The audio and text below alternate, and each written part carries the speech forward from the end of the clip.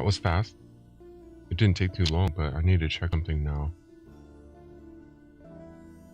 I'm gonna make sure the audio didn't mess up because I already shut off the client and then restarted. Yep, it looks like it messed up.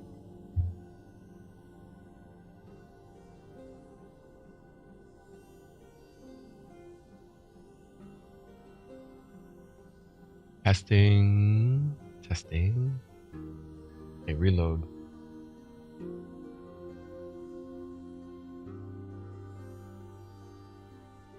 Hello. How about now? Give me an audio test, please.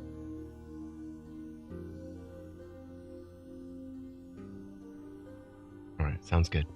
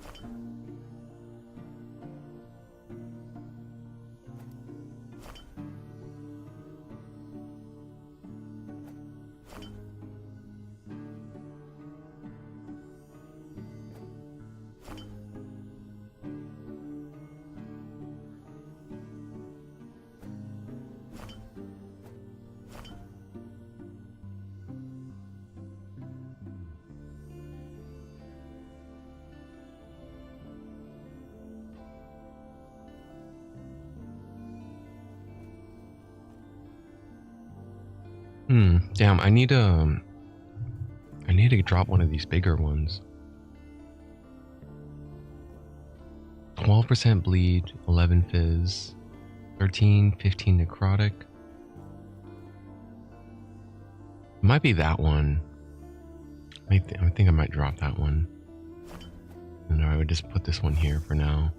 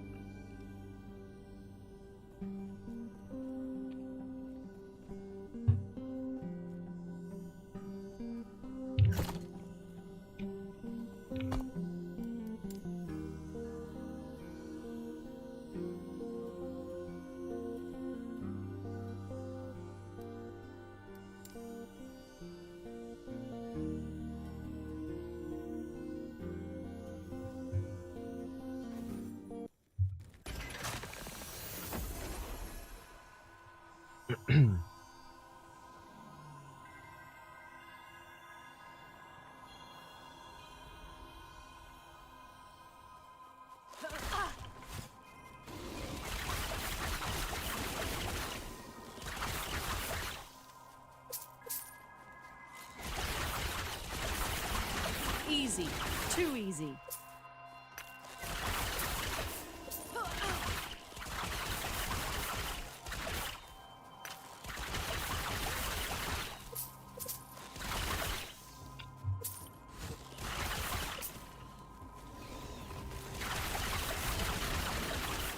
Another unique. Swaddling of the Erased. Swaddling of the Erased. Unique leather. It's got Weaver's Will on it, which I don't know what that means yet. 3 to all attributes, 10 to attack speed.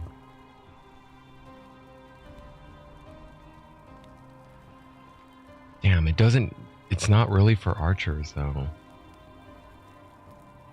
I think I'd rather stick with the... I don't know.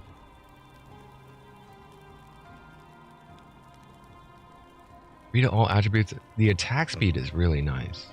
The 10% attack speed.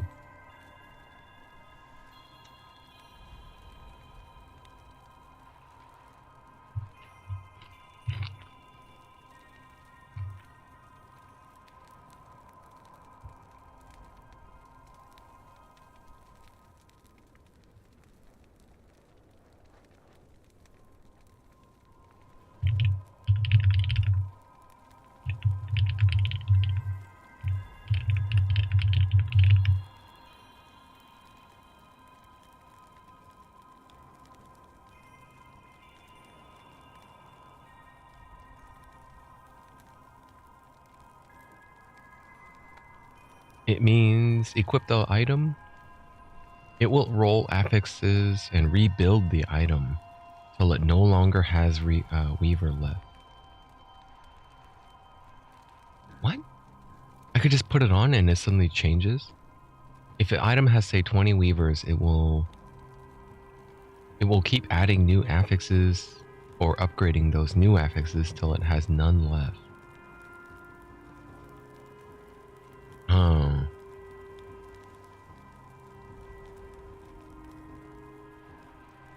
So I gotta put it on, and once I put it on, it just auto does it.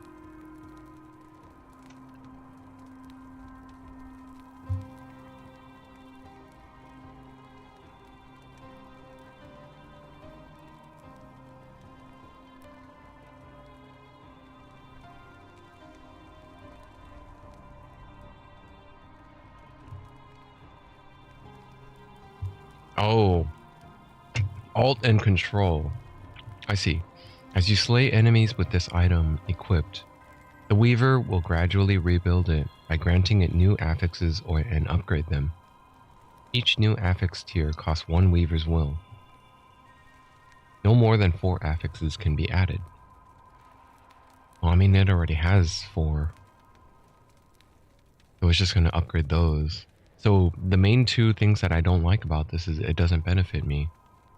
I don't do melee damage, and I don't do spell damage. It's like a big loss just for that attack speed.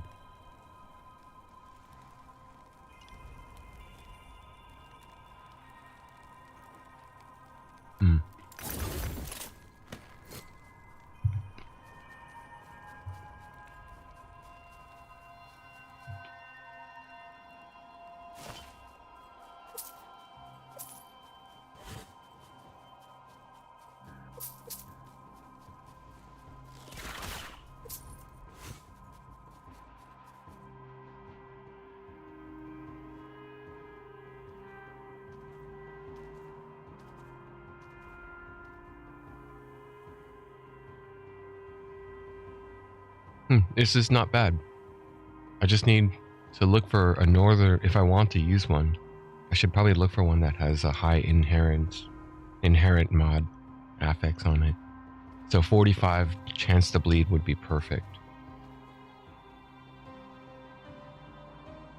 Other than that, this one is not bad because it starts with in tier 2 increased physical damage.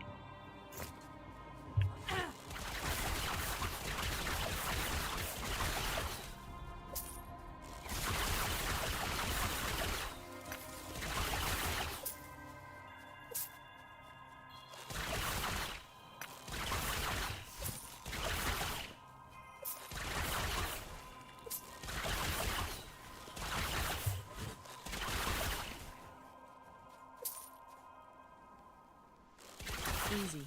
Too easy.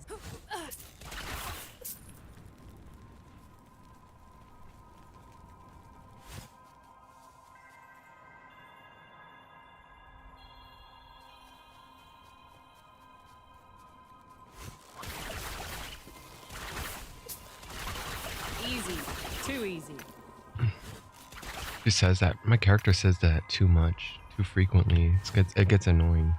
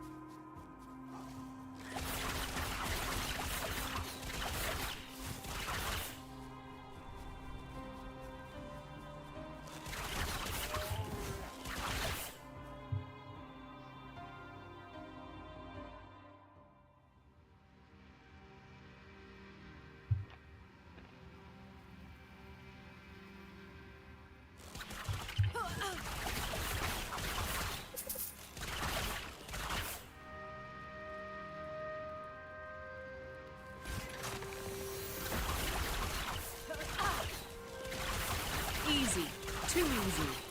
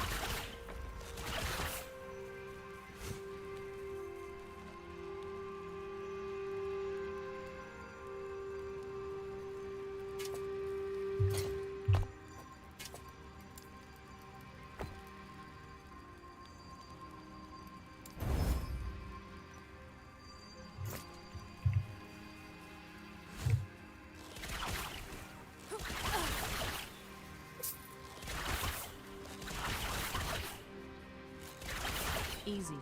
Too easy.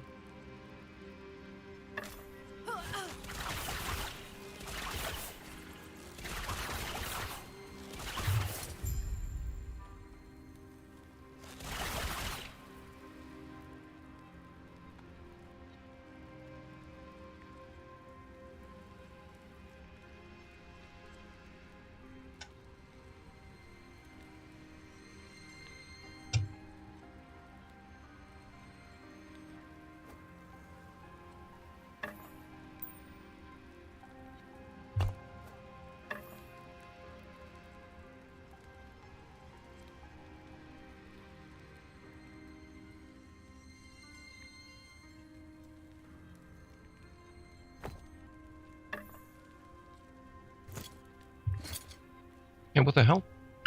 Where did all my items go?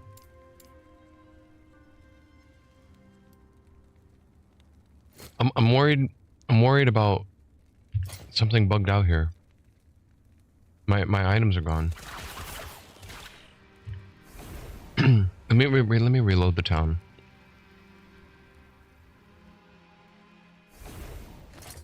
Maybe I shouldn't have done that because there are no there's no checkpoint system. Like as soon as I TP out, like the whole map reloads and repopulates with everything.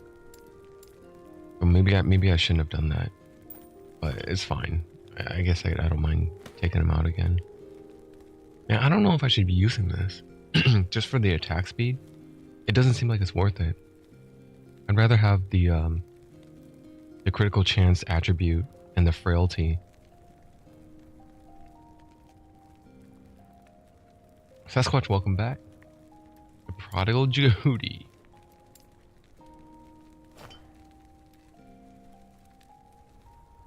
There's a weird word that I have a problem with, prodigal. We say prodigal, right? That's pronounced, the way you write that word is, it's pronounced prodigal, gull. But when you say prodigy, it's a G instead of a G. Prodigy. How come prodigy is spelled, like why change the pronunciation? Like it doesn't make any sense. All right? Merriam-Webster. Oops. Prodigal. I believe the sound is called a heavy G and a light G. Oh, that's when you say when you refer to a gull or a G. Light G is G, and then heavy G is G. G. That would make sense. Oh, like other way around. Light G is G, and heavy G is G. I never knew that. Thanks. Thanks for the information.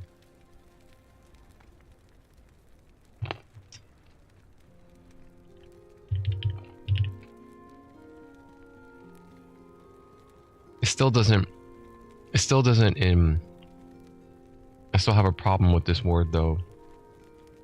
Doesn't make any sense. Prodigy.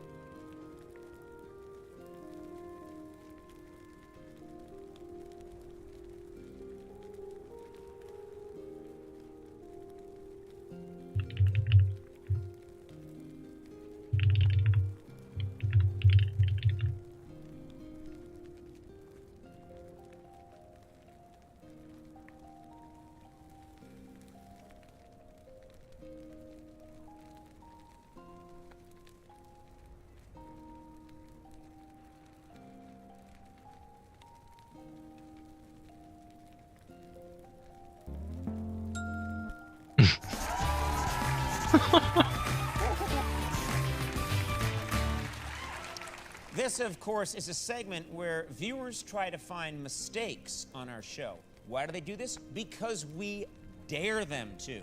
We dare our viewers to scan the show and see if they find one tiny mistake. We're kind of jerks about it, really. Yeah. Well, so far, hundreds and hundreds of challengers, not one winner. No one's caught us because we're perfect. Okay, well, tonight, a fan in Iran, I can't believe this is so cool that we have a fan in Iran, named Dadba, says he thinks he caught a mistake. He says it happened when I was talking recently about German Chancellor Angela Merkel. Hey Conan, big fan here from Iran. The other day on your show you referred to the German Chancellor as Angela Merkel. Twice, I believe. German Chancellor Angela Merkel has been named the most powerful woman in the world. In a related story, Jay-Z has left Beyonce for Angela Merkel. Isn't it Angela Merkel? Yep, Merkel? I think I got you this time, buddy. Okay, all right. Well, I think it's amazingly cool that we have a fan in Iran, and I love this guy for being so far away in such a distant land and supporting us and liking what we do. But he's wrong, okay? He's dead wrong. He says it's Angela, and it's not Angela. Right. Okay? But I'm sorry, Dadba. You're just mistaken. It is pronounced Angela with a soft G. It's true. She Soft G. J. J. used to pronounce her name with a hard G, Angela.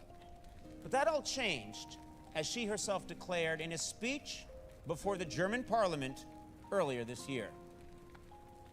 Wir haben den Ehrgeiz, Deutschland in 10 Jahren wieder ganz nach vorne zu bringen, unter die 3 besten Nationen Europas.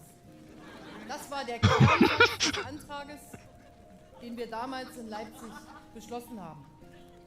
Heute, 8 Jahre später, können wir sagen, wir haben dieses Ziel erreicht.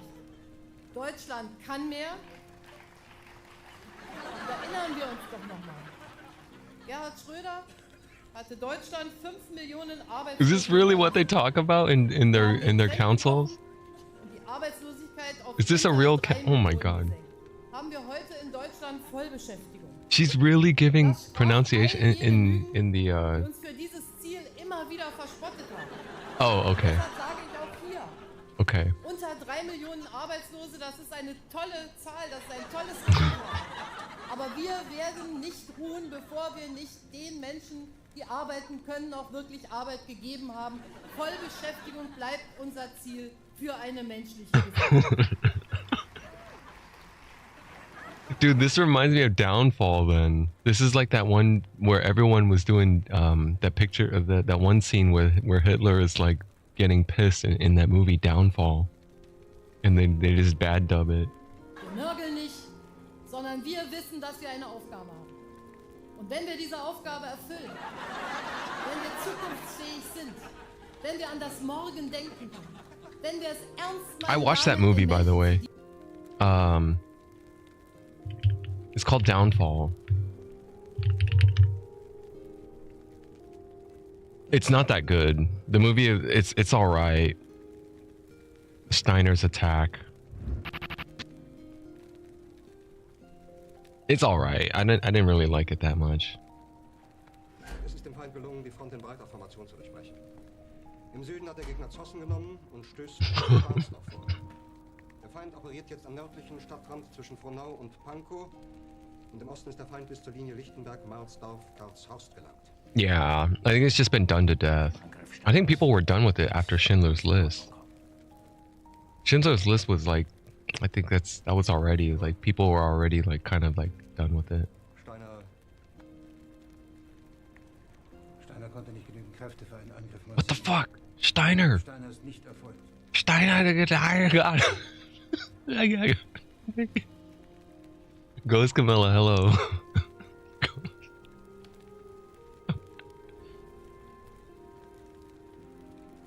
Steiner! Es bleibt im Raum Keitel, Jode, Krebs und Butter.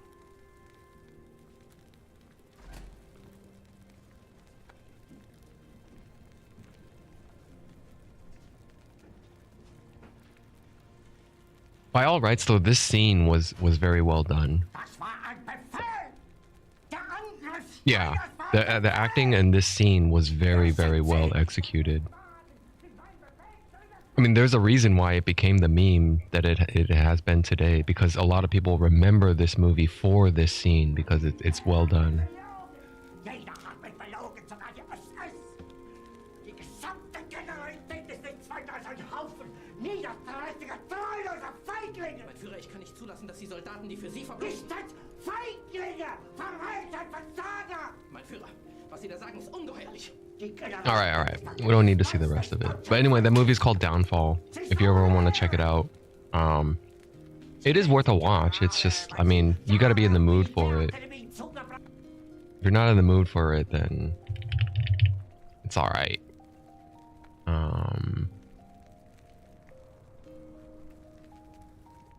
Yeah, 2004. It got an 8.2 out of 10. Damn. Not bad. Why is this guy... I don't think he was that major of a character. He has a very distinct face, though. Oh, you've been watching Cobra Kai? I have not seen that.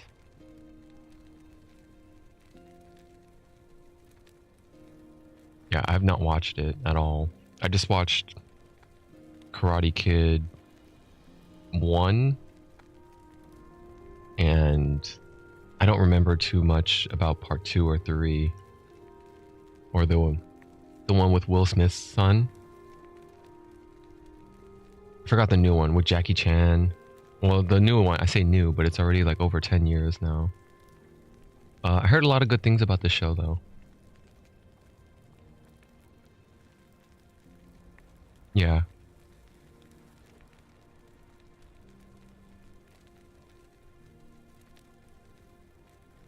I don't have Netflix anymore, so I can't watch it. They cracked down on the account sharing, so I was like, ah, shit. My friend that was sharing me the Netflix account can't share it anymore.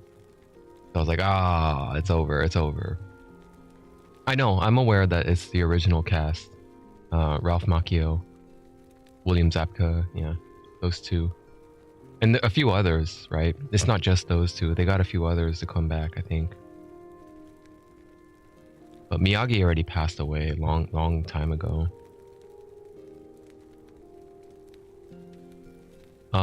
Certain episodes they do bring in other guests as well. Prodigy. Alright, so I finished Final Fantasy VII, Ghost Camilla. I beat it. I beat Emerald Weapon, I beat Ruby Weapon, and then I went for... there was nothing else left for me to do, so I just went for Sephiroth, and I was kind of I gotta say, I mean, you can watch the VOD. I talk about it a little more when I was experiencing it. I felt like they really rushed the ending. The ending sequence felt like it was unfinished. Like, how come there's no dialogue between Cloud and Sephiroth or anyone? And there's nothing but like cliched dialogue at the very end. I know we can do it, guys. Come on. Let's all get out of this alive. And I was like, what?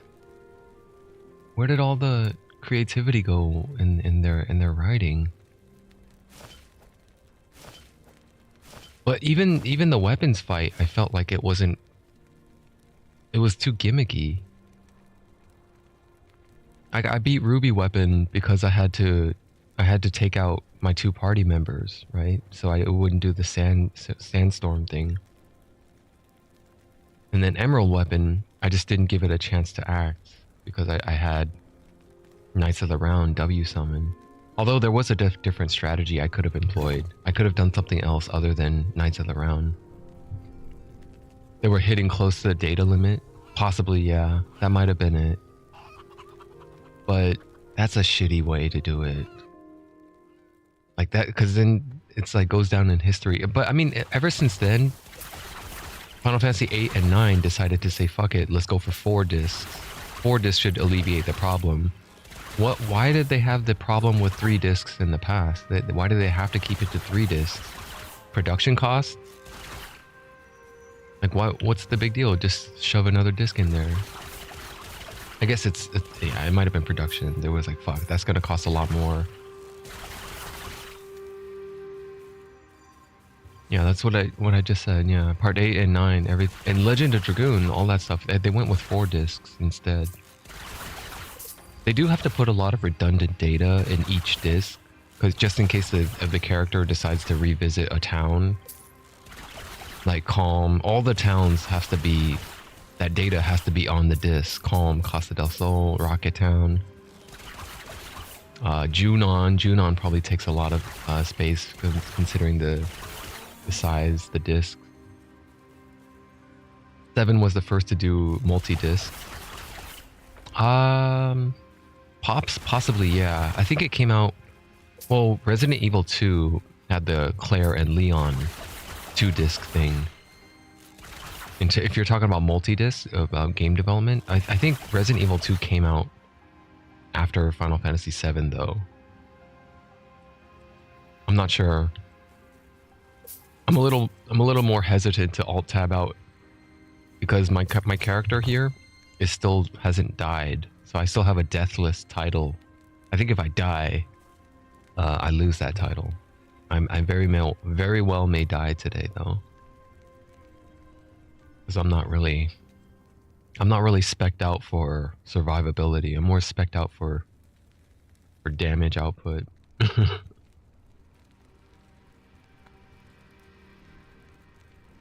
The first two discs had areas that weren't there. Yeah. Yeah, disc 1 has most of Midgar. And that might be one of the reasons why they lock you out of Midgar, huh?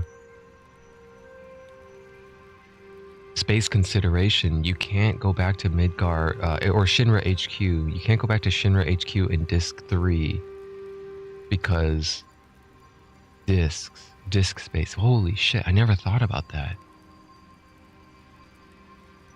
Yeah, when we're thinking about conserving storage space, that makes more sense that way then.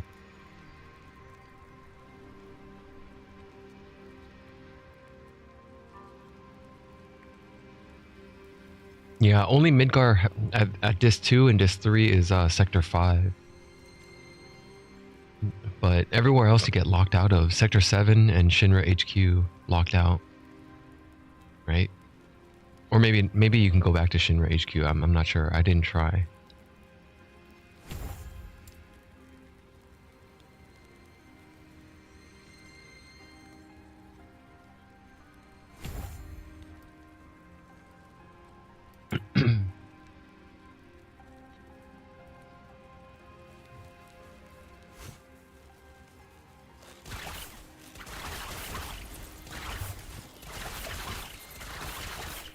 You can't go to HQ after the raid. Yeah, I believe so.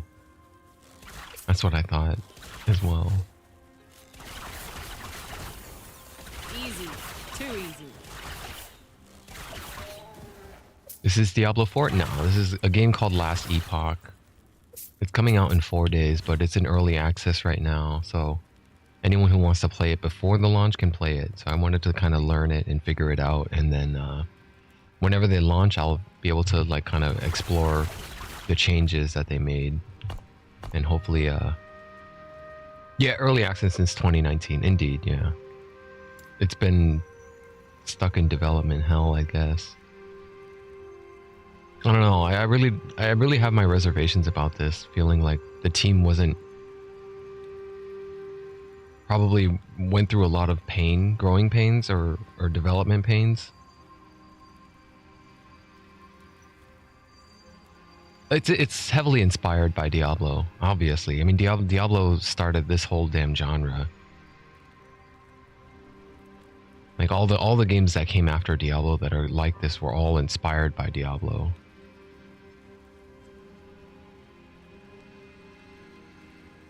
What year was Diablo? 1998 or 99?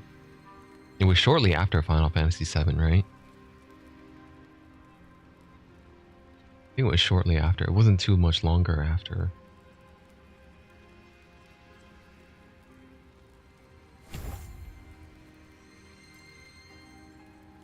I'm very disappointed in Diablo 4. A lot of people are. But I had fun with it. I wish I could continue to have fun with it, but I don't. I don't find it fun anymore.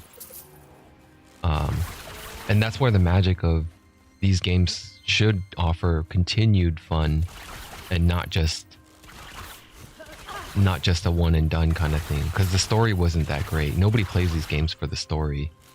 Oh wow, silver. Ah shit, it's a low end.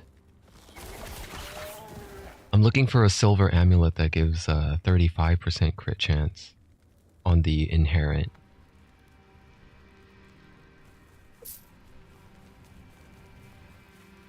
Yeah, it's 35 instead of what, 70 bucks? Diablo 4 is 70, but Diablo 4 went on sale a while ago.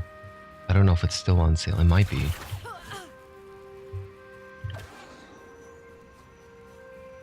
It came out in 96. Holy shit, it came out before FF7.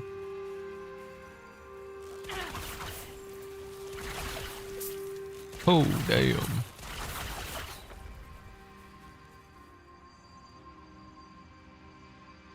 How much forging? 16 forging potential? Nah.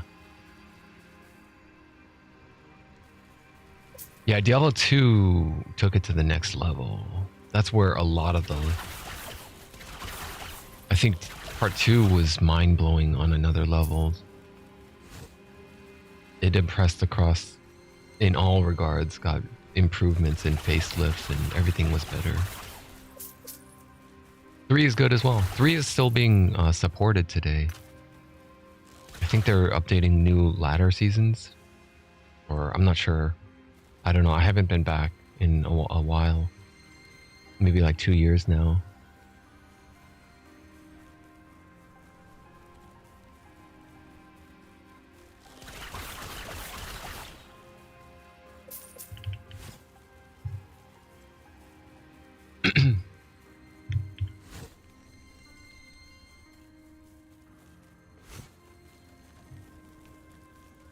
I'm just exploring the map, trying to finish the side quest.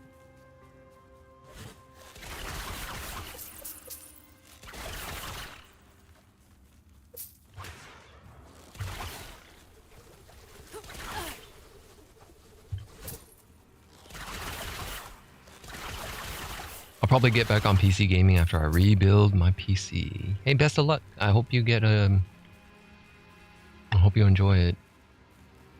Did your PC break, or are you just due for an upgrade and you don't like using the old one?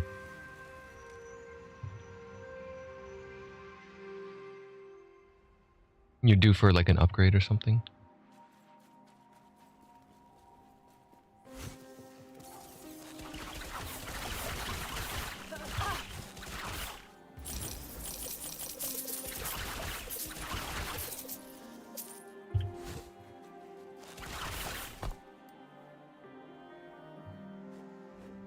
Find the nomads. Okay, so I'm supposed to go back into the ice caverns. I should go back into the ice caverns because I didn't finish that other side quest. Lightning hit the house and my son borrowed my surge. Oh shit. Okay, so it did get fried then. You might be able to fix it by just replacing the power supply. If it's still, if things are still functional, you may only need to replace 1 or 2 components. But I don't know. There's a lot of ifs. Like there's a potential that it damaged CPU. Like if you don't want to deal with any of that, then yeah, maybe just get a completely new PC. I'm sorry to hear that though.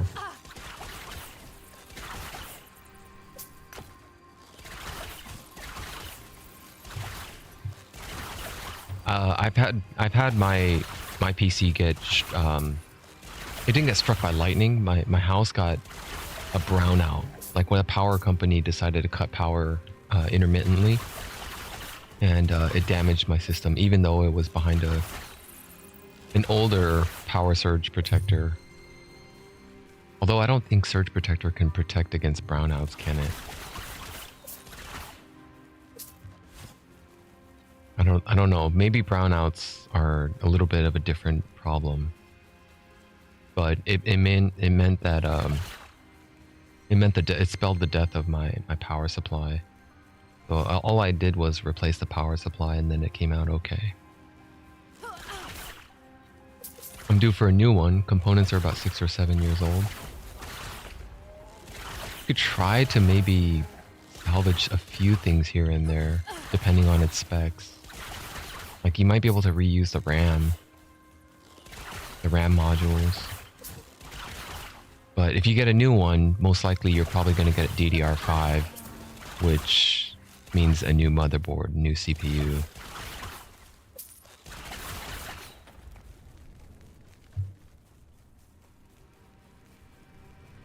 And you need a new graphics card. Yeah, I really was lucky. My power supply just died and it was nothing else.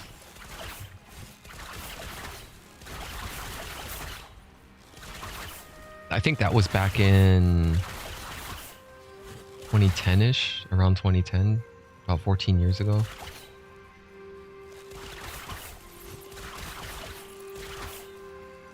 After a surge, constant crashes took you forever to find out the misfiring component. finding out if it's a CPU or RAM, it's going to be super difficult. Yeah, that's what I was trying to warn Ghost Camilla. Like, you probably could try to pinpoint it and just replace it, but it's such a big headache. If you don't want to deal with that, then just swap out everything. Okay, I'm getting health and life leech. I want a little bit better survivability, so I might even max out Thief's Quiver.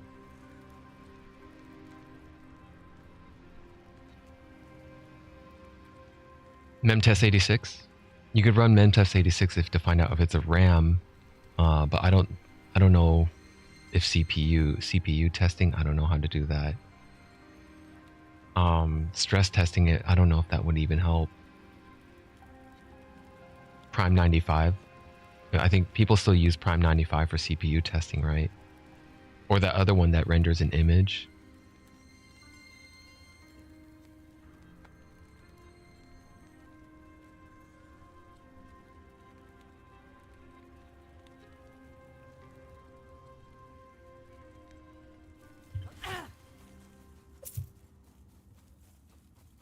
Yeah, those programs are still around, and they're still used today for benchmarking and stress testing.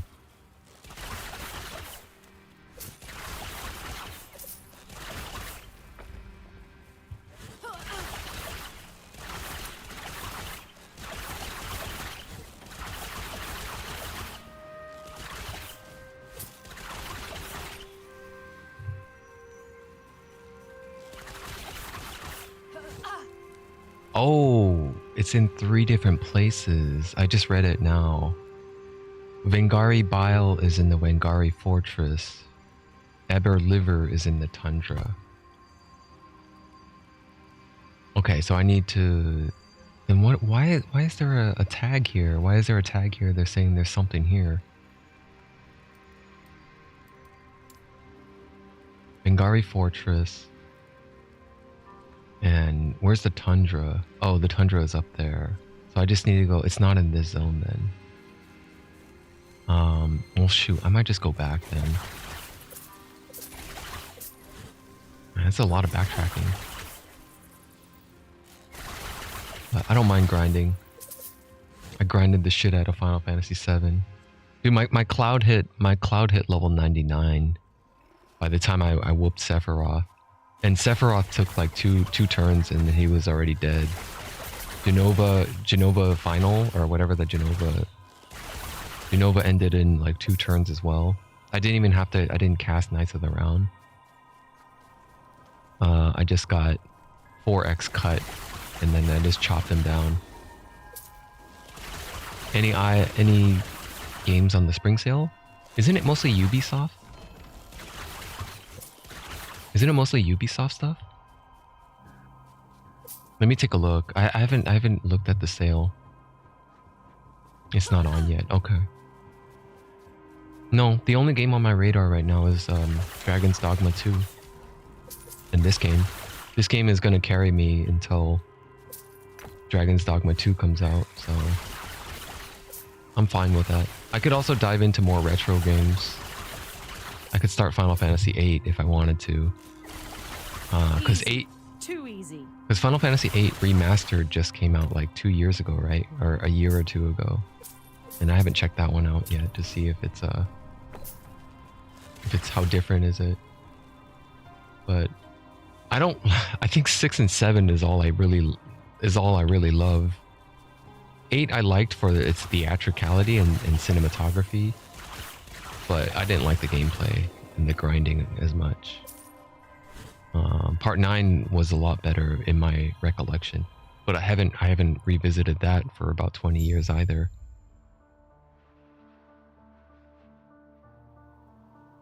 You liked Ubisoft, but you're not using another launcher. I got Anno 1800. That game was pretty decent, and then I tried out the other Anno. What was it? 2205. I prefer the futuristic content over the 1800 one, but 1800 did a little bit better in terms of supply chain management and trading versus Gods. Oh shit, hold on. I'll talk to you later. Let me clear the area first. Make sure everyone's dead around me. Okay. Gods. Oh my god. It's over here.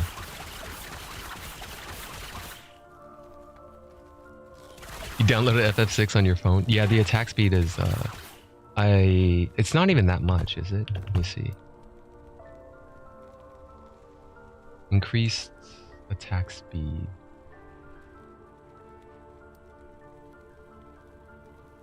Does it? Oh, there, 79%. I'm at increased 79%, but I have some passives. The Marksman tree has a bow mastery passive. Every bow attack increases 5% increased attack speed up to 5 times. So you get, when I'm at 5 stacks, it increases it by 25%. And then there's another one that is Flurry Relentless. You have increased attack speed for each hit you deal with the previous flurry up to a maximum. So I get another 20 on top of that. So I have to hit at least 5 enemies with one flurry, stop the cast, start the cast again, and then it's increased by 20. And then if I get Adrenaline Rush, I only put 1 point into it, so I got a 10% chance to get Adrenaline Rush. That's another 5% increase attack speed every stack, and that stacks up to 4 times. So that's another 20 on top of that.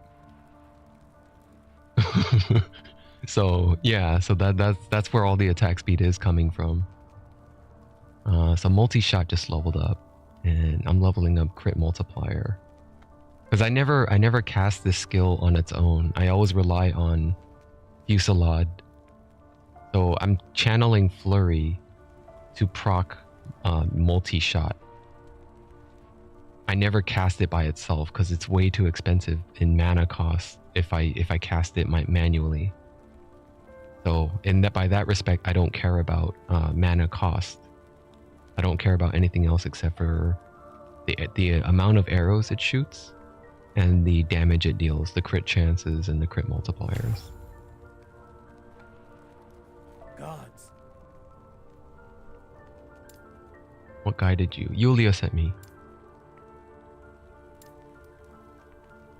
To enter the temple, you must have the Blessed Horn. Those damn Wengari stole it during the raid. The fortress lies just west of here. I will go west. Terra watch over you. Okay, so now the Wengari fortress has a bunch of quest things there. What about the tundra? Should I go back? I'll keep going west since it's right here. I want to tag the waypoint before I go back.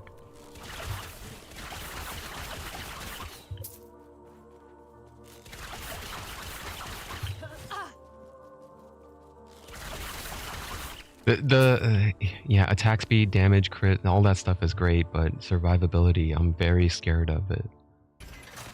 I'm very scared that I don't have what it takes and the resistances to survive big attacks. And I only have 600 health right now, 671. No, I've never played Aiden Chronicles. Is it a RPG?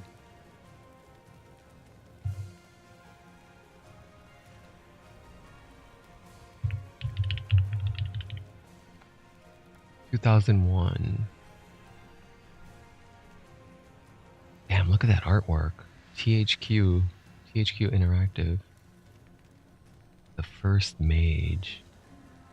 Gotta have a scantily clad woman on the front. Dude in a cape.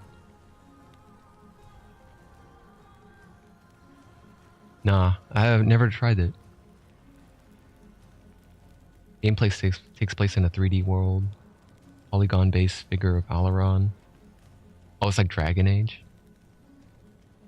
Christopher Bailey. He sounds very familiar.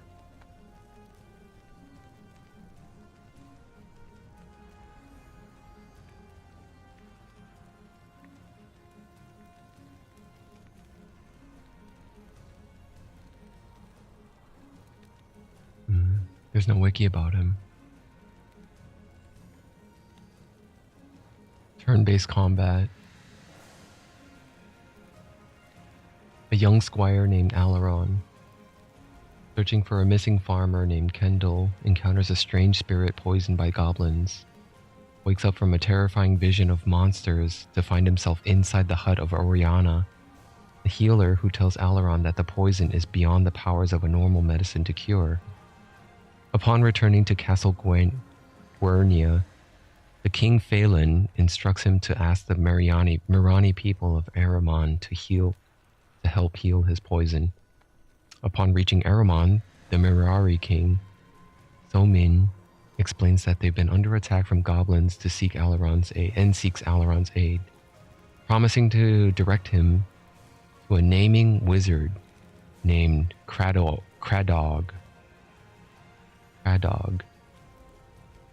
Alaron clears the goblins off the mountains. However, when he returns to Aramon, he discovers that Somin lied, and doesn't know about the whereabouts of Cradog, telling Alaron instead to travel to Helawak, and see the sorceress Ardra. Before leaving, Alaron converses with the Mirari queen, Yaraza, who gives him the Stormbreaker, a blessed tree branch able to calm any storm. Dude, this lays out the whole spoiler. I don't want to read on. That's the I guess that's just the intro, I guess. Or that's not just the intro, that goes on and on. That sounds intriguing. You recommend Suikoden 2? I never played Suikoden 2, but I think I played Suikoden 1. I think I played that one before. I don't remember too much about it though.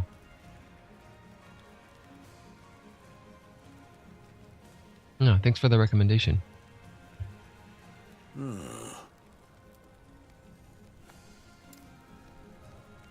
It's amazing. My second favorite RPG series.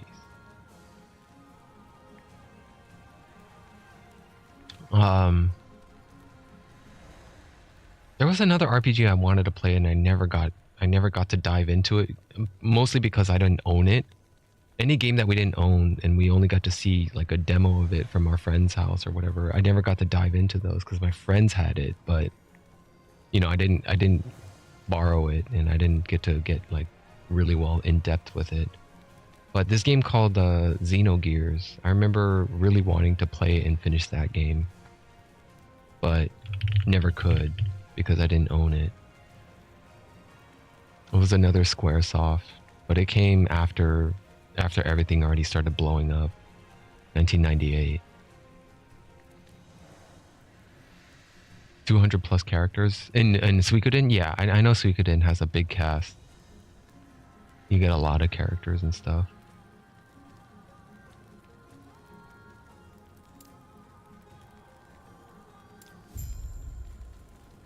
Find the feeding pens of Wingari Fortress. New enemy types, the Wingari. Divine Era, it's -12 BE.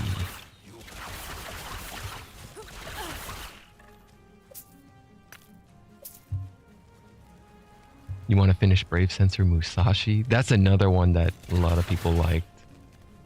Another game that I played once at a friend's house but never got to get in depth with. Okami is another one as well. If you talk about Brave Sensor Musashi, I also think about Okami. Didn't get to play it, didn't get to beat it, just got to demo it briefly.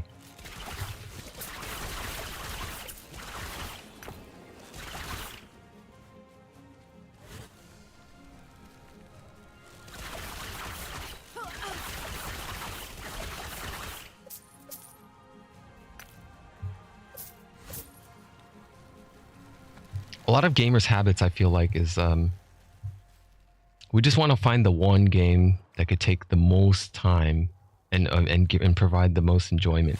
Actually, the enjoyment part is secondary. As long as we get the mileage out of it, then it's kind of like, I don't want a short story that's enjoyable no matter how good it is. I want the fucking 100-hour plus experiences that are epic scale. Something where I could just live a second life in. So that's part of the appeal for games like Baldur's Gate 3, because it's something that you can immerse yourself in for hundreds of hours. In this game, these type of games in general, ARPGs, is another one that I can immerse myself in for hours, and I don't really even need story. I need progression and balance. I just need a way to have end game to keep on getting levels and keep on getting stronger and stronger, and not have it overbalanced where it's too easy or too hard. You were going to forget Baldur's Gate 3?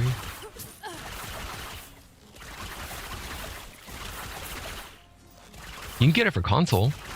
It is console. I mean, you don't have to get the PC version, but I feel like it might be better if it's a mouse keyboard experience as opposed to a controller. But I played Divinity Original Sin 2 on controller almost exclusively. I've only a few times switched to mouse keyboard.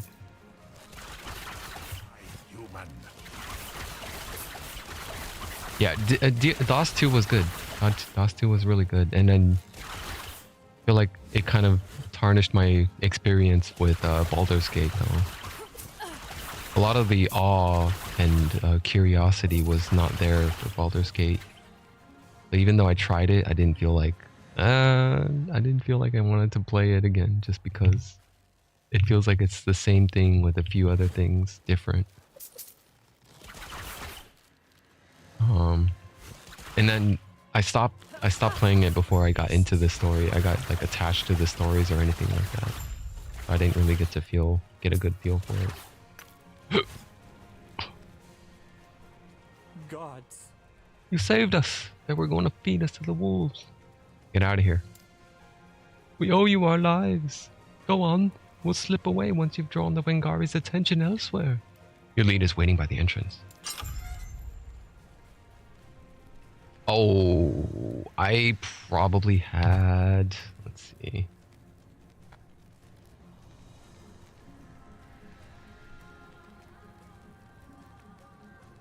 Hopefully my computer doesn't hate me for doing this, but let me fire it up. I'm sorry for taxing the CPU.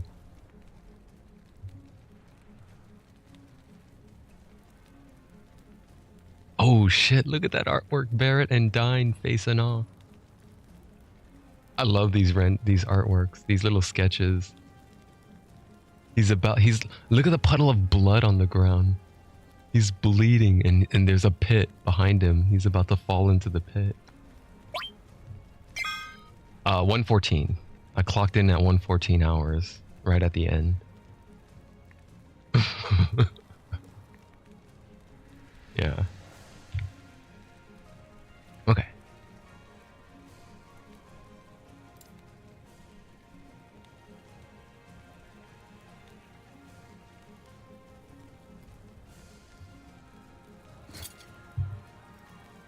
Yeah, and I would say like I enjoyed almost every bit of it.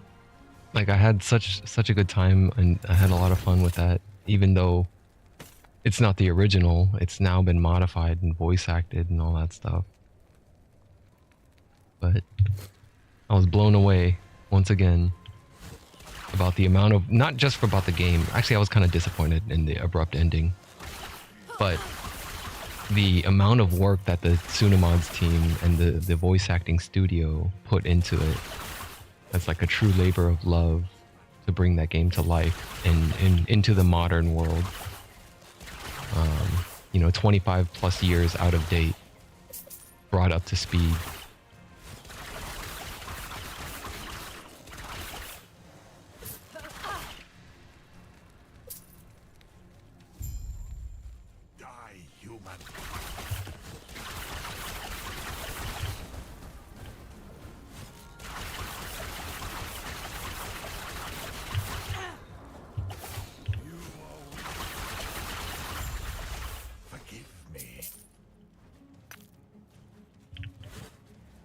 Give me that horn. A blessed horn sits before you on an altar made by the Wengari. take the blessed horn. Oh yeah. Alright. And I'm getting quiver, I think. I'm not sure which FF has the best ending. I'm biased. I think I'm biased, and I think we already had this conversation. You already know that my favorite. So that includes the ending as well. But I don't, you know what? I don't have any good recollection on how did part 8 or 9 end. I remember 15 having a good ending. I think 15 had a pretty good ending because it was a tragic ending. It was one of like sacrifice. So I'd rather liked that ending. But it was similar to 10. Part 10 also had the same theme of sacrifice. This 4 on 8 was rough. I don't remember it. I need to go back to remember that stuff. Alright, so one more point and I can get Death from Afar. So I'm probably going to get the 5th point into Thief's Quiver, and that unlocks Death from Afar. Each stack of Sharpshooter also increases stun chance and a chance to shred armor on hit. I already have Armor Shred, but more Armor Shred couldn't hurt. Each stack of armor, hold Alt for more information. Each stack of Armor Shred reduces armor by 100, increases the damage it takes from all hits, and it can reduce the armor below 0. It lasts 4 seconds.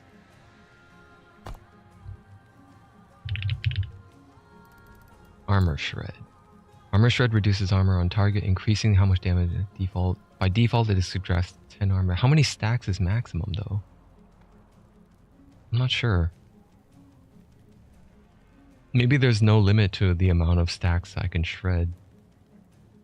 Because each stack just shreds 100. So however many shreds I could cram into 4 seconds is how much amplified damage I will deal. I played 15 in one playthrough and I liked it, but it could have been better. Yeah, I have the same opinion. Could have been better, but I had fun with it. And I never played 13, so I can't chime in on that. Let me check out this dice. Increased crit chance. Mana, elemental resist, endurance. It's not bad, but the inherent shows it's 18% and it could have rolled a 28% crit chance. Holding Alt shows the ranges of the tier. Control Alt shows a bunch of other detail that's important as well. I played it for about 2 hours and I didn't pick it up again. Oh. Yeah, I would say after Final Fantasy X and they switched over to the MMO genre for 11, I think I kind of lost faith in Squaresoft at that point. I was like, what the fuck are you guys doing? This is like a Final Fantasy I can't play. I can't get into this, and I'm fuck this. I'm going to Diablo 2. Diablo 2 is my jam. So I just spent like hours and hours into that game.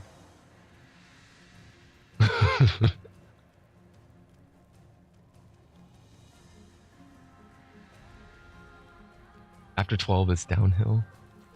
I did play 12, but I never beat it. So I guess that speaks for itself. I remember liking it. I just don't remember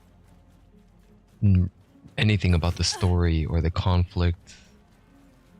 But I did enjoy creating my own gambit systems. Thinking of all the scenarios I would run into enemies. If you're below 50%, cast cure. If the target gets sleep, cast this. If the target gets, toad mini, any status ailments, cast it. Earning all the gambit slots, I think that was pretty satisfying. Okay, so that's this area done. Wangari Fortress. I need to go to the tundra to get the Eber liver. Speak to the nomad leader in Hyoboria. Yeah, let's just warp back over there. And then I'll go back to the tundra. When you can't control and work on your party members, it's not Final Fantasy. You didn't like that? You didn't like how people were automatic? You mean the gambit system? You didn't like how it was auto casting, auto attacks, all the other stuff? Yes. You wanted to manually input all the commands yourself? You returned safely. My men told me of the Wangari you faced. For your help, a ballad is being written on your behalf as we speak. We will never forget what you did. Hey, I got 2 idol slots. Alright, so idols are like charms in Diablo 2. It's just you slap it in there and then you just get the bonus. Except it doesn't take up inventory space. It has its own space.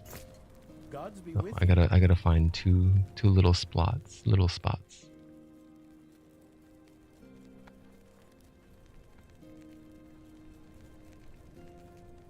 Yeah, but isn't Final Fantasy VII Remake also like that? You only control one person. Final Fantasy VII Remake feels like you're just controlling one person and your other guys are in like this autopilot mode. And then you have to tell them or switch to them and to execute a specific command or something, right?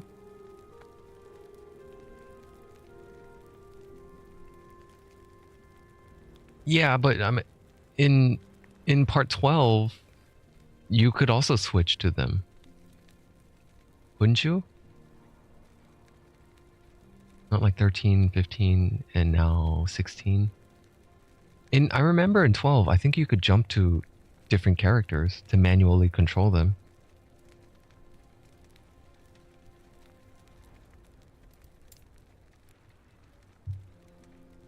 I mean, there's no need to if you set up the gambit system correctly. If you set up all your gambits, like you don't have to. You rest assured they're gonna do what they do, what you tell them to do in the gambit system. 7 Remake is like part 12. Yeah, in that respect, it's like that. All right, I got another slot here. I could take back the one that I chance to bleed and necrotic resist. Even though I'm facing a lot of cold damage in this area and not necrotic. I'm hoping I could squeeze by with that little mini 8%. I don't know. I don't really have anything with cold resist. Mostly poison, void, physical. I don't mind the physical either. I could get that one. Yeah.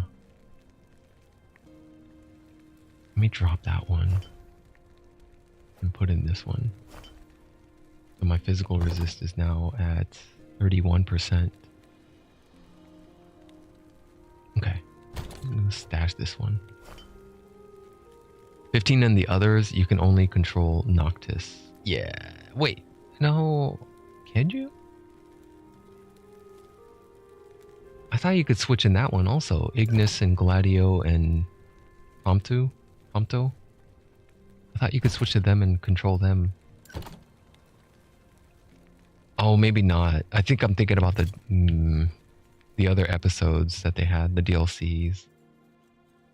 Yeah, you can control them in the DLCs, but I think for the most part you're controlling Noctis. All right, I'm gonna head to the Tundra to finish off the last part of the Hyoborian Cure, and then visit the Temple of Hurot up here. But the closest waypoint I have is the Ice Caverns, so I gotta go here.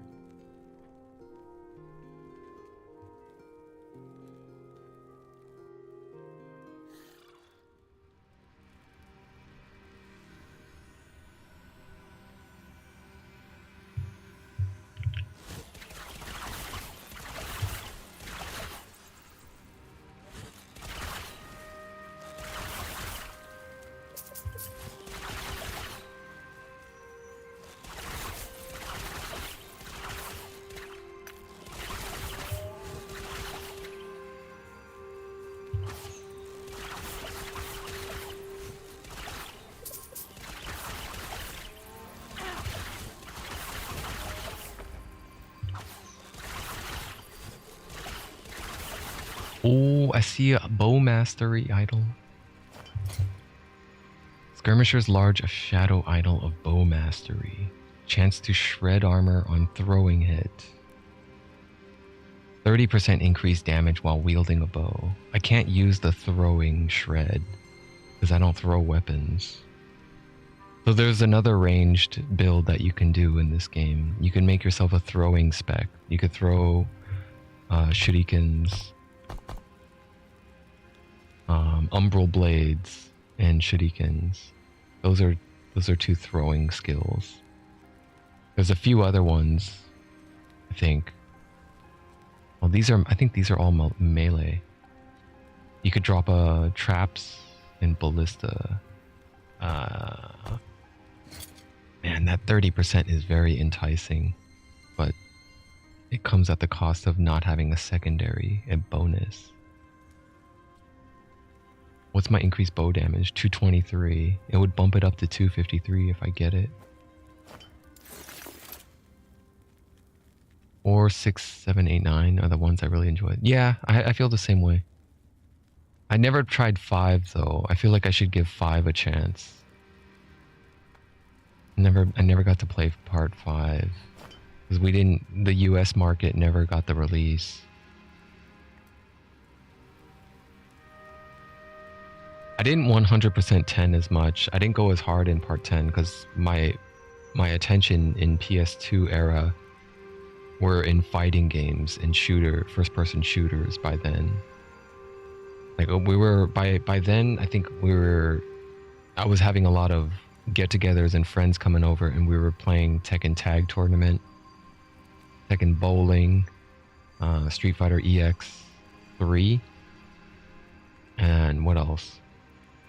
Time Splitters. We were playing Time Splitters then, so we didn't spend as much time in Final Fantasy X. But my friend got into it, and he mastered the sphere grid. He got all his characters at like fully sphere gridded out. Dude, can I fit this in here? It's gonna cost a lot of other stuff.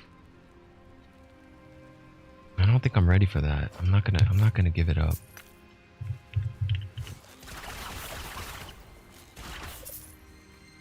Isn't there's a ROM that you can probably grab as well if it's the SNES version that people are looking for. I think there was a fan translation that had the ROM hack, so you could also play Final Fantasy V on emulator if you wanted to. Yeah, I did do the dodging the 200 lightning strikes to get Lulu's thinger. Was it Lulu's weapon or something? One of her abilities. I think it was for Lulu, and the Thunder Planes. I got pretty good at that. I think that's really good reflex training. They have to be consecutive lightning strikes. You have to dodge 200 consecutive, not cumulative. So once you get fried by a lightning bolt, you have to start over from 1. Yeah, her sigil.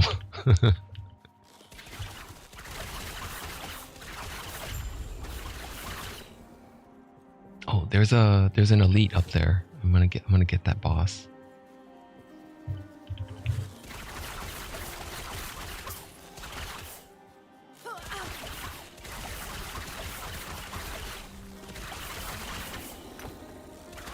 Got her to like 180 something, and then it dropped my controller.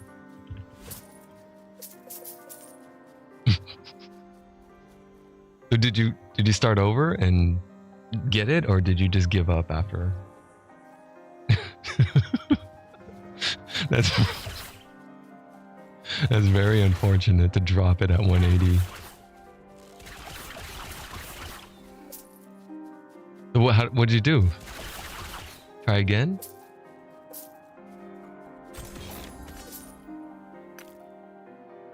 I got hit, but eventually came back to get it. Okay. Mana-fused reflective leather hauberk. Oh, life. And the ox.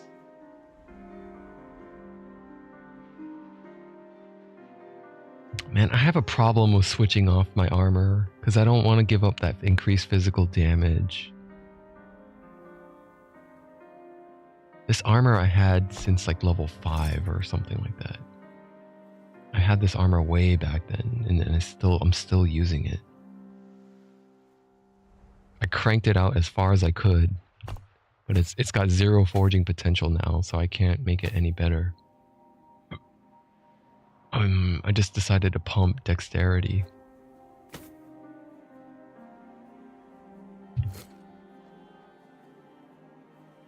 I never learned how to play blitzball. Like legitly. The only way I played blitzball was recruiting brother and swimming in circles and just cheesing it. I call that the cheese method, because I'm not really playing blitzball at that point.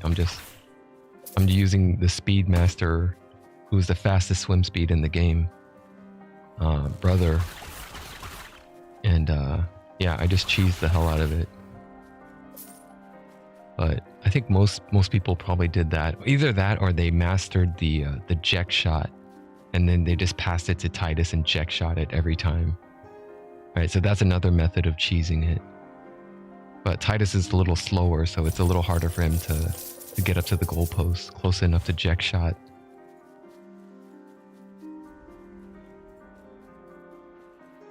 Also, you don't get the Jek shot until later in the game anyway.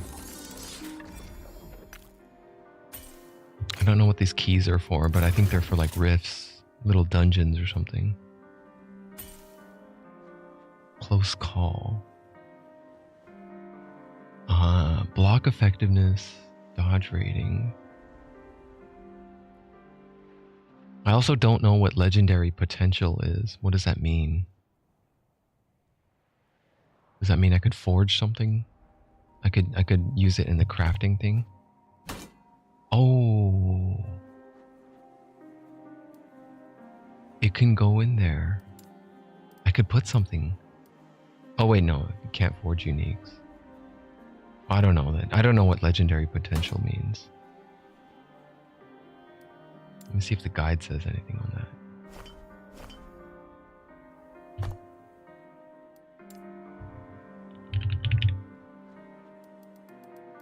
No. No, they don't say it.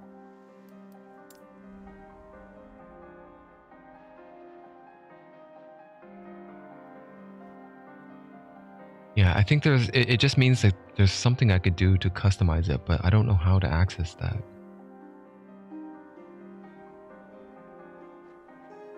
Well, I could pass it to my sentinel. He's a shield wearer. He's a shield blocker.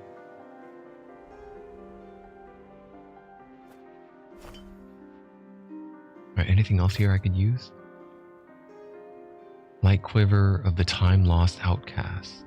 Increase bow damage and bow speed. Less necrotic damage taken. More cold damage taken. I don't like that. It's good. This is a pretty good quiver, but I don't like taking more cold damage. Especially if my cold resist is the lowest out of everything.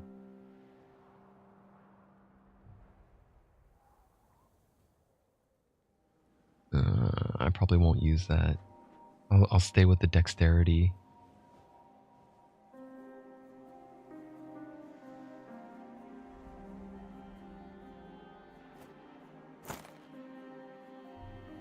Throw it in the stash. Anything else? Dexterous Outcast Gloves of Life and Endurance. Critical chance, dexterity, health, and endurance. Hey, I like this. Necrotic resistance, 17% out of, it could have been 28%. I might be able to use that, but I gotta give up, what do I give up here? 6 to dexterity, 23 to critical, increased critical. This has them both. Alright, man. I'll talk to you a little bit later. I could just pump the dexterity here. Get it up to 6.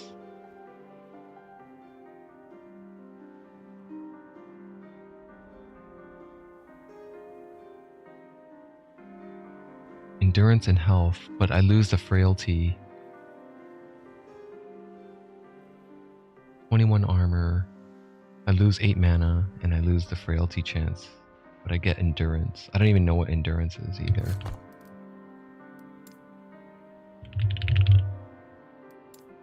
Endurance is a defensive mechanic that allows you to take less damage while below a certain health value. When your health is less than the endurance threshold, you will take less damage equal to the endurance value. The reduction applies to health, but does not apply to ward. Endurance has a cap of 60% less damage, multiplicative with other modifiers, while endurance threshold does not have a cap.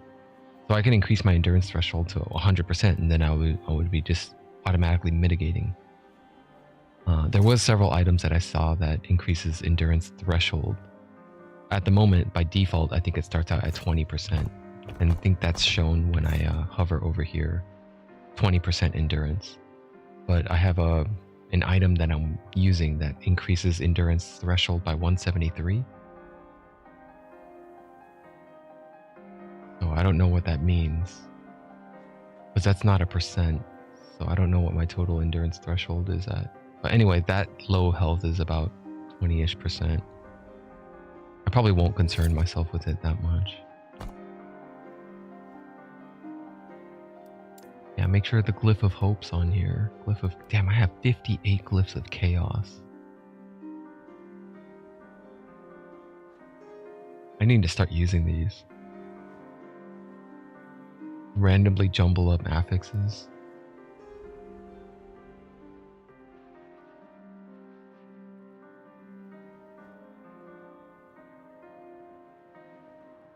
Oh, I think I know what that means. Endurance threshold is active below this health value. 173. I don't think I have an item then. They're saying 20% of my total health, 687. Let me calculate that. 687 times 0.2, 137.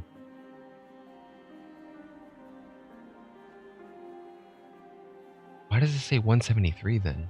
I must have an item that is increasing it then. Because my 20% of 687 is actually 137, not 173. That means I might be wearing something. There it is, the helmet. 30 plus 36 endurance threshold. Okay, so 137 plus 36 equals 173. There we go. That's the calculation. Okay.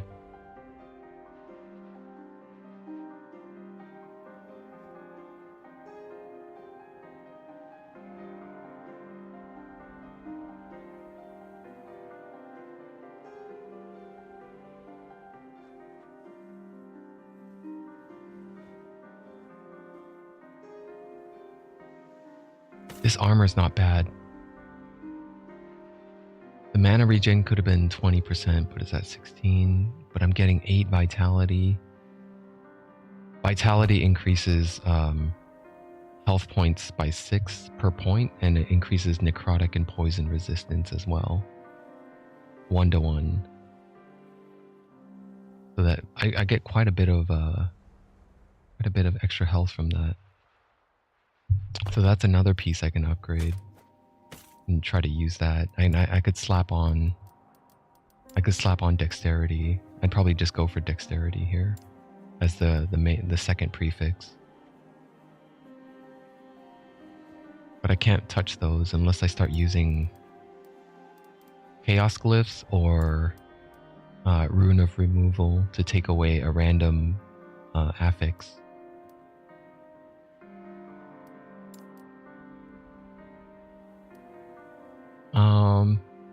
I think I'll hold off on the armor, but the gloves I may want this. I'm getting more health, but I'm losing that 8%. Oh man, my last 8% cold resist is all coming from this glove right here. I'm trading that off for 69 health. I'm holding off for now. Let's just put it in the stash and wait. I probably won't use it then. What else? I'll cast boots. Movement speed caps at 12. Dodge rating caps at 20. I got 18 here. Attunement is not that necessary. I'm fairly mana sufficient. Attunement is another stat that increases mana. It only increases mana, total mana by 2 per point though. Anyway, it comes with necrotic and lightning resist. What about the bow? Recurve bow. Increase crit chance, bow damage, stun chance, and ignite. That's also pretty good. It also rolled a perfect, well, not perfect. Yeah, it is perfect. 4% critical chance increase. That's base critical. It's not increase, not multiplicative. So that's just a flat 4% on my existing 19%. My crit chance is only at 19% right now. I want that bow. I could even use it right now if I wanted to. But is it considered a DPS loss? Flurry does estimated DPS of 2249 currently. If I don't modify it and I just slap it on, what is it? It's less damage. 2051 versus 2249. I think the attack speed really helps a lot. The increased attack speed even further though. Oh wow. I'm level 49. I tried to upgrade this last time and it said, oh, I wasn't at level yet, but now I can. So I can either upgrade the percentage value of increased bow damage or increase the attack speed further. And I believe for this forging crafts menu here, at the moment I think I can only craft up to tier 5. These two are already at tier 4. And I have 16 forging potential remaining. There's a chance that when I craft this, the glyph of hope may not work. There's a 75% chance of missing. And it's going to cost forging potential. And when it does cost, it's going to randomly choose between 1 and 24. So it could gobble all 16 forging potential away with this one roll.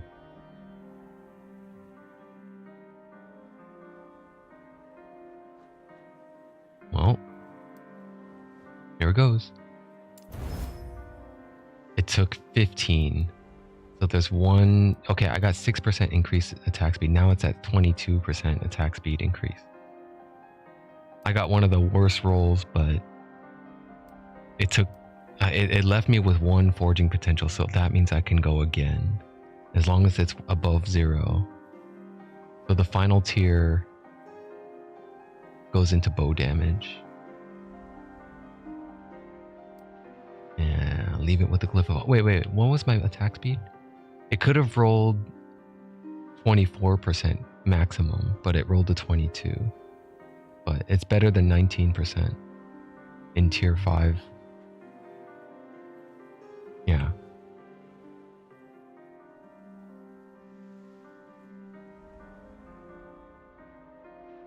Okay.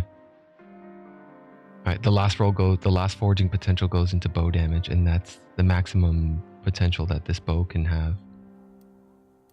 But I can't get there until, oh shit, I have to reach level 53 to get there, to get that craft. Okay, so now what's my DPS? What was I, 2205? Now it's 2312 DPS from the flurry. Cool. I'll leave those two. I don't want them. What I could do is, if I'm not going to use this, I kind of do want to use it. I was going to shatter it. Shatter it and take all the... Well, not all of them, but it has a chance to take random affixes away from that, and I could craft it into something else. But it destroys the gloves in the process. Nah, it's okay for now. Alright, let's fight this this heretic, or whatever they're called. Rune Prison. Sealed and temporarily displaced for a dangerous arcane experiments.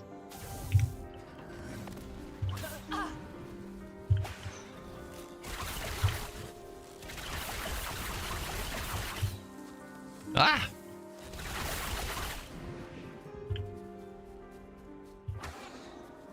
Give me a black arrow, please.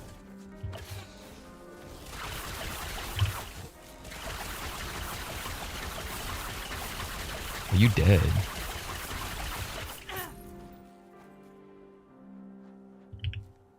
Alright.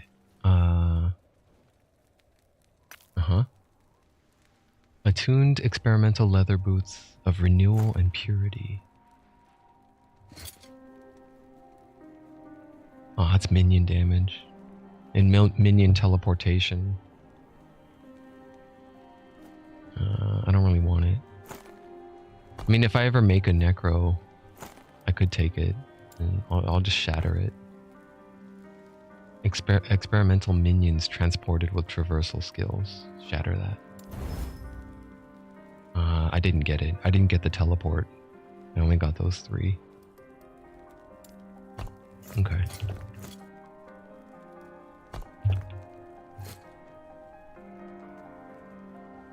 Move speed rings. I do need a better ring also right now. But I'll wait for something better. Like an 8% move speed. Tier 2 elemental resist. That one only has 17 forging potential. I can't craft. I can't make it. I can't make it that far.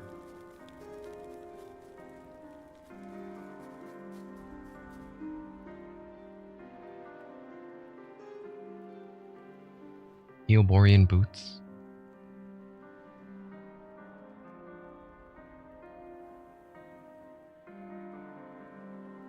I want that base. What's the perfect? 18% movement speed is perfect. Cold resist goes all the way up to 40%.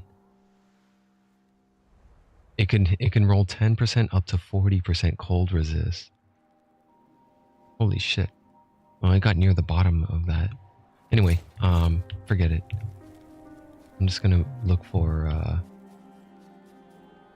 I got the thing. I already finished the quest. Return to the medicine man. Use the blessed horn in the tundra. Since I'm here right now, I'm gonna use it. I need to go north.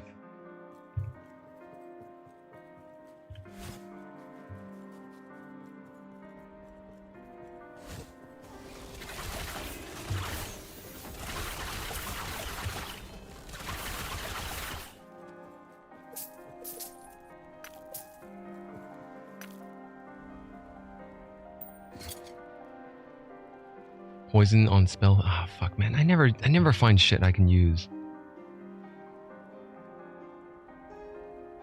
Yeah, I guess. I mean, if I roll a necro, dude, I'm finding a lot of uniques. That's great and all. It's just I can't use them.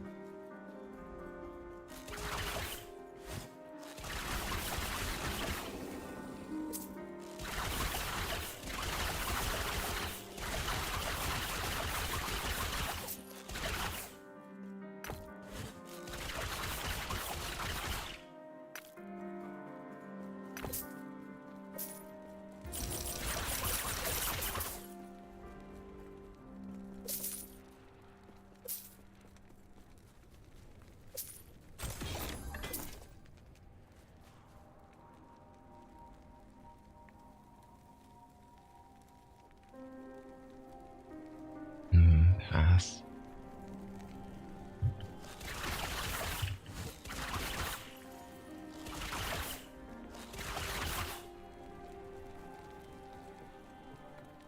Across the expanse, you see Herod's temple. Blow the blessed horn to raise the bridge.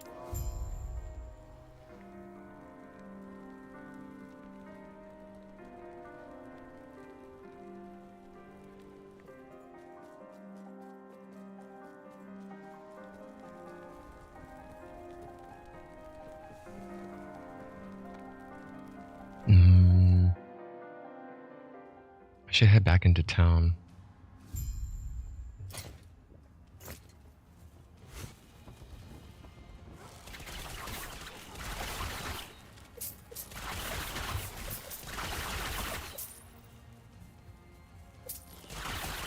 Yeah, just tag the waypoint.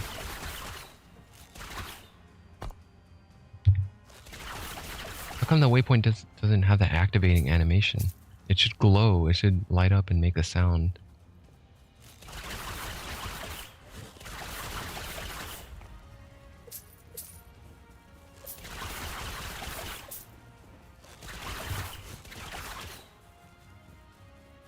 Alright, I'm gonna TP back.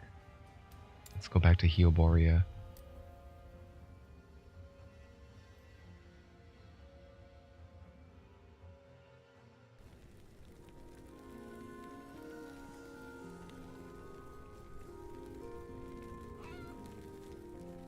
The nomads told me what you did, and I must say, I am impressed. I also found the Blessed Horn.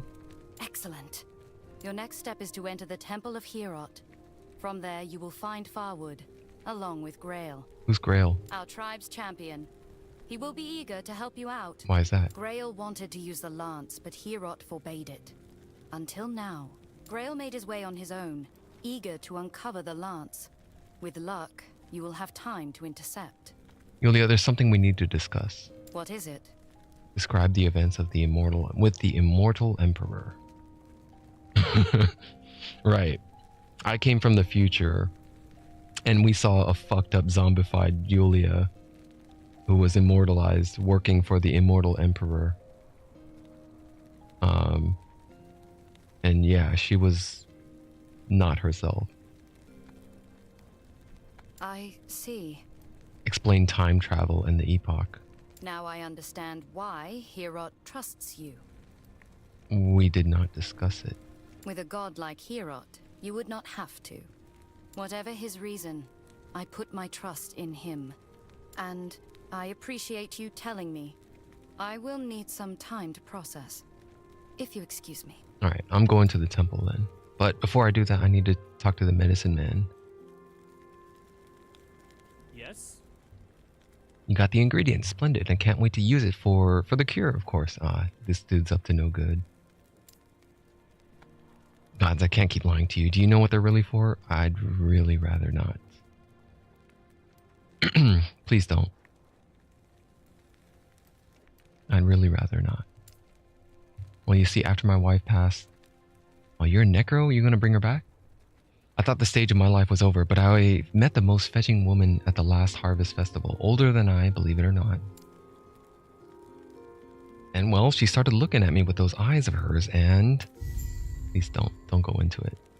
I got 2 idol slots from that, though. That's a pretty good reward. Farewell. Enjoy.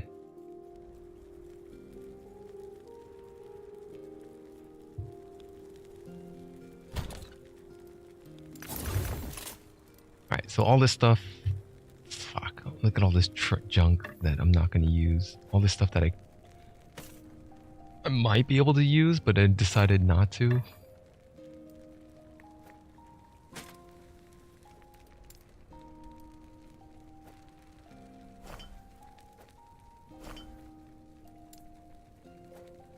Necro ring.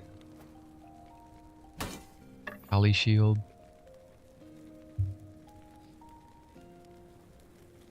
I need some more water. Dude, I'm pretty disappointed that there aren't more set items. I really wanted to... Like, when I heard there was set items in this game, I was excited. But so far, all I got was some minion bullshit. Where's my Saigons? I want my leveling Saigon set. Like, all the set items in Diablo 2 were like amazing, man.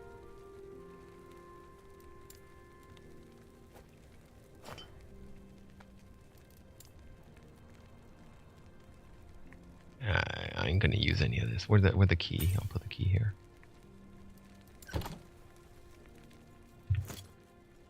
Okay, back to where's the TP? Oh well, I'll just TP over there. Temple of Hierot.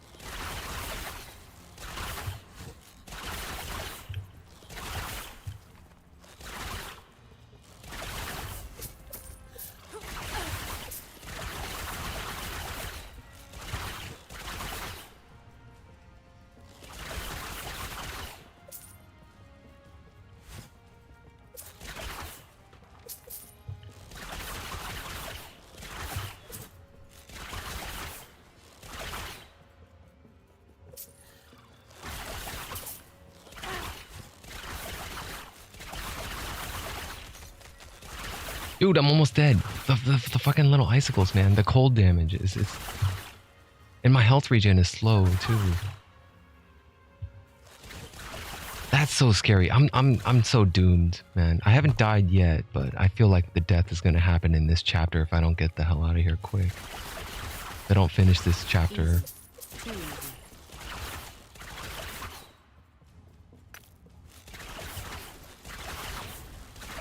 This isn't hardcore though, so I'm not worried. Like, you know, I'm not gonna be dead and oh shit, new character time. I don't know enough about this game to be confident to play hardcore right now anyway. And I almost like never play hardcore in Path of Exile, because it's like I'm never certain and confident in that game.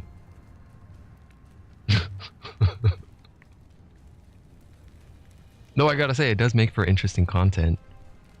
To see like a fucking level 90 character just get obliterated by some crazy boss from some bullshit mechanic. Over the years, I think I've seen a lot of bullshit deaths from, what's his name? Quinn69's channel, playing Path of Exile. Watching him so... It makes for really good content, man. He has a lot of good clips where he's just fucking dying to bullshit, and he's got this super powerful character. He's like, I'm immune to physical damage. What the fuck? How did that happen? You get no explanation either. Like, they don't tell you like what killed you, so you can't learn from it. I don't think I want anything here. Outcast coat? Nah. Nah.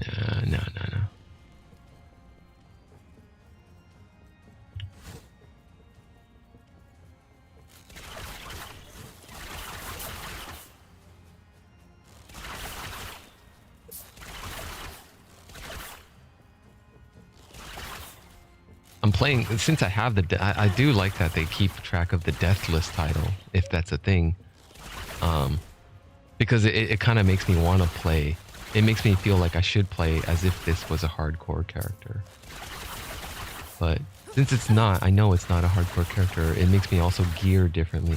My gearing mentality and skill choice, passive choices are not towards like more survivability. And this is pretty good. I get ward from using shift. And it's just, oh, it's a throwing shred again. Probably not gonna use it.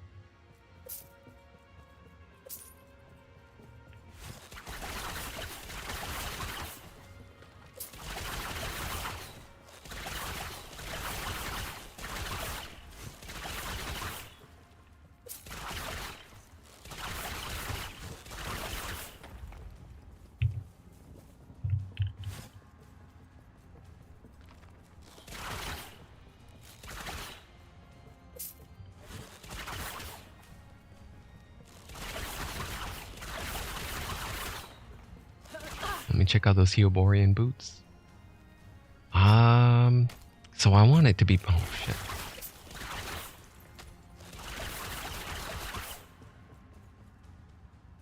I want it to be perfect move speed at least, and then at least higher cold resist.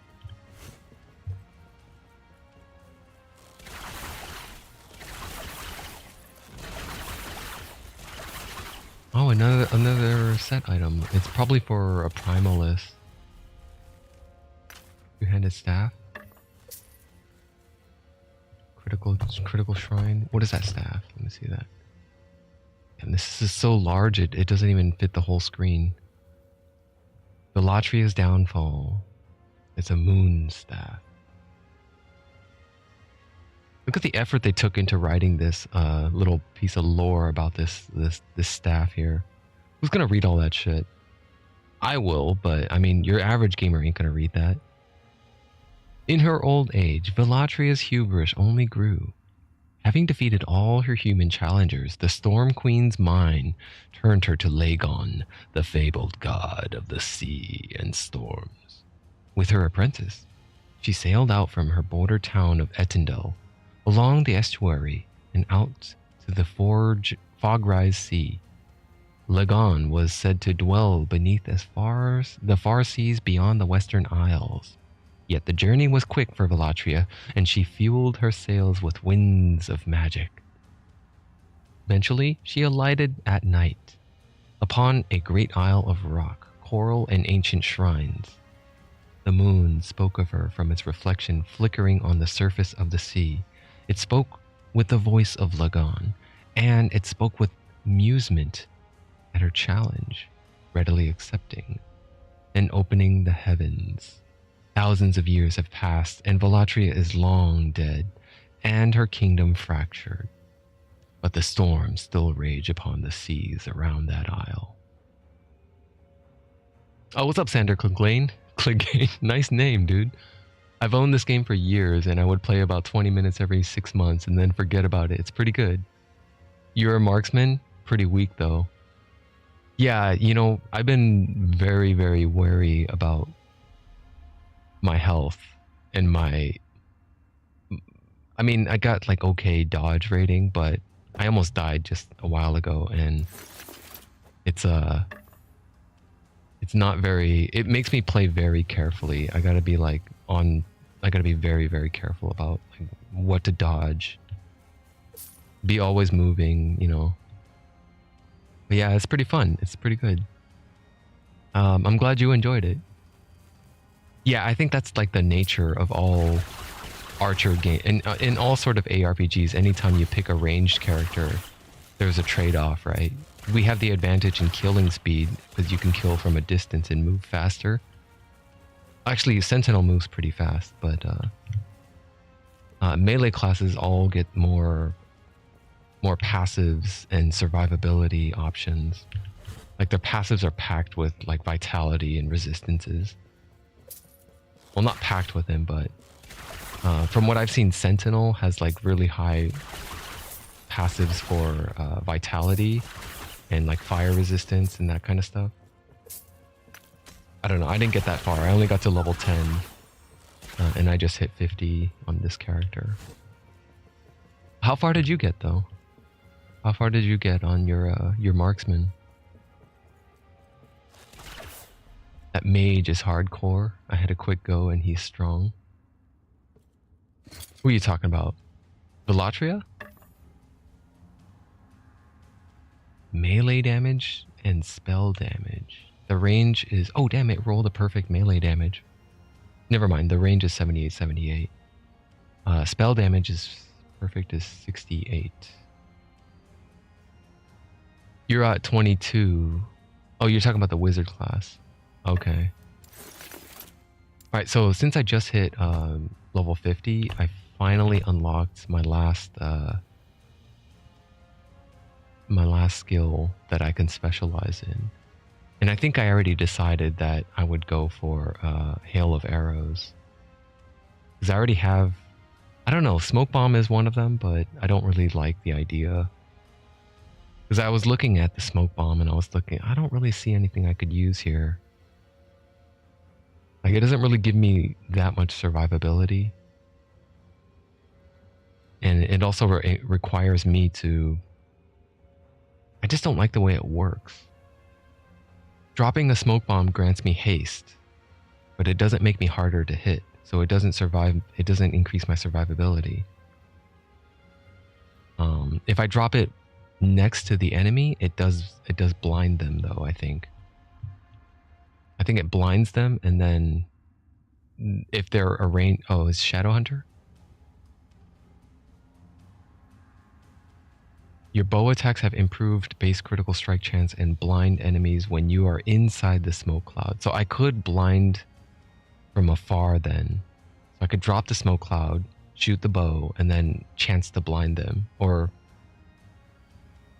it looks like from this, it completely blinds them. It's 100% chance. Yeah, so I don't know, man. I feel like I might go Hail of Arrows here. I didn't realize you could transfer crafting stuff, and you sold heaps. You didn't understand how easy it was. My character was weak. Slowly getting there. It makes you harder to hit. gives you dodge too, I thought. I don't think it gives me dodge unless it's like one of these.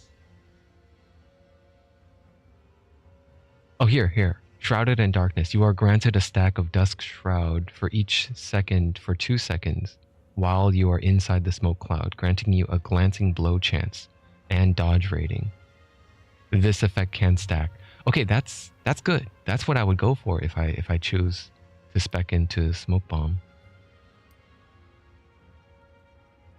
But I got a little tempted by the Hail of Arrows thing, thinking that, you know, I could drop. Let me look at Hail of Arrows before I decide then.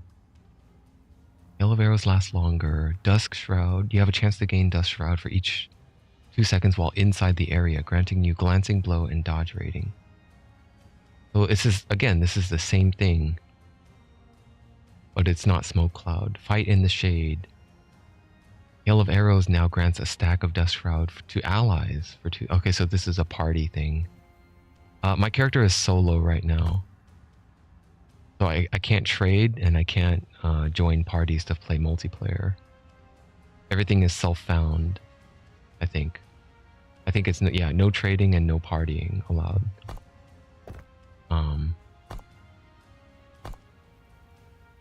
Yeah. So I mean, I can get this already with Hail of Arrows.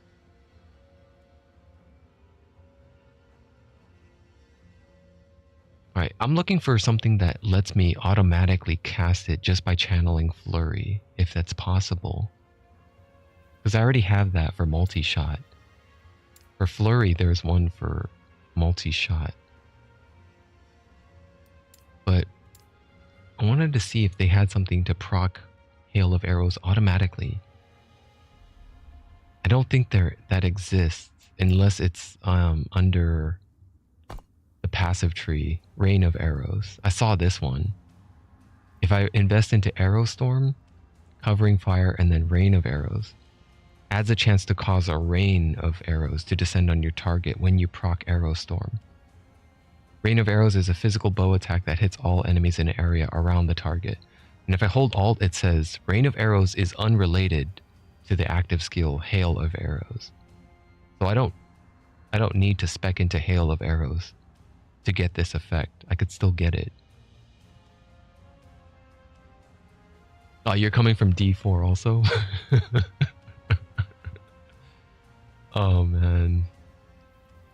The furthest I got in Diablo 4 was level 100 Rogue. I went Rogue, but I went melee instead of bow. I wanted to play bow, but bow didn't work in that game very well. I got to level 100, and then I fought the Shadow of Lilith, and I never beat her.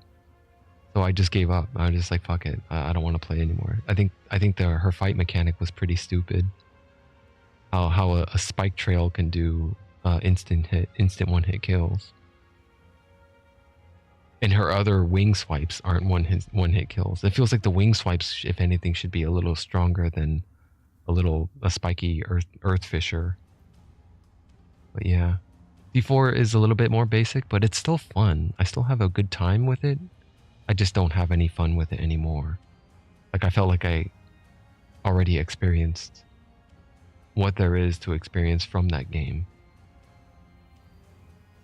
Now, if I'm thinking about it from a Blizzard perspective, though, if I was a Blizzard employee, I would definitely think of like, how do we fix this? You know, how do we make it more engaging? How do we add more complexity? How do we get more end game content? What do we have to incentivize people to keep playing this instead of, you know, losing our customers to other games like Lost Epoch?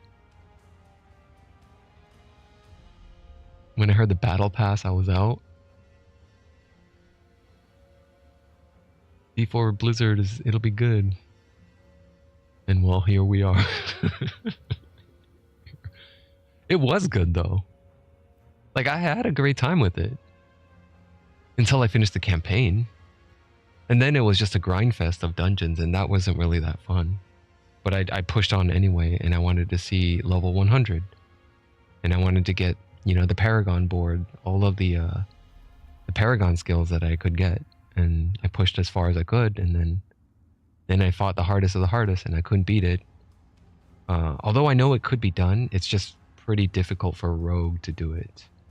Because mage and druid and a few other classes have a little bit of necromancer. I think necromancer also had a really good mechanic where they can cheat death, or they can shield, or they could do something with their ability to survive the stupid spike walls, the spike trails that come in and weave around.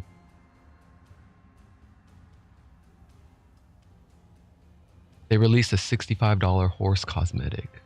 Really? Oh man, that's rough. I felt like the $20 spectral horse from World of Warcraft was already extreme. The Celestial Steed, that's what it was. That's what changed the industry.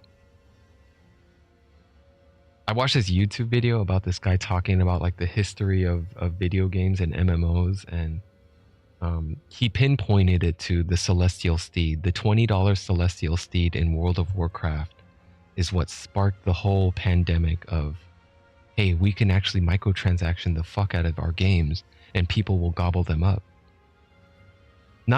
Not everyone will gobble them up. What they're after are the whales. They call them whales, and they're basically like, they're the 5% out of 100% of players. Just a rough estimate. They're like the very minority of people that they have a lot of bank. They love video games. They have a lot of time. They don't need to work, but they have a lot of money. So those guys, when they get hooked on a game, they go in hard, and that's what they're really after. They're after those guys. It's not for like the average working folk, you know. I think I'm gonna get Death from Afar. I'm gonna get 1 point in there.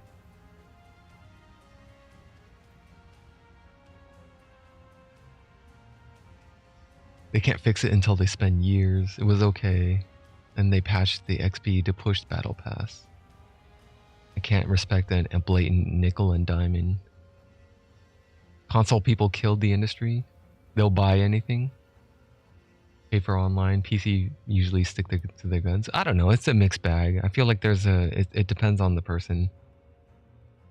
I mean, you're going to find spectrums of both markets on either console, regardless of which.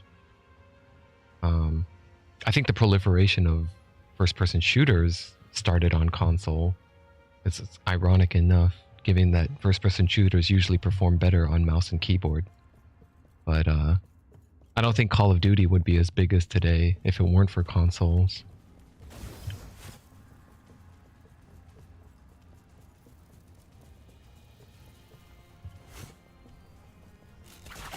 Oh, what's up? Welcome back, Ghost.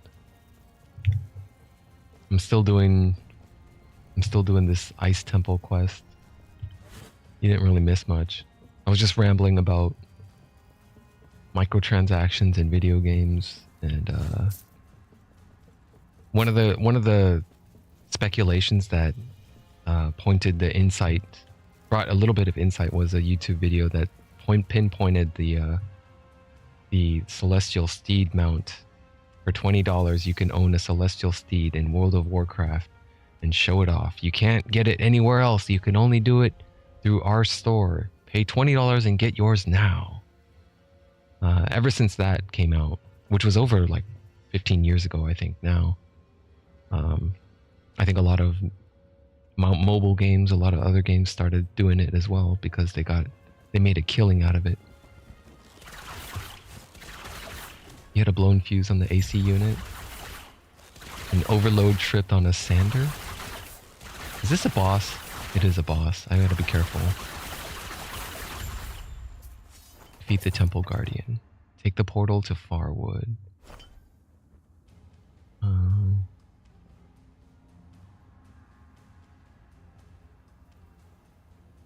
A fuse blown on the AC unit. And an overload tripped on the sander. A belt sander? I mean, you fix all sorts of things, huh? For when it comes to like large or smaller appliances, tools.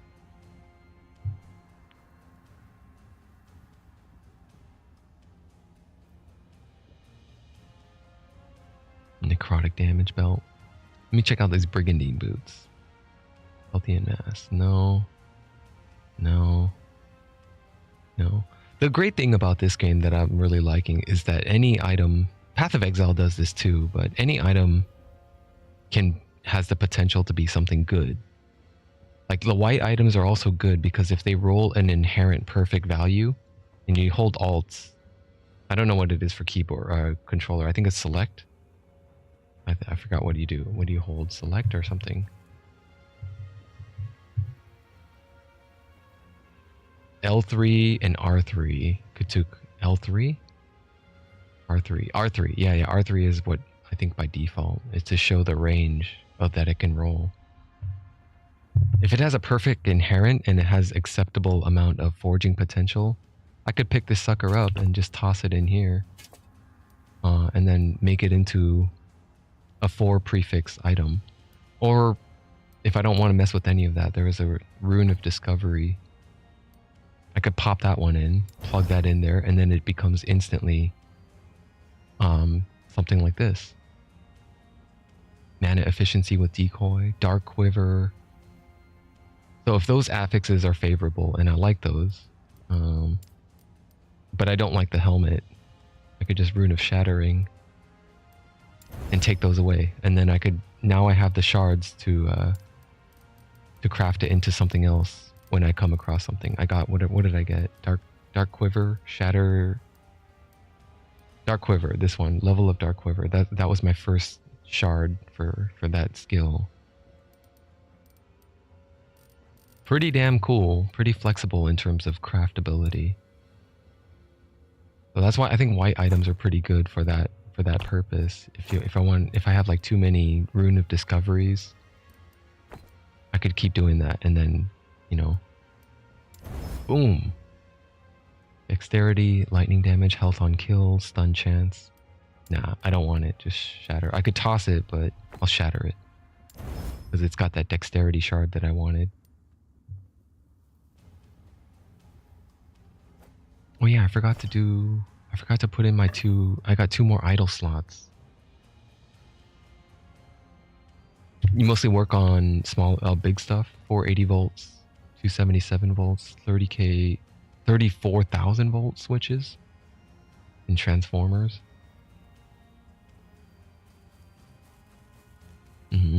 I see.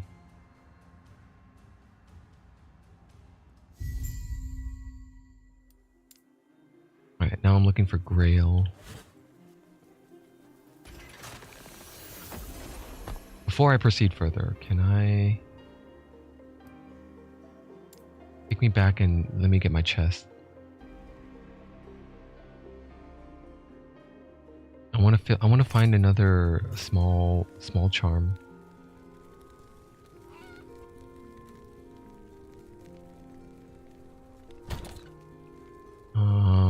So it would be nice if I could just get like cold resistance.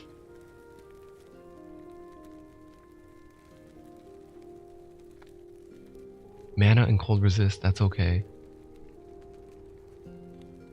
3% all elemental resist is also pretty good, actually. I think I might just take that one. But elemental resist only covers fire, ice, and lightning. I don't think it covers necrotic, poison, and void.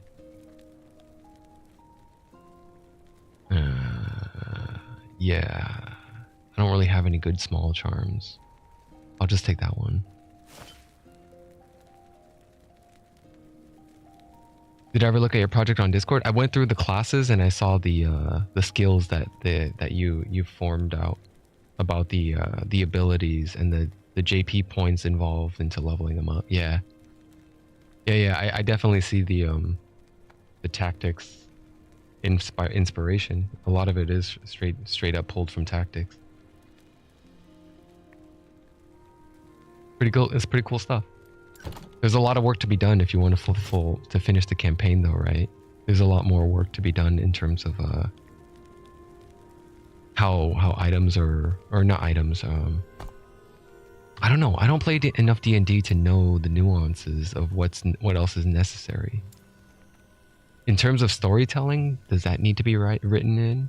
Do you have to write anything in terms of the world? Like, which continent does it take place on? How many towns are there? Or can that all be made up on the fly? You're gonna start back on it in spring? Yeah, best of luck to you on that. Oh, he's gonna expand my idol again. Alright, I'm gonna go find Grail.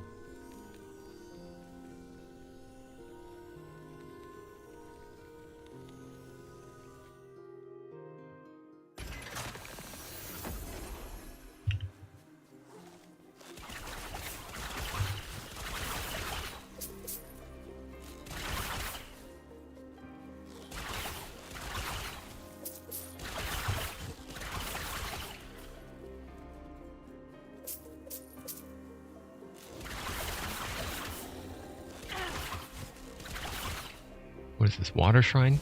Mana and cooldown speed?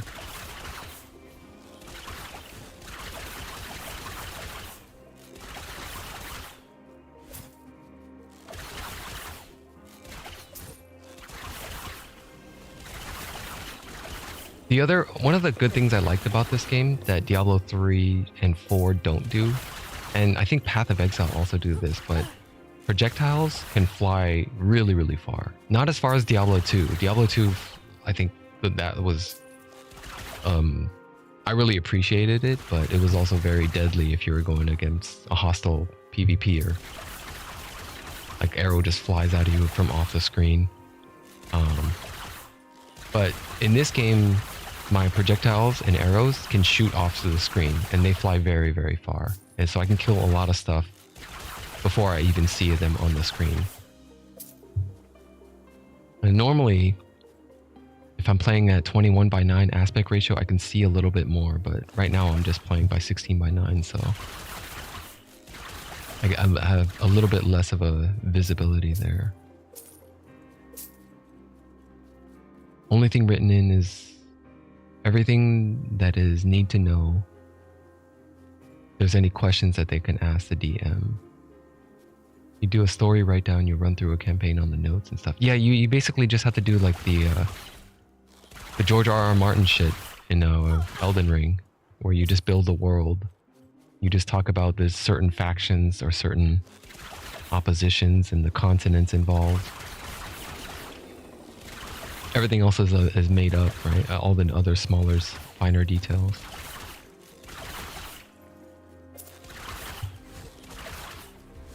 Damage reflection. The George R.R. Martin shit. Because a lot of us were wondering what the hell, what did George Martin actually contribute in Elden Ring? The world building? Like it's a little bit confusing about that. So he was the one who came up. Is he the one that came up with the concept of the Erd Tree and the all the different characters involved, or what? I have a feeling I'm gonna die. Okay, those spells were kind of scary. Again, I'm very scared because I only have 690 hit points, and my cold resist is now at 11. So all these ice barrages that come my way, I'm less scared of physical attacks than I am of elemental. I got 38 physical resist, 26% dodge chance, and I still don't know if I can dodge spells or not. It doesn't look like I can, but I think you can. I'm not sure if you can dodge spells.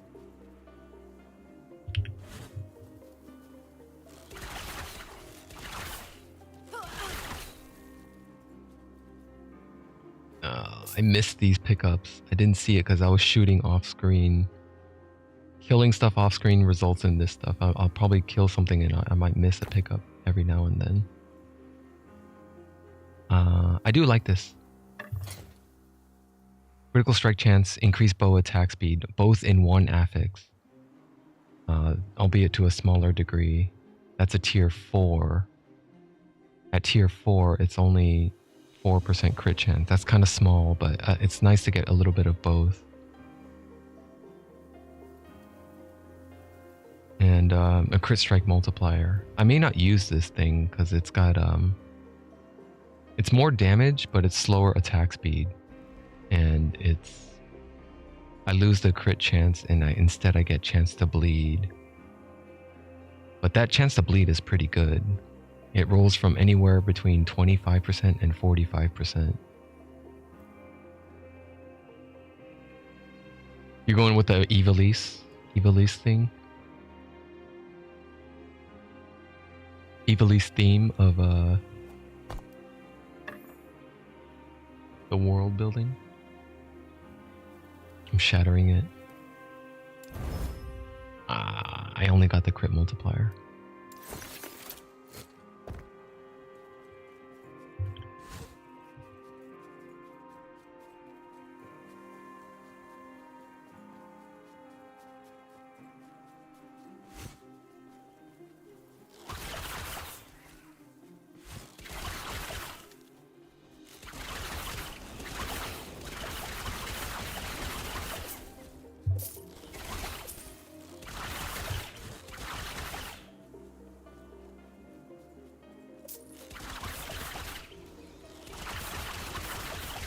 Well, if you're doing tactics themes, it would definitely make sense to go with the Evilise theme, right? Because that fits within the realm of the all the classes that they have.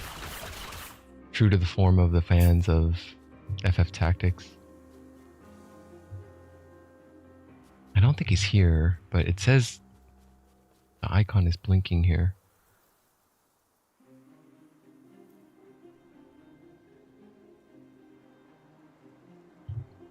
Yeah, Tactics 12 and 14 take place in Evilise. And you run into the same amount, the same races, I guess. Races of the although they introduced a few more in 14. I don't remember. I didn't play any much of 14 to know all the races. I guess it's over here. I'm gonna go in.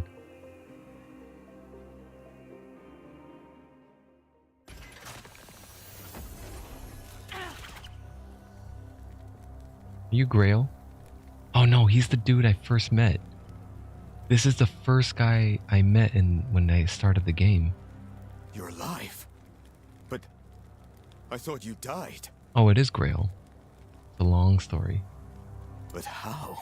And, well, it's good to see you, but why are you here? Yulia sent me. Yulia? I'm here to help with the lance. The lance? Then, Herod. I mean, the lance, not the lance. The lance. I apologize for my rudeness. I haven't seen a face that wasn't furry, wooden, or trying to kill me for weeks. What changed his mind about the lance? Well, Herod is dying, and Raya dealt him a fatal blow. No. Damn it. I'll avenge him. His lance will be struck straight into Raye's black heart with my hands. Easy now. And to think I was wasting time on Yirun. Morditas. You didn't know. It's okay.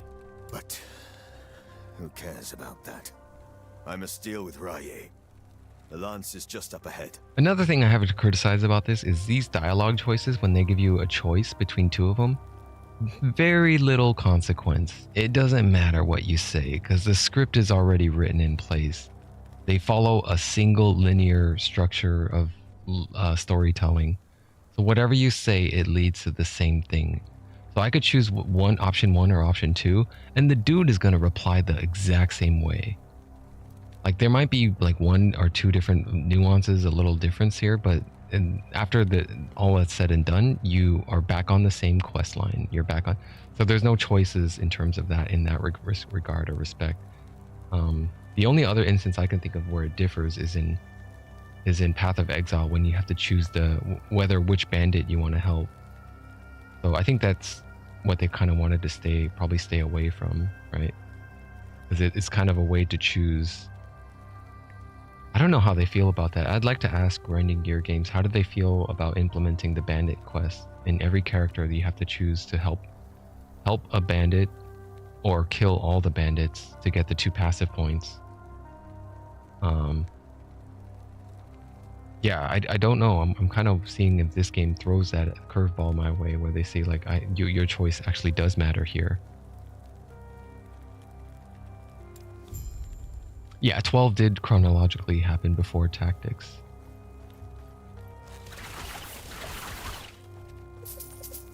So they don't really tie into each other, do they? I don't think there's that many mentions of anything about that. Easy. Too easy. 14 has a bunch of retcons, though, I heard. I don't know anything about 14 because I don't play it. But from the videos and other content that I watch online, I do see that people see there's a lot of homage paid to other older games in the series.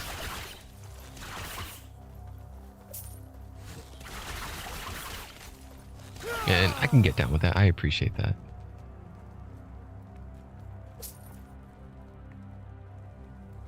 Damage, bow damage. What tier is that? Tier 5?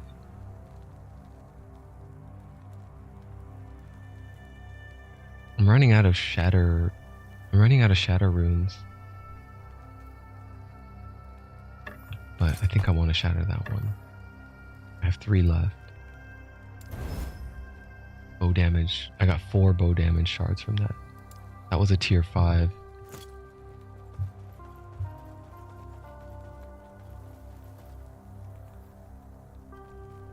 War of the Lions version, you can get Balthier. Did it have to do something to do with the time travel thing that brought in Cloud in the original? Because you can get Cloud in the original Tactics, right? Did they use that machine again? I forgot what they called it. The time machine.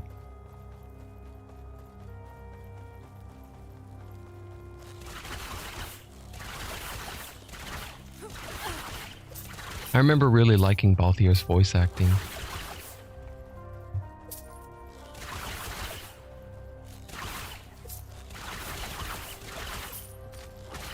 Oh, he's just a side character that you get.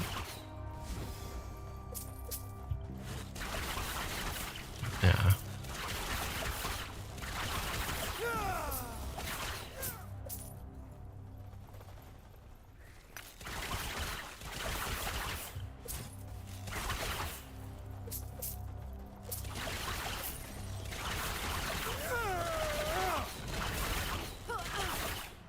Please give me some good gloves. Something I can use. Nah, it's not. Hand of Judgment, it's for Sentinels, I think. Crusader Gauntlets. Judgment. I don't know what that is. But 15 Attunement. This looks like it's for Paladin.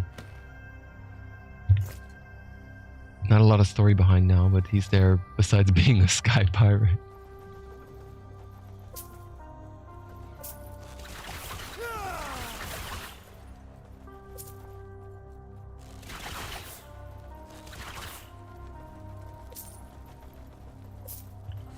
I remember liking Balthier better as a character than Vaughn. I didn't really like Vaughn. Vaughn as a main character didn't really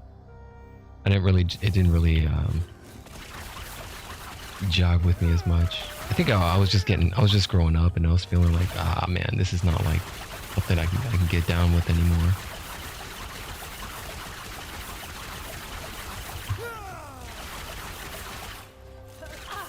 Alright, these guys always drop an experimental piece of gear, so let me check.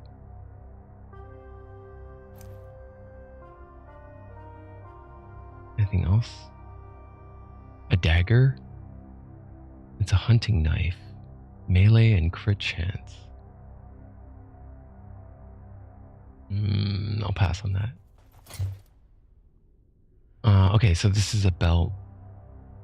This class is basically an upgrade for a thief. Instead of steel, it's plunder. Well, that's pirate themed, right? Pirates plunder instead of steel. Steel is small scale, plunder is large scale.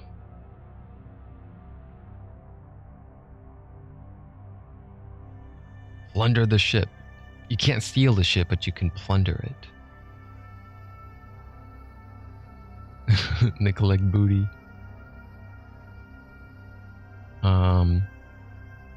Shoot, should I use this for like a mage or someone? Mages can really benefit from ward, I think. Because when mages, I think when they scale up intelligence, they get more ward retention.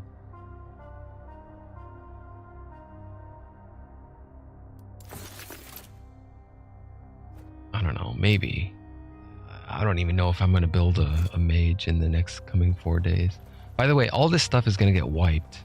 When the game launches and finalizes and version 1.0 comes out, all of this stuff is like, it's not wiped, it's just, I can't play, it's not like ladder anymore, it's not like seasons. They get turned into a legacy character. I could still play it, I think, it's just, I don't know what's different about it, actually. I don't really understand if they're doing seasons or like leagues or ladders or anything like that.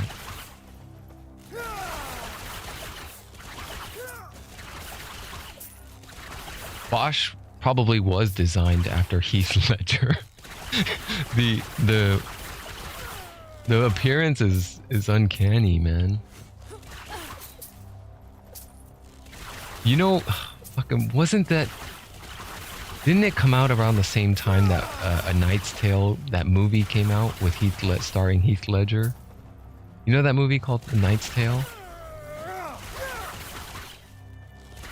I think they saw that movie and they saw the cover art and they were like, that's our Bosch. Design Bosch after this guy. And they're probably like, yes, okay, yes, boss. We'll get right on it.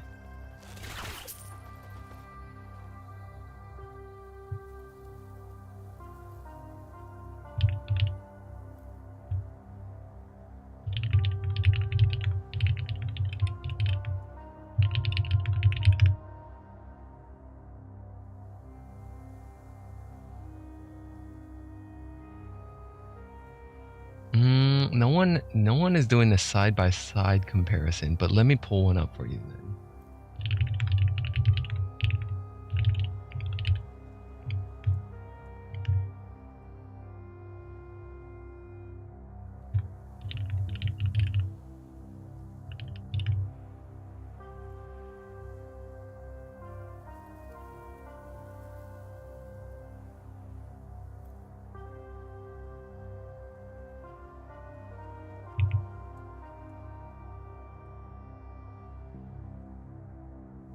Yeah. Oh, hold on. I need a better picture here.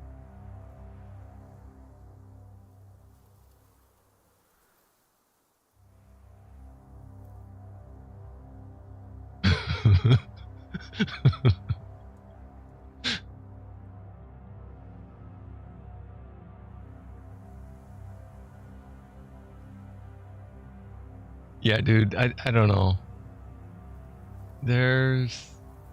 There's not much of a... I'm looking for the kind of same stoic look that he's got there. But yeah, this is an old movie.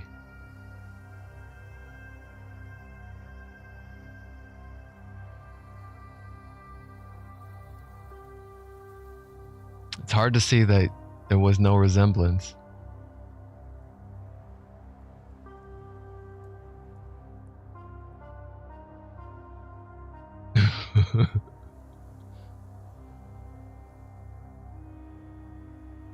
Cool character though. Very his personality is very different than Heath Ledger's. Heath Ledger.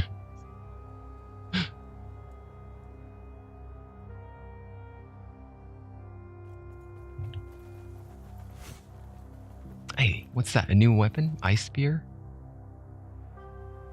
Ah, that's melee crit chance and cold damage.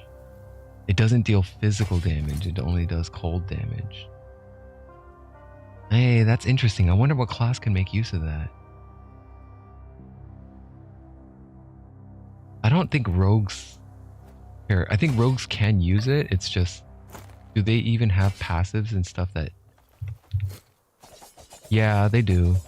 I mean, they could. I mean, I could if I wanted. It's just I'm too spec'd into projectiles and bows right now. But yeah, it works with flurry.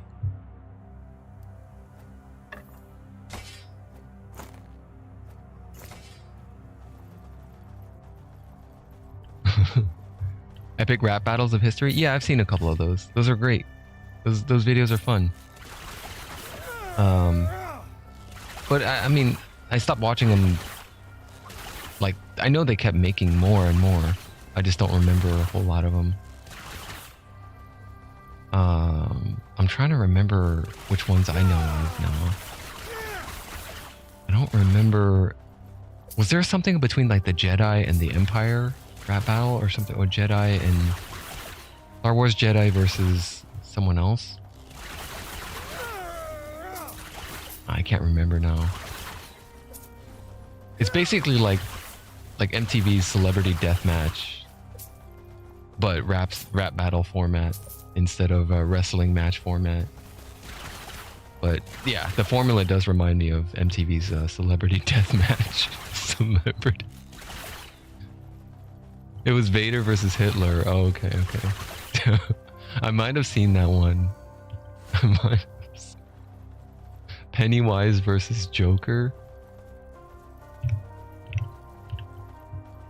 You want to watch it? Which one should I pull up then? Which?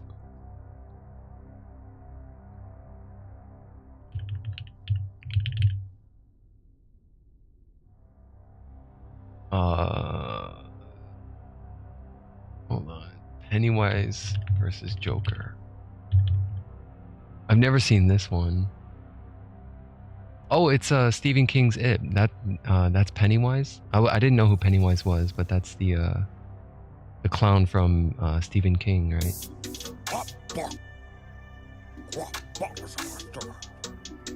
The joke.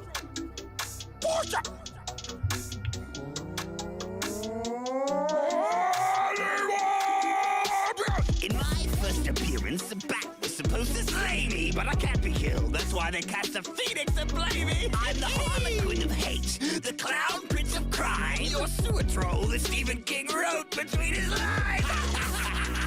It's like cocaine, you know what I said. I don't know how any kind of joke could ever go over that head. They all float, says the quote, but your films, they all sink. Oh, and as far as Mr. King goes, I'm a shining man. Wink! I made the Justice League look like just a bunch of super schlubs. You lost to a herd of nerds who call themselves a losers club. You be gobbled up in Gotham, so stick to your small town where your renown is see if it's brown, flush it down, clown. Are you joking? You wanna rap? Rap. Why so serious? You're supposed to be the man who laughs. But when did this come out? Mostly really I think the time period is important also. You're about to fall from a new height. Cause you're weak and you've lost every fight. But knight who wears underwear over his ties. Nightmares and I'm ruthless. This battle's like poker, the Joker is useless. When he's not in your cards, call me Arkham Asylum, I'm crazy with bars. Jack Nicholson played you just fine. But lately the class has declined. Jared Leto came that's out trying to look like impressive, he was man. Tekashi The amount of work they put into this You're my video. younger brother, I think you'd better run. Cause I've got 99 red balloons, bitch. And I dare you to take one. Go back in your well, you giggling sewer ginger. You lost to a turtle that wasn't even a ninja. When I flow, I go Mark Ham with ill vigor. I steal the show like Bob Kane stole from Bill Finger.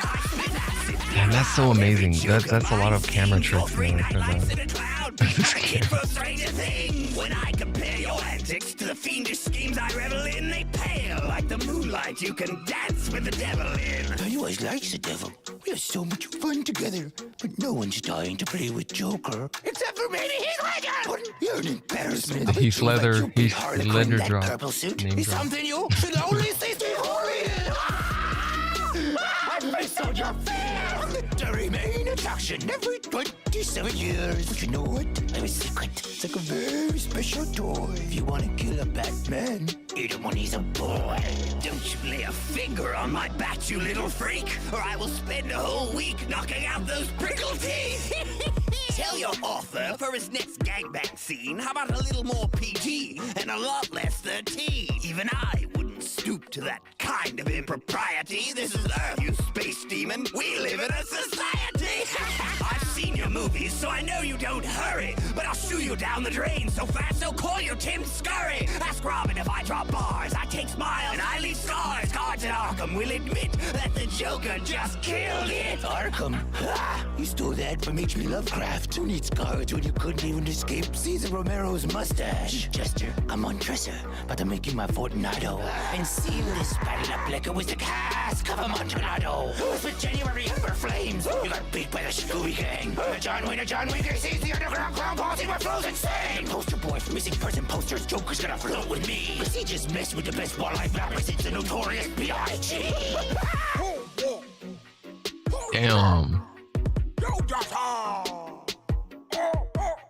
Dude, when was this? 4 years ago.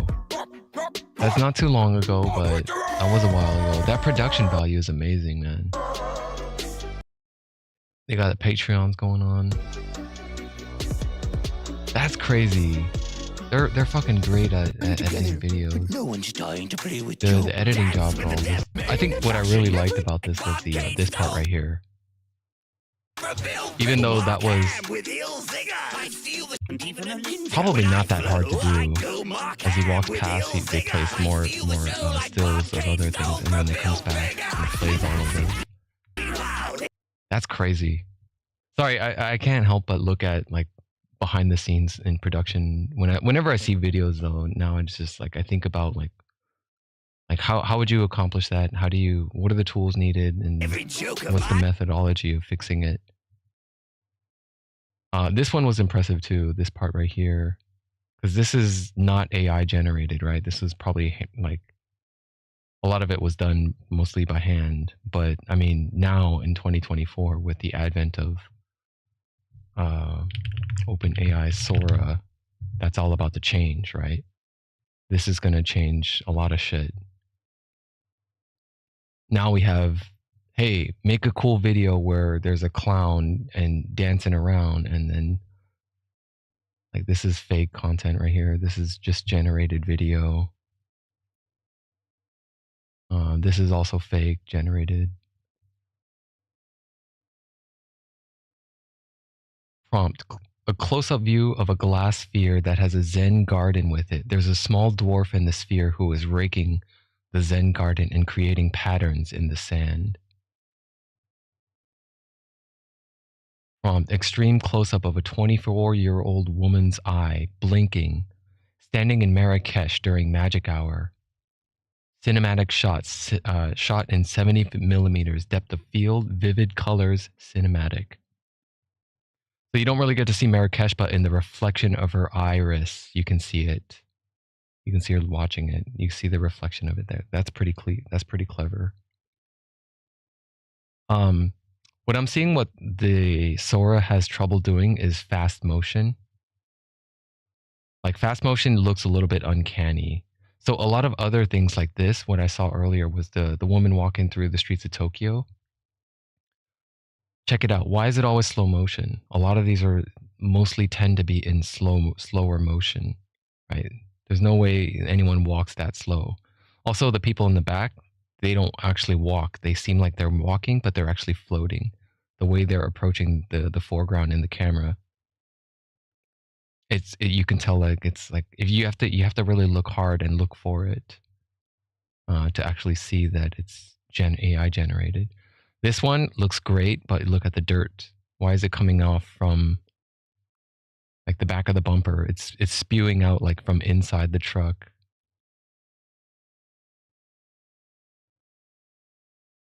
There's another one here. Pretty cool. Reflections in the window of a train traveling through Tokyo suburbs.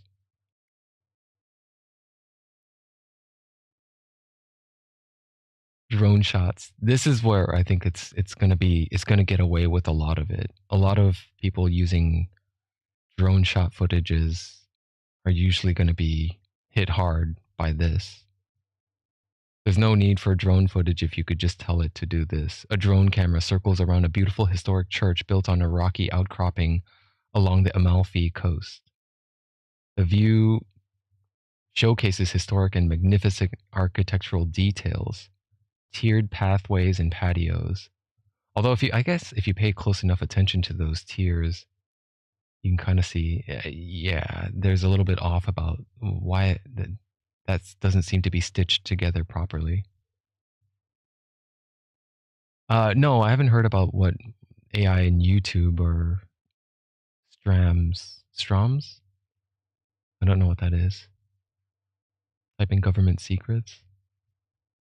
I mean, this is a rabbit hole I'm not willing to go down right now, especially not on a stream with Last Epoch as my category. YouTube videos and streams. I mean, a lot of shit has been done already that's already like deep fakes and stuff that's pretty damn convincing. It's just now it's possible to do it just by typing in a text. Right? They got away with just typing in a text. This is the one that they showcase in the front page. A flock of paper airplanes flutter through a dense jungle, weaving around trees as if they were migrating birds. So if you look closely enough, some of the physics of it doesn't line up. The blurring of it doesn't seem quite real, so there's a little bit that still needs to be improved on. And yeah, it's gonna get better. It's gonna get even more accurate, and it's gonna be even more realistic. That one is crazy, right? This is like, holy shit.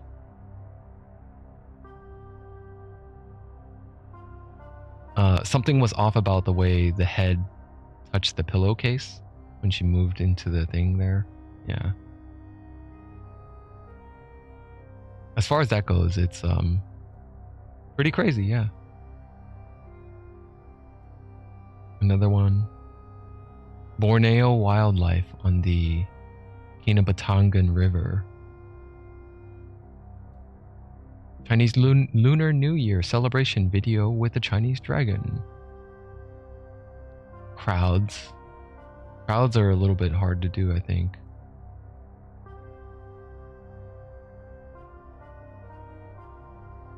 The other handicap that they are working with probably in the future is sound generation, right? Because so far this is just video. You can't get any sound. So in the future, look for many more deep fakes. Video content out there is going to be continually more and more generic and generated just from text.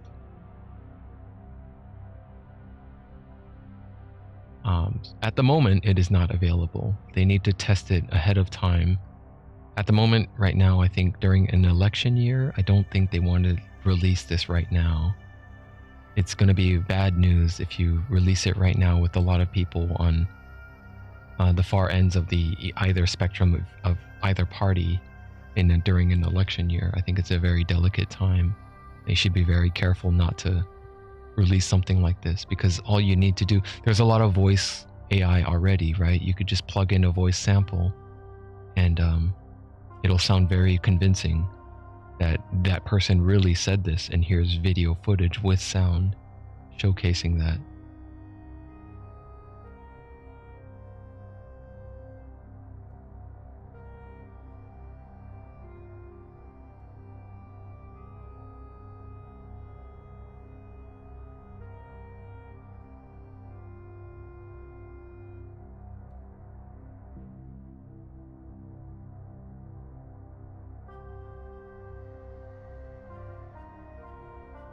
Anyway, sorry about the distraction. I'm gonna get back to the game now. Grail, what were you looking for? What are we looking for? Tomb of Mordidas? Mordidas? All that's left is locating the lance. The lance.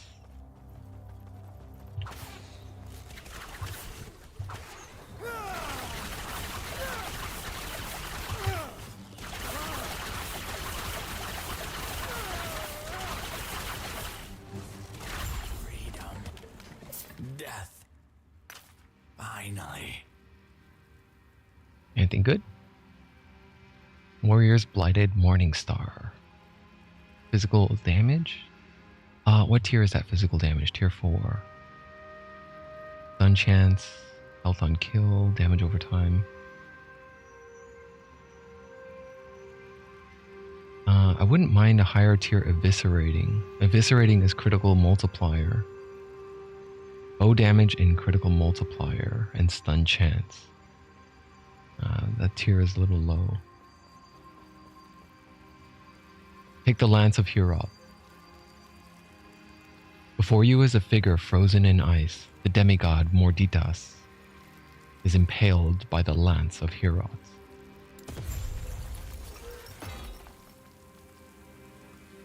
Okay, I got the lance. We have the lance, which means I must return to Heoboria.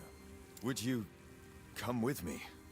It's a large request, but I need all the help I can get. On one condition, I need the lance after. But why? Explain the Immortal Emperor. You got to do a power study on the MCCs. It's gonna be a while. Hey, it sounds good. Yeah, man. Absolutely.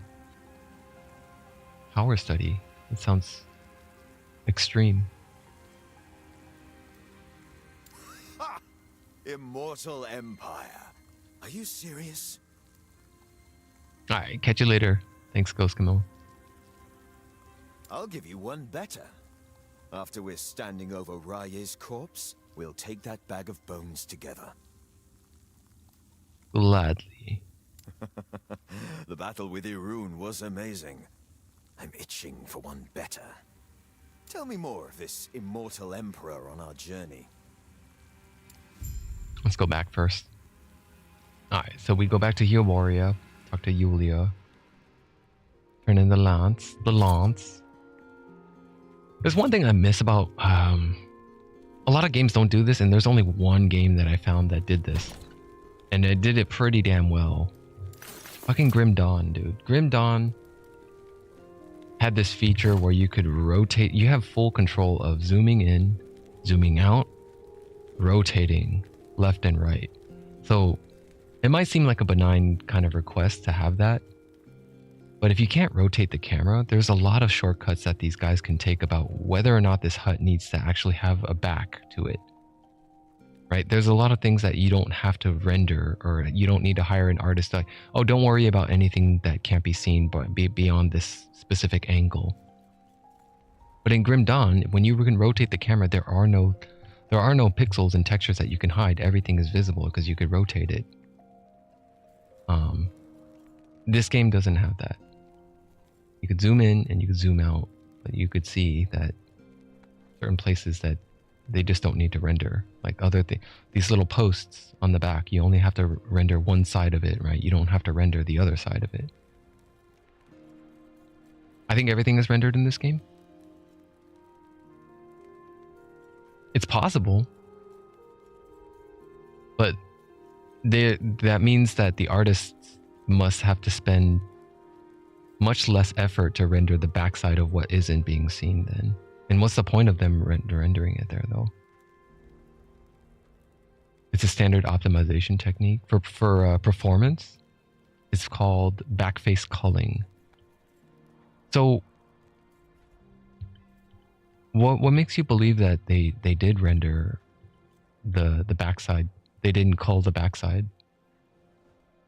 Because a lot of other games did this, like, what was it? I wanted to say, it's another Unity game.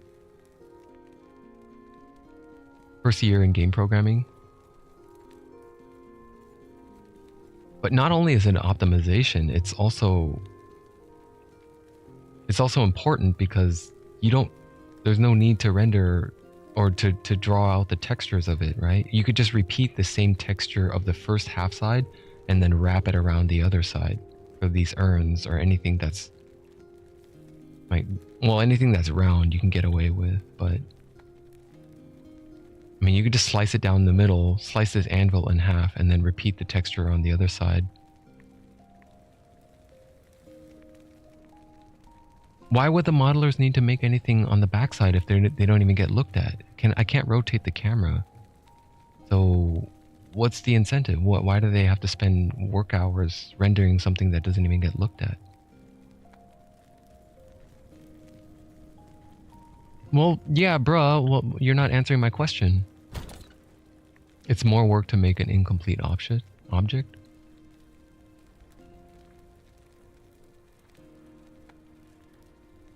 Ask you to make a hut, it's easy. I could see what you mean by if you ask me to make a complete post on this thing, like this little wooden post right here, yeah, I would probably need to render it so that way when you're in the build editor, you can actually rotate it and then place it as you see fit. Then it comes together a lot more smoothly, and the work process is a lot smoother. But if you only have half of it, then I would need to make more variations of these posts. So this post right here is repeated here several times, right? I only see one repetition.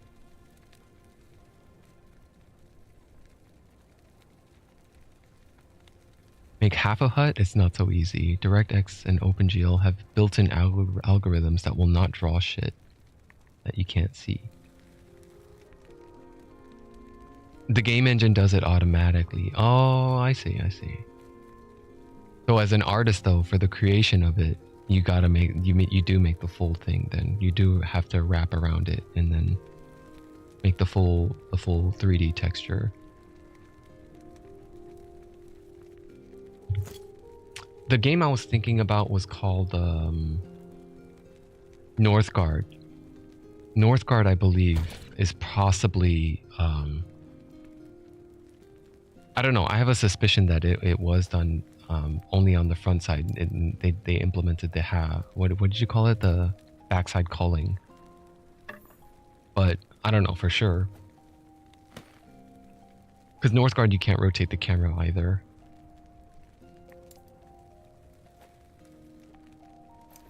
But, I mean, if it is rendered, the game engine would backside cull it just to save on resourcing, so it doesn't need to actually spend the resources to... Since it's not being seen, it's not being visible. It becomes difficult for the actual layout. I know things are grave, but I can't help but feel relieved that Grail's back. You care about Grail? Have you thought about what we spoke of? Yes, about that. If what you say is true, if I am to become a revenant serving some master, I will refuse. To be honest, I can't imagine it. But I will take your warnings to heart. Do you care about Grail? Of course. He is Herot's champion. And my friend. All that is left is to take the lance and bless it.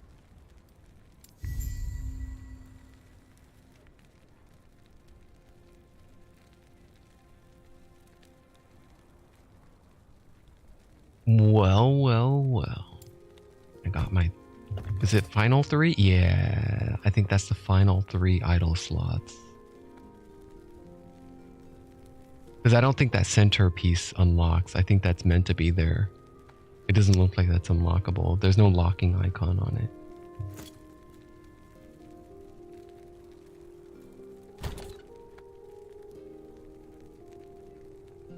I'm not really sure what I would want to put on here. I don't think I have anything that vitality, poison resist. I don't really care about poison. I don't even do that much poison damage, even if I do poison, right? Poison chance is 0. If I do poison, it's 69 over 3 seconds. 69 damage over 3 seconds is nothing.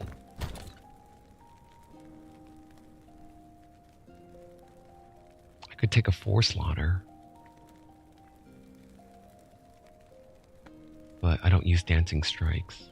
So I need to look for something else. A 5 slaughter? I'm already using one. Increase bow damage. 2 black arrows. Damage while holding the sword. Dodge rating if hit recently.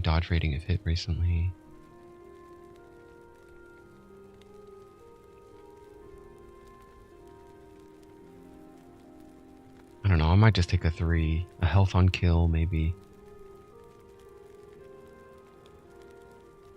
Or maybe this one. Increased crit chance. But that's lightning damage.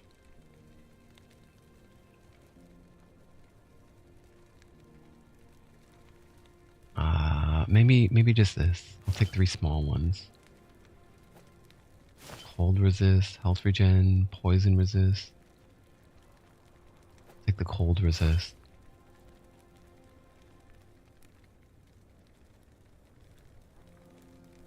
Dodge rating, poison, health regen, poison. I don't know. I feel like there's a lot better choices out there, but whatever. I'll put those in place for now so I could just move on with it.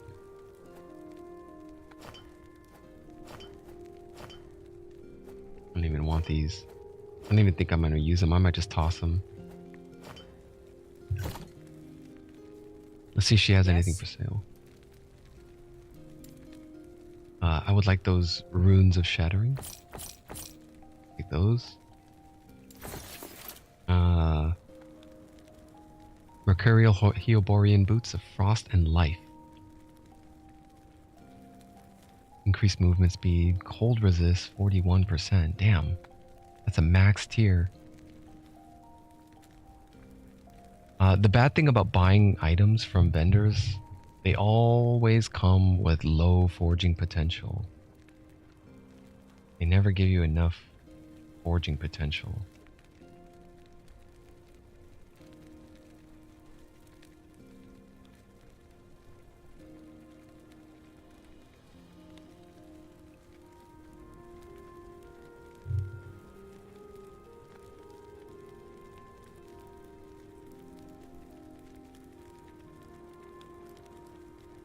I'm trying not to die though. I'm trying not to die. So I'm constantly looking for survivability right now. Because I think I edged too hard into the damage realm and not focused enough about like survivability. I mean, I think it's pretty hard. I got too greedy for the damage and I didn't save enough forging potential for resistances. I should have crafted these with more resistances in mind. But I thought about, hey, if I just get enough dodge rating, maybe I could just squeeze by with that. But now my dodge rating is only at 26%.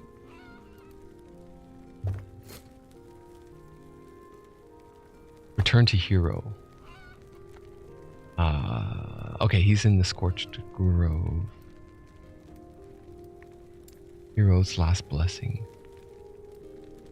You've retrieved the lance, defeating the immortal. What are we going to do with this lance? Before you can take the lance, however, you must empower it with the blessings from the gods of Etira, and use it to strike down Raya, the god of sky and fire. Return to hero so that he may empower the lance with his blessing.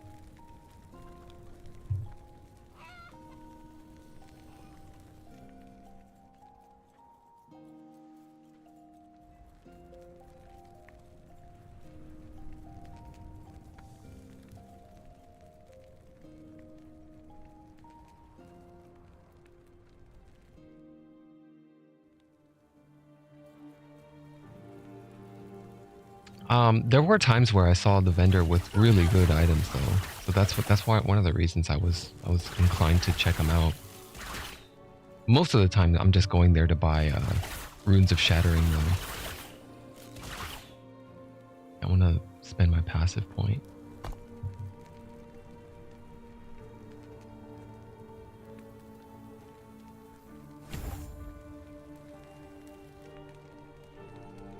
Once that's maxed out, I don't really know if I care about... What is that? What is Master Archer? Additional multi-shot arrows.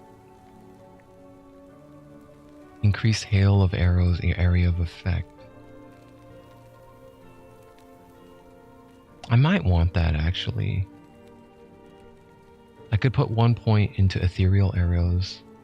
You have increased mana and mana regen, and your bow attacks deal increased damage equal to a portion of their mana cost. 50% of the mana cost?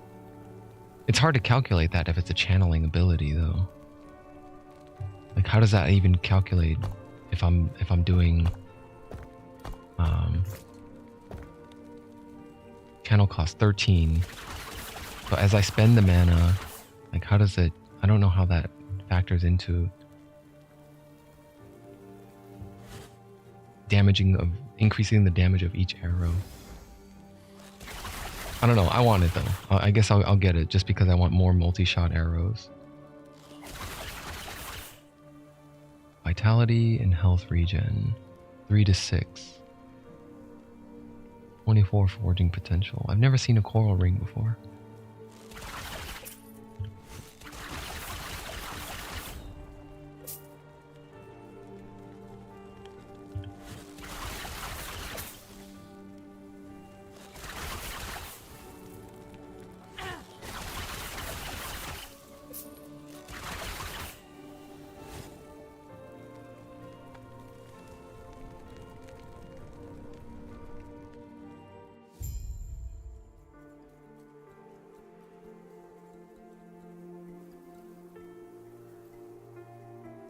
Gods be with you.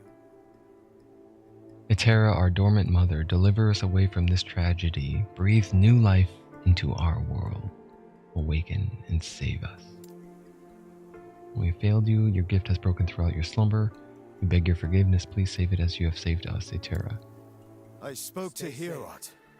He wanted you to be here while he blessed the lance. I see you have returned with the lance. Now it shall bear my final blessing.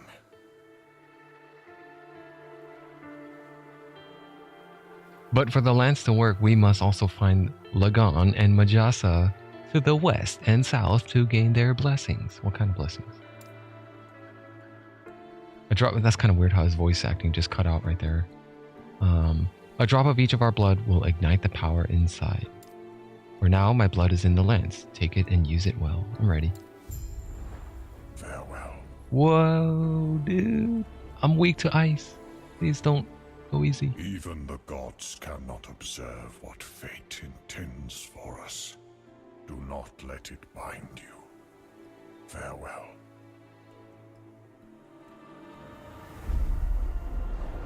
The text was different than the voice recitation. He said the fate of what fate intends for us, but the text said what fate has in store for us. We have Herod's blessing, and now he's gone. We must move on. There are other matters, other gods we must tend to. Our only chance to defeat Raye is if we gather their blessings. Where to next? We'll avenge him. You're right. We will. We'll travel west towards the sea. Lagon is there, the god of sea and storms. What do you know about this god? From what little Herod's told me, Lagon's as likely to welcome us as he is to drown us. But we should get to the coast. There's a settlement south, Deep Harbor. It has underground rivers that might take us there. Were you close to Herod? Herod raised me. My kin died when I was young. The Aborian law dictates I fend for myself. Strong survive and the weak die. And I was weak. Death stalked me. Yet Herod was always there when I needed him. Made sure I survived long enough to become strong. You've been through a lot, but now you're stronger. I owe him everything. He made me who I am. Forgive me. Let's end our conversation there. All right.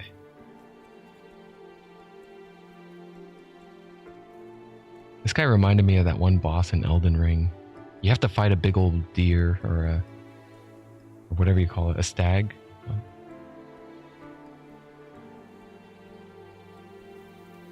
It was probably one of the more cinematic fights in Elden Ring, but it wasn't. I don't know if it was really. Dude, look at this guy. The dude with the name D4 sucks. There's been so much D4 shit talking in the chat. Like every time I log on, like there is. It happened earlier today, I think. Or was that last night? I don't know. A couple of days, I think there was some people just shit talking D4. Like, what the hell?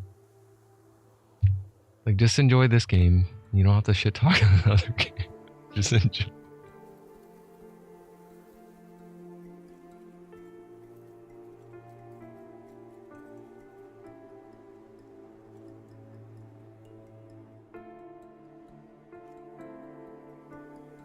It looks like they didn't animate the hands properly. Yeah, the hands cross over and clip through each other. They're supposed to be praying, but they didn't bother to bend the hands. So they just clip through each other instead.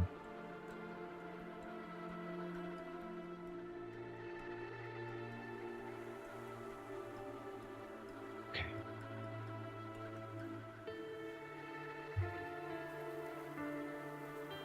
That was a cool effect though. When the stag fell, it was all the white flowers blossoming. And the rippling out effect.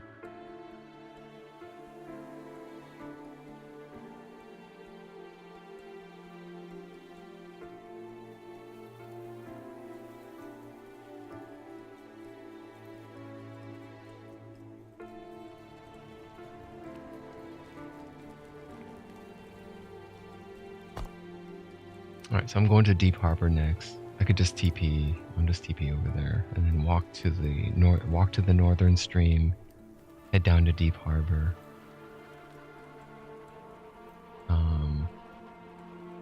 Oh, that's nice. There's this progress thing here as well. It looks like I'm approaching the end of the story, or maybe not. I don't know if it's tied to the story, but I already unlocked all the idle slot rewards and the passive point rewards. 15 out of 15 passive points, 8 out of 8 slot rewards. So I don't have to... there's nothing else to look forward to in terms of quests other than just experience and gold.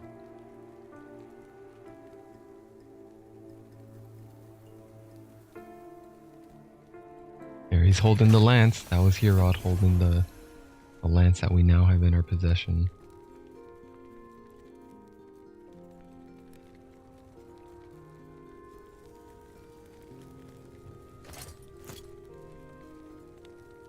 Yes. I don't know when... Oh wow, she did restock her... Okay, by the runes of shattering. But they don't drop as frequently. I noticed they don't really drop as much, so now I'm forced to spend... Like, I'm getting a lot of gold, but I don't really have a lot of use for it. So I just end up spending the gold on runes of shattering. But let me check out that hat. I don't like it. I don't like these. Cinder Strike I don't use, but that's a pretty good vitality. 4 to vitality. If I drop the Cinder Strike, I would shift it over to dexterity, and then I get physical resist, health regen. Okay. Well, I leveled up, so shouldn't I be able to upgrade my bow damage now? No, I need to be 53. 2 more levels for that. Okay. I think everything else is...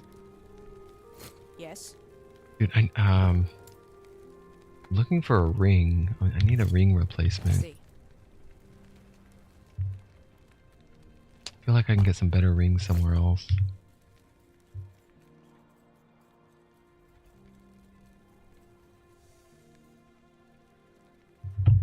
Okay.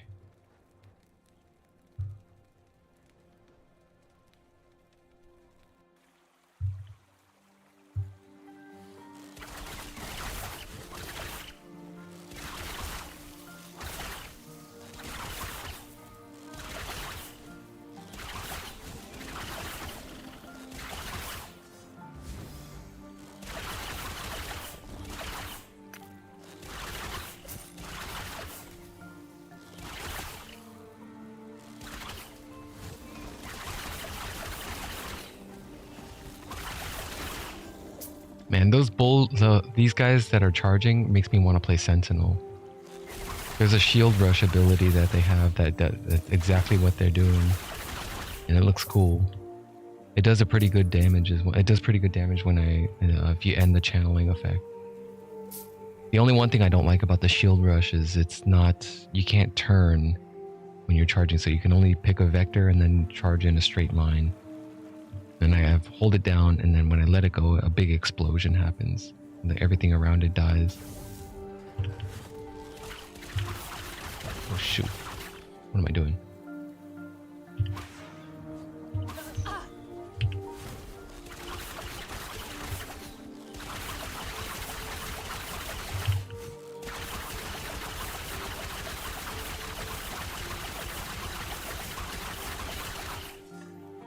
Alright. Experimental leather gloves. Throwing attack speed. Armor mitigation also applies to damage over time. Can I shatter these? I'm wondering if I could shatter that rune and take that experimental shard. It looks like I might be able to. I want to try this. Although there's a chance I'm not going to get it. But I don't mind taking health and elemental resistances. I just don't really care about throwing attack speed. Nah, I didn't get it. I don't know if it's possible to shatter and get those shards, but if it is, that's kind of nice.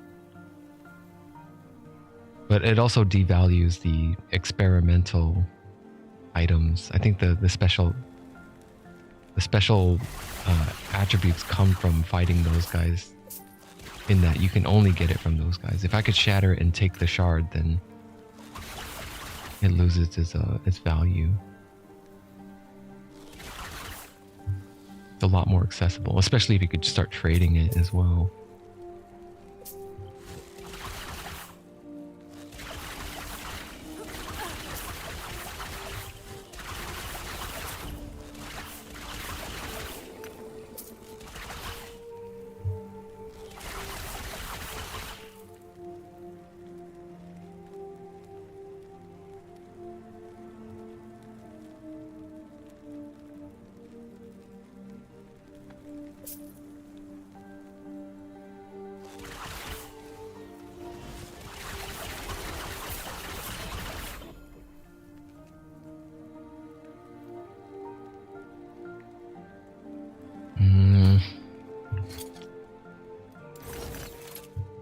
Terra's Path, 53 armor, 15 move speed.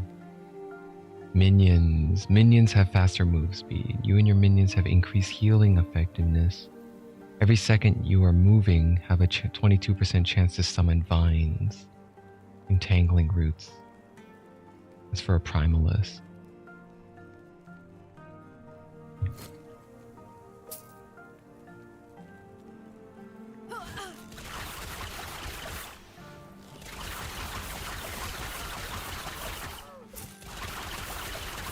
Here's Deep Harbor.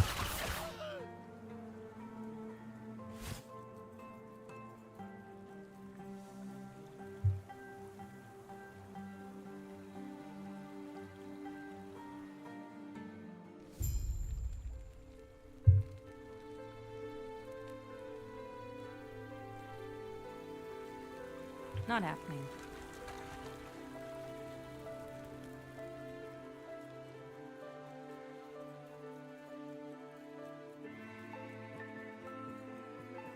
Deep Harbor has never been close with the other tribes. They're merchants and travelers, not warriors. But they're Hyoborian all the same. Raye preys on this. He will pay for the dishonor. We have a problem. Reaching Thetima will prove more complicated than we thought. Raya's forces are here. It is too dangerous to take the river, but other routes will take weeks. Are you insane? You would be fighting alone. I wish he said, "Are you mad? Are you mad?" You would be fighting alone. It wouldn't be the first time. You did well with the Wengari. Told you, I got this.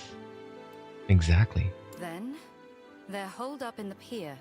If you think you stand a chance, show no mercy. I'll be back. Before I visit that, let me go to the vendor. Welcome, traveler.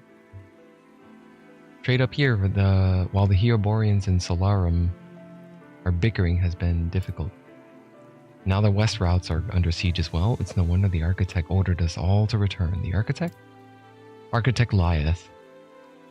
She oversees laws in defense of the Lagon's domain. which normally she does well, but right now, once Trade Prince Malvern hears of this, he'll be livid. Hello. I'm at the worst time. We're packing up before more invaders break through. If you really want something, make it quick. Just give me your shards of shatterings. Gold ring?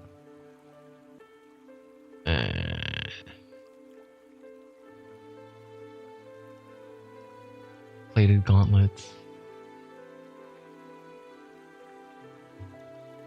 Longbow. This is a new item type. I've not seen this one yet. It's a slower attack speed, but it has plus. It's almost double the amount. It's straight up all damage. And it only rolls 60 to 60 damage. Increased crit chance, and attack speed, chance to chill and slow. Dude, I'm gonna buy that. Yo, give me that bow.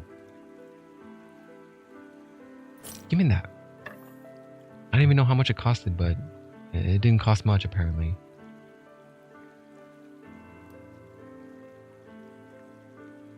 Oh man. Deadeye. Let's craft it. Crit chance and attack speed. I'd like more attack speed. But it doesn't look like I can. That's a tier 4.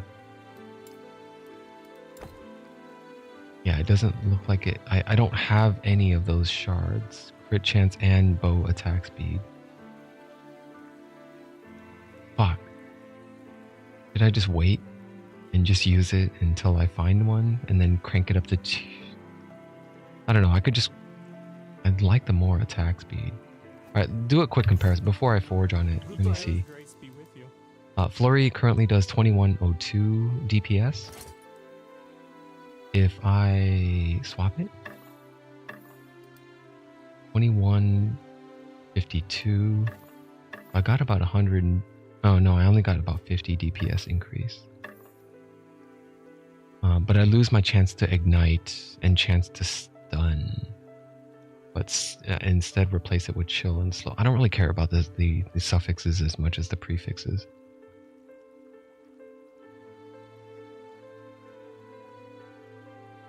Yeah, I feel like the attack speed really carries it far.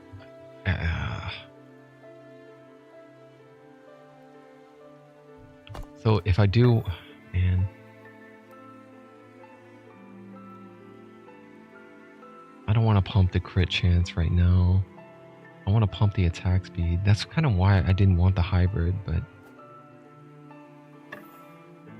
it would have been nice if I would just go straight up attack speed and then get the hybrid crit chance instead of crit chance, attack speed.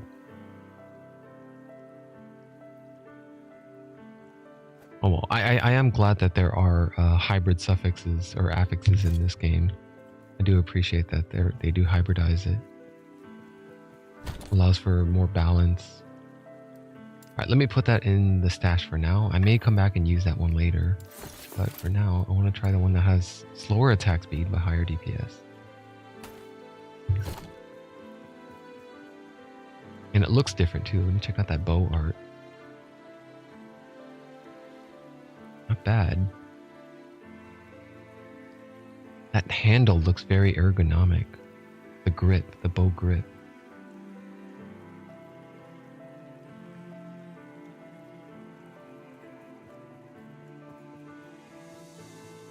Travel to the burning pier.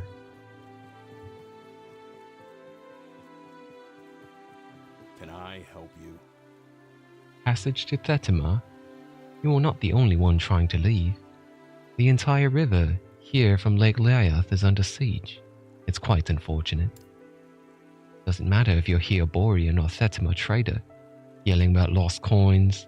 If a pier is unsafe, we cannot head west. I'll be back. Don't lose your You're way. what? Can I help you? You're what? Oh, do be safe. Don't lose your way.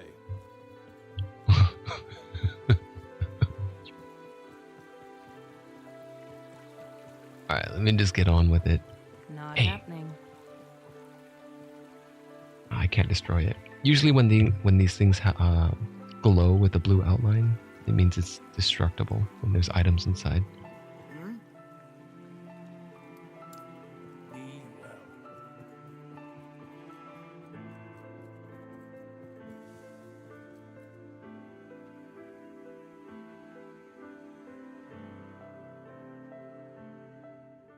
Alright, so I'm looking for mainly longbows now. Longbows are superior. Dude, my armor has seriously need of upgrades. My body armor. I'm using armor from like Act 1, and I haven't replaced it. Yes. We're barely holding them back. Why hasn't Herod answered our prayers for aid? You there? If you don't intend on fighting the invaders, turn back now. Leave it to me. I do intend on fighting them.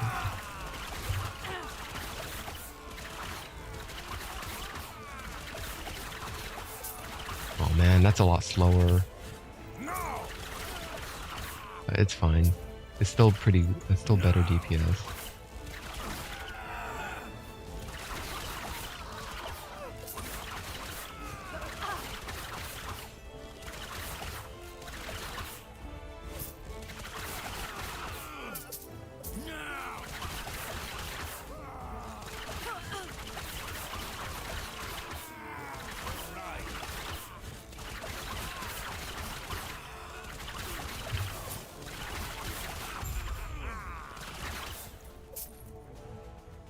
Chance to find potion.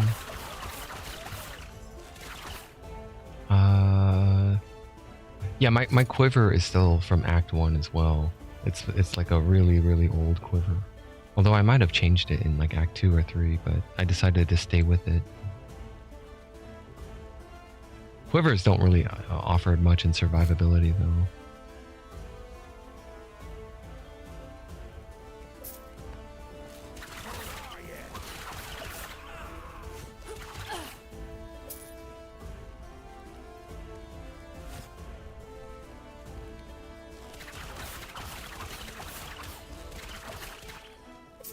And I really miss that attack speed.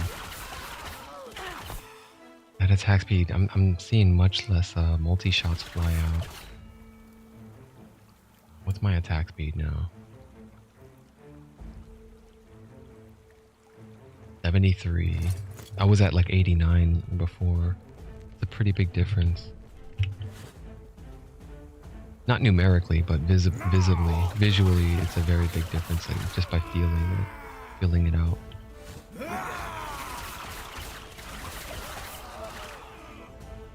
Can't deny that damage though. Easy. Too easy.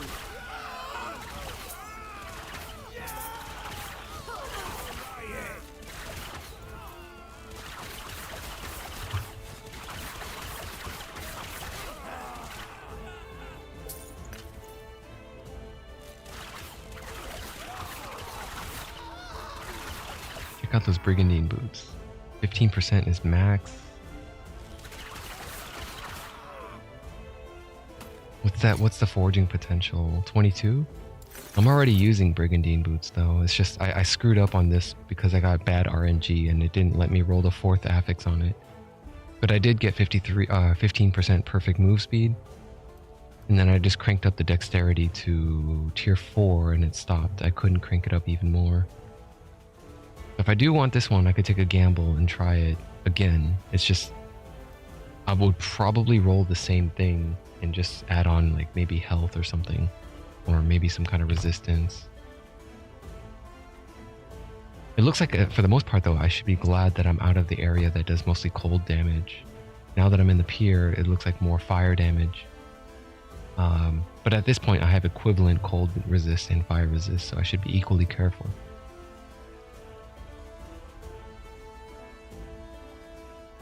So roll for dex, roll for move speed.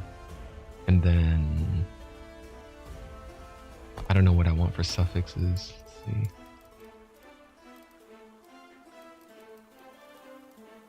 Critical strike avoidance I heard was important.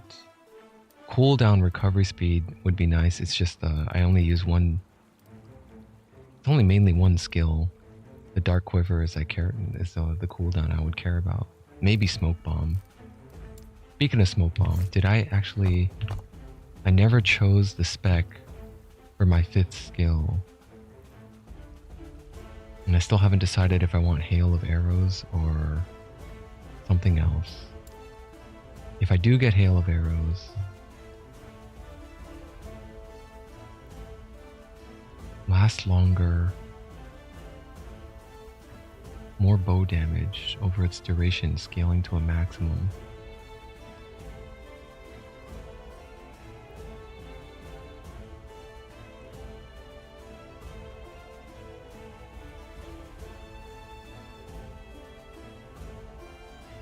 Hail of Arrows is now channeled and can be retargeted while you are channeling. It costs less initial mana, but rapidly drains your mana. You do not regenerate while channeling. That's nice. That's nice. I could actually use channeling instead, but I'm already channeling Flurry, so the main reason I'm taking it is because I don't need to channel. I could just fire it and then channel Flurry. It's good to know that this option is here, though.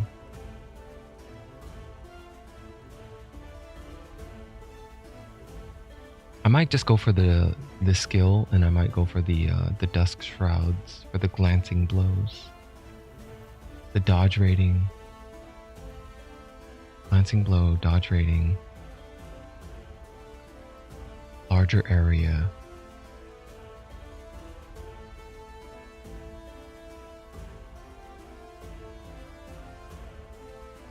I put 2 points into volley.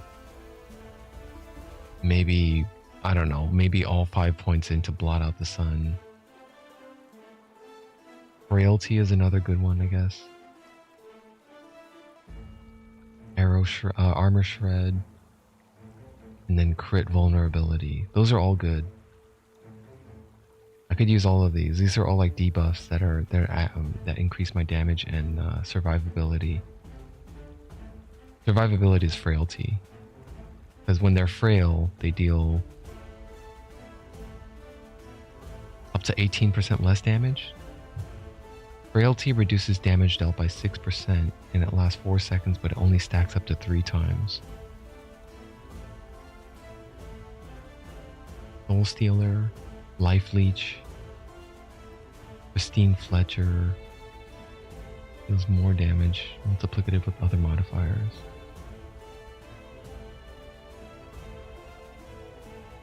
Smaller area.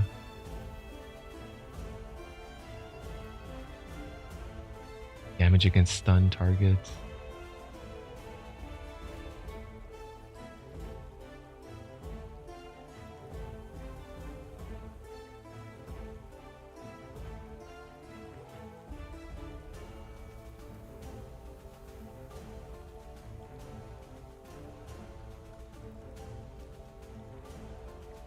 Arrow Spray is also interesting. It turns it into like the Demon Hunter in Diablo 3.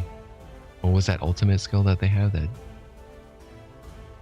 it traces a rectangular path in a forward advancing pattern.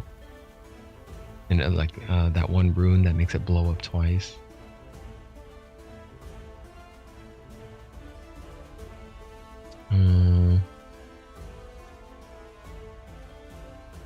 It's the one skill that General Radahn uses too in Elden Ring. Except that one changes vectors and it follows the target. Aim for the heart. Hail of Arrows deals more bow damage per stack of bleed. Up to a maximum. I don't really have a high chance to bleed though. Hail of Arrows has a chance to cause enemy to bleed. 40% chance per point. And it requires 2 points minimum to get to aim for the heart. What's my current chance to bleed? 35. And that's mainly through, it's not through items, all of it's through these idols. 23, 35, yeah. It's through these three belt-looking charms.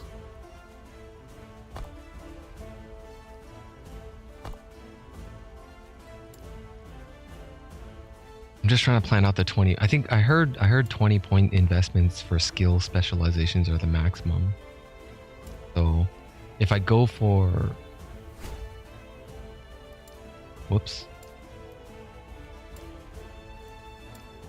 despecialize it. So if I go for Hail of Arrows, I would only get probably blot out the sun. I may not get Fight in the Shade because I'm a solo player right now. 1, 2, 3, 4, 5.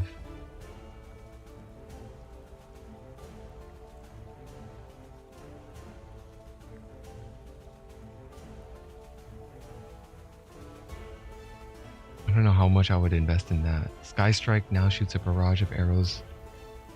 Also shoots a barrage of arrows on dealing both physical damage but costs more mana.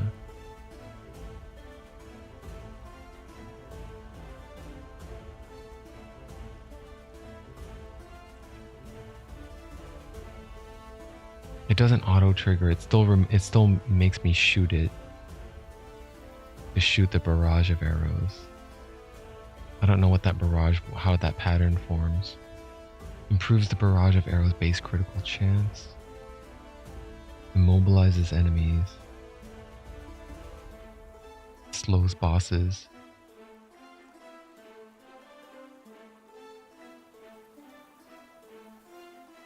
I don't know, I might just go 1, 2, 3, 4, 5. There's enough points to fill out the all 20 choices here. I may not even be able to get a Soul Stealer. If I would want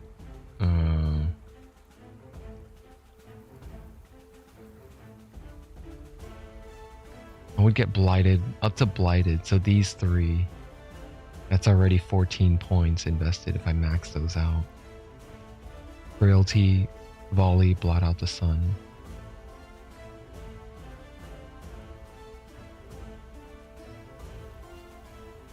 And I would probably put the rest in Thunder or Lethality, maybe.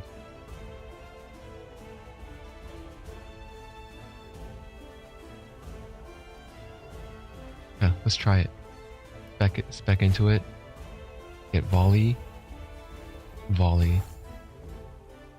Blot Out the Sun.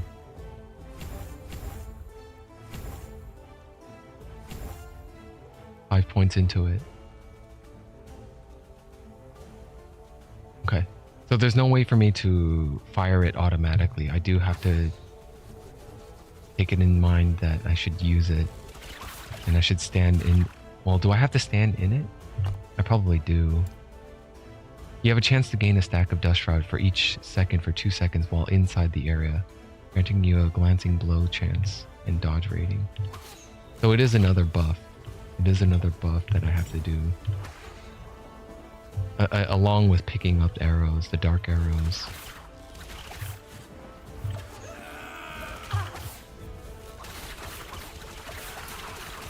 But at least I get Dusk Shroud now.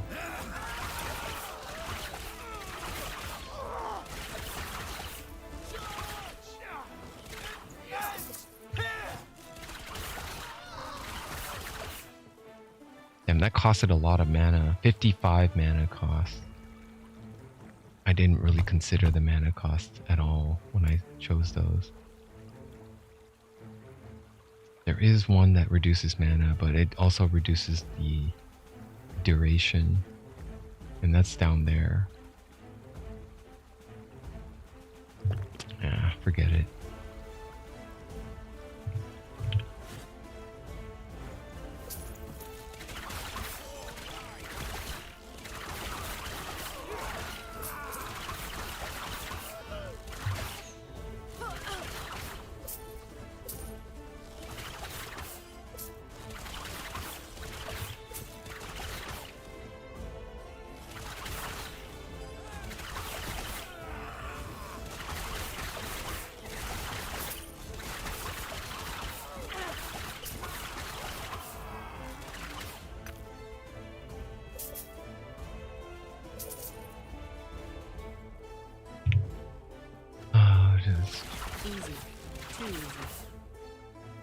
Longbow. Deadeye's Longbow. Is that another hybrid? I'm gonna take a look at that. Outcast Coat.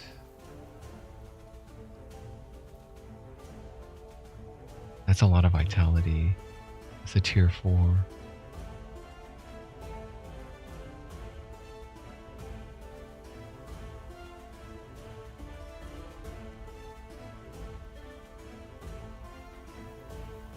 me get that one. Oh wait, what is this? Experimental? Oh, it's normal brigandine boots. Shoot, I might try this actually. I thought I was gonna do it. How many? I don't have that many dex shards left though. I have 14. It would need to take at least 5.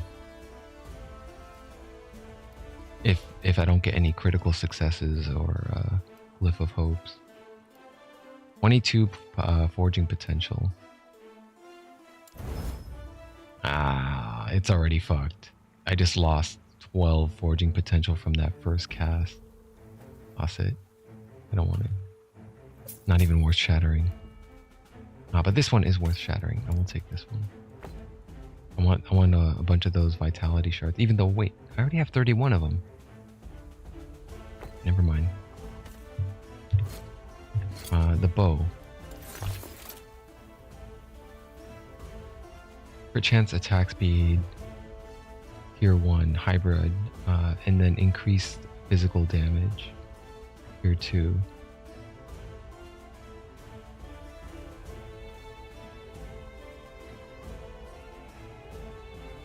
I get more DPS out of that probably. What tier is this thing right here? It's a tier 4.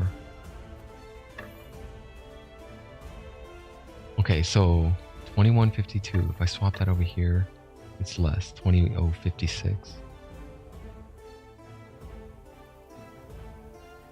I mean, I could pull it for the shard. It's the poison and health on kill. I'll pull it. I'll just shatter it. I mean, I want that hybrid shard. I didn't get it. I gotta keep an eye out for those.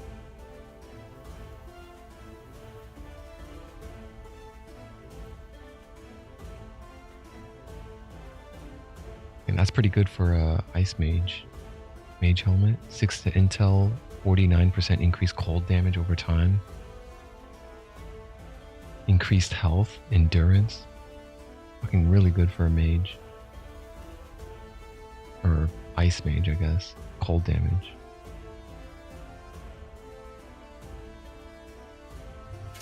Are those shards rare? What tier is that? Tier 4 intelligence. No.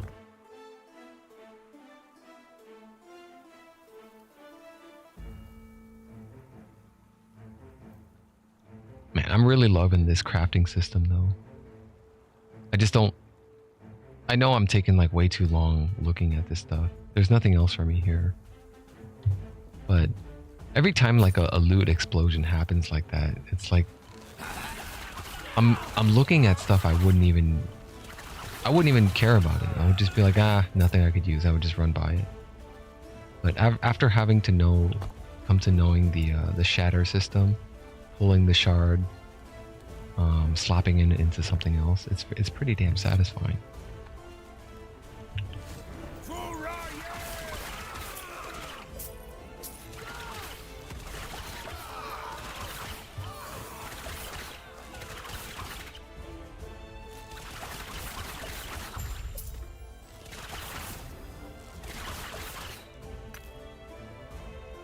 Bronze belt.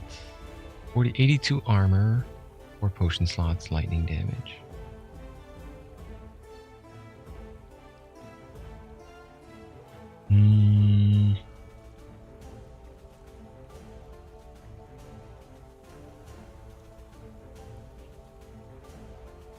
If I take this boiled leather, I do need an armor upgrade. I might be able to use this. I'm just gonna lose a bit of bow damage though. How much? My current bow damage increase is 161. If I swap out of it, it drops. Oh, sorry, it's physical damage. 234 increased physical damage dropping to 217. I find that's acceptable for the increased armor. What is that? 54% more armor, 7% more endurance. The dexterity is only tier 3, but it rolled a +6. Use this. I could also pump it up to tier 5 even. I think there's probably a better prefix than mana though. I just feel like it's not that important.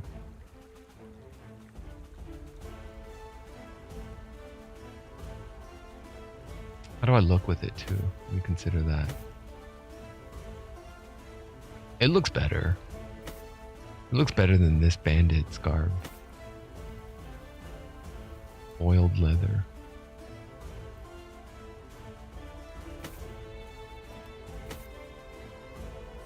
Alright. Pump the dexterity then. And use the... I only have, what, 3 glyphs of order?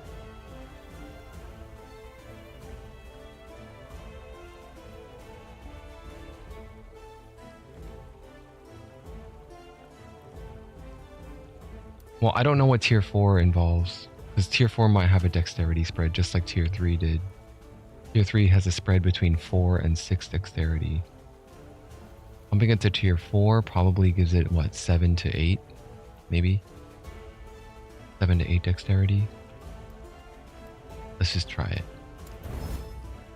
It's +2 to dexterity, and I lost 4 forging potential from that. And it could have rolled a 9, but it rolled an 8. Okay, we'll go again. Glyph of Hope preserved forging potential. Now I got +3, but I could have rolled a +12, so I got 11. And tier 5 is the max I can go for now. So, I'm getting 6 to dexterity when I swap. I don't have any mana shards, it looks like. So I can't increase that. Not that I really care to anyway, but...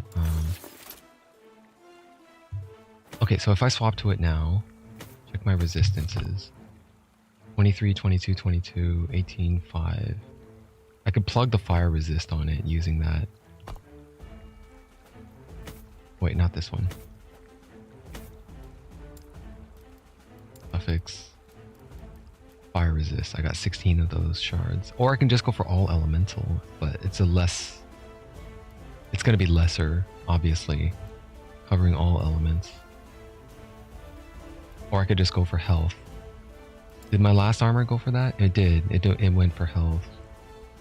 I took a health drop as well, 685.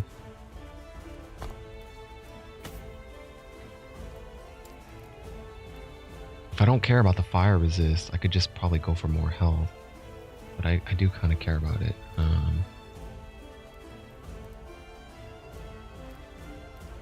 Dodge rating and health are both pretty viable.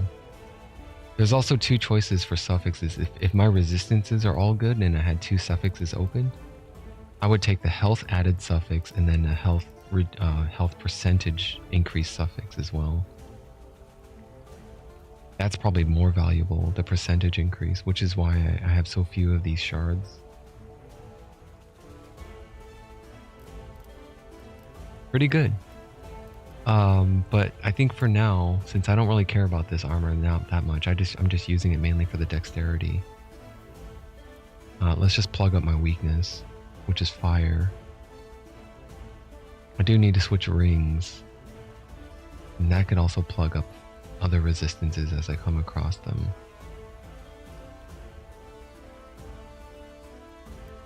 Alright, we'll go fire. And I got 13. I could have got 8 to 14, and I got 13. Pretty good. Go again.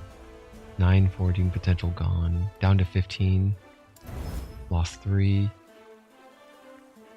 I rolled a minimum in tier 2. The range is 15 to 21. I got 15. Okay, we go straight to tier 3 then.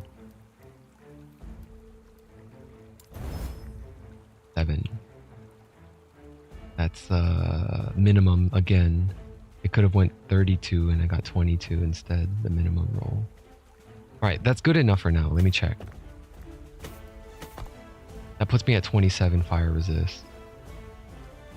The next thing I could think about is pumping the void resistance, maybe. I don't know, man. All of my resists are pretty damn low.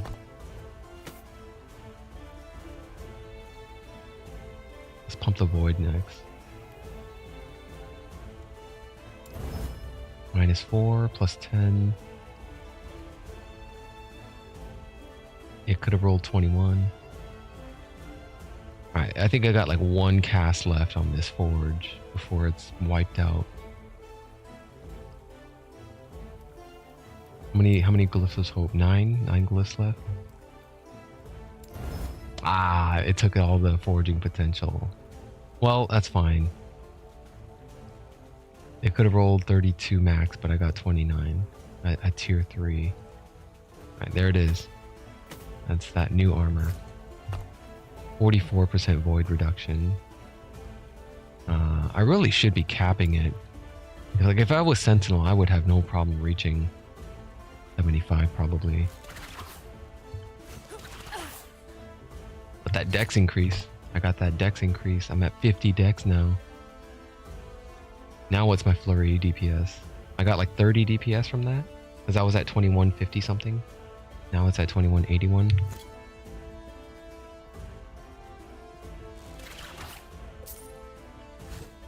Cool.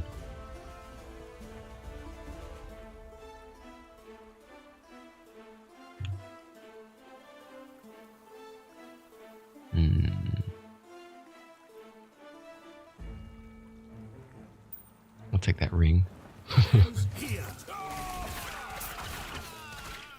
I won't craft on it right now though.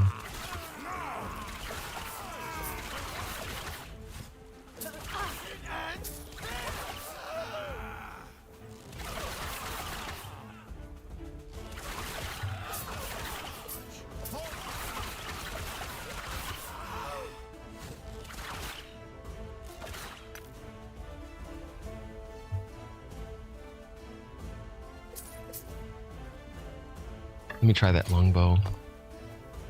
Let's just use a rune of discovery on it. See if I can get a good hybrid. Critical strike bow attack speed or something.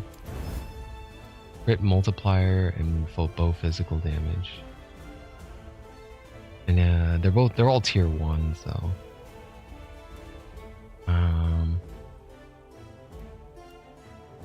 I don't really know what shock does. Let me check that out. Shock reduces lightning resistance by 5% and increases the chance that the target will be stunned by 20. Stacks up to 10 times, lasts 4 seconds each stack. Less effective against bosses and players, 60% less effective. Well, I don't really deal lightning damage, so I don't care about the lightning resist. It's mainly if I use it, it's for the stun. I'll take the crit, the eviscerating, and the bow physical damage. Nice, I got all the shards from that one.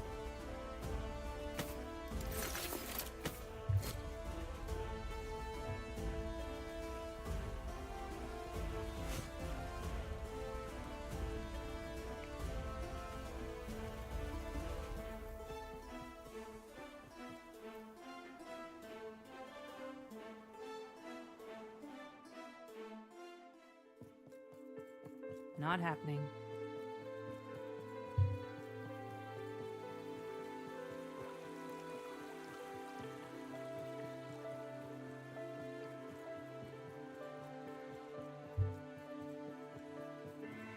Can I help you?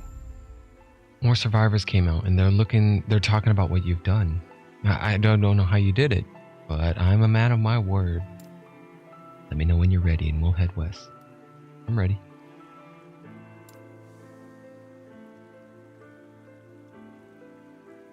Speak with the ferryman once you're ready to depart.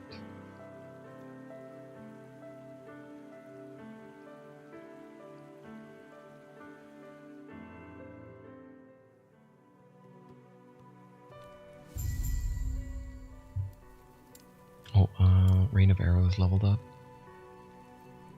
I already got the blot out the sun. Eye Strike shoots a barrage of arrows, dealing both physical damage but costs more mana. No thanks. Lighted arrows.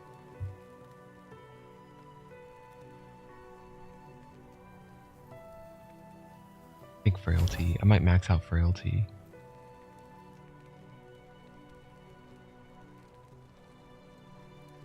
I would also like larger area though. Volley. Grail and I spoke, and it seems wise to separate here. We will reunite in Thetima. Good plan. I'll ensure other towns are evacuated. Grail will investigate rumors of Raya enlisting mercenaries. You should look for Architect Liath in her tower. She may prove a useful ally. Who is that? You don't know? She's Lagon's highest servant, gifted with a portion of his power. Liath represents the connection between Lagon and his people. She answers for him, ever since Lagon's grown unpredictable. Where did Lagon go? The lake is evacuated. You sound disappointed. It means we won't see more carnage. What's wrong? There were rumors that there were mercenaries not far from here, killing fellow men due to the will of a god. It's not right. No, I understand. Killing for coins. Unbelievable.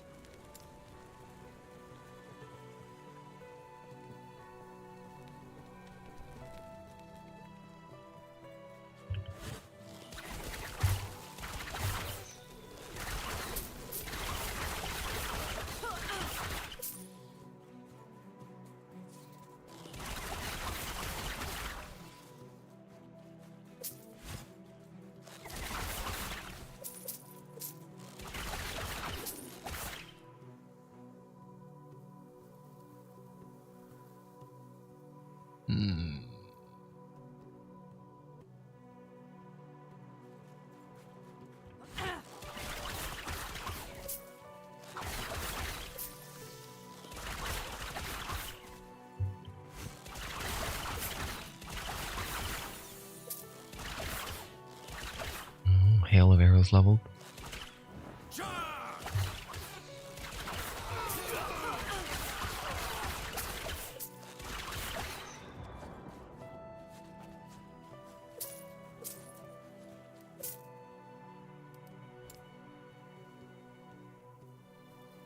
Keep going for frailty.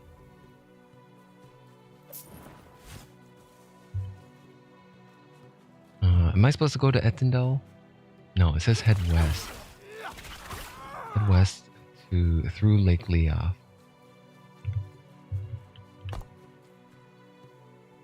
But I can go to Etendel.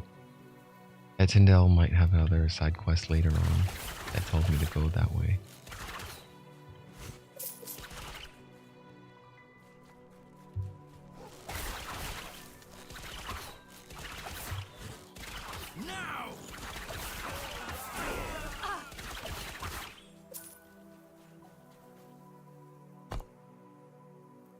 What am I pumping here? Death from afar? I think I might want to switch. What is that? Chance to stun per stack of sharpshooter. Armor shred per sharpshooter. For the last two, was it 1 point? Put one into increased mana regen. And then let me get Master Archer next 2 points. I don't know what the cap is, but I hope I can still continue to invest after I've hit the maximum here.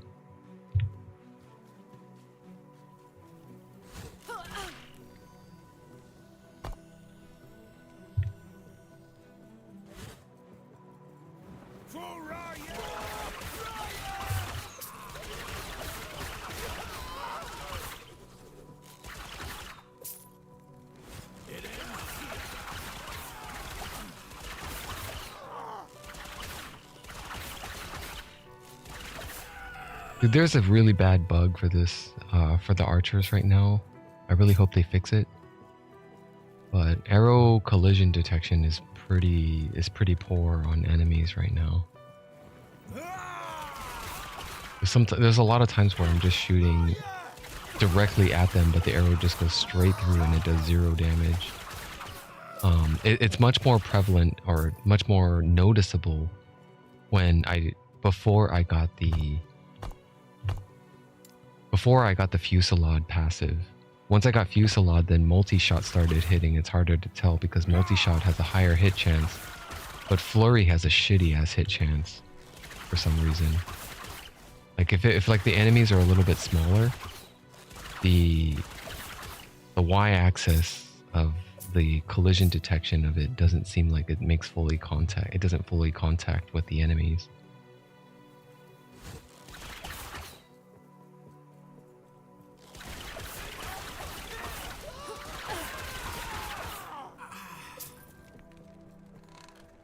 What's the one of defense? Armor? Oh, percentage increased armor. I would want that in the Sentinel. There was one other passive. They did the same thing in Path of Exile. There's a one trade-off passive where you can trade more armor or life or something for the chance of not dodging. Like it says something like you have more armor but you can't dodge or something like that. Or you're more resistant to stuns but you can no longer dodge.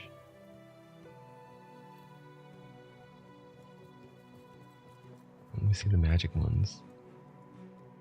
Oh, physical, crit multiplier. Oh.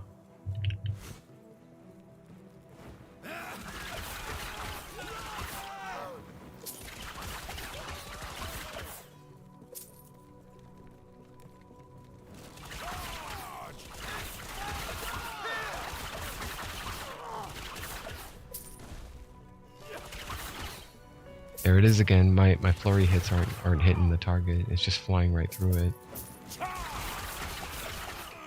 At first I thought it had something to do with it, but I'm starting to suspect it's not related to the enemy's height. It could be something else. I don't know. Let's see this Hell Reach.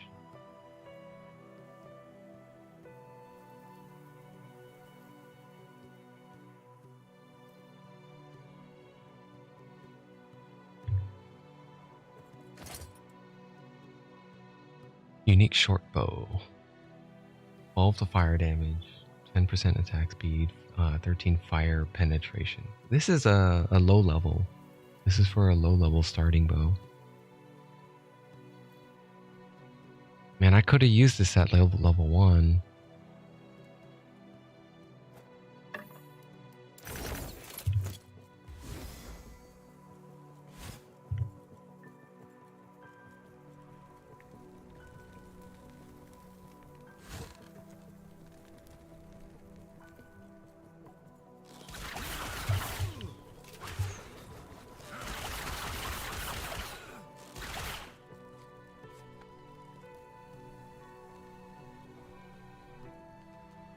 A mage icon. Mage idol. 53% of potion health is converted to ward. 13% chance to gain a ward on melee hit. Melee hit? Does that mean melee... Do I take a hit to get the reward, or... The verbiage is a little unclear there. Who's the target? Do I have to deal a hit, or do I have to take the hit to get that ward, that 20 ward? 13% chance to gain 20 ward on melee hit. I think that the way that's written, it makes me think it's you have to deal the melee hit.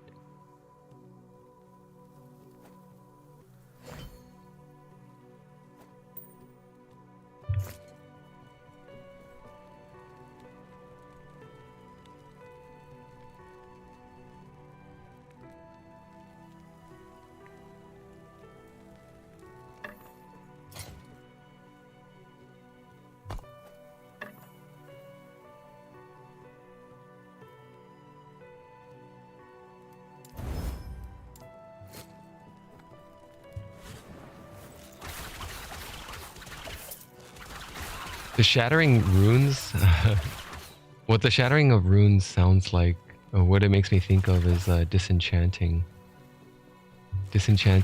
items in like World of Warcraft. There is a function like that when if you choose, you could choose a profession and one of them is enchanting. So you could take epic items and then disenchant them and it becomes a crystal. And then you could use the crystal. Every enchanting in town, a piece of your armor can be enchanted and it costs crystals. Easy.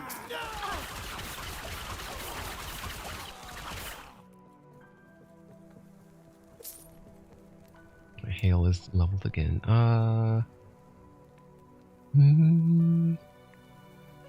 Armor shred? Royalty chance?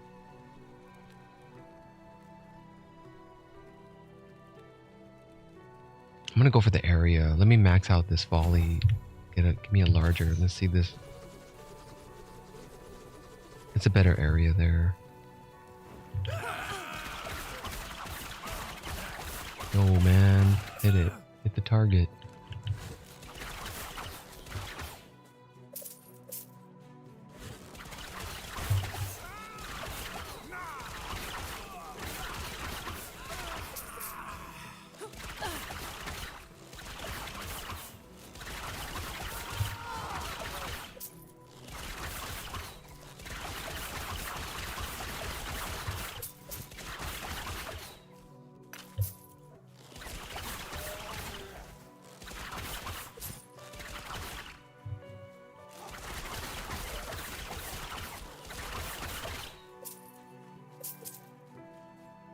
Evasion. Outcast coat of evasion and fox.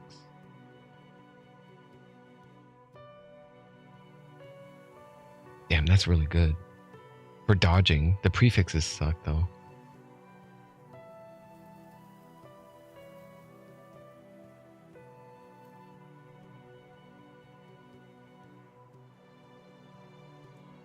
Yeah, I'd rather have the resistances at this point right now though. That's a lot of dodge.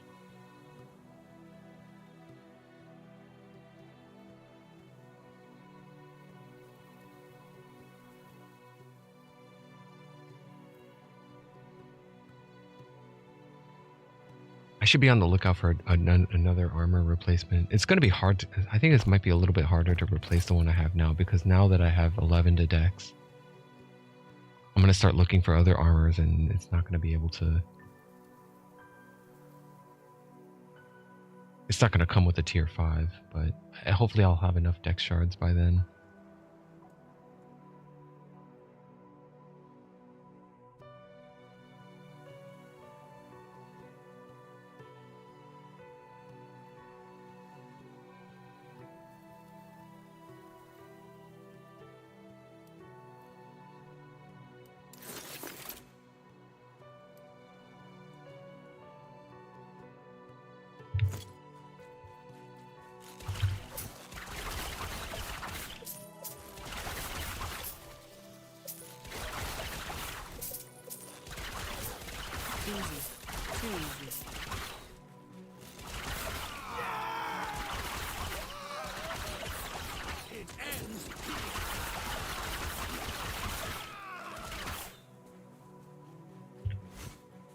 Yeah, I think that's almost the end of this map.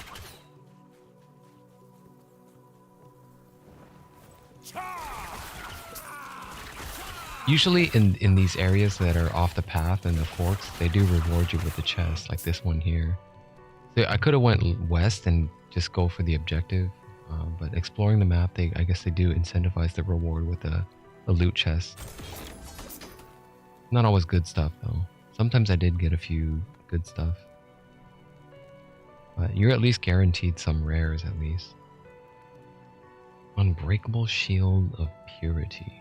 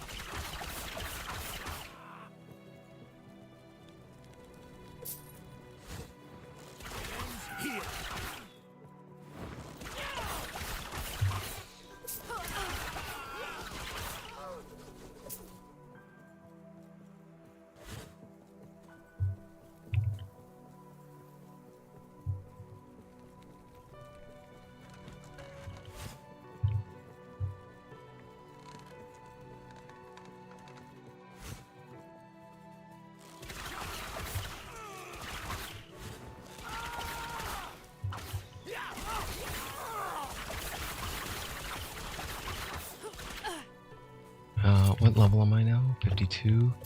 Was I waiting for 52 or 53? Let me check. Oh, I can upgrade it now. But was I holding? I was holding it, right? There was another piece that I wasn't waiting for. Oh, that one's done. I think everything else has 0. Yeah, all the other stuff is 0 forging. Yeah, I think it was the bow then. It does let me upgrade it now. So if I do want to upgrade it, I could. It's just, oh, should I hold out for the hybrid?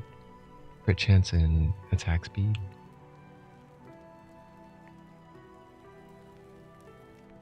Get it to tier 5. 16 forging potential. It'll only take up to 10. Costs 1 to 10 forging potential if I fail the glyph of hope.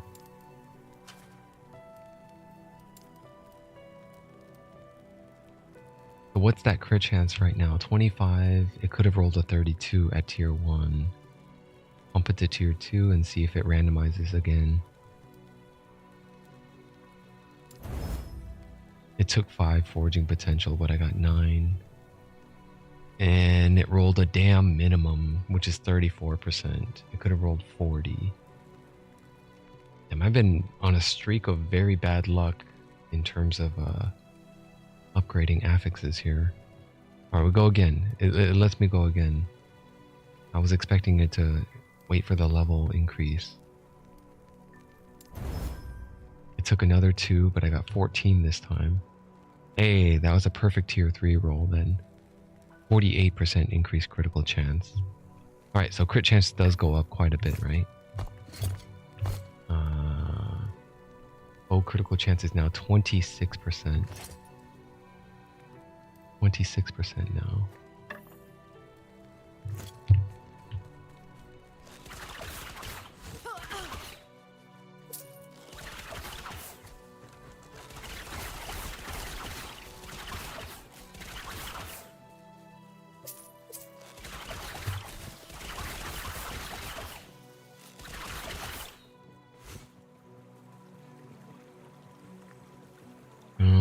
I forgot to spend these. What was I working on in Flurry? Flurry has sap willpower is maxed already. I can go for more adrenaline rushes or more second wind. I think it's too far advanced to go for deep strikes or precision. Otherwise, I would have gone for more critical strike chance. Instead, I'll just go for attack speed, adrenaline rush.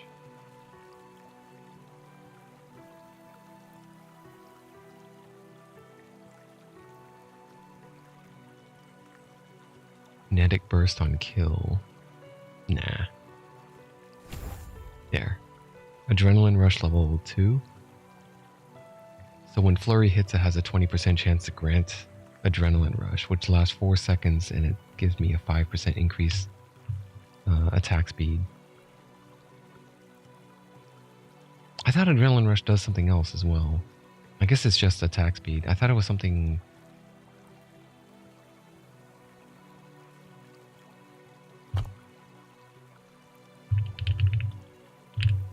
They don't cover adrenaline? This game guide is missing so many other skills and other things in here. They don't talk about adrenaline rush. It's probably because it's a rogue only status effect. It's a buff that only rogues has, maybe? I don't know. Alright, and then shift. I think for shift I wanted more health and mana, so I wanted to get shadow recuperation, swift recovery.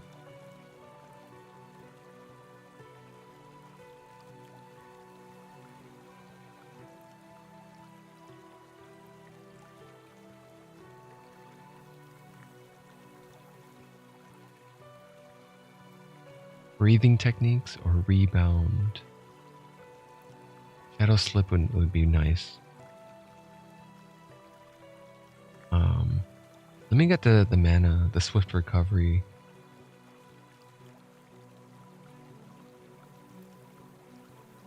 Healing amount 45.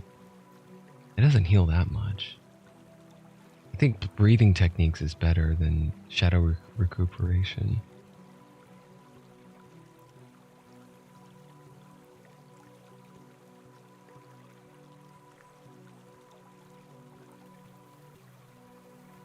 Whatever. Get the mana.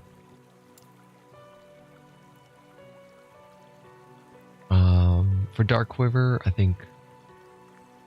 I forgot where I was going with this. With Dark Quiver, I think I wanted to get... I already got Quick Draw. Heavy arrows. Additional physical attack to your next bow attack. Black Arrow, increased critical chance. Black Arrow, flurry-based crit chance increases. Amount of things that I'm thinking to go for now. I could just get more health per pickup. Or I can go for Nightfall, which is more Dusk Shrouds, Lancing Blows, and Dodge Rating.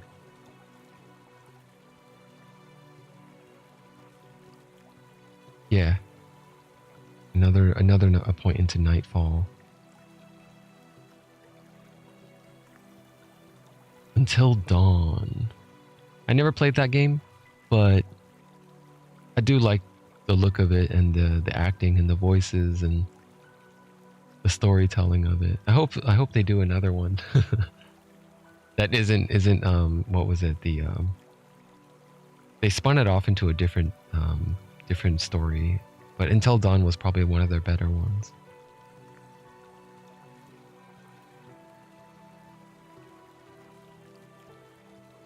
Using a bow attack grants you a chance to summon a black arrow at a random location. This effect has a 3-second cooldown. Alright, so go for that one then, Until Dawn. Using Black Arrow causes your next hail of arrows to deal increased damage over time equal to twice your critical chance. Go for that one as well. Okay, so that's going to require me to dump 4 points into Nightfall. Because there's 4 dots here between the lines of this skill node and this skill node. Right? So I have 1 point filled out and there's 1 out of 4. Putting another one in there. I need 2 more points and then I can start investing into Until Dawn. And then Tide of Darkness.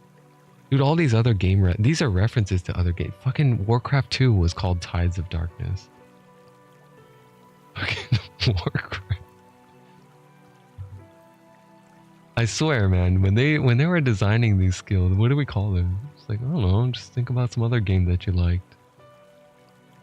Tides of Darkness. Okay, Hail of Arrows. I think I was going for Volley. I just wanted to increase that size. So now it's twice the size. Let's see how big it is when I shoot it. I guess it's alright. I was hoping it to cover like fucking half the screen. But, I mean, that's pretty big. That's pretty big.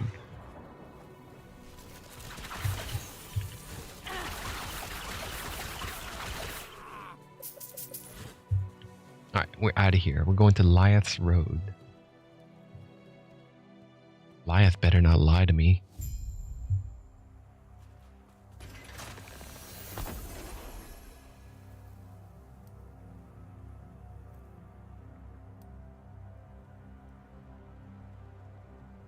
Defeat the invasion.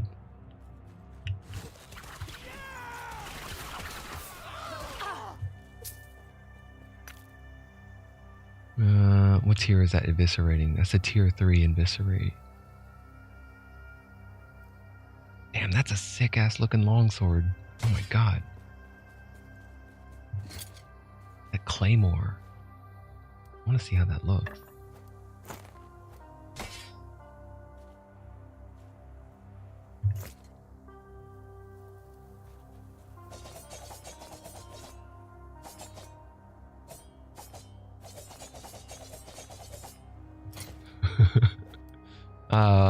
Yeah, fuck it, I'll shatter it.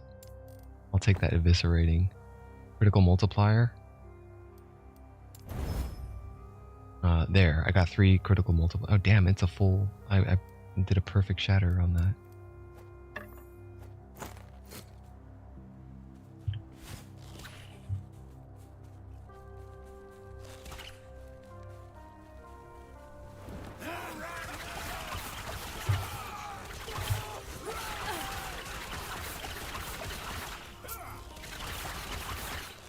Is that a new bow type? Another new bow type. Oh no, it's just a longbow. A honed longbow. It's a honed. That's a high tier physical attack. Physical damage plus 11, tier 3. Increased fire damage. I'm shattering that one as well. I got four more shattering runes. Disenchant. I only got two physical damage shards. That's good enough.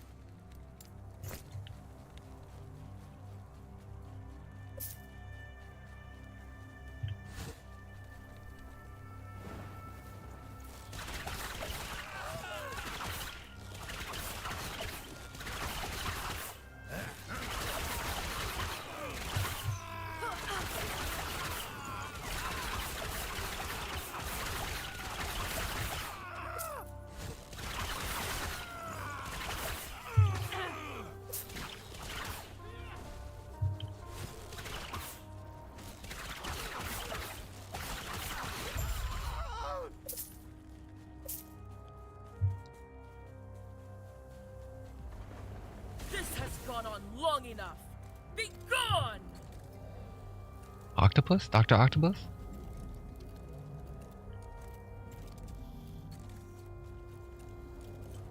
Speak with the architect Lieth.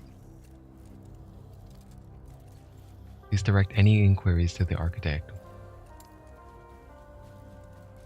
Please direct any inquiries to the architect. Dude, you got little two AI buddies next to you? Yes. Ah, I see you helped clear out the rabble down here. I thank you for your effort.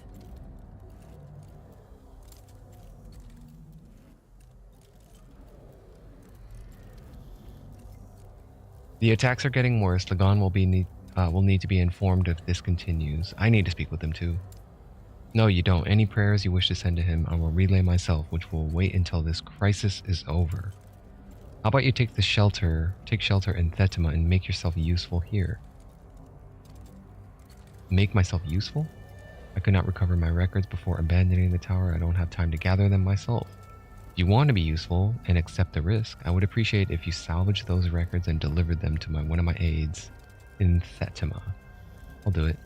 If you have nothing else to say, I suggest you take shelter in Thetima immediately. I'll arrange a proper show of gratitude for your assistance here at a later time. Hey, before I go, Herod is dead.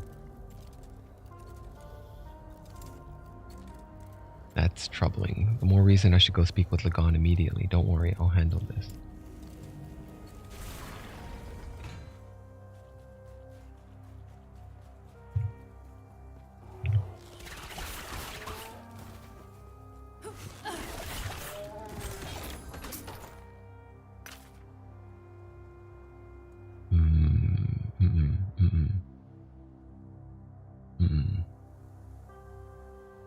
Damn, that's a good shield. 19% block chance. 275 block effectiveness if it rolls perfect. Increased physical damage up to 60%. Dude, bandit shields, man. Is that? Oh, it's reasonably. It's level 36. Okay. I was gonna be like, dude, my sentinel can use that. It's a pretty shitty roll though. That physical damage. I want that 60%. I want the highest one. I'd probably prioritize physical damage over the block effectiveness though.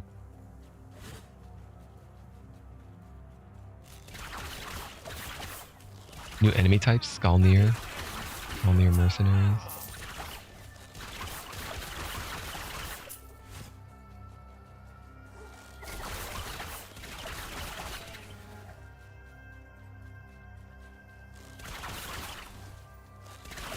Easy. Too easy.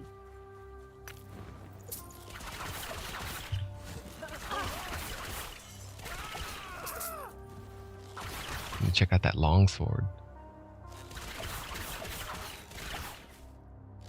So part of me does want to make a shield sentinel, but I'm also inclined to check out what a good beefy two-hander could do. Level 50 requirement, 50 melee damage. That's straight. It's just like the longbow. level 50 requirement, but straight up all damage, no crit, no attack speed or any other nonsense, just all damage. See how this looks.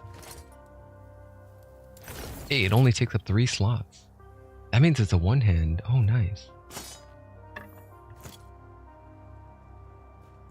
I have a thing for clean-looking, minimalistic, no-nonsense weapons. This does look pretty clean, except for that little gap right there. That's a structural weakness. It wouldn't make sense to have that gap in your sword right by the notch. Oh, I just realized the cursor does not show. Let me check this. Okay, now you can see my cursor. Sorry about that. I should have caught that earlier. But yeah, that little notch right here by the hilt, right where the blade meets the pommel. Wait, that's not the pommel. The pommel's way over here. The hilt. The sword guard. Other than that, it's alright.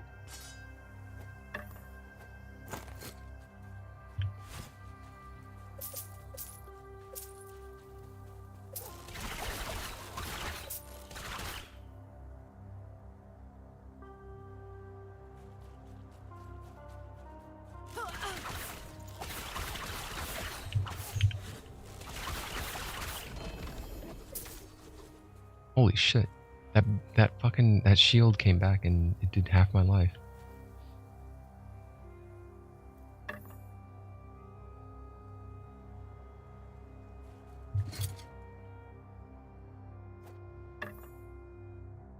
Riowin's Fortress. Two-handed unique traveling staff. 4 to all attributes. Runic invocation. Spell damage. I didn't play Sork, so I don't know any of these skills.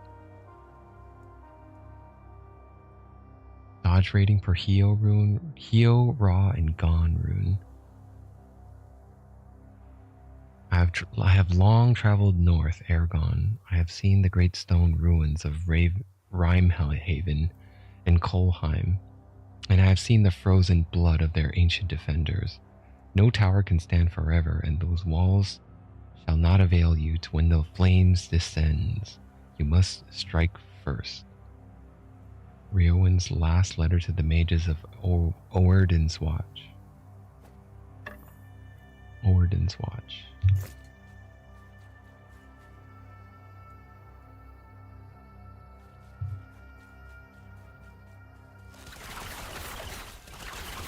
Hang on, I'm supposed to go in 2 directions here? They're in opposite directions.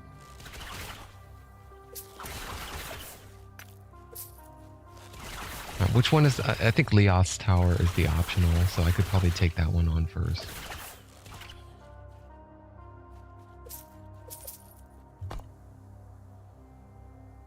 Leoth's Tower. Head there, and then we go to Thetima for the main quest. So the optional is... Architect Leoth evacuated her tower once the fighting with Raya's forces became too severe. She left some of her essential books and records there that could prove dangerous if they fell into the enemy hands. Venture into Leoth's tower and recover her books. Hey, it says I have passive 15 out of 15 passive point rewards attained already, but yet this one rewards with me.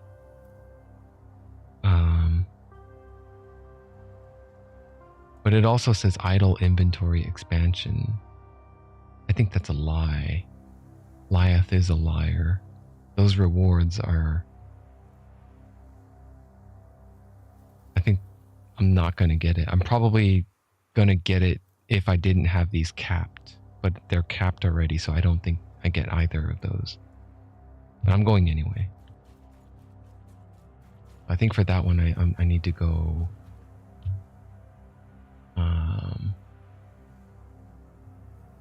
Oh, I passed it already.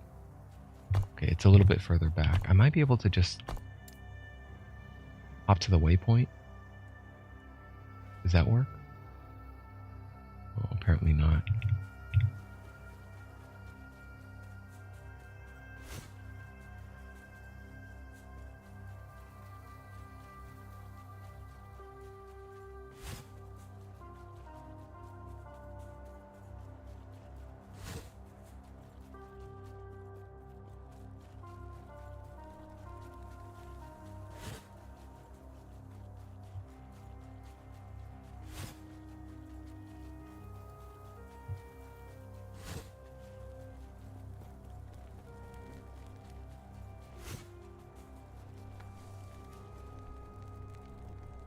I didn't talk to the aide. I meant to click on the aide, but oh well. Leoth's Tower. Oh, here's another aide. You have gained proper clearance to enter the Architect's Tower. Due to circumstances beyond our control, we are unable to guarantee one's safety. Have a good day. If one wishes to provide additional assistance, the Architect's records are still within her tower. If recovered, please deliver these records to one of the Architect's assistants in Thetima.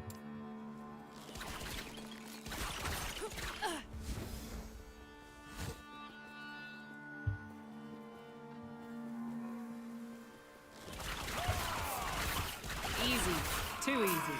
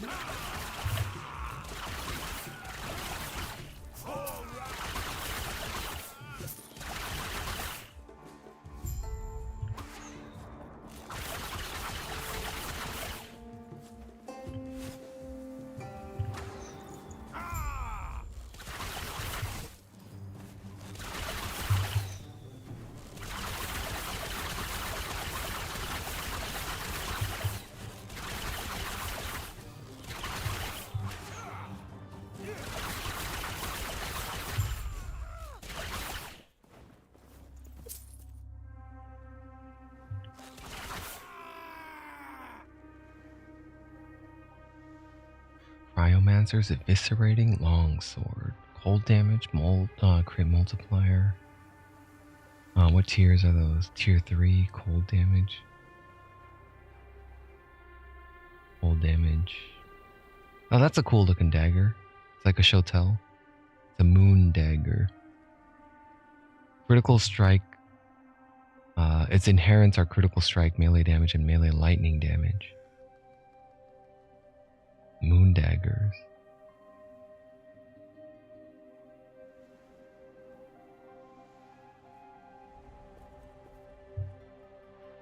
These books, despite being singed at the edges, appear mostly unharmed. You manage to stop the Osprix from stealing them. Retrieve. Peek within the pages. Most of the pages are notes about supplies, nautical charts, and schematics for bizarre constructs, buried deep within a section that seem more personal. I do not know how much longer I can go on. Centuries ago, Lagan saved a fisherwoman destined for nothing more than to die at the hands of pirates and gifted her with power. Power to what end? To rule his domain while he sulks down in his temple, to distract and coddle him so his subjects are spared from his tantrums. The people call Lagan's right hand. They call me Lagan's right hand. I am no more than a nursemaid for a divine toddler. A toddler that can destroy the lives of every soul on his coast if I don't fulfill my duty. She's jealous. That's a pretty cool water effect though. Looks like it's like curved in a semicircular pattern.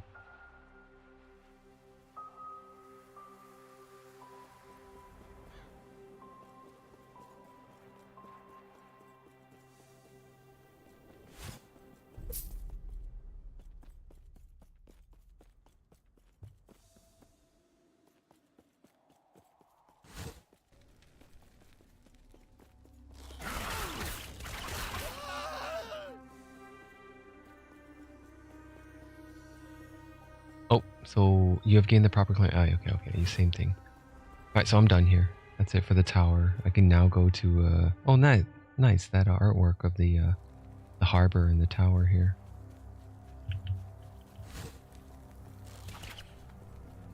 So the map, one of the things I find a little bit unsatisfactory is the map is always fogged. Every time I leave and I come back, it fogs. The map fogs up and I have to rediscover it again. I don't know if I like that. Like parts of it stay, I don't know what the hell, why did that part decide to stay revealed? I don't get it, but for whatever reason, the map just reloads. But that also means chests are fully reloaded as well. So I could open this one again, even though I got it already previously.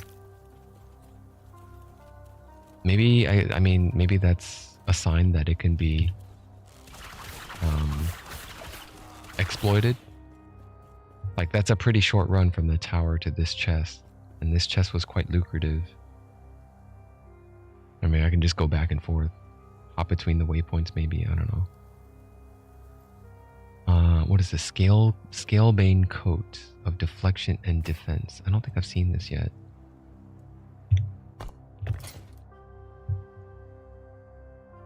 And its innate properties are poison resist and damage over time.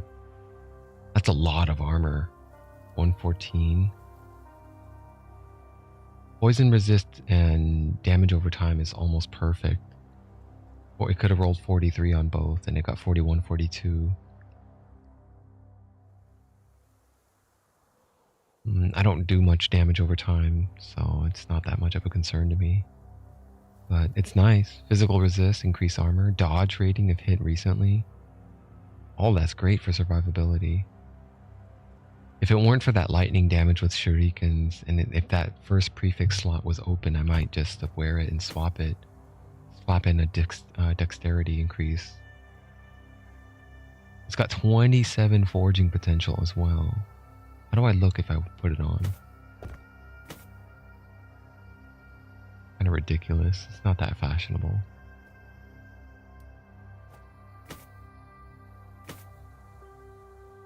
Nah. That's good stats though. 36 fizz resist? Dude, I'm at 74 if I put that on. Armor, I don't really care about that armor as much. Most of my gear doesn't really focus on armor.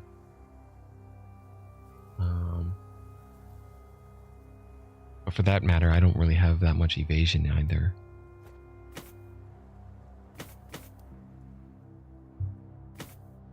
Would I ever use this? I could take a chance. If I do this, Rune of Removal, there's a 1 in 4 chance it's gonna remove it. But if it accidentally removes that tier 4 physical resist, I would not be happy. I just want to get rid of the lightning damage with shurikens. Then I only have 5 Glyph of Hopes left. So if I use this rune and that Glyph of Hope, there's a 25% chance that it will not cost any forging potential. I don't like using these glyphs of removal, runes of removal, because I feel like the runes of removal shouldn't cost forging potential.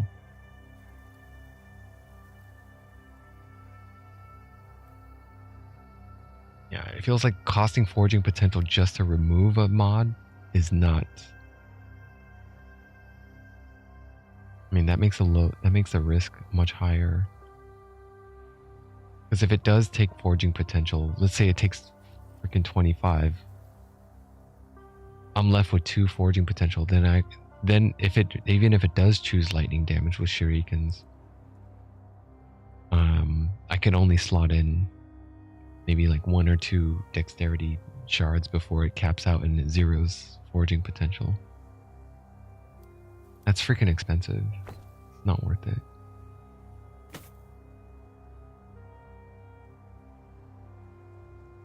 Ah.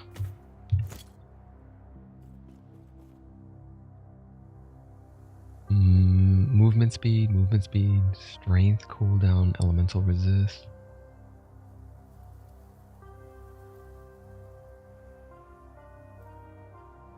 What's mine? My Yun only has dodge and dex. Hold resist, movement speed. This has a little bit better movement speed. But I lose 5 dex. That's a lot. I think that's quite a bit of damage loss. A lot of my skills don't use strength. Or none of my skills use strength. All of them are dexterity.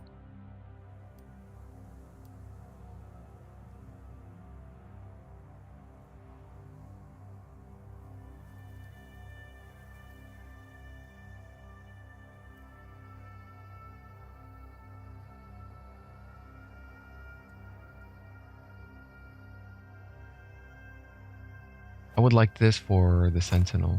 I'll keep it for the Sentinel.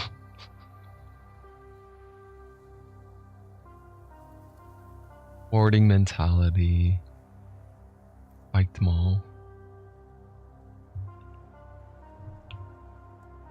No.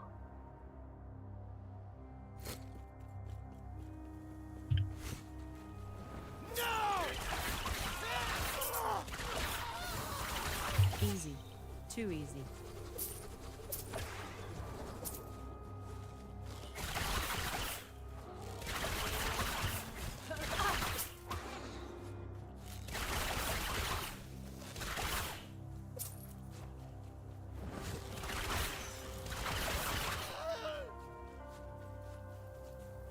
Yeah, I'm really liking this dark arrow. I need to think of a better skill to put on my bar other than smoke bomb.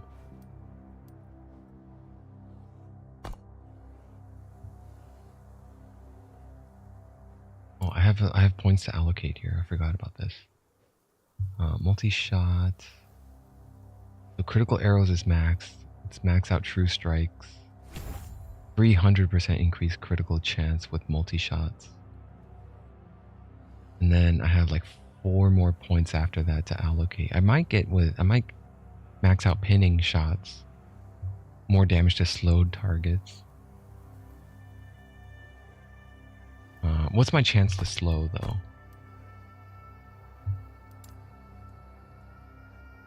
%39%. I think that's coming from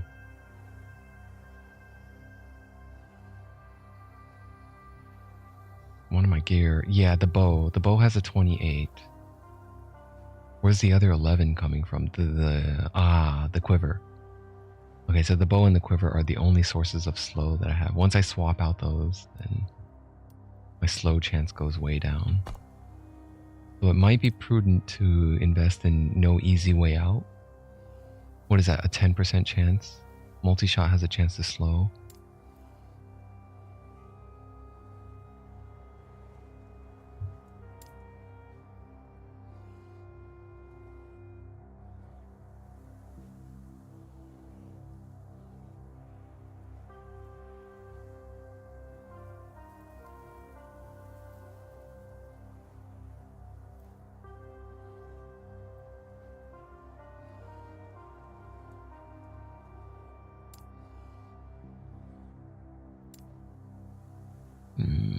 Stand my ground.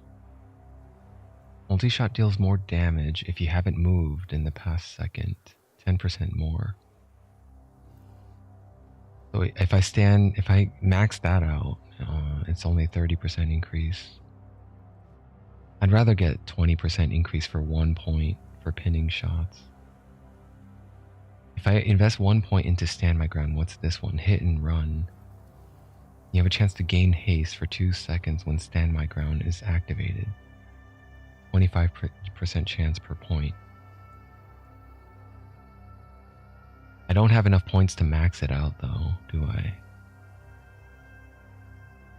Yeah, if I only have 4 more points to allocate, I might just go with sniping. Give me the always on damage, always projectile speed increase. Or either that or armor shredding. Bodkin points. Bodkin points, I could put 2 more points in there to have a 100% chance to shred armor. I think that's probably more value.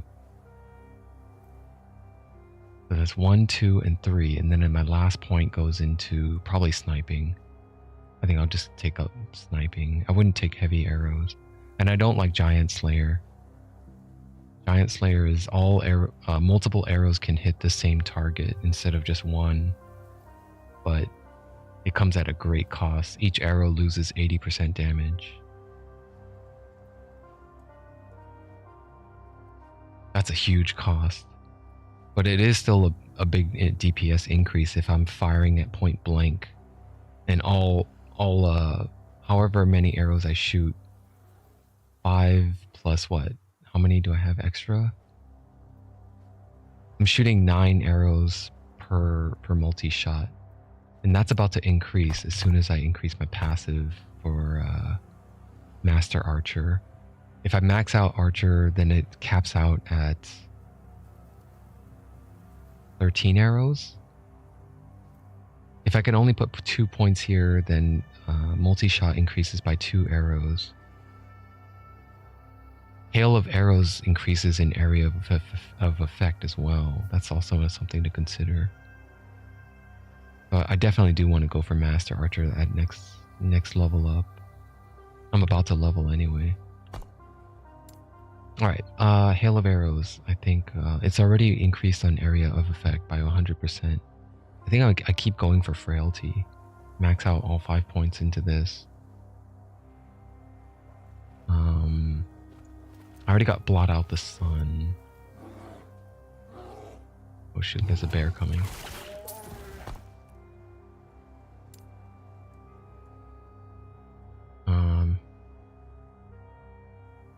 There's no way to make the mana cost cheaper without the drawback, the downside. I don't like the less duration. And it's a 3-point investment for a 45% mana cost reduction.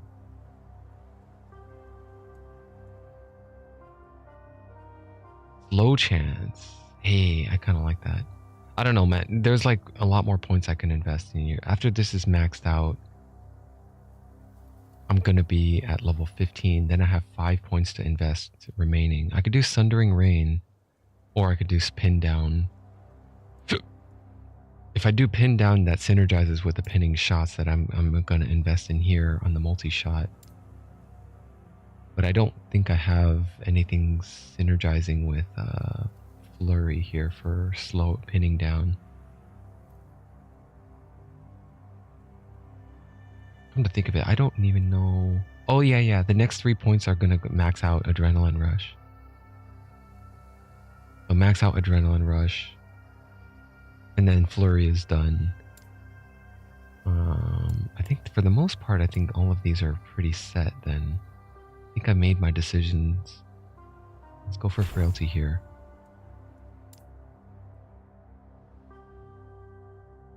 I haven't really decided for Shift yet, but I just finished Swift Recovery. I'm probably going to get Shadow Recuperation and Breathing Techniques. That's another 2 points, and then I have 2 points remaining. I probably will pick up Rebound and Shadow Slip, and then Shift is done. 20 point. I don't know, but I have not confirmed yet, but I heard 20 points is the soft cap. In terms of hard points that I get on level up, 20 points I heard is the max.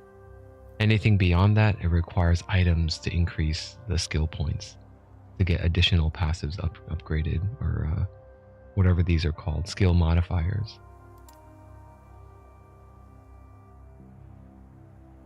So that brings back to the question, do I really want Smoke Bomb on the bar, even though it's unspec'd? I don't have any specs into it, so it doesn't really do much. Just drops a Smoke Bomb and it grants me haste. I don't think it does anything for me. But then again, I don't really have much else to invest in here. Multi-shot doesn't belong on the bar, because if it is, it's very expensive to cast. Costs way too much mana just to shoot a couple multi-shots. It's much more effective just to channel Flurry and let the multi-shots come out every 6 arrows. Previously, I was just putting Puncture on here, because it's a 0 mana cost cheap skill that pierces enemies. And it's probably better than the standard deep basic attack.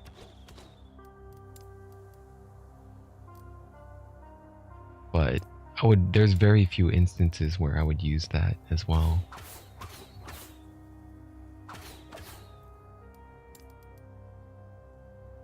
Umbral Blades.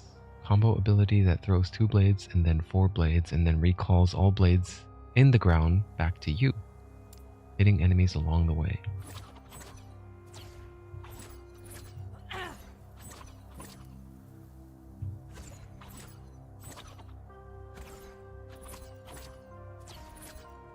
Kinda weird. It says it causes 0 mana, but why is it chewing out mana?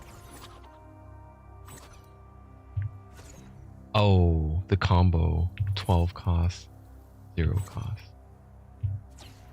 0, 12, 0, 0, 12.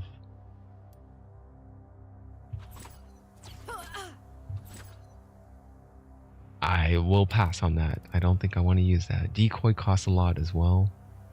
That also costs a lot. Cinder Strike I haven't tried yet. Flaming Arrows.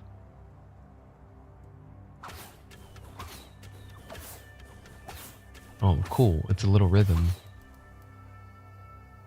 3 attacks. The first attack creates an explosion, damaging nearby enemies.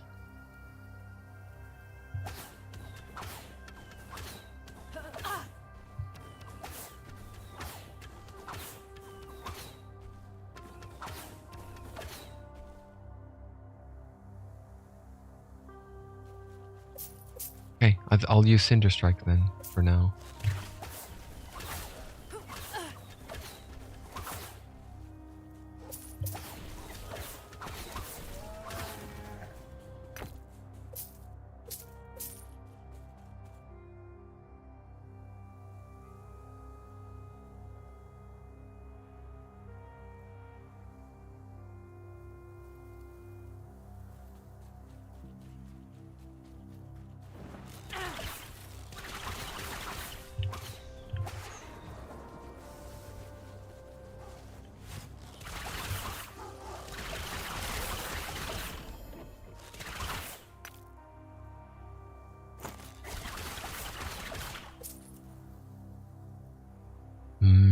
Another boiled leather. Hey, that one has a shift. +1 to shift skill here.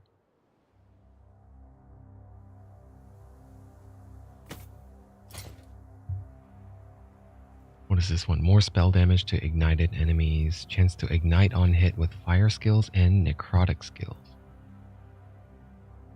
60% increased fire damage if you killed an enemy recently. 100% increased armor while ignited. Hungering Soul. This sounds like it's a necromancer skill. Necromancer relic. I'm gonna shatter this one. Although it ain't bad, but it's just I want the fire resist right now. Increased health. Tier 3. Tier 2 prefix on shift. Shift and mana hybrid. I'm gonna shatter it. Level to shift. Yeah, I got it.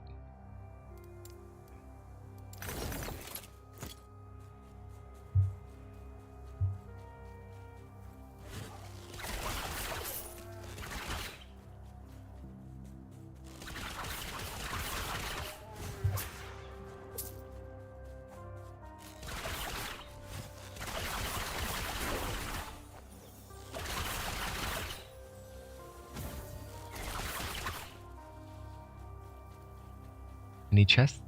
Usually these dead ends have some sort of chest. Alright, so I leveled.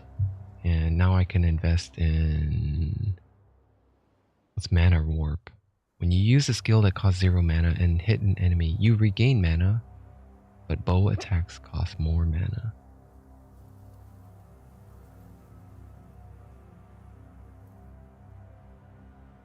What the fuck? That's a shitty ass skill. Why would... That's so bad. The drawback on that is way too expensive. 3 mana per point.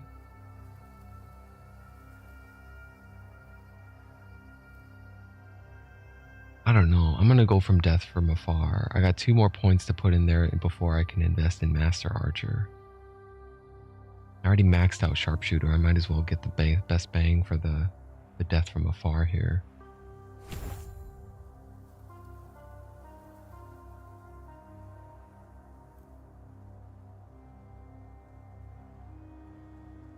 There's so many other things I wanted to pick up, but I didn't get a chance to. Like, I should probably get Meditation maxed out for the extra dodge. I should max out Thief's Quiver. I should go back into Rogue and finish Steady Hand. Like, there's all this stuff over here that I haven't... Like, I wanted Thief Guard as well. Dodge and Parry. That's a pretty good survivability skill there.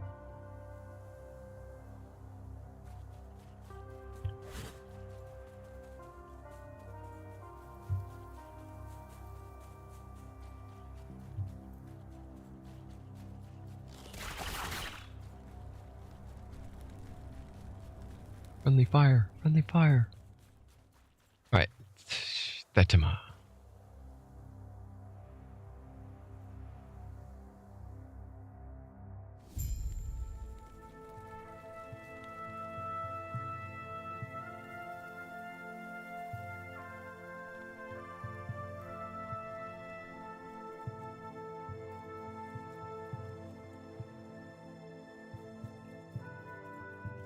Oh. Let me check something. Am I able to... No. I've noticed... I wonder if there's something regarding the Unity engine that doesn't allow for that. There's very few Unity games where there's analog controls. Where there's fine, like, granular analog controls. There's no sensitivity. There's no RP walking. I wanted to just do a walking animation, but no. There's just running. Or maybe, I mean, I don't know. Maybe it's just... Maybe it might not be Unity engine related. It might just be the game devs chose, like, no, we don't want to go through out of our way to design a walk animation no one's going to do. Alright, I got some stuff to put away here. It's just a coral ring. Off-spec stuff. My old armor. Old gloves. I don't have any space to put armor now. We'll put it over here. Another unique bow that I can't use. A relic. Can't use that. And a stave. And another charm that is off-spec idle. I have one here that is rogue, but it's that's for melee or throwing, I think. For Blade Master.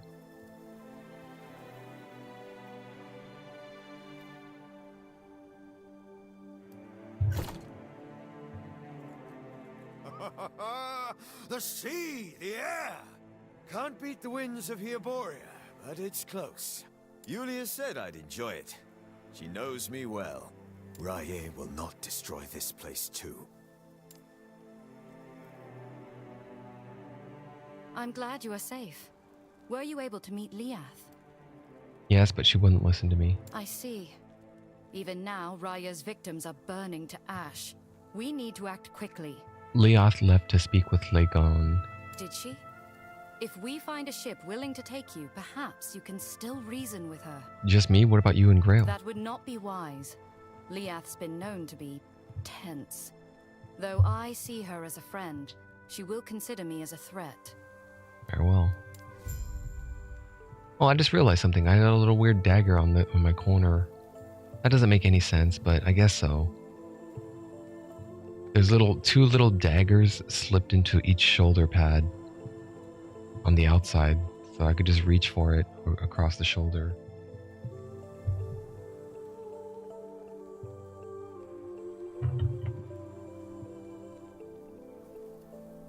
Give me a minute here. I'm gonna stand up and stretch.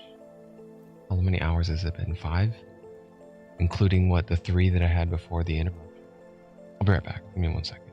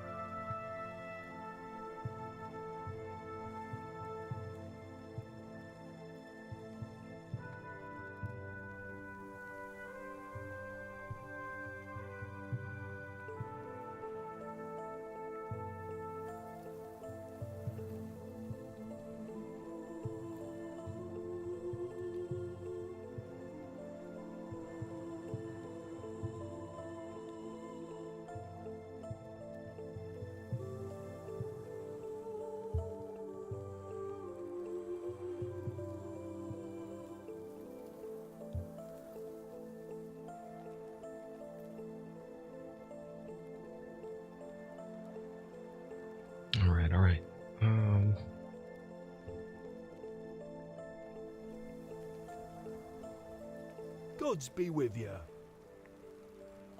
The yacht's order has my entire trade fleet moored. I suspect she exaggerated Solarum invaders just to ruin my enterprises. Why do you think that? No, they're very real. She's jealous, you know. She refuses to let me talk to Legon myself. She knows the second she hears what I have to say, she'll be gone. If you're sure, before you go, I have a request. If you're going to the island, an employee of mine hasn't come back. Could you find out the lout? Could you find the lout and tell him he needs to get back here before I fire him? I can try. Hey, it's like that one Grim Dawn quest where you have to, in Forgotten Gods, in the first town, there's a guy that asks you to find his apprentice or his shopkeeper or whatever, and then one of his employees, and then when I find his employee's corpse and pick up whatever he was carrying, the shopkeeper was like super glad to get the item back, and then I said, yeah, but your employee died. He's like, whatever, I don't care about that guy. What's important is you got my goods back.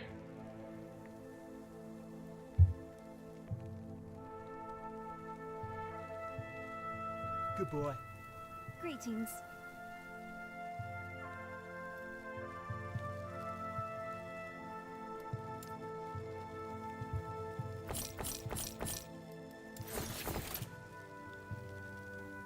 Rejuvenating earth sign, living seed of sparks and deflection. That's a life leech relic for their primalists. And minion damage leech.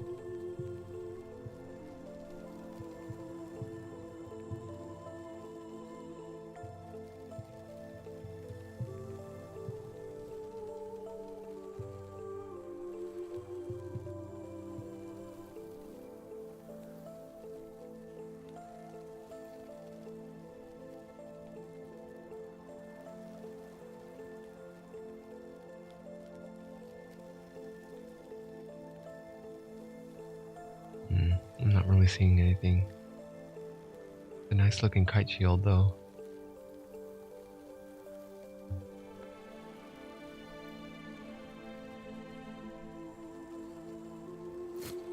Take care of yourself.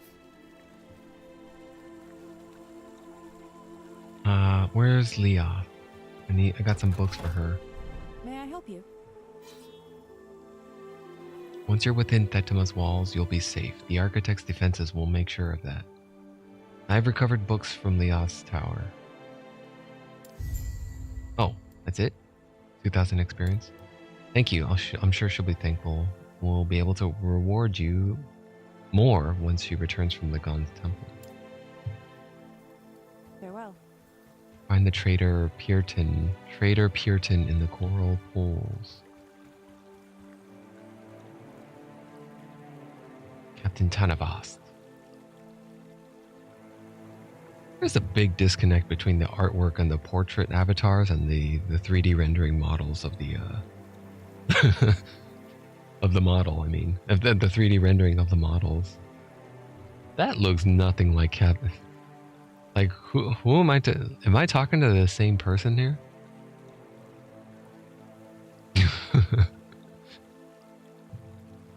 You want to travel on my ship? I'm not one of those captains that'll surrender to the whims of just anyone, least of all someone with no regard for safety of the crew of the vessel. I know Melbourne has continued to sending traders into the Isle of Storms despite Lagon's rages. Just as I know he's been losing them, I will not be as foolish as him. Understood? I apologize for my harshness earlier. Thetima's getting more tense even before the rumors of Raya's people. The seas aren't safe anymore. Lagon's storms have become more violent and frequent. The trade princes are talking more and more about using Magellan caravans instead of our ships. That's terrible. Anything we can do? Architect Liat says she's been consulting with Lagon about it, but I'm tired of waiting for results. Most of us are. Makes sense. Alright, so that was just a... He doesn't actually have a quest for me? Oh, I'm trying to seek for passage. Okay, so I need to talk to every ship captain to secure passage. All right, let's see how different this 3D. This guy has a trouble with his mouth open. Let's see how this model compares to his avatar once I click on him. Where did your beard go? Where did your beard go, man? Boz, the Storm Rider. Oh yes, my brother, the thunder calls to me.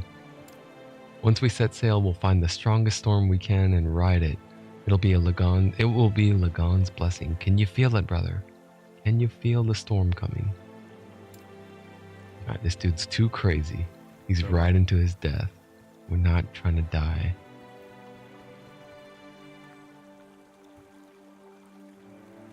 Alright, this is actually a pretty decent model. This guy is actually looking pretty detailed in terms of all the belts and straps and buttons. Not to mention that fancy ass tricorn looking helmet. These waters are dangerous. Lagon's been stirring up storms more than usual, but my ship can handle it. Alright, this is the dude. They wouldn't voice act the dude if it wasn't the dude. So this is the dude because he's voiced and his avatar matches the picture. I mean his model matches the avatar. I've made my prayers, more than I can say about the others. He will bless us with safe waters. Is your boat ready now? Aye. Are you ready to head out? If you need more time, just say so. I need more time. Alright, the reason I want to leave not yet, I don't want to leave yet, is to shell with it. I need to find Trader Pearton in the coral pools.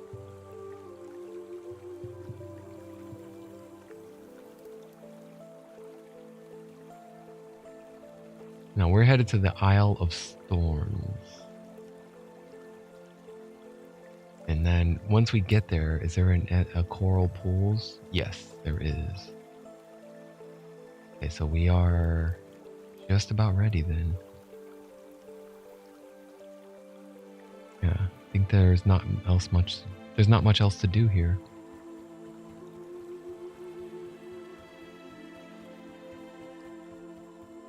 One last lap around the village, or not the village, the city.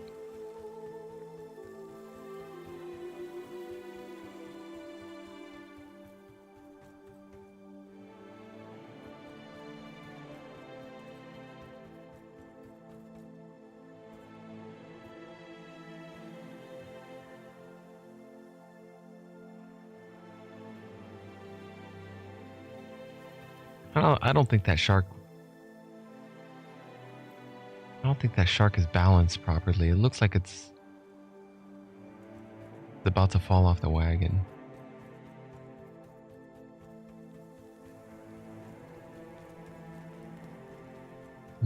Okay. I think I've seen all that there is to see. Greetings.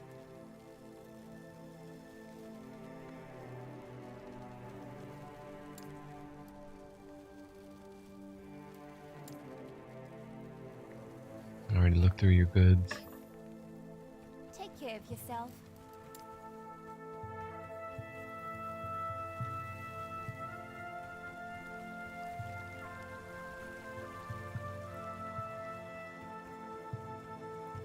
Aye.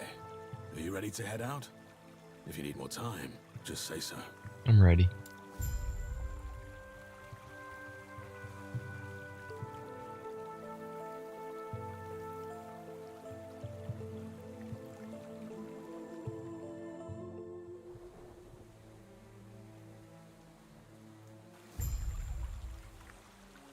We're here.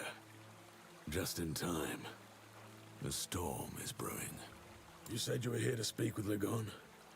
I don't mean to dampen your sails, but if the architect turned you away, you're wasting your time.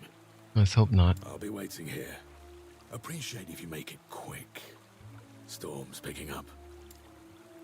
Alright. Solid captain with a good head on his shoulders. Where is your ship? I'm assuming it's further out in the docks.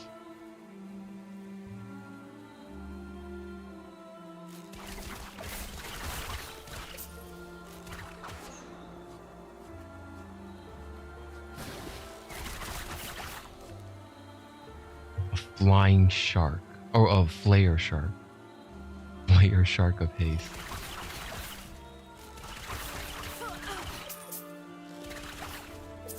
Please don't tell me there's a difference between ice damage and water damage. Oh my god, do I need water resistance? I better not. Fucking hate those games that make a difference. Oh no, it's not ice damage, it's water.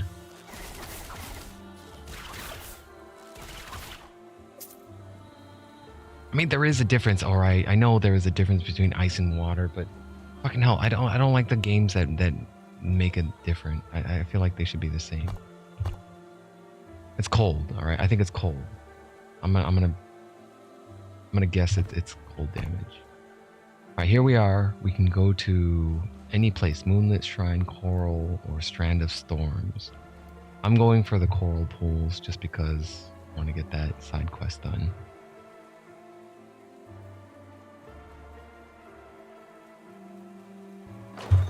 Hopefully, it's this way.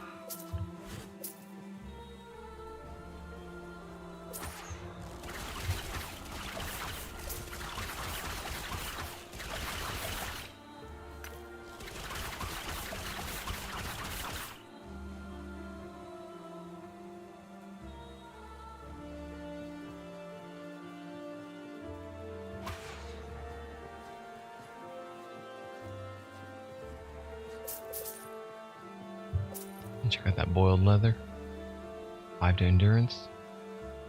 19 forging.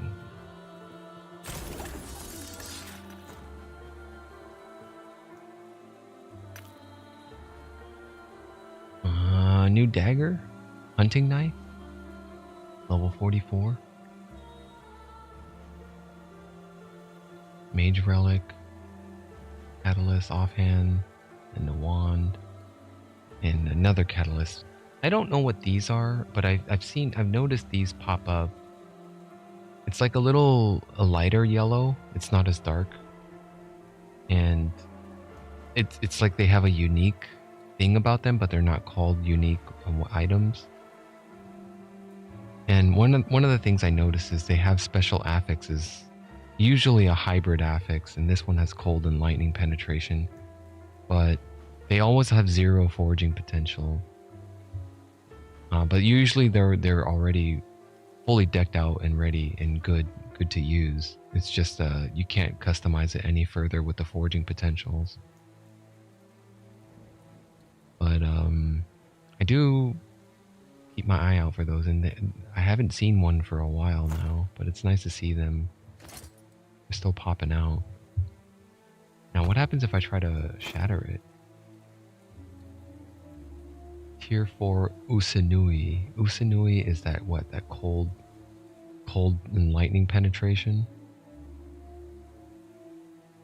Can I grab it? Can I shatter it? No. I mean, maybe, but didn't grab it that time.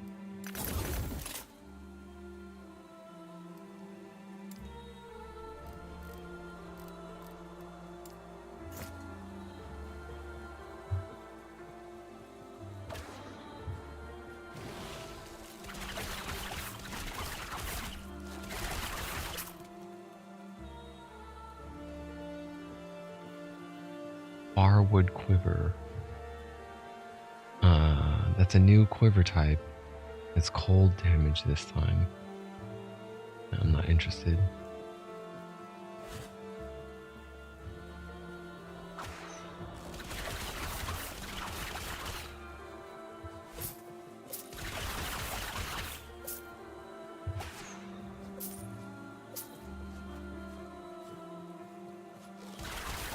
Okay, I'm looking for the coral pools. Is this it? It looks like it might be. Nomad Quiver, Swift Recurve. Full damage, increased attack speed. Nah. I think I'm done with recurve bows for now. Recurve bows were really good when they first started. When I first got them.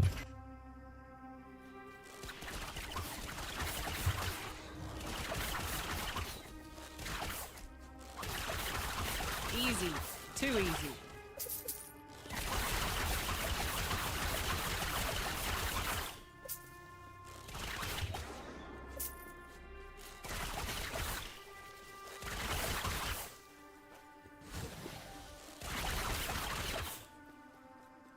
Bronze belt.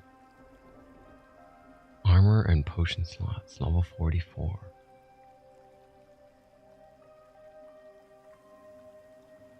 Only 16 forging potential. I could use a better belt.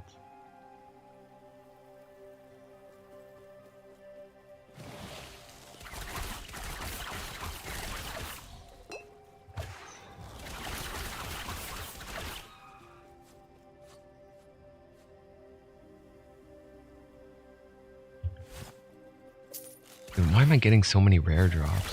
They're dropping rares so many times. So many enemies that I just killed just drop rares. Another one.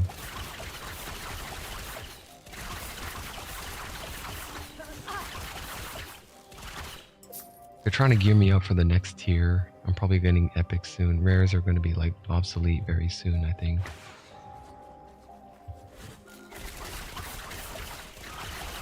Easy. Too easy.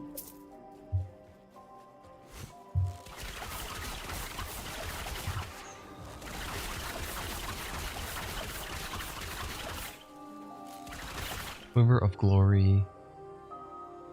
Healthy and Mass. That's all resist helmet. Increased mana, health regen, and necrotic resist.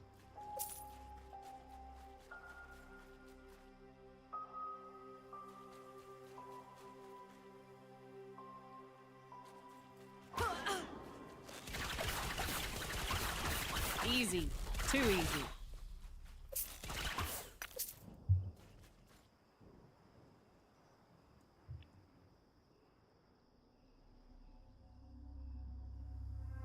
When the smoke bomb.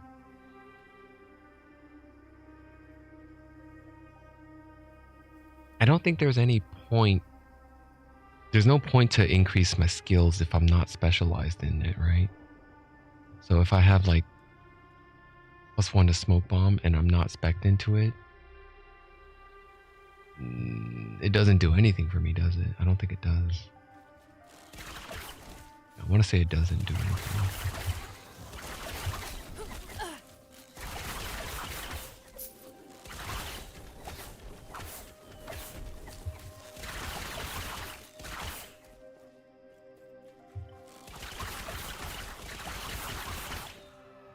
What is that? Rain of arrows? Hail of arrows? What was I going for? Frailty.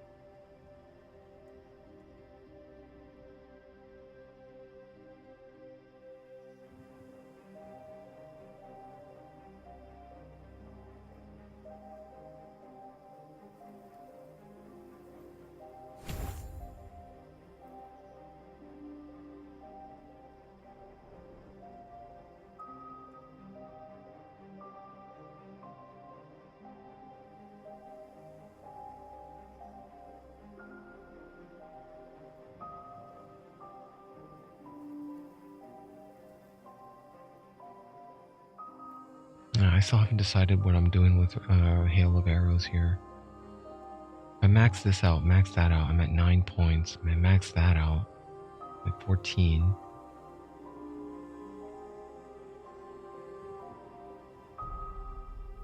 No, I don't want to shrink the radius. I want to keep that radius nice and big.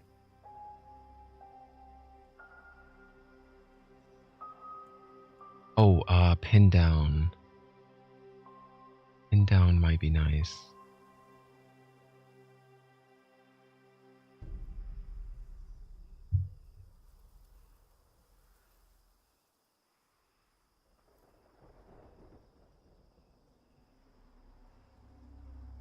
I don't like these.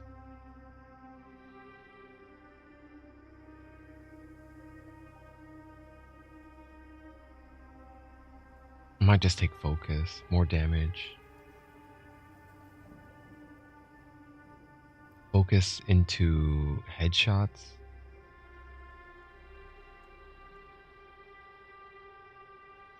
I don't have a lot of stun though. I think most of my stun is coming from the bow, and the stun is short duration.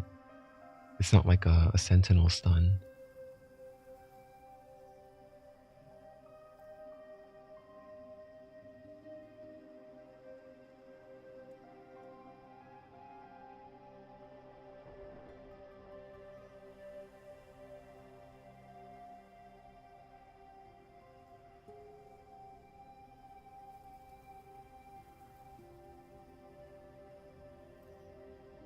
Damn, I don't like how they put Condemn and Silver Arrows behind Sky Strike.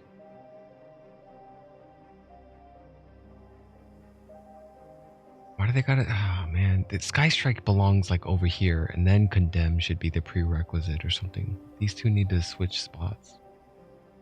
Condemn and Sky Strike.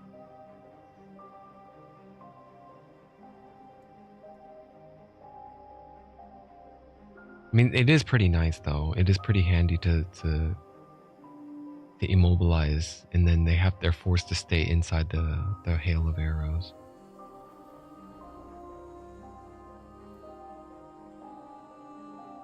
I don't know. I might just go straight down here and just max out all of these.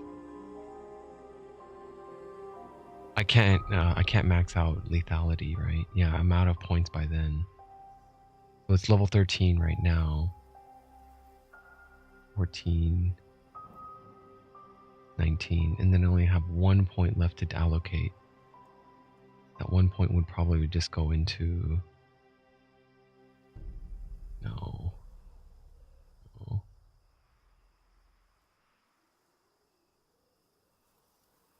Convert physical to fire? No, there's no point in doing that. Pin down? I might not even get lethality. I might just dump it all into okay, let me change. Okay, so I got 15, 14. Max out pin down, and then I'm back down to 1 point. Crystal arrows converts to cold.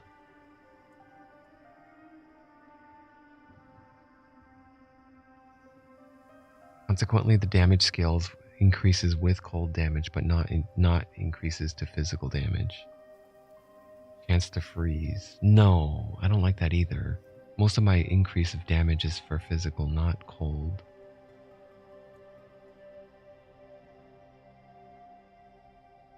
I don't know. I might just put it into steady. That 1 point into steady, 10% duration. What is my base duration though? 3.5 seconds. That's 0.3. I think it rounds down. I don't even know if this game handles floating points for this. It might round down.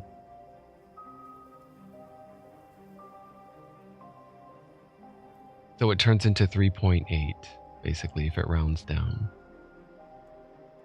Putting that 1 point into there, but if it's multiplied by 3,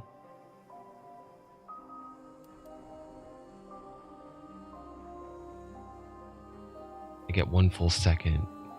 All points into it lands me an extra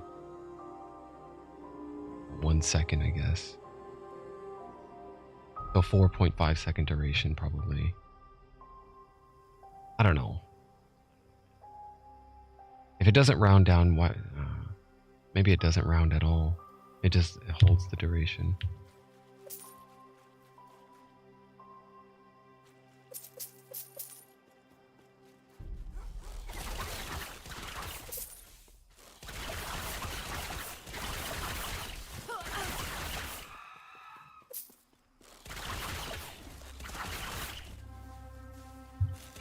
What am I even looking for? Trader Puritan? Some dude is here. Some dude over here. Another point of hail.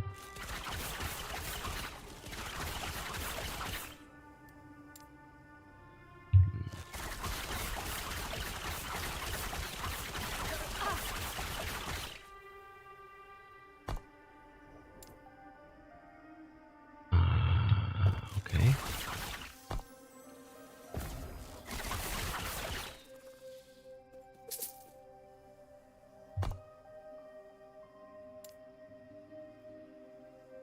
There's my final point in frailty, blighted arrows. Next, I guess I just gotta decide if I want the armor shredding. I already have 50% armor shredding. 50% chance on each multi-shot. What's my chance to... Chance to chill, chance to slow, shock. Dude, I don't think it's listed here. I don't recall ever seeing chance to shred here.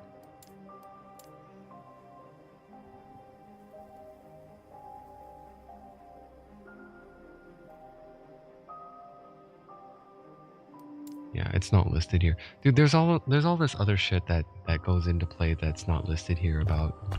There's chances to dodge, reduces the enemy's chance to dodge. Right here, focus fire. You have additional dexterity, and when you hit a boss or a rare enemy, you reduce its chance to dodge. You reduce its chance to dodge rating for 8 seconds. So if I max that out, 24, 36.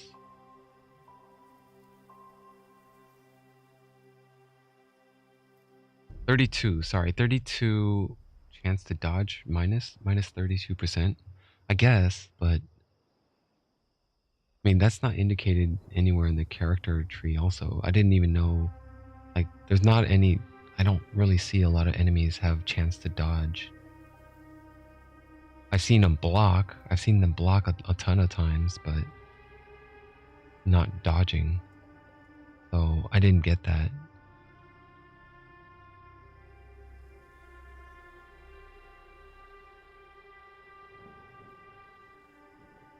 You know, I'm about to level.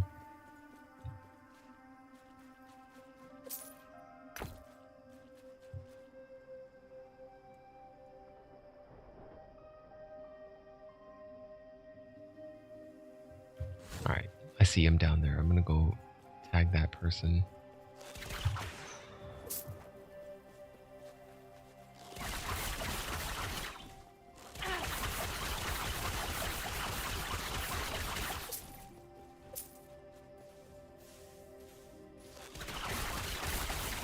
Oh, nice. I can get a crab shell as a shield. 23% block chance. Level 52.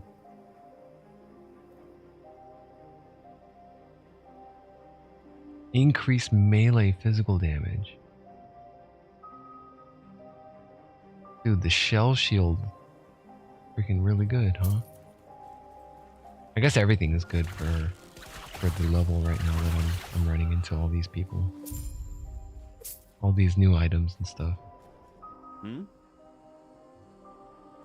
Did Melvern send you to fetch me? I can't muster the heart. I can't muster the heart to take these shells back. Ever since those Ospreys killed my brother Corden, nothing seems to matter anymore. You know what Corden's favorite meal was? Scrambled crab eggs. What I would give to have some right now. Would you consider returning?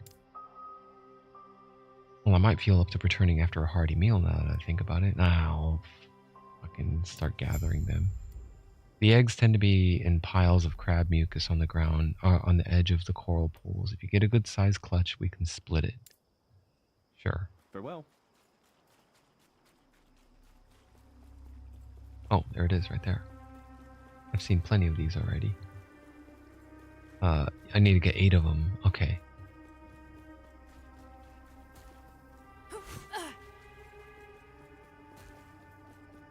Okay, that's 3 down.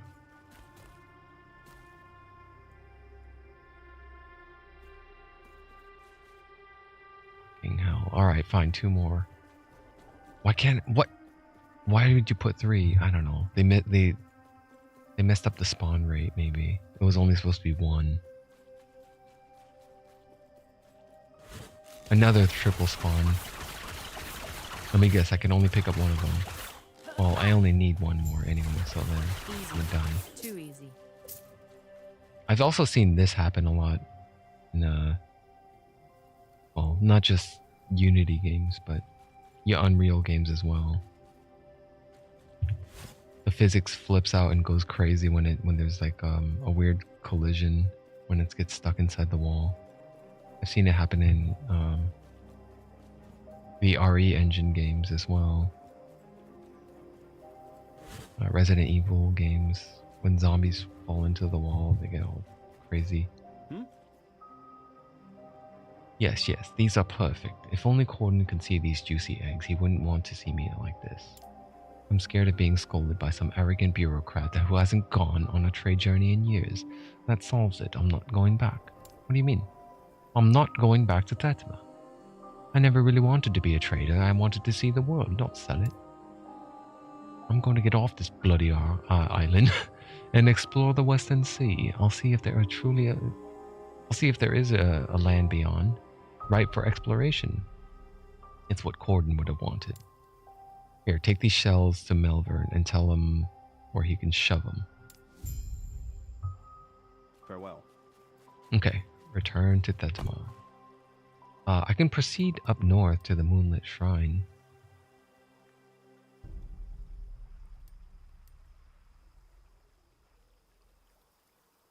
Did I already grab the waypoint? Yeah, I got the waypoint. Alright, I'm going back to Lagon's Isle. I'm turning that quest.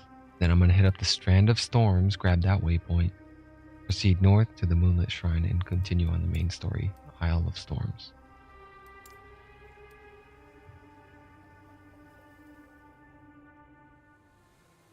That's probably the Act boss, the big old Kraken.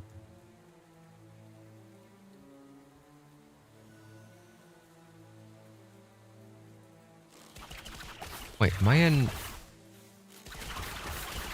not in Tetma? I need to go back.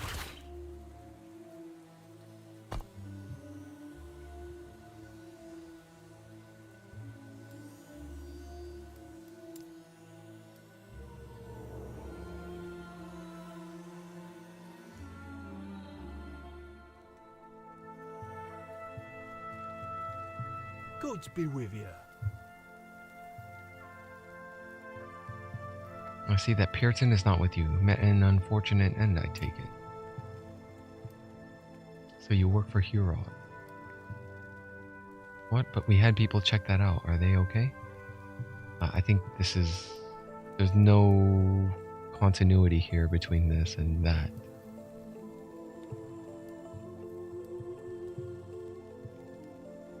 Also, the highlighting of the text, I feel like this text should have went up there, and then this is supposed to be clickable as a response. There's a bug here. He what? Well, I can't say I'm surprised. Corden was the only one who can keep him grounded. Thank you for your assistance in this matter. Payment is in order. If you read this, then I am gone. Keep Last Refuge safe. Fight off the void. Do not succumb to despair. This is another... This shouldn't be here. This should be like, okay, thank you, or something like, that's all. Goodbye. It's another bug. Alright, so now 53. 4,000 gold, 2,000 experience. Yeah, 54. 54. Alright. Death from afar, level rank 4. Increased armor shred chance, 16%. Per stack of sharpshooter. Multiplied by 10? Okay, so I already have plenty of armor shredding with sharpshooter and death from afar. However, this game does something pretty clever and something that I appreciate. Overstacking something like armor shred. Overstacking it above 100% grants it a chance. So the 100% nets you 1 stack. If you have 150%, you have a 50% chance to apply 2 stacks and a 100% chance to apply 1 stack per attack instance. That's something I really appreciate. Not enough games do this. Where if you overcap to above 100%, it no longer matters. Granted that it only matters if it's stackable, right? If it's 1 stack, then there's nothing you can do about that capping it over 100%. But I do appreciate it for instances that have stacks, and I also appreciate that bleed, ignite, poison, and other stacks can stack infinitely, but they're on individual timers. So that's also nice. The next point I get is going to go into Master Archer. So I'll get more multi-shot arrows and a bigger hail of arrows radius. Alright. Now I want to go back to the Isle of Storms. Lagon's Isle. I saw a quest giver heading for the Strand of Storms. I'm going to go pick up that quest. Find the Moonlit Shrine.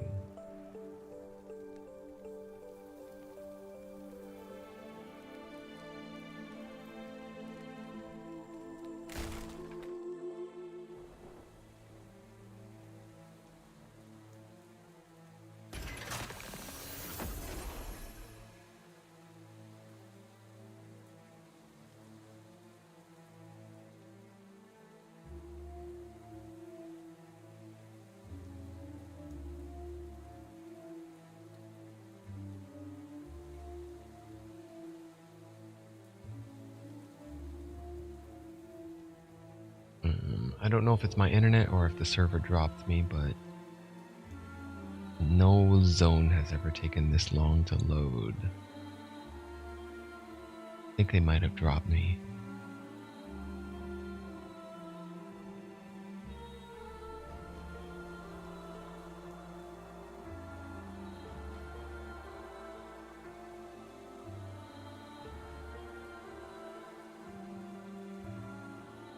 Alright, well, oh shit, it finally loaded.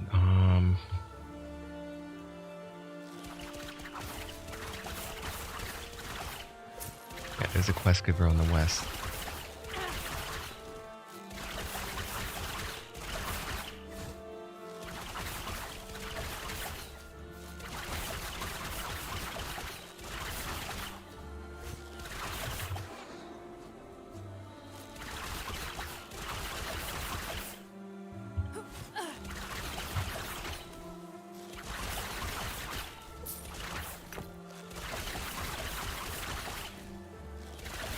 Let me check out that silver ring. 6% movement speed, increased physical, elemental damage over time, endurance threshold, 25 forging potential.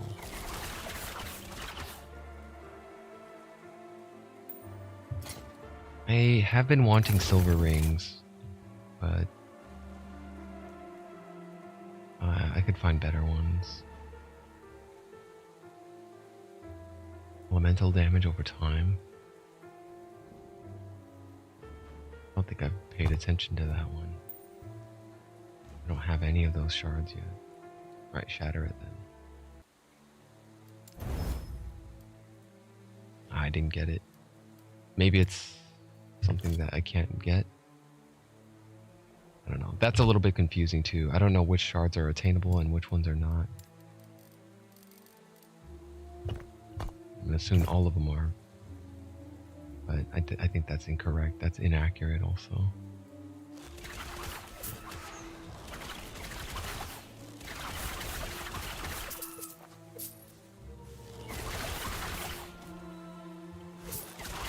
Easy. Too easy.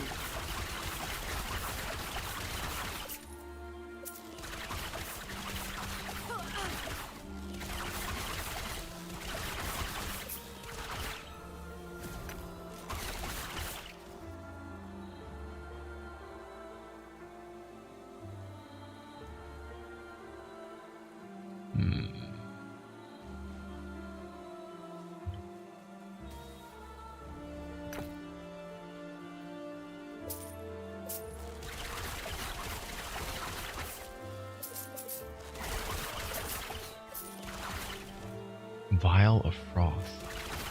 Easy. Oh, it's oil. It's an oil vial. So it increases fire damage, but has frost resist or cold resist, fire resist, cold resist, and mana.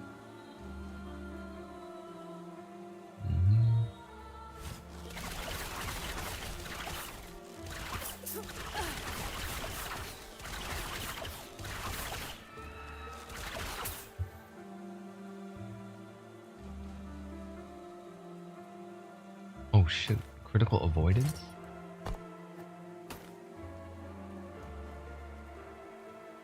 Armor? Oh shoot, I don't have increased armor percentage. I have low number of shards on those. I'll try to shatter it. Critical avoidance. I think that's going to be an important factor later on.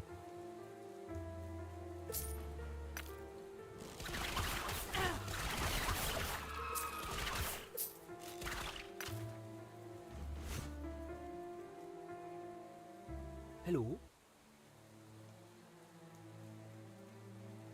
Are you stranded as well? Have you heard their song, the damnable song? Has it taken you as well? Oh, this is the song of the sirens. The Argonauts. Calm down, what are you talking about? We've been shipwrecked here for weeks now, doing what we can to survive, doing what we can to resist their singing. Every night the sirens begin their song, and I lose more of my men. I'm the only one left. How is this possible? Please find my crew and kill those damn creatures that have enthralled them. If my men are too far gone, put them out of their misery. Goodbye. Find the stranded crew.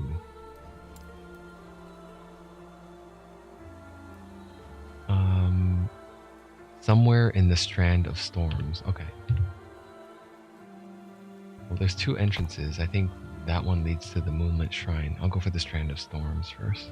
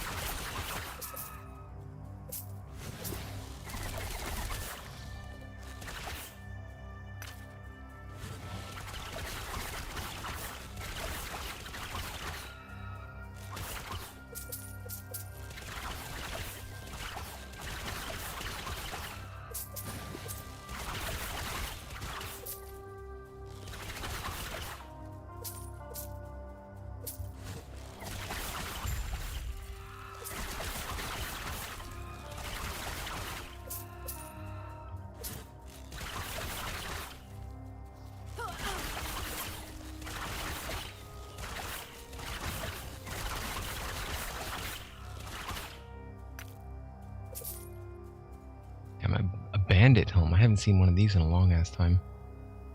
These are some low ass starter items. Armor shredding duration though, that's pretty unique.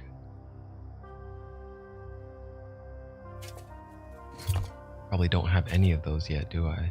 Yeah, probably not. Tier 2 of armor shredding duration, 62%. Shatter that as well. Hey, I did get the shard for that one. Okay. Just one though, not two.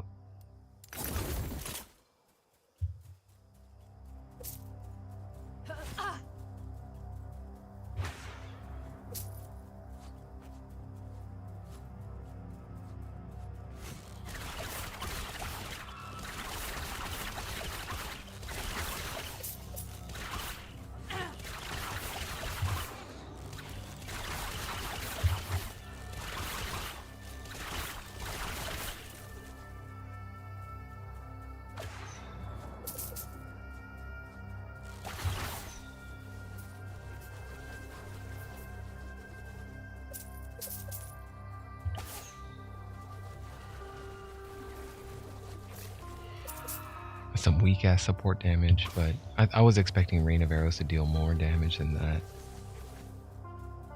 Not too bad. It's just I wanted a little better.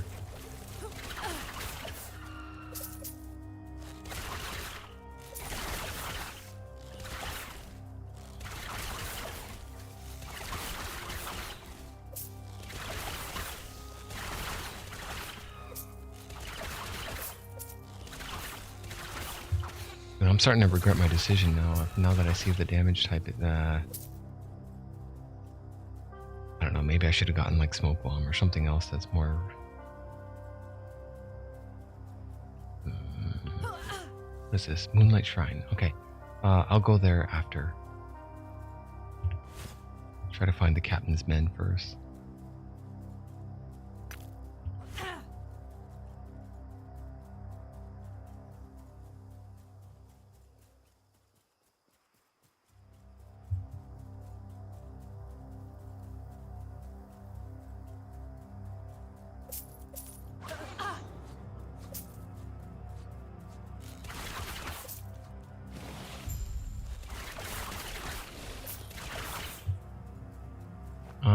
I found a moon fragment hidden in the coral pools past the east side of the island. Find the moon fragment.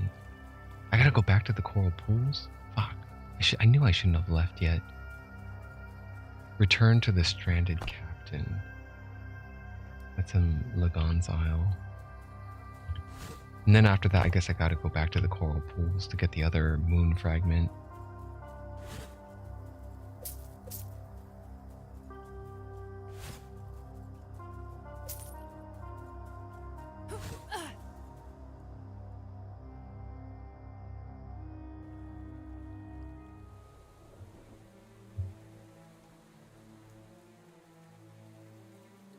Captain, they're all dead.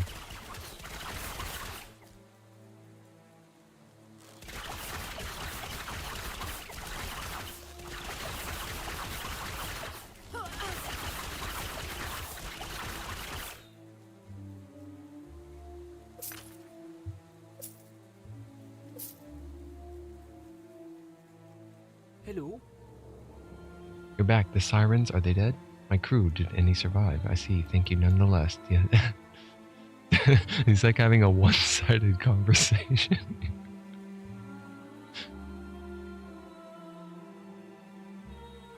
It's kind of funny how this just goes for did any... The question just goes for like... This is like a one-way telephone call when you read the transcript of it. Except there's no pause or breaks in between. You're back. The sirens, are they dead? Did my crew, did any survive? I see. Thank you nonetheless. Death is a better fate than being enslaved by those monsters. Sorry. Goodbye.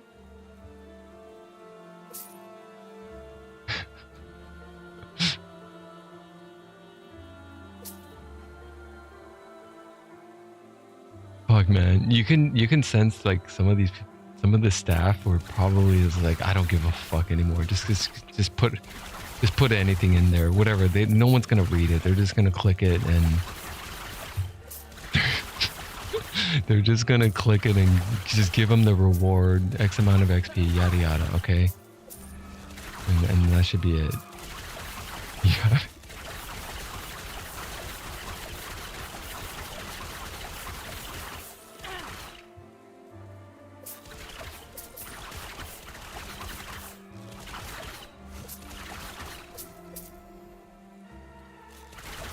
Hey, there's my first epic. It's a belt. I thought it was a matter of time to see it because there's so many rares dropping now. It seems like they're kind of edging this area for the next tier of rarity. What's this longbow? Minions. What's the forging? 18? No. Alright, Commander's Warrior, Noble Sash of Evasion and Frost. Increased physical damage. Ah, the minion damage fucked it up. Well, the dodge rating and the cold resist is great. I could go with that. 19 to mana. whatever. I just lose out on the potion slot. There's a huge risk I'm taking if I put it in there and if I try to Rune of Removal it. I'm only targeting this one, but there's a chance it's gonna pull the goddamn tier 6. I don't think I take the risk, man. Not from the first epic. I think I just slap it on. If I lose 3% health, that puts me under 700 then. I'm right above 700. But I gain more physical damage. A little bit more dodge and a lot more cold resist. I'm gonna start needing more of these. Oh, is there any other things I can increase on there though? The dodge rating?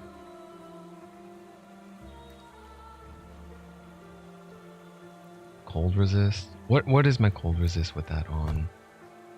41%? I think I'll take the dodge. Increase that dodge. How much forging potential? 31. Alright. 14 dodge rating for 2 forge potential. What tier is that now? 3? Go again. I can't. I need to be leveled up. Okay.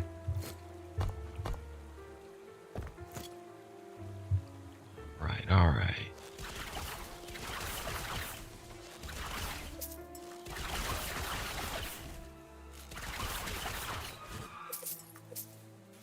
My DPS now. 3881. Oh, it 3032. I had some buffs on. Okay, that's a big chunk. Big increase.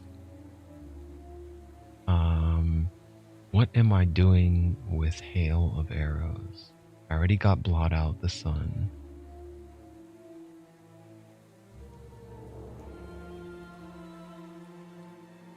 I already got Blighted.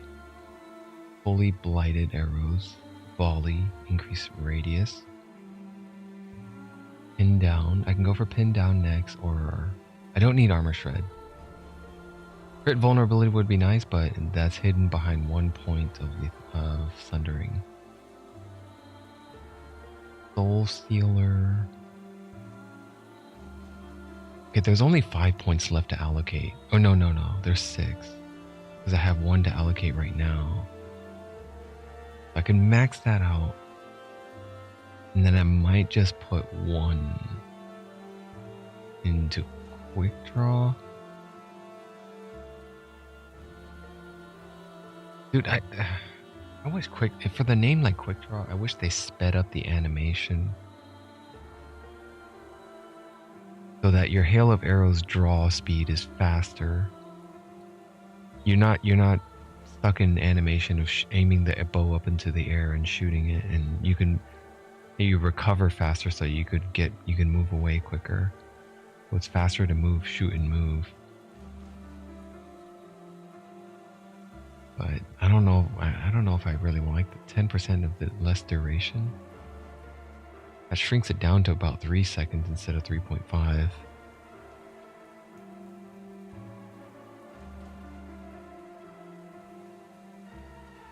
If they do have floating points, I'm under the suspicion that that it might be delineated only by the 0.5 seconds. So 0.4 is going to round down, 0.6 might round up. Or maybe not, I don't know. Maybe 0.6 will round down to 3.5. Okay, so if I put all 5 points into that, that's 100% chance to slow. Great, but I would have preferred they...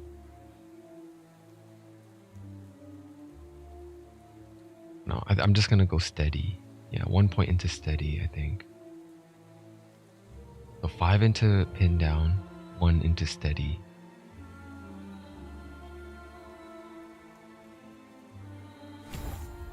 Start away. Straight away.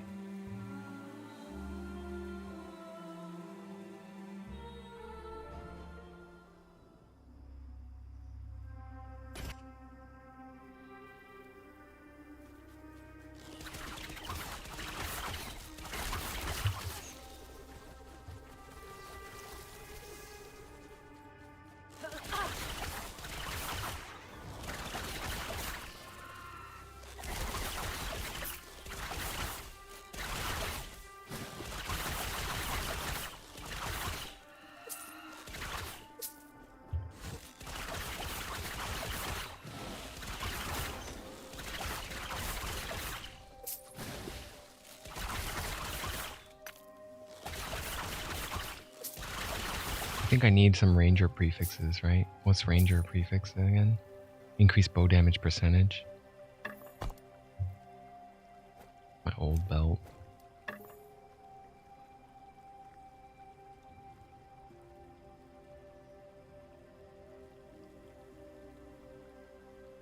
No, I already have 13 of them. I don't need it. How about this one? Extra potion slot and potion health. I don't have any of those shards. Try to shatter it then.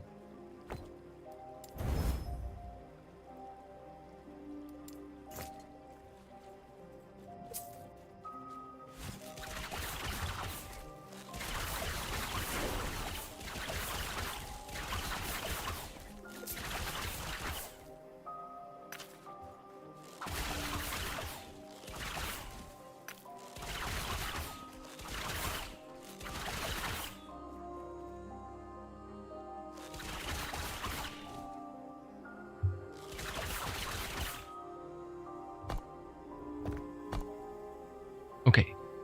Master Archer. 1 point. Now I should have more multi-shot arrows and a larger duration or radius on this. Okay, I got the moon fragment. Now I head for the moonlit shrine. I can get there from here if I just go straight north.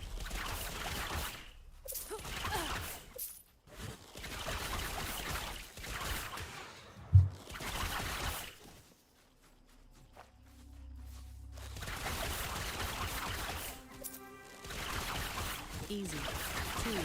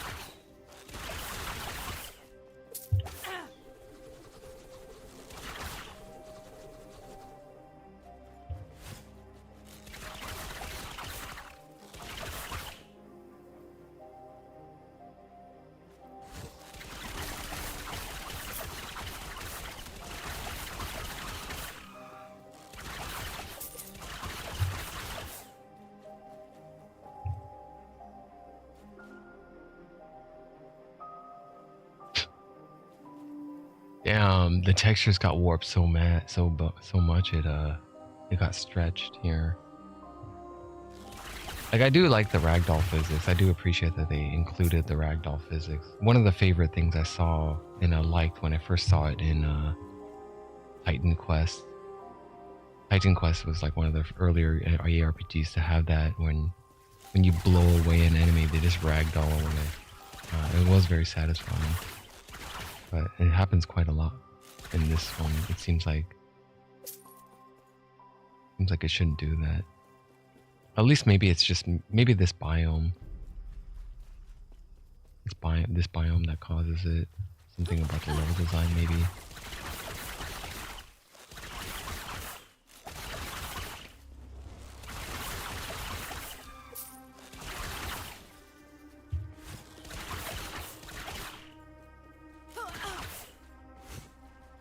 Alright, on to the moonlit shrine.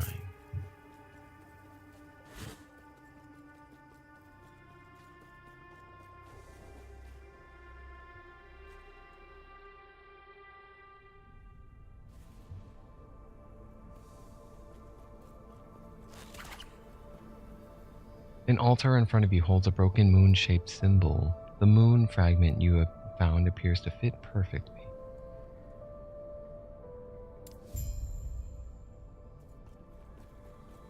Uh-oh.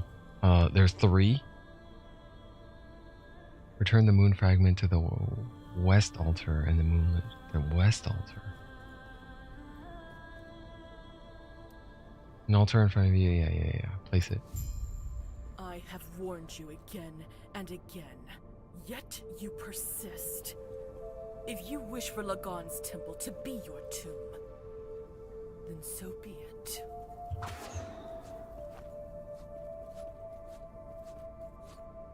Touching the pearl sends a ripple across the pool, and the other altars in your right and left create ripples of their own, repeating in chain reaction as the pool begins to glow brighter. Step in. Use the moonlit pool to enter the Temple of Lagon.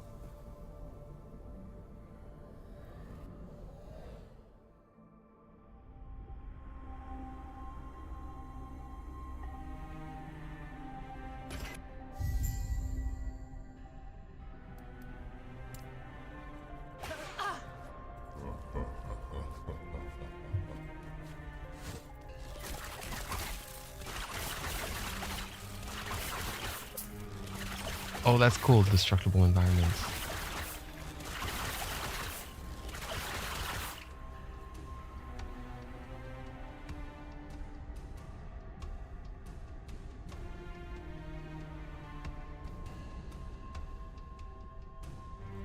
Now, at this point, if I'm if the loot pool allows for epics to drop, I'm just gonna wait for epics before I pick up any more rares.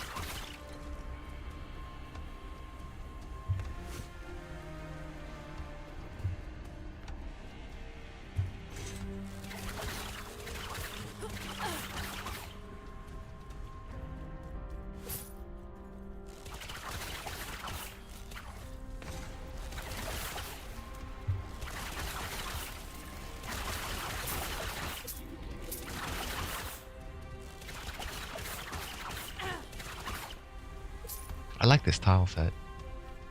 Map design. It's like we're in an aquarium. Bandit garb. Shadow Cascade. Melee damage. Chance to shred armor on melee hit. And that's a lot, 74%. Seems like shredding is important for melee, huh?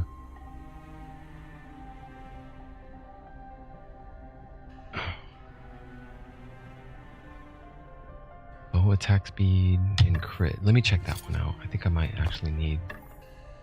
Yeah, I need bow attack speeds. I think that one... Ah, I didn't get it.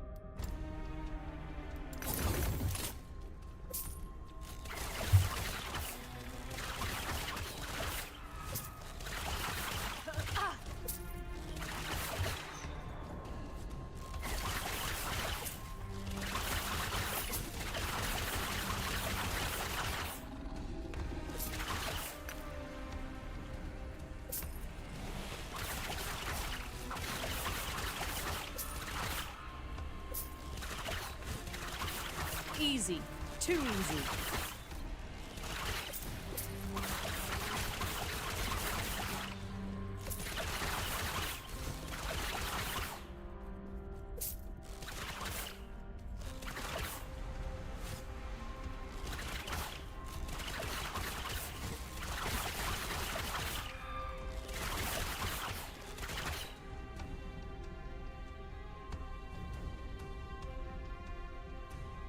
This is pretty good for Sentinels.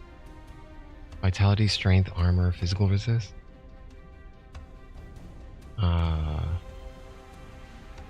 Level 44, probably not necessary. Easy. Too easy.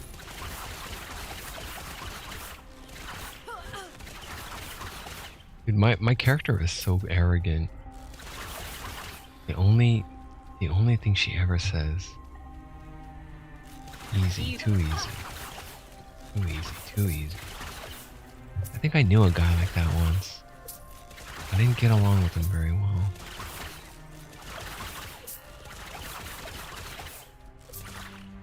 Like, it's funny for the first few times in certain contexts, and it's nice to play along and say like, haha, yeah, I know, right, yeah. It gets old fast.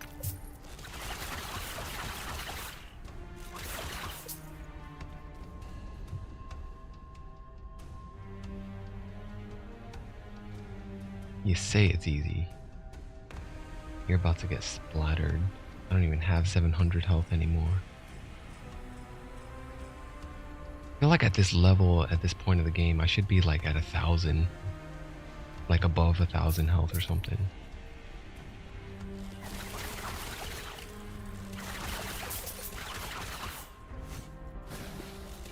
I've just been lucky enough where nothing gets close to hit me, but when it comes to the boss time, I don't know, I just feel like I just get one-shotted.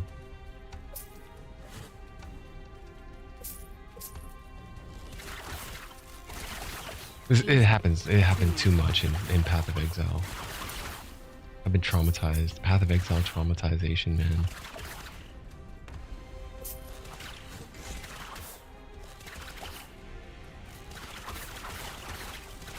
Easy. Too easy. And the other bullshit about the Path of Exile thing that pissed me off was like, hey, you can go back and try again, but we ain't gonna let you go back after 5 attempts because there's no more portals for you to take.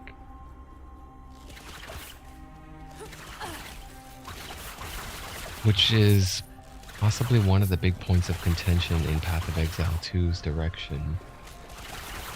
In Path of Exile 2, if you die to a boss, when you go back in, the boss is back to full health. You gotta start over from scratch. You gotta beat it in one go. Strength, mana regen, elemental resist. Hey, is that a perfect inherent? 18% elemental is perfect. Okay.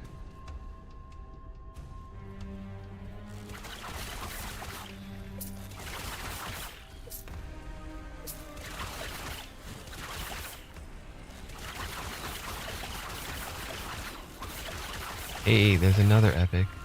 It's a moon dagger though. I can't use that. Conflagration and suppression. Chance to ignite. Tier 6. It's drop only. So crafting only is capped, huh? When I've craft, I can only craft up to tier 5. I was hoping that wouldn't be the case.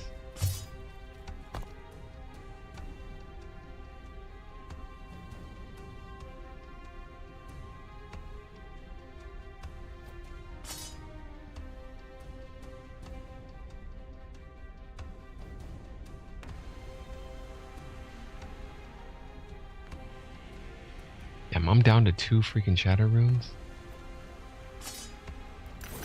Probably wait until I get into the next area, the next vendor, so I can buy their runes up. Yeah, shatter runes don't drop that often. They do drop, but it's a small drop rate.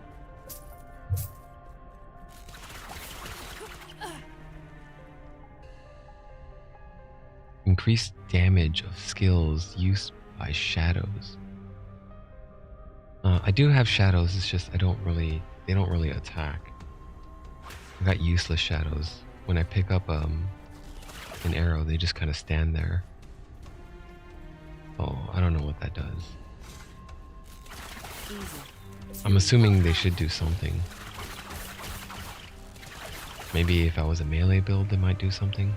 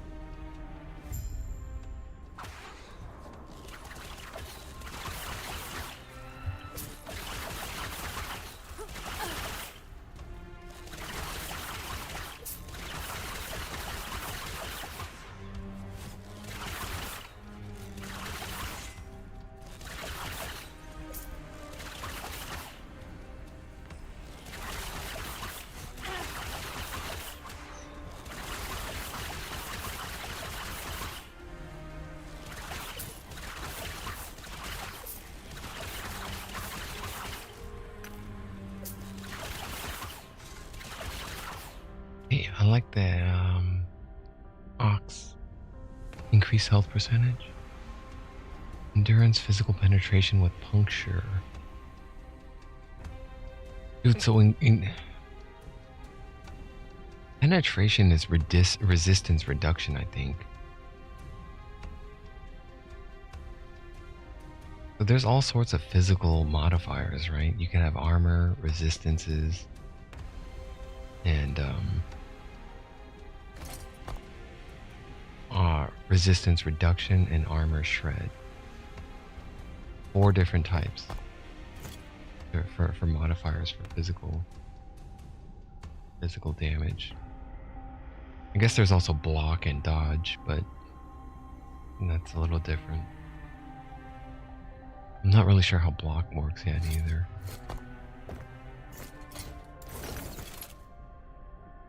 But let me take a look at that. I might be able to shatter it. Yeah, I only have 3 health percentage. The ox. Yeah, that's a tier 4 too. I want to shatter it. 3 health shards. Okay, good.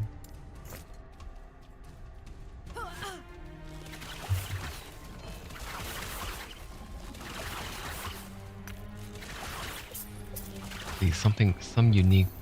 I haven't found any uniques that I could actually use since level 5. One of the early level 10 or 5 or something. I used it all the way until I was 30, and I was like, it's time to switch.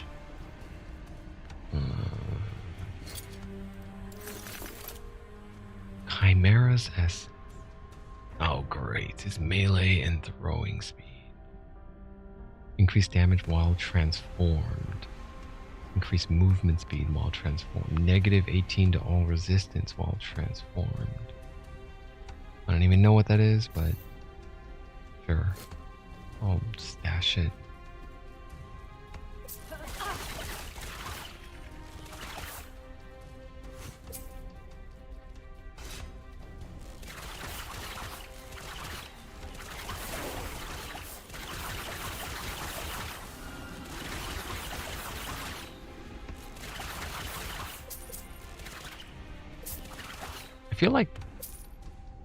I have a feeling these guys are doing what Diablo 4 did before launch. They're cranking up the drop rate and they're cranking up the magic find, the increased magic find. Like there's no way when the game launches they're going to be this generous with all this rare loot, right? I know it's not that important. We're probably going to have to loot filter it anyway, but I think that would make sense. They may not have said, I don't know, but then again, I didn't actually read any news. They might have announced it already that they may have done or may not have done anything.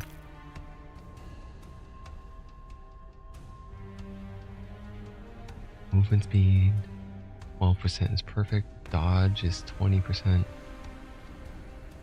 Tier 3 movement speed. Can I shatter that one as well? I have 2 more shatter moves, right? 1 more. Increase cooldowns. Cooldown is only 1 tier 1. But the movement speed is tier 3. I didn't get any of that.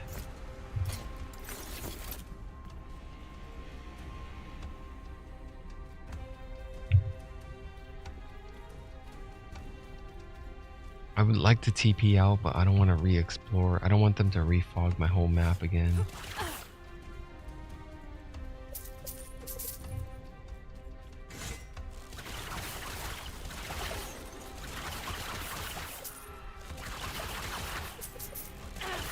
I'm gonna go back and buy more shatter runes.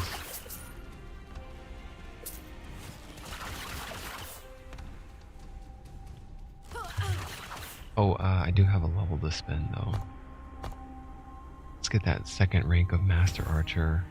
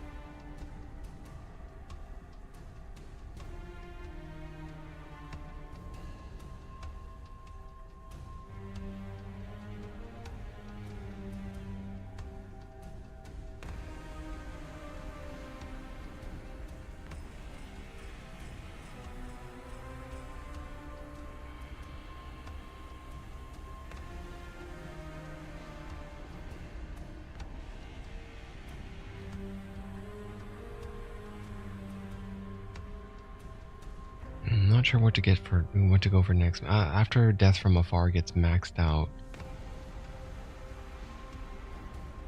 a lot of stuff I can get, actually. It's just, I don't know which order I should get them in.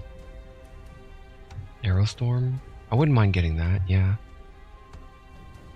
I need to start thinking about how many more levels do I have.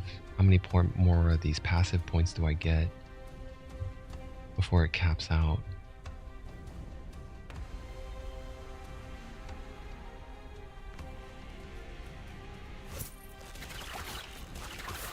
Yeah, multi-shot. 1, 2, 3, 1, 2, 3.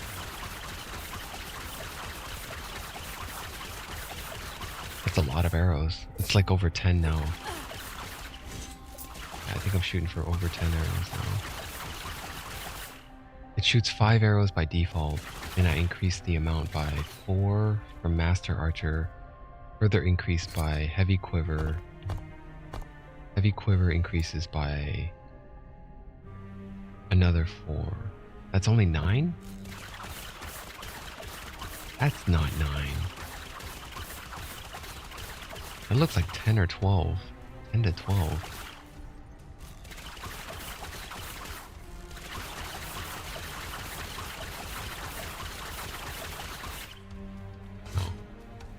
I ain't gonna argue. Look, it's a lot. It's plenty enough.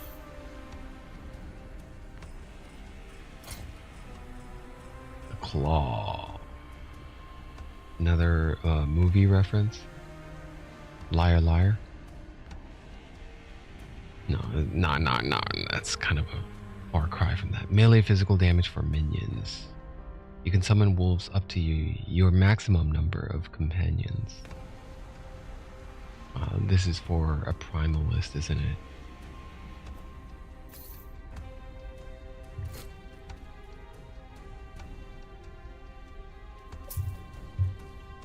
Oh, I'm getting real tired and I skipped dinner. I should probably get some food.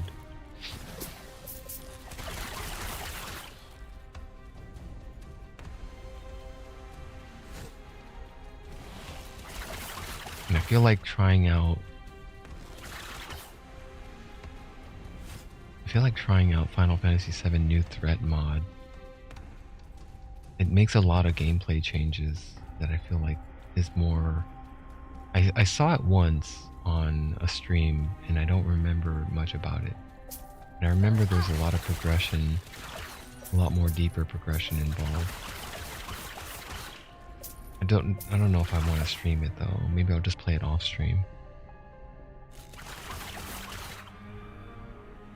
Silver Amulet. It's hard to find one of these with the perfect roll on the intrinsic 35% crit strike. What about my amulet? What was perfect? 25.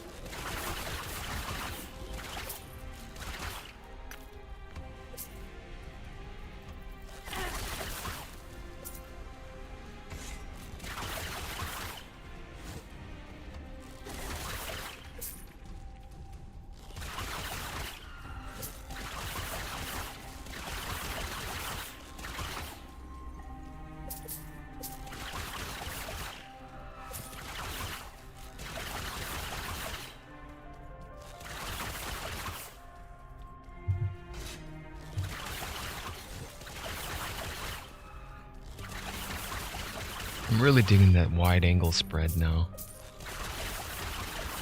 And I like being able to control the tightness of the cone. Simply aim the cursor farther away for a tighter spread, or really close for a wider spread. One of the things that we had control of in the Diablo 2 days, but I think they took that away in Diablo 3. There's another passive that I could have invested in for multi-shot, which was it was like over here. Cone width is tighter, but only 3 projectiles shoot out at a time. I felt that was too big of a handicap, so I was like, nah, I want more arrows. Oh, here he goes, rain of arrows. What the hell? They need to change this. Why the fuck is it called rain of arrows? You can't. That's hail of arrows, but then over here you have another rain of arrows. In the passive tree for Rogue, there's a skill called Rogue Rain of Arrows, but then over here in multi-shot, there's another passive called Rain of Arrows. Multi-shot hits in a wider cone. I don't really understand why you would want that. Like, what wider is this? Like, why would I want a wider cone than what this is? This is already pretty fucking wide in my opinion.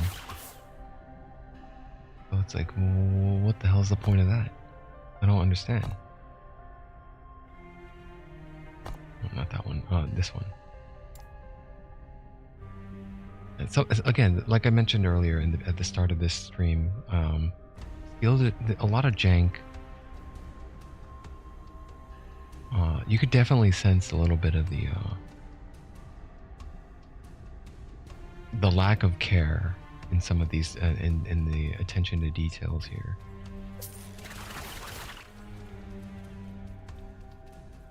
Every skill that you name and title should also run through the check of, okay, like when they were developing it, they should have developed like a tag system, right?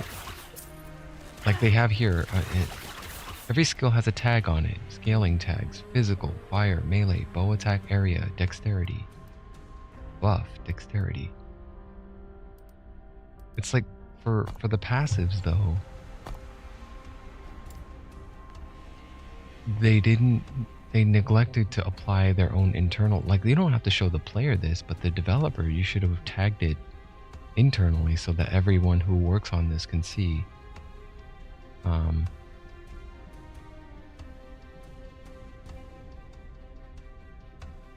Yeah, you could have just created, if you give it a name, give it a tag as well with the same name, and that you could cross-check it. Therefore, there wouldn't be any redundancy. I just realized this. This is not okay. Rain of Arrows, and then in the passive tree, Rain of Arrows. Rain of Arrows is a physical bow attack that hits all enemies in an area around the target. Rain of Arrows chance. Rain of Arrows is a multi-shot that hits in a wider cone. Which is it? I know, I'm not confused or anything. I'm nitpicking there. It's just a title redundancy. But picking that up makes it look very... It's a bad look, man. It's just a bad look. It's like, no, that shouldn't have been that way.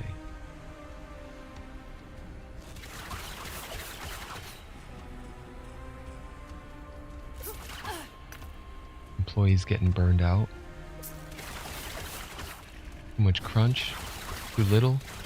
Easy. Too easy.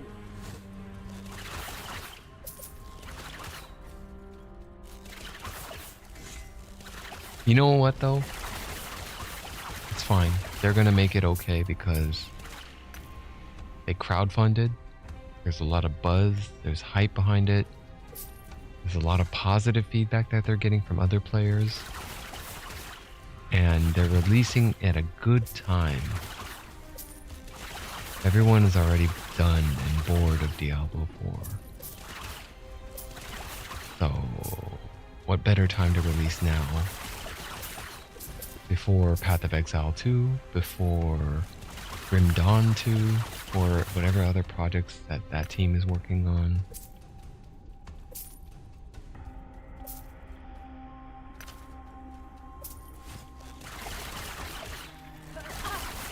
Very strategic for what they work with. I think the other question just comes, what's next? What's after this then? After launch? Because really, this is a multiplayer online game. And it's built, seems like these are built for longevity.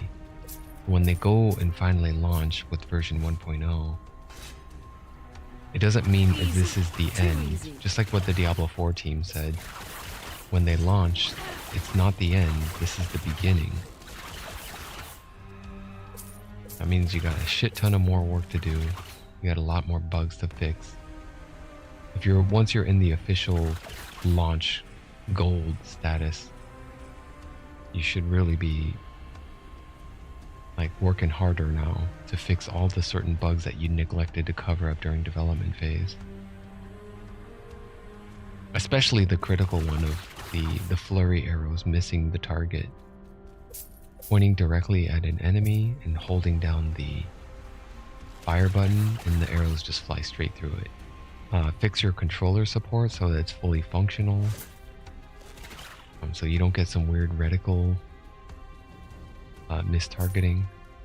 Controller support is barely functional at this stage right now. At least for a ranged unit or a ranged player.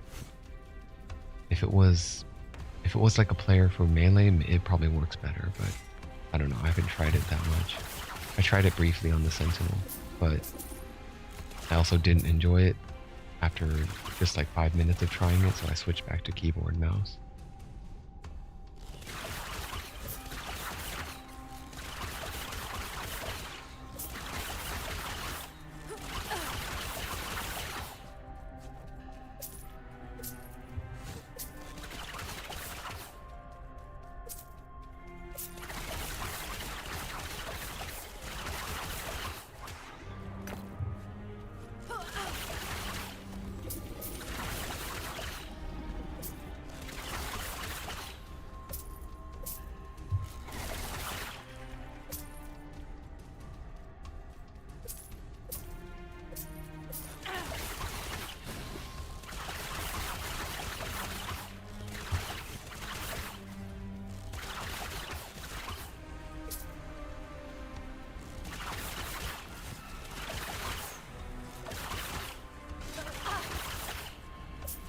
Oh, look at this. Chat is talking about D4 again.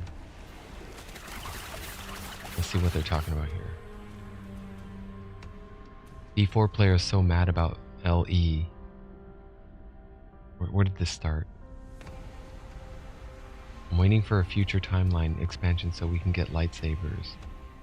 The game that has time travel you could actively use as a mechanic. This is a plot device. Actually, a good point though, doesn't hold you back from literally doing anything in the expansions. Seraph, it came out of nowhere. Seraph just joined in and says, D4 players so mad about LE. All three of them? Okay, there's at least 4 players, that's why it's called D4. Nobody cares about D4. D4 players, D4 devs, you know why? Because D4 bad.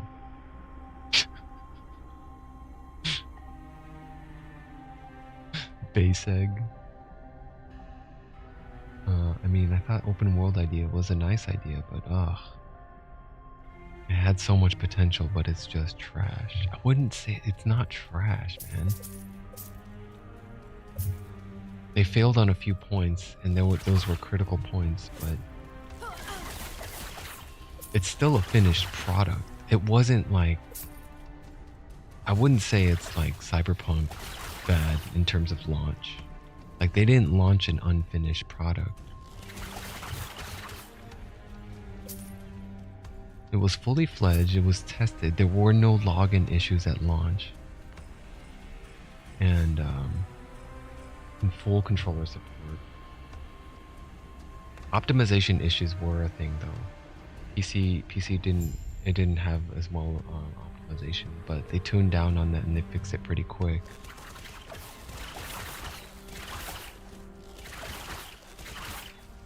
I think it was before the lead director stepped down, though. Shortly after, didn't the lead director Joe Shealy is still there? I think he's still there. I forgot who else left though. Shortly after the launch, and that was like a big morale hit.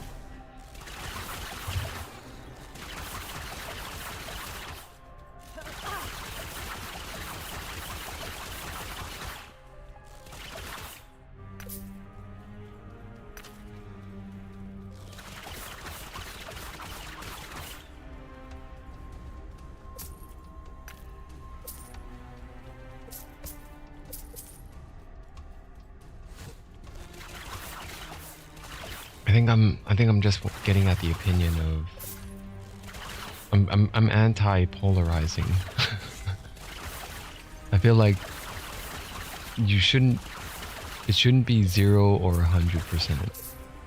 It shouldn't be God tier and it shouldn't be trash, right? There's always in-betweens.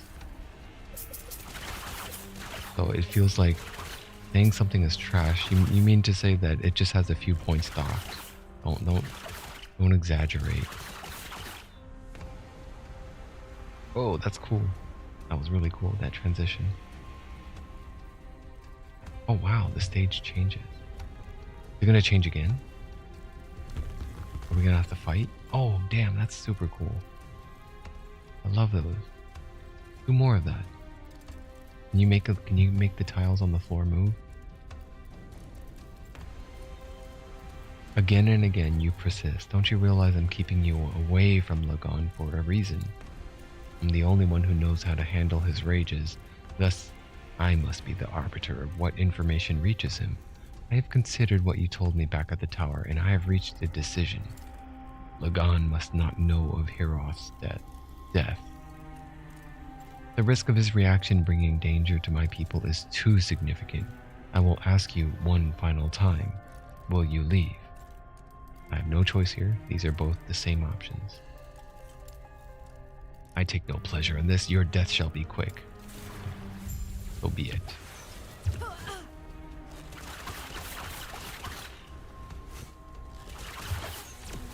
Ah, shit.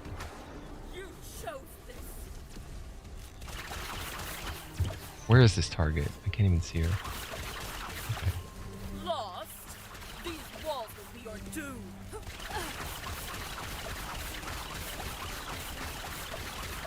I am losing my patience. You fool. Lagon is unpredictable. I was trying to protect everyone.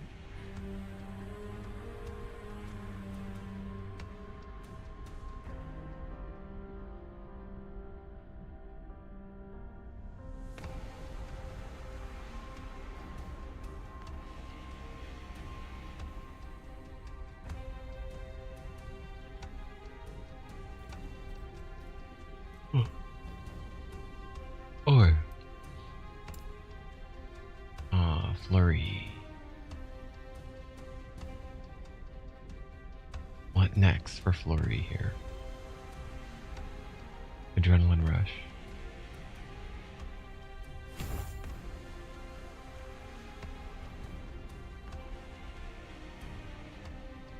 Oh, adrenaline rush increases attack speed and flurry damage.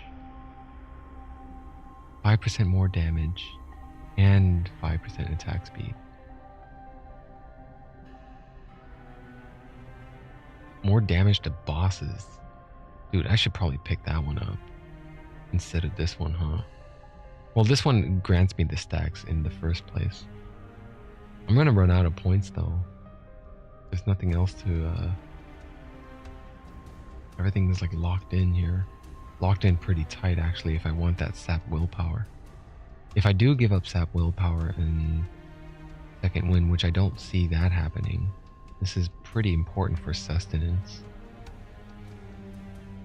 I can't give up Fusillade. I could give up accelerating impact, but this is also really good. At least, I think so. If I just hold it down for 5 seconds and don't move, just keep channeling it, and increases the damage.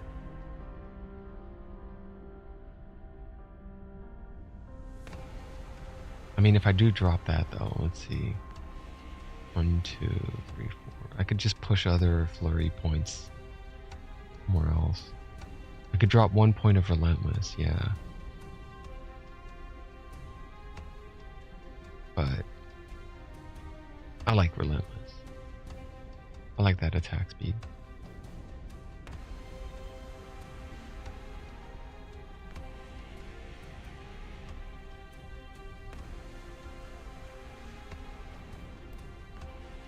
Oh, I'm not done yet. Shift. There are 3 more points left to allocate. Swift recovery is done. Shadow recuperation is not done. I may get that. But I think breathing technique heals me for more first. So max that out first and then get shadow recuperation. Then I can get the other stuff. Shadow slip. Shadow slip is probably not that important since the duration of the shift is so brief.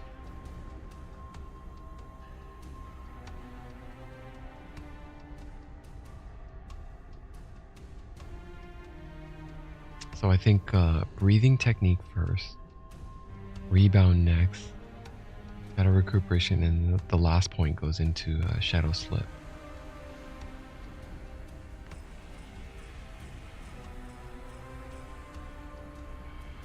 If not shadow slip, then emergency flask. Lasting presence, also viable.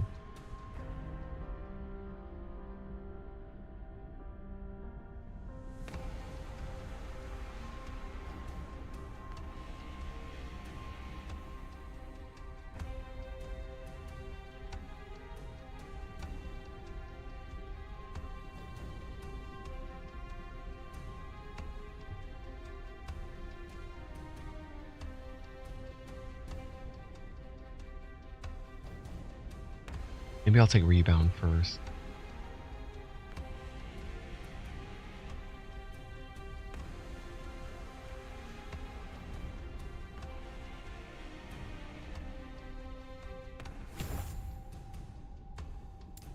Okay.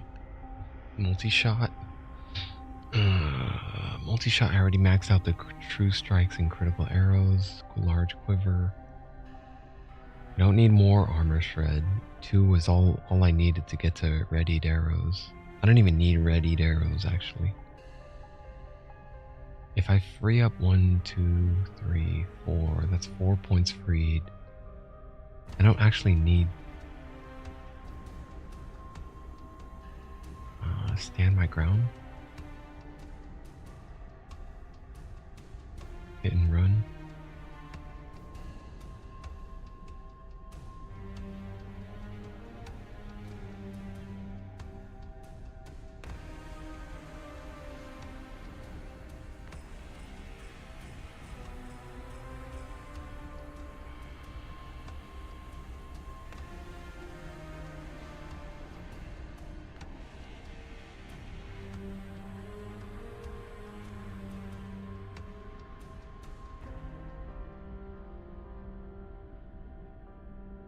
I think I already have a method of gaining haste.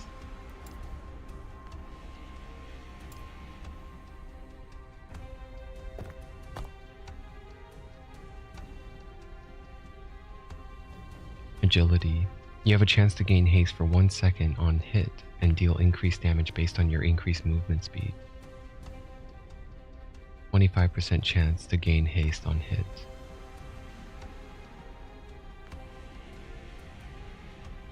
Now haste doesn't stack.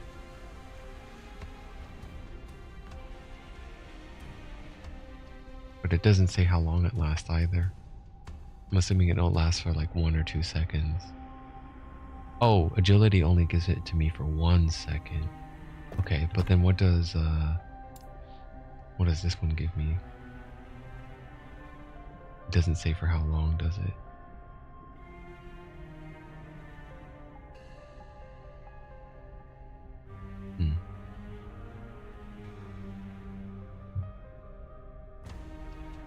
They called this skill the same one as Path of Exile, point blank. Multi-shot deals more damage to close targets, but the damage falls off rapidly. Deals less damage from far away to far away targets.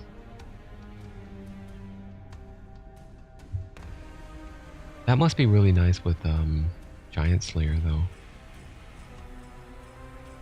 Pairing that up with Giant Slayer, point blank.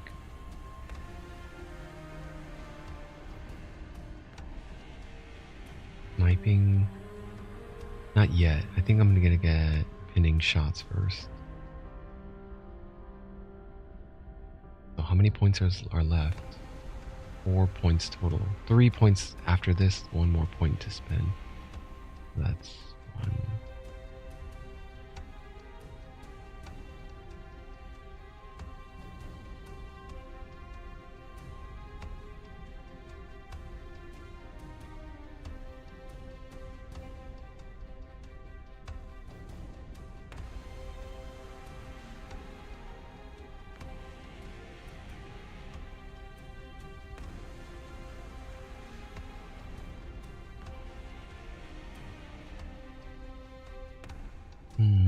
I think I might just pick up Stand My Ground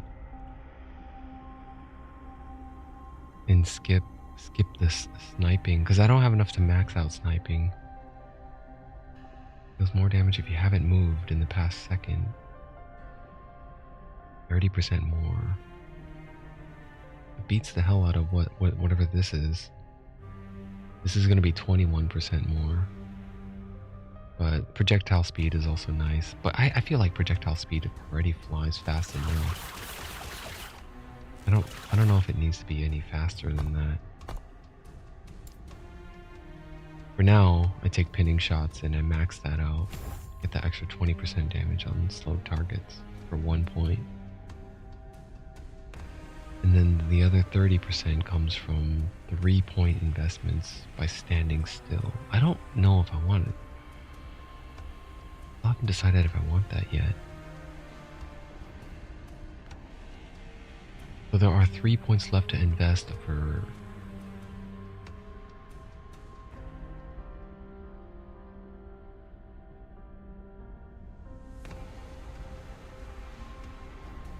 I could take this, because I don't think attack speed is important. Multi-shot does more hit damage, but has less attack speed with other modifiers. Multiplicative with other modifiers. I don't think this matters, because my attack speed for multi-shot does not... There's no... It auto-fires from the flurry. I don't think they've considered that. It sounds pretty broken for 1 point. Alright, next point I get then. I should have put it in there now instead of pinning shots.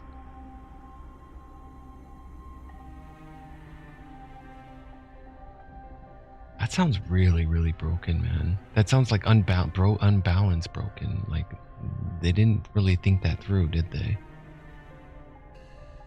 I could pick up 55% multi-shot damage at no cost for 1 point.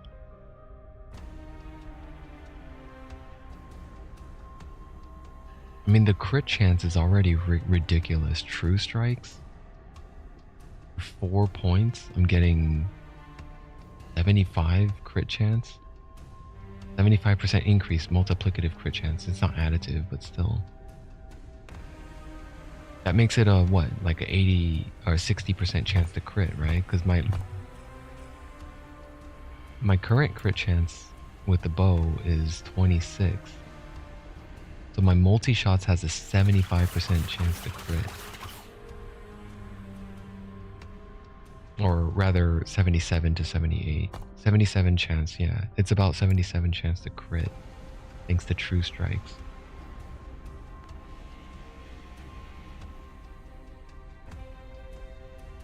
Yeah, I'm gonna pick that up next then. Strong pull. I might even get the knockback. Cause okay, wait, I got 3 more points left to spend. I got 3 more. That's only 2-point investment. The knockback is whatever. I don't even need that. I just put 1 into here and then I have 2 points left. I could. No, I don't want that actually. I need it to slow. I need my arrows to slow. I don't care about that. Don't care about that. A lot of shit is irrelevant because of the auto channel flurry. Fusillade.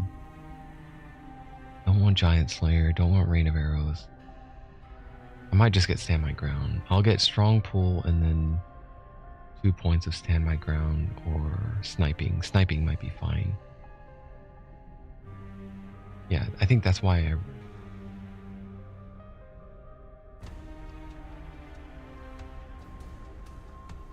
I can't get that one. While that's nice, it means multi-shot has increased attack speed and a chance to gain haste when you use or proc. That 5% is whatever. It's too small. The attack speed does nothing for me. Wasting 1 point in that just to get back to back. Back to back may not even work either because it may not work as intended. Because I don't know if that checks for the auto proc. That means I'm hoping it does. So if I do this after 8 auto multi shots, it becomes a double multi shot. Maybe for back to back. Reduces the amount of attacks for multi shot to proc. So every 4 multi shots, it would, if I max those, if I put 3 points into these two, every 4 multi shots shoots a double.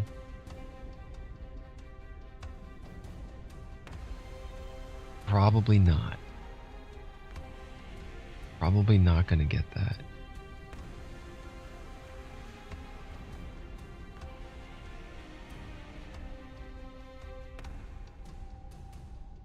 So the next 3 points, strong pull, and then the next 2 points. I could just get chance to slow. I might just go for that instead of stand my ground because I'm moving with the way. If I was to track it, my playstyle is like I'm always moving within like I don't stand still for a second unless an enemy is far away and they're just standing there casting a long channel spell. Then I might do that. But if I'm not doing that, what am I getting out of it? 20% more damage.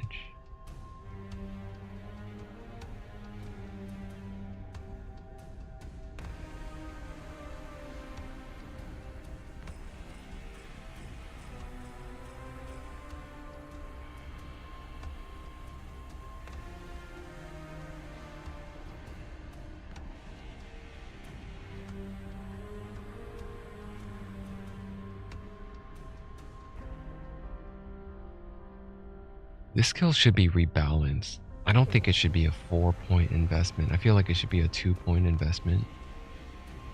A 1 or 2-point investment.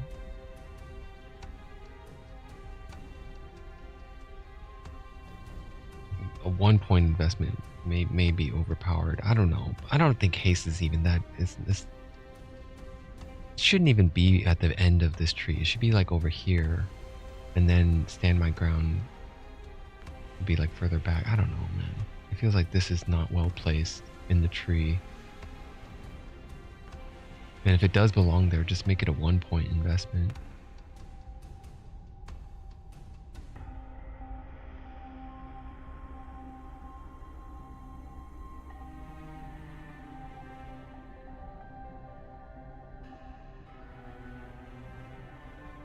Anyway, okay.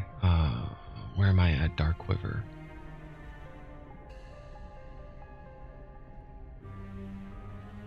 I didn't even need this. I just picked it up because I was curious. I don't even know what these shadows do. Shadows will repeat one of the skills you use before vanishing. Shadows can repeat Acid Flask, Shurikens, Shadow Cascade, and their damage skills with your damage. That's why they don't do anything. Yeah, that's why they don't do anything, because I'm not using either of those, any of those skills. Okay, I could take that point back. Move points. Let's take away Arrow of the Trickster. They don't do anything. And then with that 1 point, I could just get Mending, Nightfall.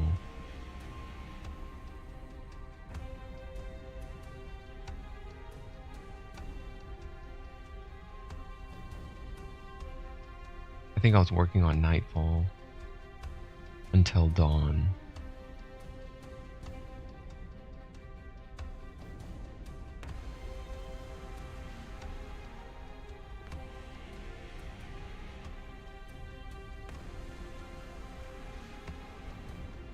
So damn, that oh man, I don't have enough points. It's a 5-point investment for Until Dawn just to get it to 25%.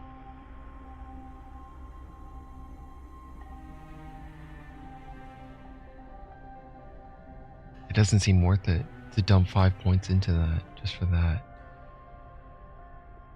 Using a black arrow causes your next hail of arrows to do increased damage over time, equal to twice your critical strike. Okay, that's nice. That'll make my hail of arrows actually worth it then. At the moment, hail of arrows is a very disappointing damage.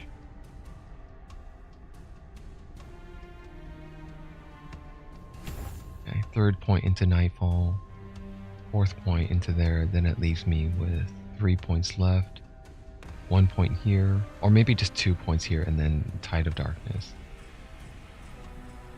I'd be okay with that.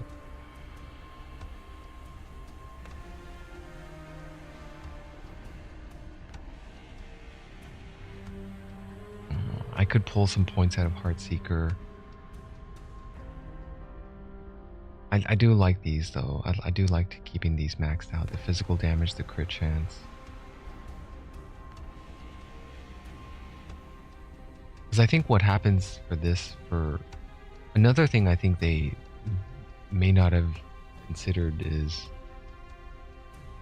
if I channel Flurry with a black arrow on, the whole time I'm channeling Flurry, all of those arrows have 100% increased critical chance. So every single arrow that's hitting a target, after I pick up a black arrow, like one of these things, I pick it up. Now all of a sudden this is like an 80% crit chance or 77% crit chance on every Flurry shot. I need to lab it to figure that out to see how it's calculated, but at the moment that's what I'm under the impression of, that what this is doing, the Heartseeker. Anyway, find Lagon. Let me move on with that.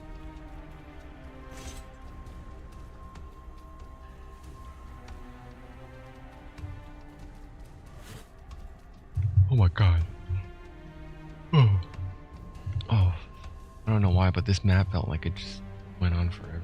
I was just rambling too much.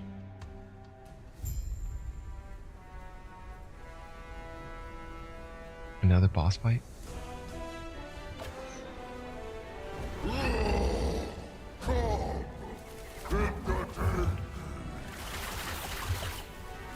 Ah shit, I almost died.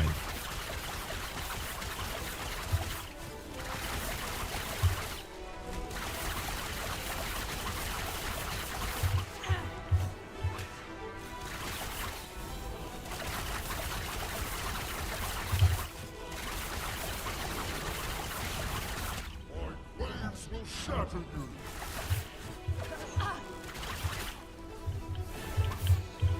Ah. This is like that one. Oh my god. I'm so dead. This is my first death. First death incoming here. I'm lucky enough to survive these, but can you let me back in?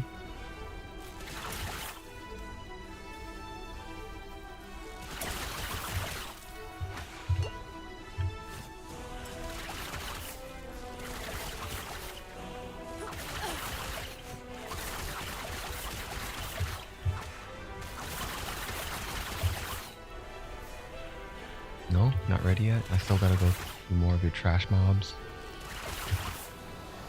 What's the town portal doing here? Oh, I pushed it on accident. Oh, I'm sorry.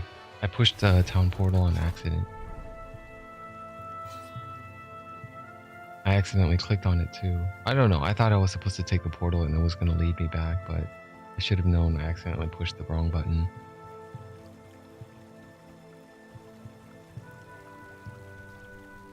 Shouldn't my TP be locked?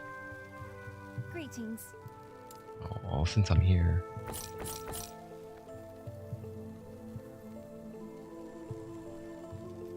I did escape death. I'm pretty sure I would have died there. Hey, this is a really good inherent 32% out of 35. But it's got shitty affixes. Take care of yourself. Alright, if I take the TP, will I go back into the fight though? What happens if I do that?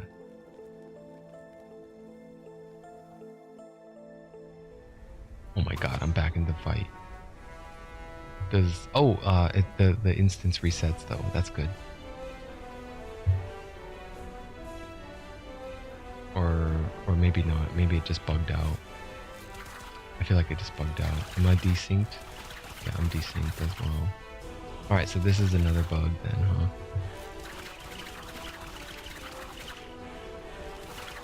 Yeah, the trial is frozen now. How do I recover from this?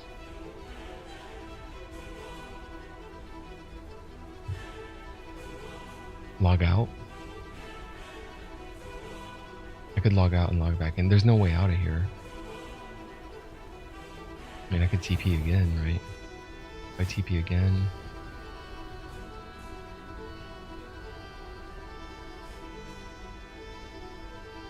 It disappeared. Okay, now dude, this thing is desynced all over the place.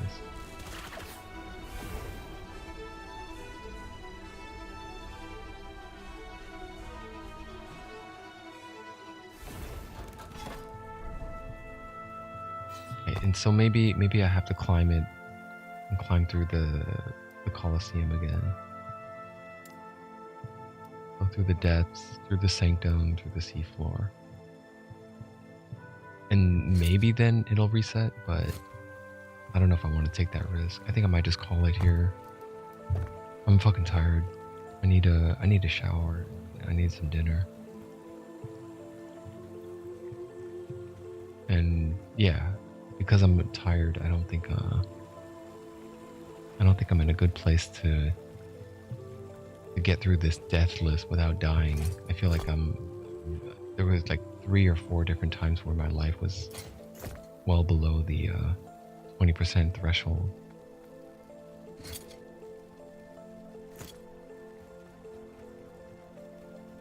Greetings.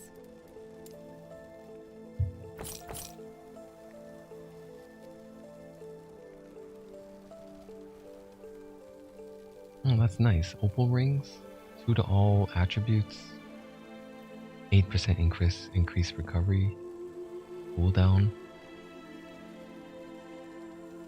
I'm gonna keep my eye out for those. I would like that.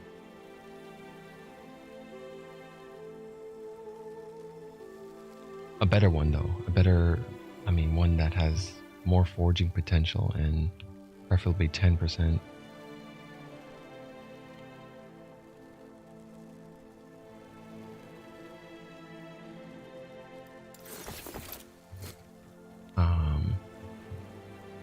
Well, I do feel like going for a little bit longer. I also wouldn't mind. I wouldn't mind. I think I might go try out the Sentinel for a bit.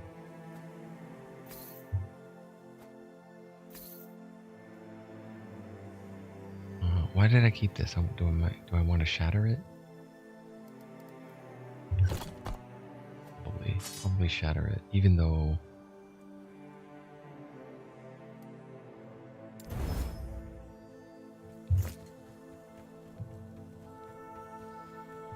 So there is a level 56. I'm at 56 Marksman. Pretty damn busted and overpowered and a little bit unbalanced, I feel like. I feel like there's a lot of things that could be better explained when it comes to skill descriptions. I pointed out most of them throughout the stream.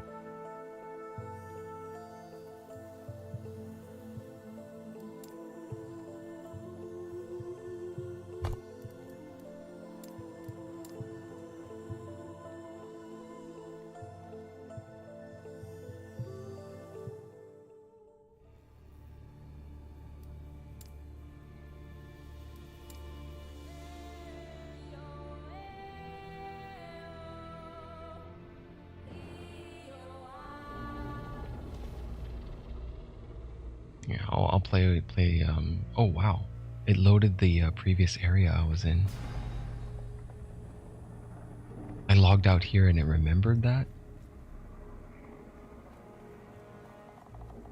Huh.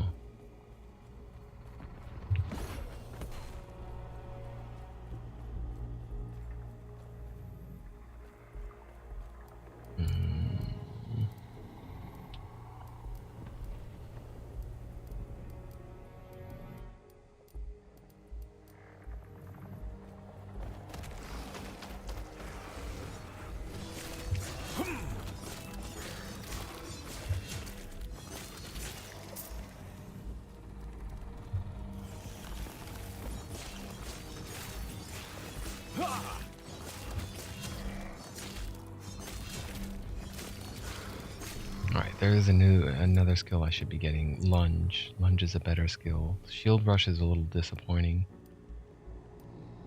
Lunge is a better. There's ways to traverse teleport or traverse unpassable terrain with lunge.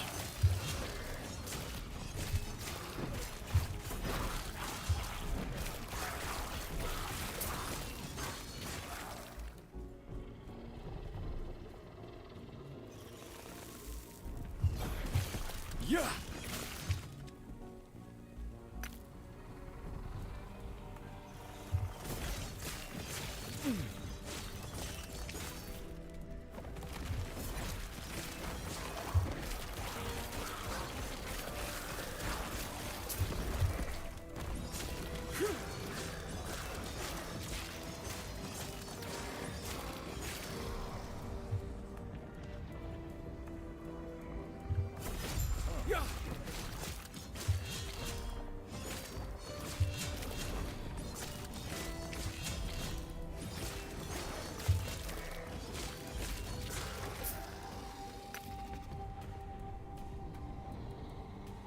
I think those are better boots.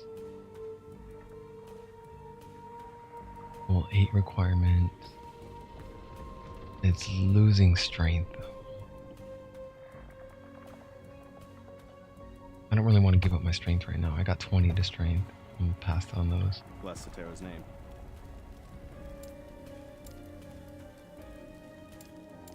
I'm gonna skip all this. This is low level stuff. I already got through it.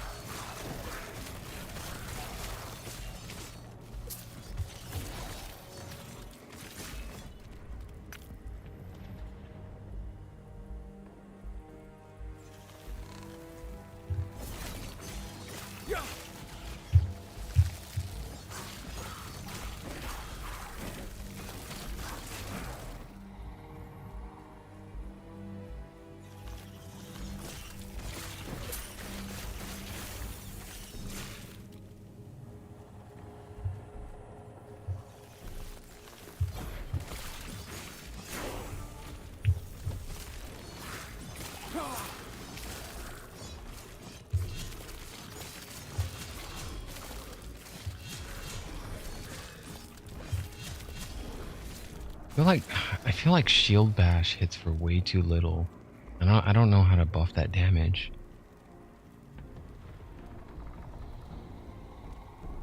I'll take up the hammer. This one has a little bit more. That one's better.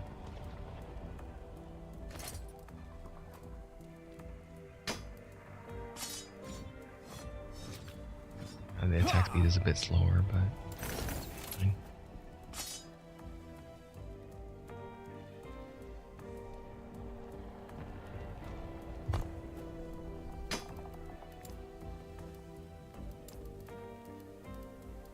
I should have plenty of shards collected from my my archer marksman. Increase physical melee leech.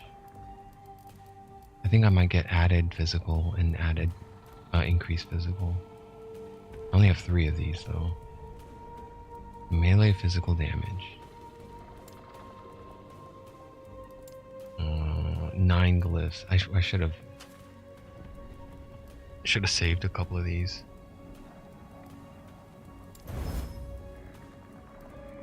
Melee physical. Increased melee damage. Okay. -5 forging potential. 11 left.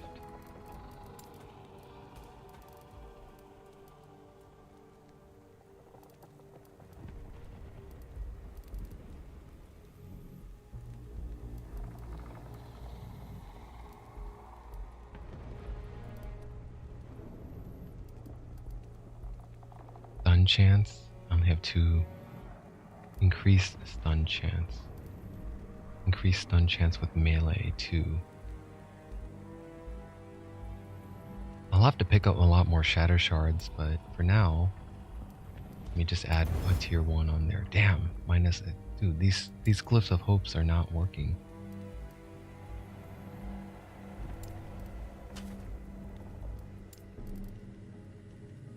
Maybe I forgot to toggle it and it was bugged or something. Health on melee hit.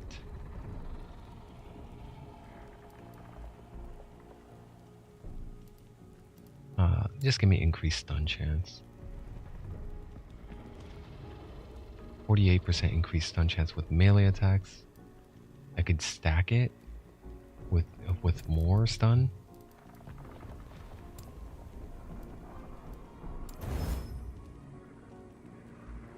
Okay, that's a lot of stun.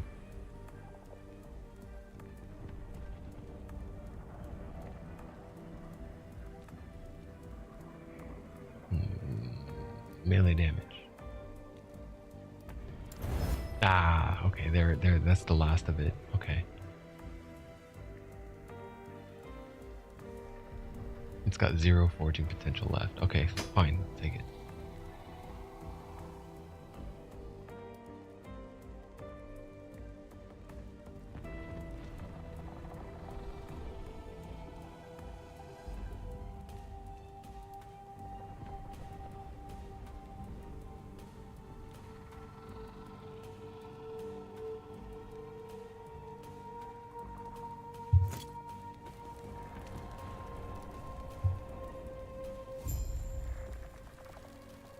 Terra watch over you.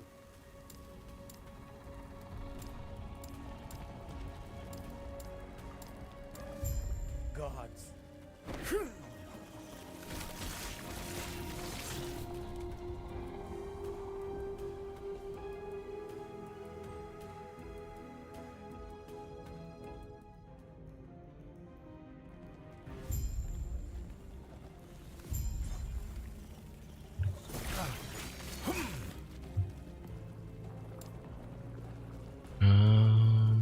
Pretty disappointed in Shield Rush. What did I spec into? I'd already spec'd into Shield Rush. I could pull it out, but I'll stay with it for now. Hoping it'll get better. Increase cooldown recovery and health. Valiant Charge. That would be nice. It adds armor and reduces the damage you take from nearby enemies. Increased damage and stun avoidance.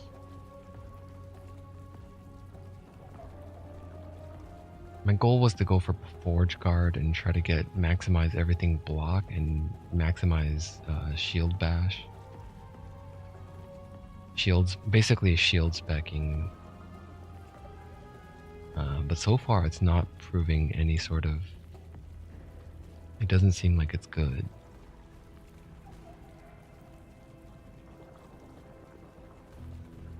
This would be important though if I want to reduce the cooldowns for Shield Rush. Speaking of that, is there any sort of cooldown reduction here? Final hit deals more damage. Crit chance, crit multiplier. Final hit deals significantly more damage. Delay between the hits is longer. Final hit strikes twice. The Echo, Obliterating Echo. Cost less mana. Oh, this one. When Shield Rush ends, you return to its position. No. Why? That's so weird.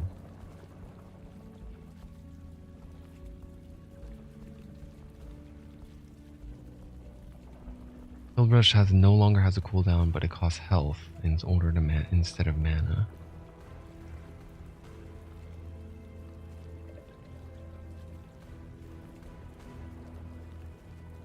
There's the cooldown reduction.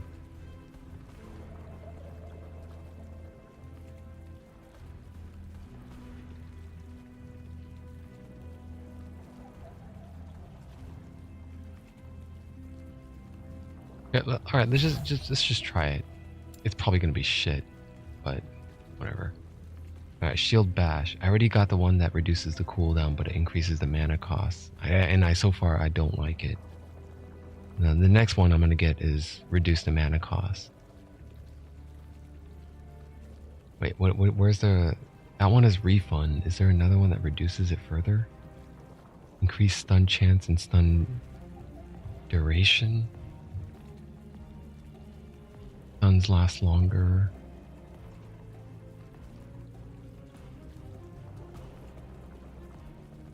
Slows enemies, block chance, protective impact. Shield Bash grants you an additional block chance for a short duration. 4 seconds. That's not short, that's recently. That's pretty long. After you use Shield Rush or Lunge, you Shield Bash in the direction you travel. I'm probably going to want that. Shield Bash must have a cooldown. Okay, then I can't use it then. Be charged and on your action bar for this effect to work.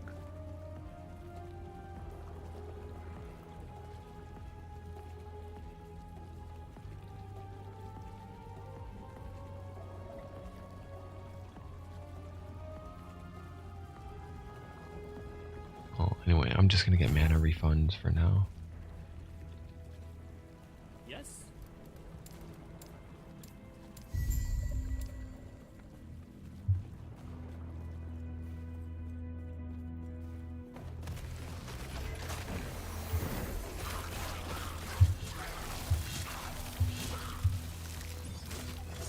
Stand up. Yeah.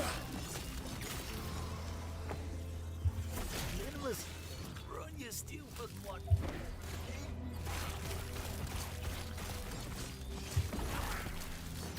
Oh my god. That's horrible. Why would I want to do that?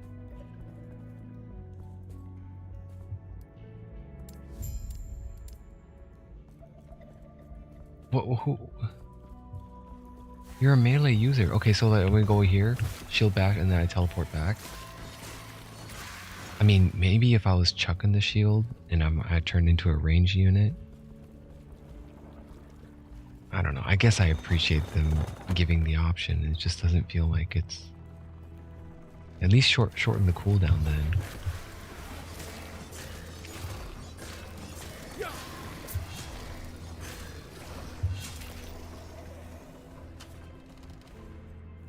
Dude, maybe I shouldn't have invested so much into the hammer if I'm trying to shield bash.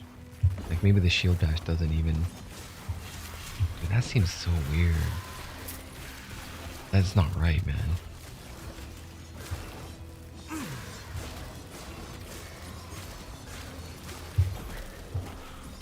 Stand down or die.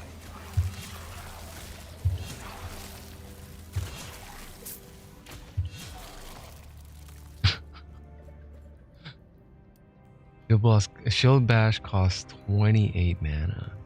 I'm reducing it, or I have a chance to refund it by 6.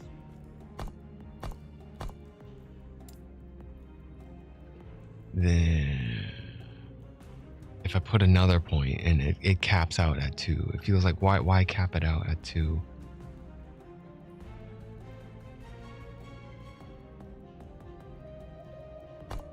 I don't think this is balanced very well. I don't know, maybe there's a passive that a lot of the passives don't have anything to do with mana though. It's like you'll get some way later, maybe in the Forge Guard tree. But from a brief glance at it when I was looking at it earlier, I didn't see anything related to mana gain. Increased mana regen, crushing blows. You have increased mana regen, and your melee and throwing attacks deal increased damage based on their mana cost. 6-point investment. 30% mana increase, mana regen increase at maximum investment.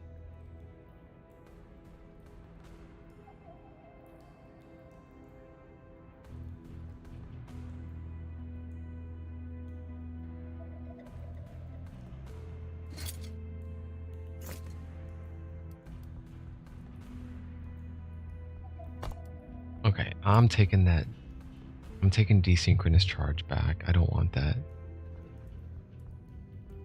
When Shield Rush ends, your mana is restored to the amount you had when it started. But Shield Rush has a 10-second cooldown. It already has a fucking cooldown, 4.5 seconds. What does it do? What does that mean? It turns into 10 seconds, or does it add? I think it just turns into 10 seconds. Anyway. It's kind of a shame because I think I wanted this one. Gains additional charges, but you take more damage. And that sucks that they lock it behind desynchronous charge and you don't give it an option to deactivate that. No, or not that I know of anyway. That back out. Yeah, then I'll have to level it back up to get it again, but yeah, it'll be quicker.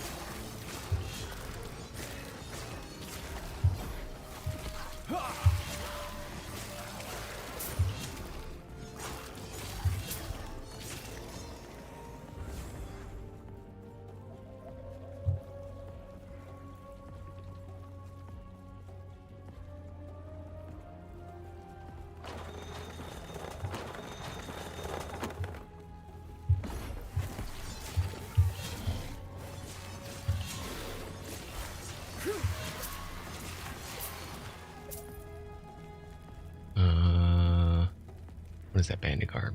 No, only rogues can use it. Okay.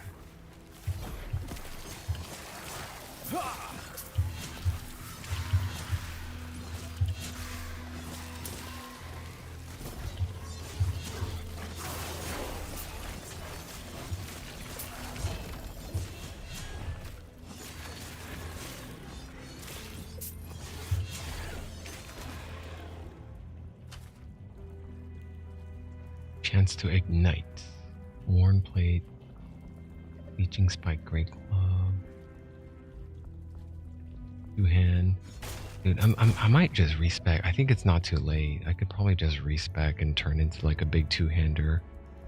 So far, like, I'm not really understanding what the coherence is between the blocking. 46% chance to block. I can mitigate up to 365 damage when I do block. That seems like a lot. Is there like a minimum? I should be taking very little damage then. But for some other reasons, I feel like blocking is probably related to only physical, right? So all the spell damage that I'm taking can't be blocked, can I?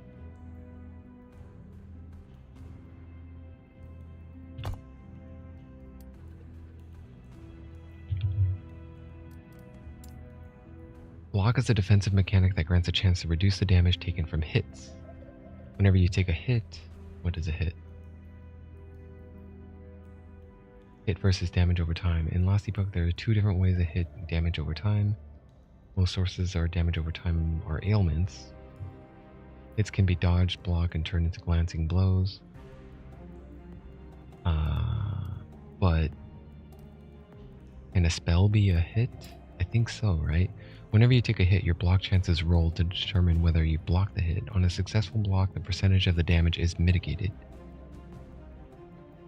This percentage depends on how much block effectiveness you have and the level of the area you are in. The percentage cannot exceed 85%. Okay, I cannot, and they give you the formula here, but it's kind of like faded. It's just like a screenshot. Low res.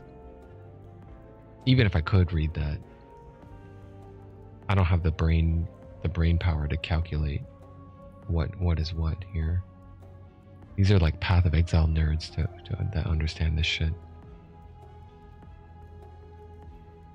40 plus 0.03 times A plus 3 to the power of 2 plus 3x. Is that an X or an A? I don't know. Multiplied by 0.25 in addition. Oh, I don't even know what that 3R is up there. Where A is the zone's area and X is block effectiveness. Then what's R? Oh, that's X, maybe. I don't know. I appreciate that they do show this here, though. It's just the low res makes it a little hard to read. You can block all hits, including hits from spells, but not damage over time. Blocking a hit counts as being hit. Okay, that's pretty nice. That's actually a pretty thorough explanation. So what is my chance to block? 25%. When I do block, I mitigate 46% of the damage. Okay, I just misread it at first. Now I understand. So when I mitigate 46%, my armor does not go into play, right?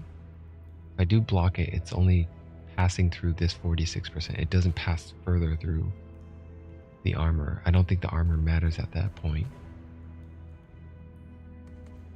Reduces damage taken from all hits, but not damage over time. And not damage that was blocked, right? If I block it, it shouldn't pass through armor as well.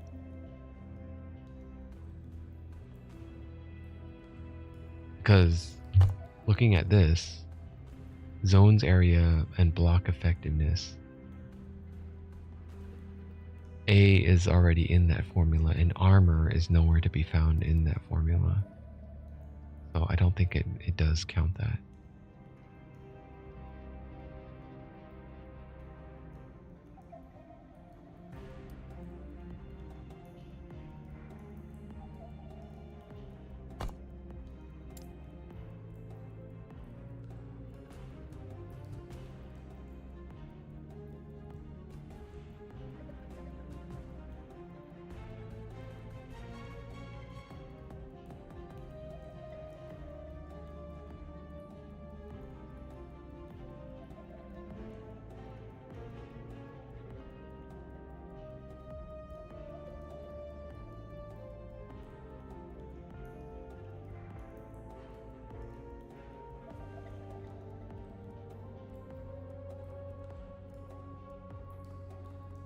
They're missing the Diablo 3 mechanic where the barbarian had this one move that called Rush, I think it was called.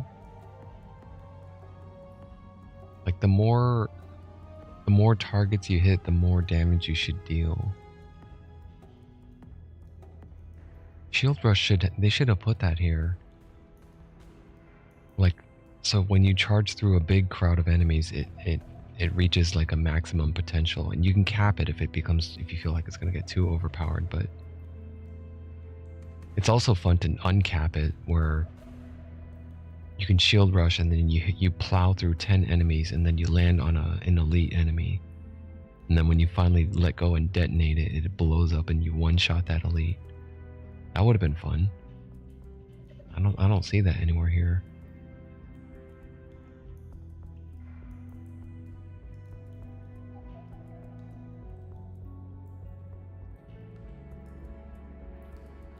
Final hit deals additional melee void damage.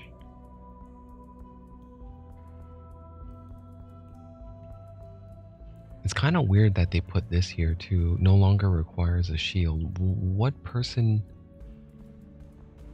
Why would you get shield rush when there's lunge? Lunge feels like a much better option if you're a two-hander. If you don't use a shield or if you dual wield. I don't even know if sentinels can dual wield. Maybe they can't. Can I try that? No. No.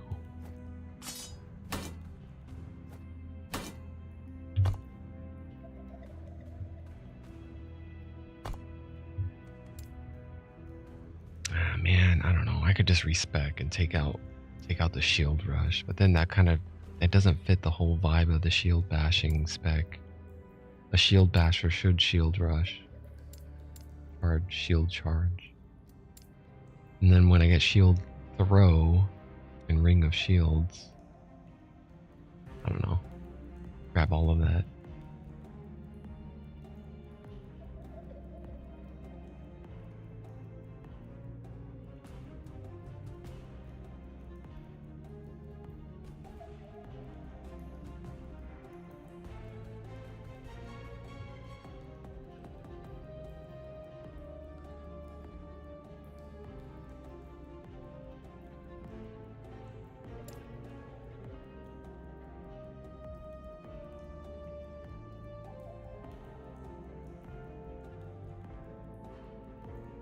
I don't see myself taking that much damage while I'm moving with the shield charge, so I don't see what the point is of investing in 2 points in there.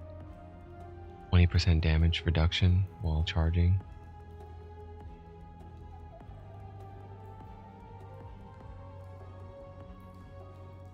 Fucking 8-point investment? What the hell?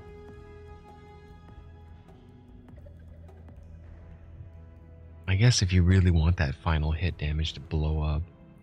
But even if it does blow up, what is that, 160? 160%?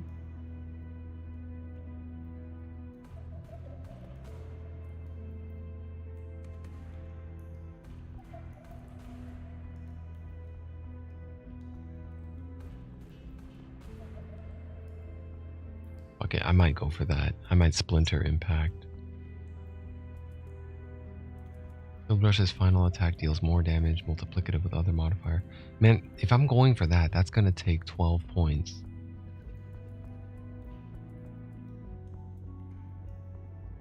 Then I'm gonna want the crit chance and the crit multiplier.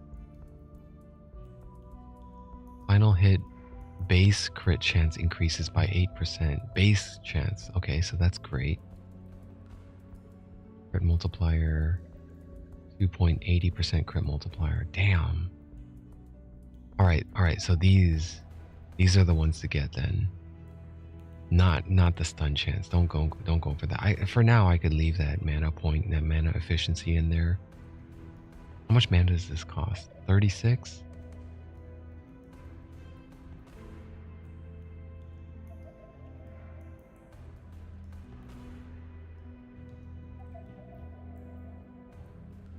I'm saving about 10 to 12 mana with 2 points right now. So it's actually costing about 20, 26-ish, 20, 25.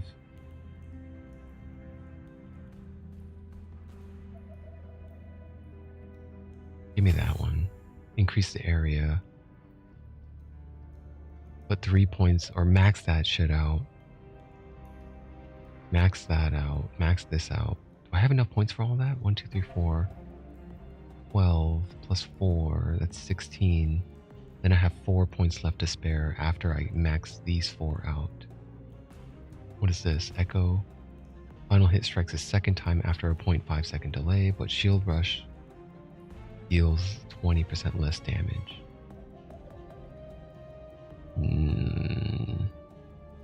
Yeah, I mean, it's good.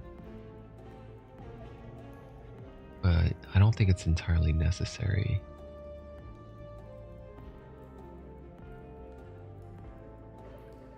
I might just get this one. 4 points. But that's what? 12. 16. And then the rest goes into Consuming Path. I mean, these are for final hits. These are for anyone that's in the path. That's less important.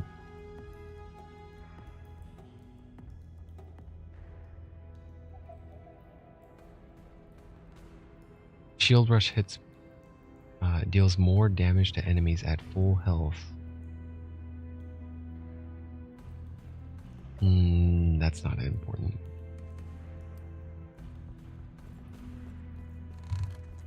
I mean, it would be nice, but okay. Shield Rush. Miss.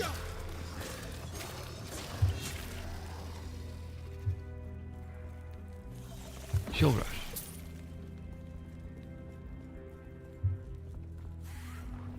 Shield Rush.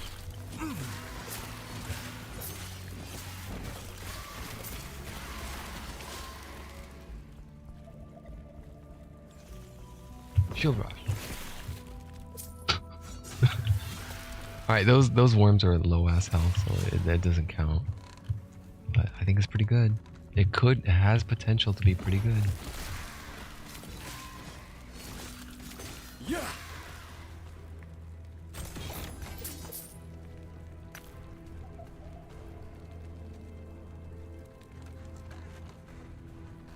What brings you here? Terra's grace be with you.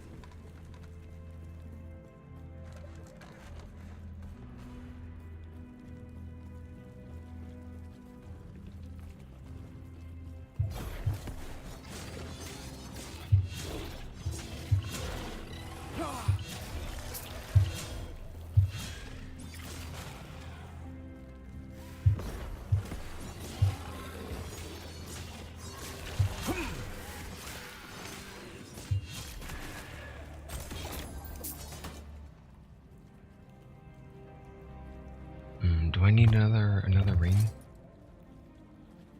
I already have 2 silver rings. This was a shitty one. That one's a little better, right? Increased physical damage, but less forging potential.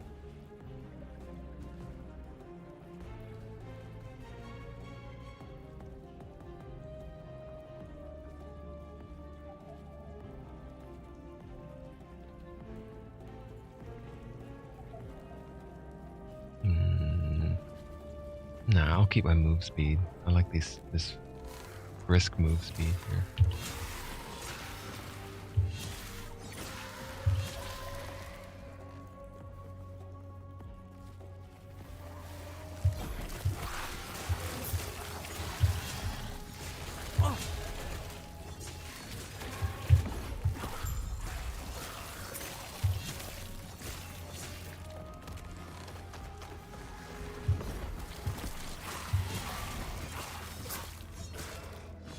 Alright, I'm starting to get the feel for this build now.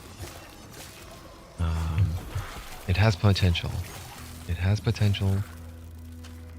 I just need a few more levels and a lot more practice.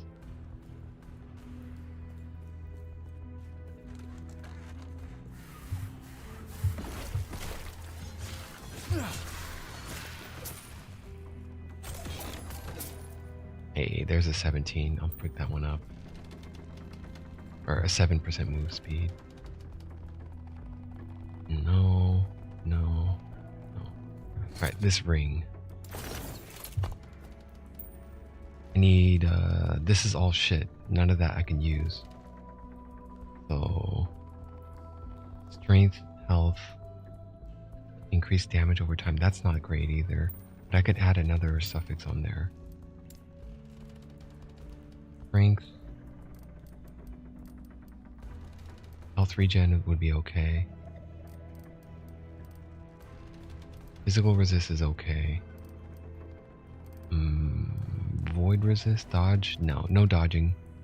Don't care about dodge. Block effectiveness, also good. I don't want to dole these out willy-nilly because these seem like it's kind of rare. For now, let me just get health regen. How much forging potential do I have left? 7? 5 scrolls of hope. Forget it. No hope. Just put it in there. Yeah, shit. It took all 7. Okay. Well, I got my thing. Health regen. 11% health regen. What's my current health regening at? 9%? No, or 9 health? Yeah, that's very low, but okay. Alright, so this ring. I will probably want to use Cliff of Hope.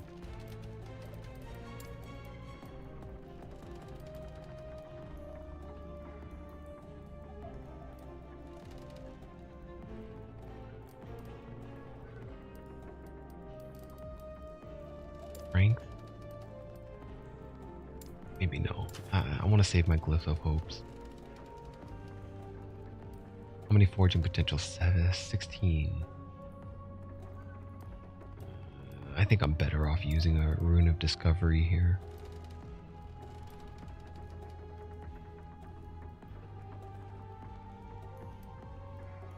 Actually, I have an idea.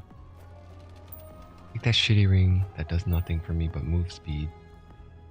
And let's shake it up with, where is that, Glyph of Chaos? Modifies the outcome of a craft when upgrading an affix. Randomly changes the upgraded affix to a different one that could spawn on an item type. Cannot change the prefix or a suffix into a or vice versa. So I can only change. Yeah. Okay, endurance is fine. Lightning resist is fine. Let me change necrotic damage then. Glyph of Chaos. How many of these do I have? 61? Upgrade and reroll. Lightning damage. Critical success. Preserved forging potential. And crafting materials. Okay, but the freeze and that shit, everything else stayed put. I could only do this a number of times before. Yeah, I have to be level 13 to get that one. Well, I can keep trying later. But it kept the forging potential, which was nice. So, with this one, Rune of Discovery, let's try to just put everything on there. Give me 4 tier 1 affixes. Endurance, dodge, healing, effectiveness, and lightning damage. I don't really much care for that dodge, but I'll take it for now. Right now I want to fix that lightning damage. And with Glyph of Chaos again, upgrade and reroll. I have 16 forging potential. It cost up to 10. It only costed 1. It changed it to elemental damage. Well, I don't deal any elemental damage. Yeah, I don't think I...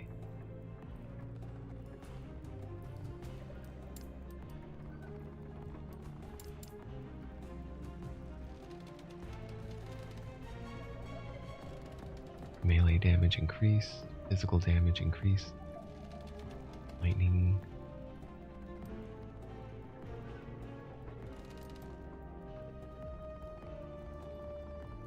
I don't know where does it show my attack,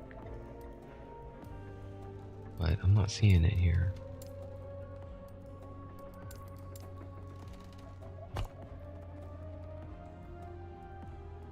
Reroll it again. Glyph of Chaos. Growing attack. And it took all the remaining forging potential from it. Alright, well that might be actually better than this one. Cold resist, lightning resist. 3 to strength. I don't like either of them. I'll just do nothing.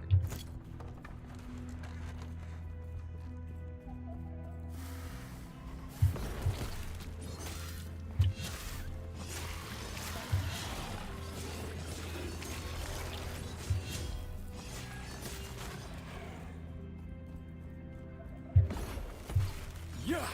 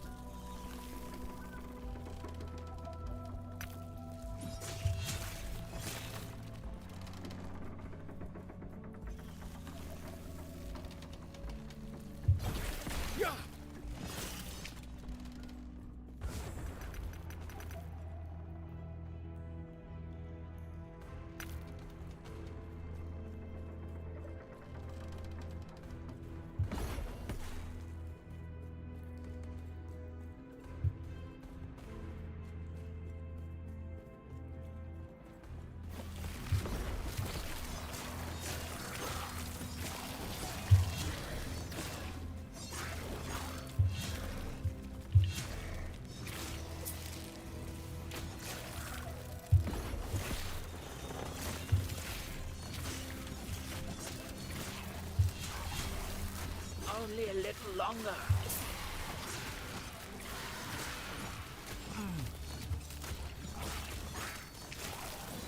Yeah, I didn't find the other elder yet. You there, help me.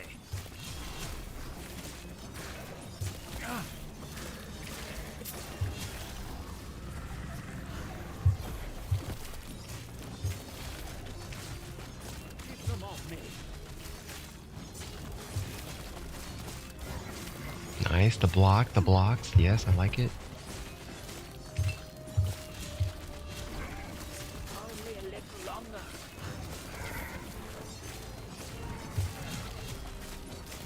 That crit, I got that 300 crit from the shield bash. You gotta work so much harder than the mark.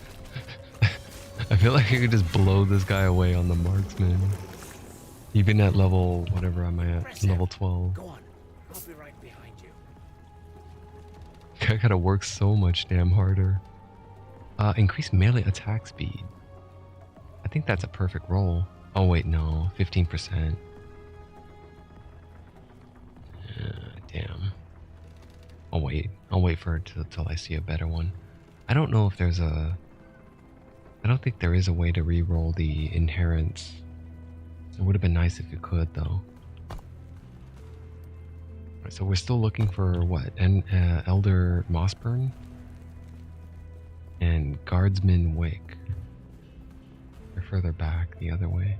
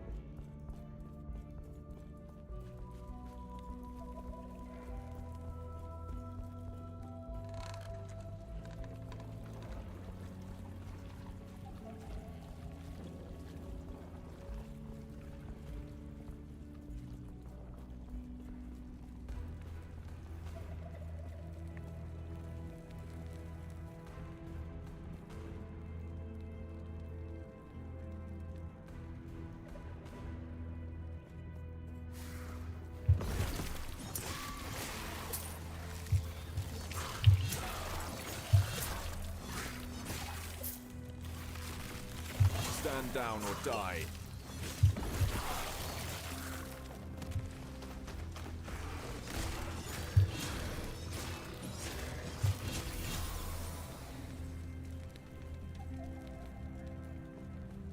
My shield bash level up. Okay. What was I going for? Mana efficiency, invigoration.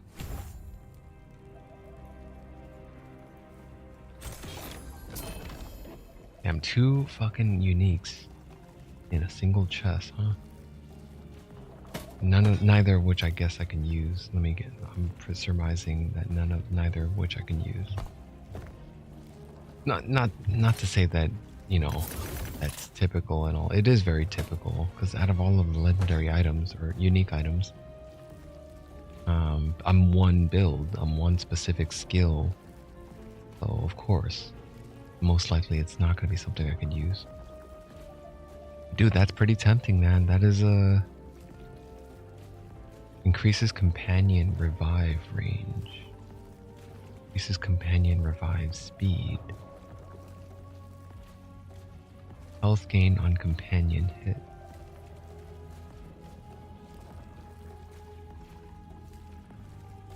I don't have companions. Like, this is for a different class then, isn't it? Like a primalist. This is for a primalist. Either that or it might be for like Void Knight, maybe. Because I don't, in basic Sentinel tree, I don't think there is anything where I can summon a companion. There's no phalanx or anything like that.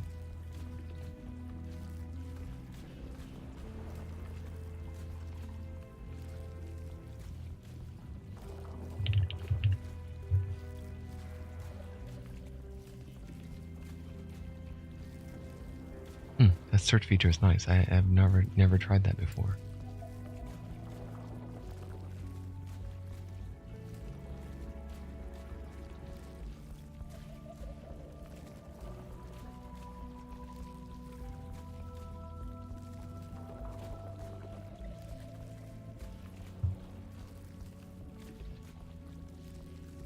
Oh yeah. Forge Guard can summon like spectral weapons. Summon a forged weapon which lasts for 20 seconds, affected by weapons stats and attack rate of your weapon. You can summon up to 6 forged weapons at once. What about Snowblind? Iron Cask, freeze rate multiplier, cold resist, 40 to armor, 40% chance to chill with cold skills, 40% chance to blind with cold skills. You cannot be blinded. Blind with the snow and never be blinded by it. Nah, I'll stick with my strength and vitality. Strength, vitality, armor, health. And this one is kind of tempting, but I'm shield bashing right now. I may not need lunge now that I'm thinking about it. There's no other skill to get right now though. Maybe riposte or vengeance. But there's very little need for riposte when I have a Rive. Taking 25% less damage and striking a nearby enemy. I think lunge is still good. Lunge is still good because it allows me to traverse over unpassable terrain. Who are you? Go on. Gods be with you. Okay, found Elder Mossburn. Now I need to find Guardsman Wick.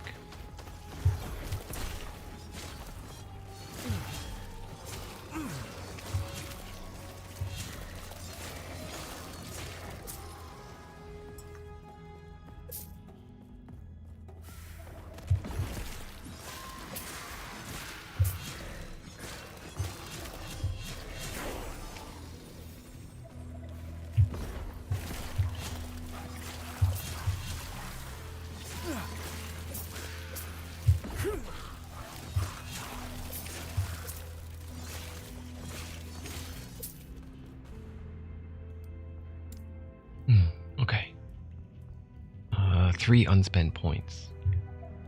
I just hit 13. I haven't been spending these. Go back to Sentinel, and I was getting...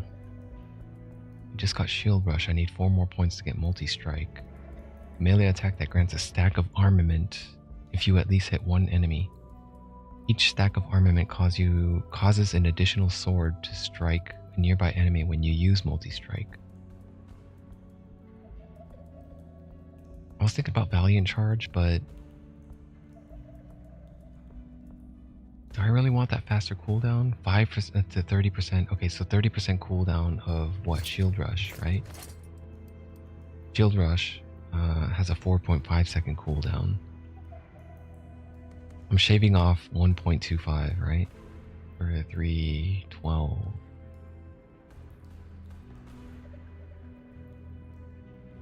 I'm shaving off about 1.3. 3-second cooldown.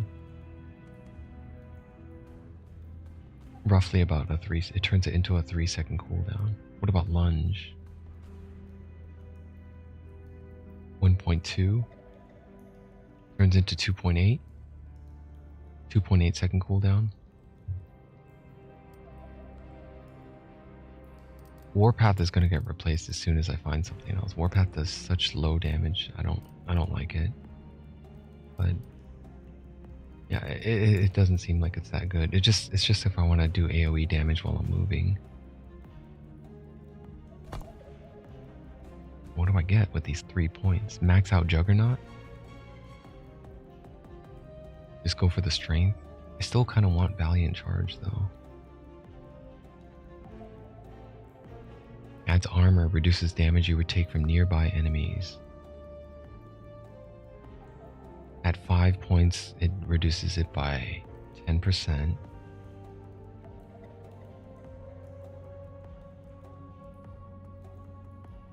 Oh god. Oh man. Yeah.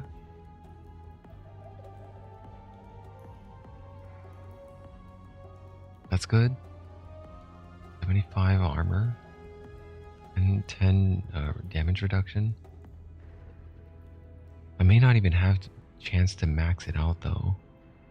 Usually, oh, what's Smite? Smite's a nearby target with a bolt of holy fire. Healing allies. If you're in the area, you're also healed. Oh no. I thought Smite was something to do with shield from my Diablo 2 days.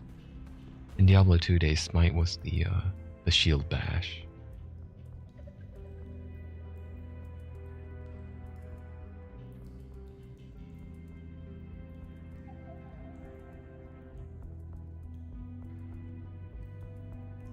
Well, I could get Fearless. 4 points into Fearless. Armor clad.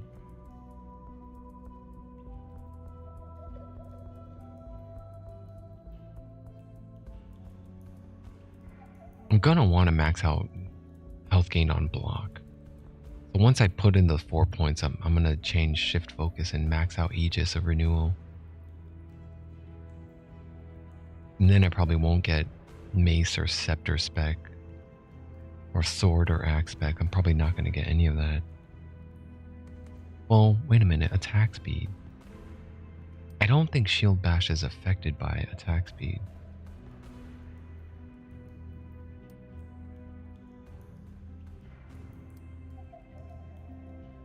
Yeah, I don't think it is.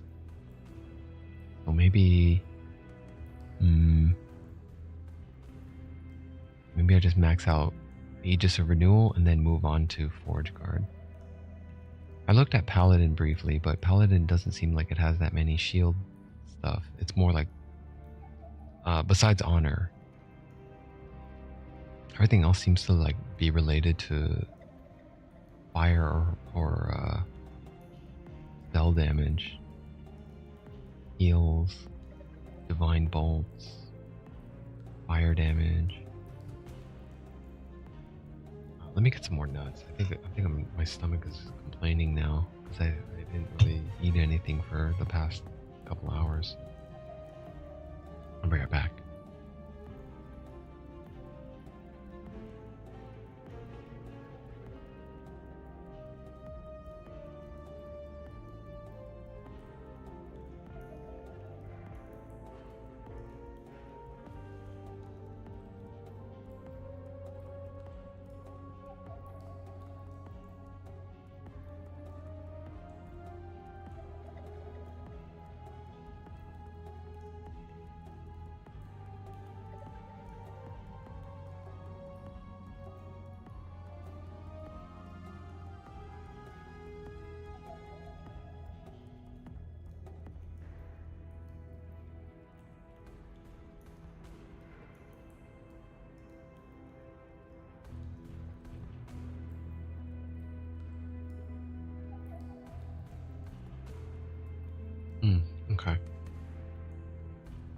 Yeah, so I think I might just pass on armored clad and valiant charge for now.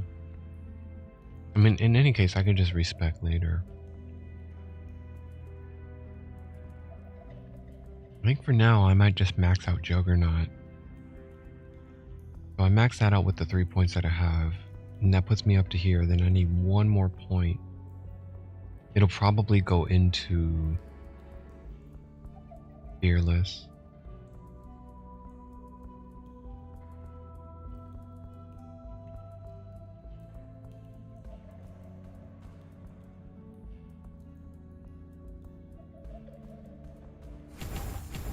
Okay. There it is. Juggernaut maxed out. I'm the Juggernaut. Hey, what is that? 23 to strength now. For a level 13 character at 23 strength is pretty impressive, I think. Hopefully it pays off. I don't know. I feel like I should probably get a little bit more vitality also. Guardsman Wick. Mr. Wick.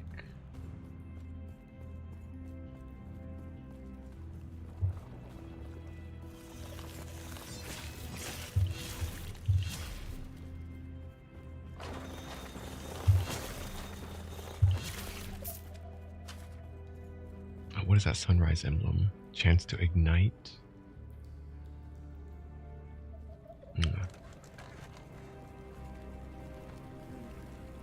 I'm here to ready to evacuate. Farewell. Report successful evacuation. Okay.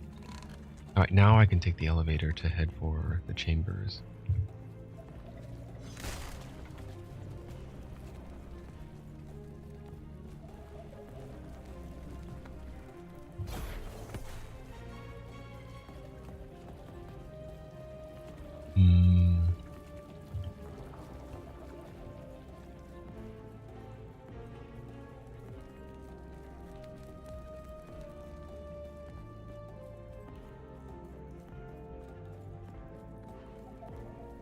Feels like it's pretty nice to have this move. What's my move speed?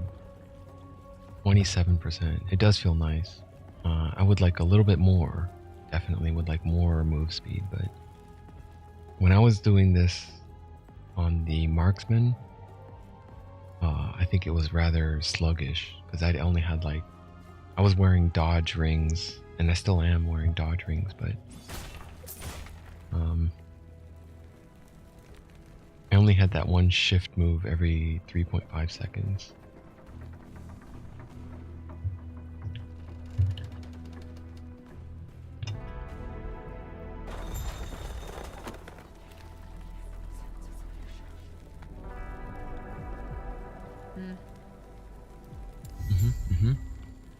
Thank you. I see. You. Yep. Yep. I got the time shard. We can travel through time. It's pretty baller, right? Yep. I know, dude. Yeah. Fuck yeah, dude. Let's go to the future and see what the future's all about. Thank you. Be safe. Stun duration, physical damage. I'll definitely take that one over that one. And then check out where's my stash? Let's pick up this quest first. What? Go on then. Yeah, I can get your ledger. Gold won't save you. The blade might. And this guy wants me to give him the ledger instead of giving it to What? Elder Urza. Elder Urza has a ledger of debts. Artem has a debt that he wants cleared, but he doesn't want to pay the debt. He doesn't want to pay the elder, so you have my attention. I know. It sounds like a plan. Alright, cool. Safe. When I find it, I'll let you know. I get a choice of whether or not I want to turn it into Artem or Urza, Elder Urza. Yes. I don't think I have anything I want to get, do I?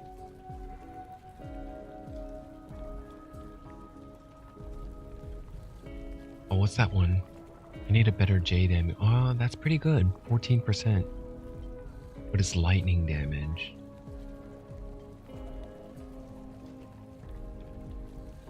Let me try to fuck with this one for a bit. I'll buy it. Alright, I'm gonna use Rune of Removal to hopefully it has a 50-50 chance. It's gonna either take that or the physical resistance. Rune of Removal. Please take lightning damage. Don't use any glyphs. I don't know what that... I don't even know what's gonna happen if I use a Glyph of Chaos and a Rune of Removal. Probably nothing.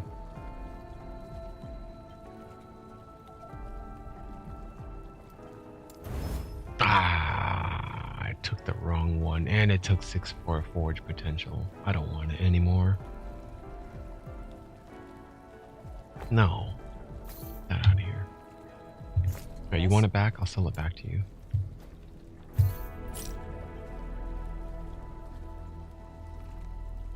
I don't think I want any of this stuff anymore. Maybe that belt. The belt might be okay still, because I have a pretty shitty belt right now. But there's better belts out there that have armor on them, I think. Or maybe I don't have access to them yet. Let's craft this one. Okay, so it does fire damage right now. I don't really deal fire damage, so I would prefer physical damage. Increased physical damage. What are my other choices? Potion converted to ward, throw damage, void, minion, increased chance to find potion. Just give me the physical damage. Hey, they're critical success. It increased my health. +1 tier to health.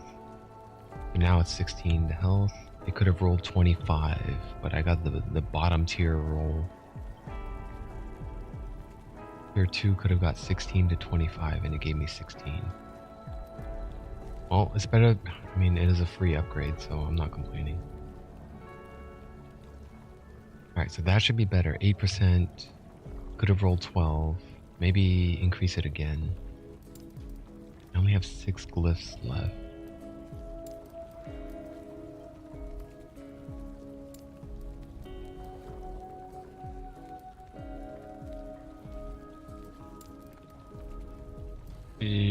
Just increase it and spend the forge potential. 3 forge potential for 5% increased physical. Okay, so now it's 13%. What could it have went? It could have went 21. I got a bottom tier roll again. The bottom range. The range could have been 21%. Increase it one more time. There goes 9 forging potential, and now it is max roll, tier 3, 30%.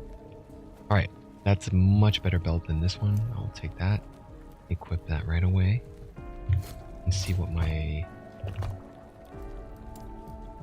increased physical is now sitting at 86%. Shield bash. Let's see what that does. It says 161 damage per bash, right? If I swap the belt, 144. Okay, so it's a good decent amount. It's enough. Yes. You could have my old belt for 9 gold. You know, all this other crap for selling items in this game does jack shit. You get paltry ass coins for selling it. They don't really. It's kind of like selling I think in Path of Exile, going around collecting all the rares that you find on the ground and selling it at the vendor. You're just gonna get scraps of Scroll of Identifies. It really doesn't do. It doesn't really do that much. Follow your feet. I got 2 more stuff to stash here. I'm running out of stash space, so I might buy another one pretty soon.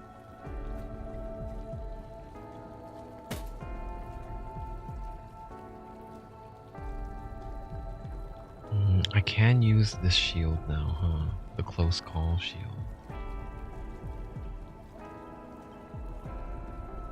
I don't like it though, it's not good.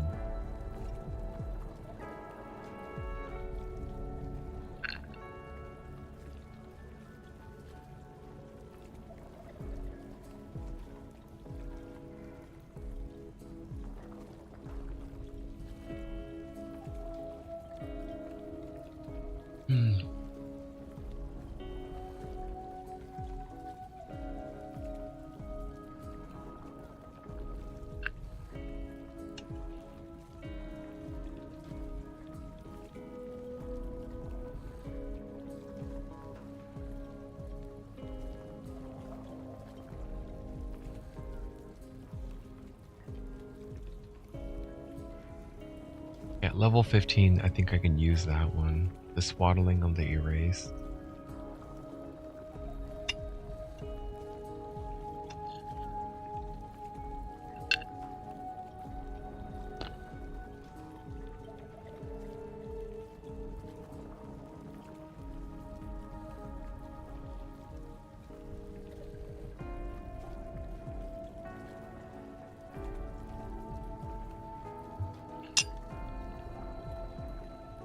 This one's actually not bad. I just got a pretty good belt though. I don't know if I want to use it. Movement speed, physical skills, throwing attacks, damage reflection.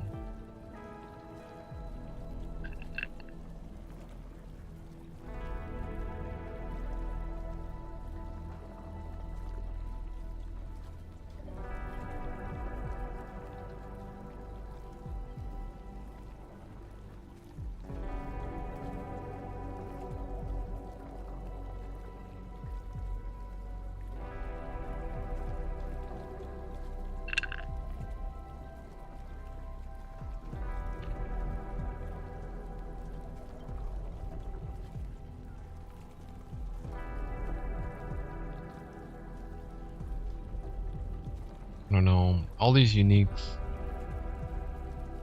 don't seem that good.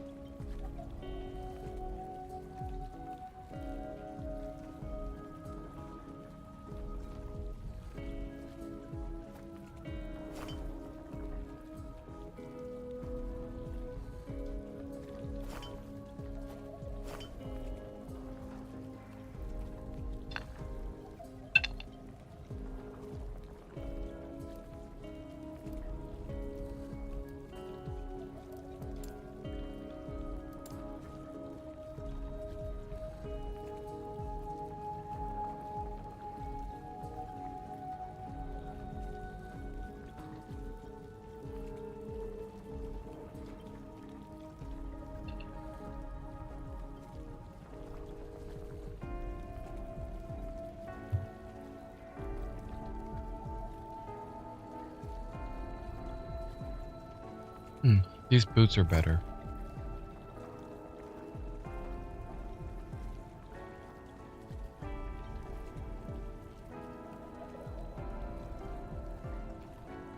Might be able to use this ring actually. I need to chaos it. Increase fire damage, increase spell damage.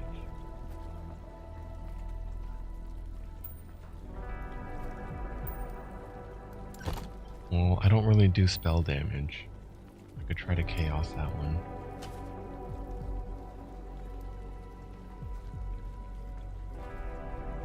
$19 forging potential. Mana regen. Alright, that's cool. I could use that. I would have preferred strength, obviously, but it's better than lightning damage. And freeze multiplier. Yeah, what about fire damage? Can I... Ah, damn, I have to be 15 to keep forging it.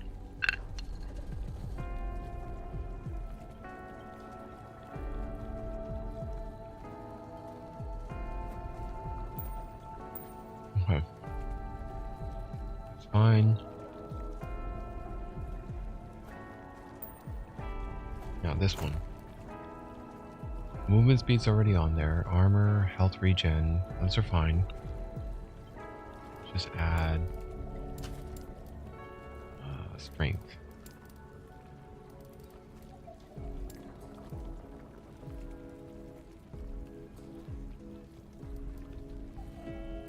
Cliff of Hope. Sure.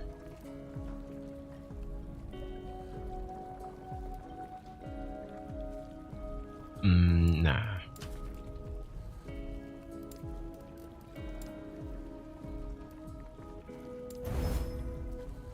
Okay, that's tier 1. Go again. Tier 2. Movement speed? What's the range on that? 5 to 7.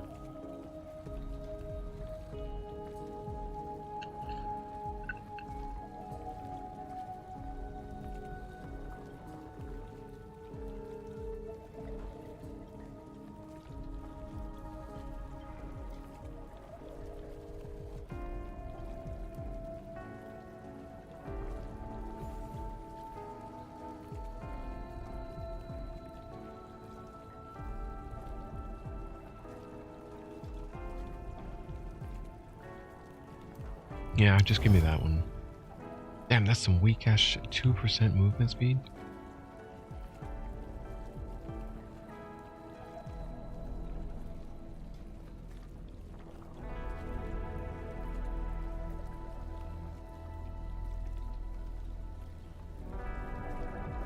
Oh, I'll take it anyway. I need to get rid of these two. Actually, I could actually, here, shatter the boots. Shatter my old ones. Try to grab all that stuff. Good, I got the movement speed, but I kind of wanted the strength as well. I don't want anything here? No. Yes?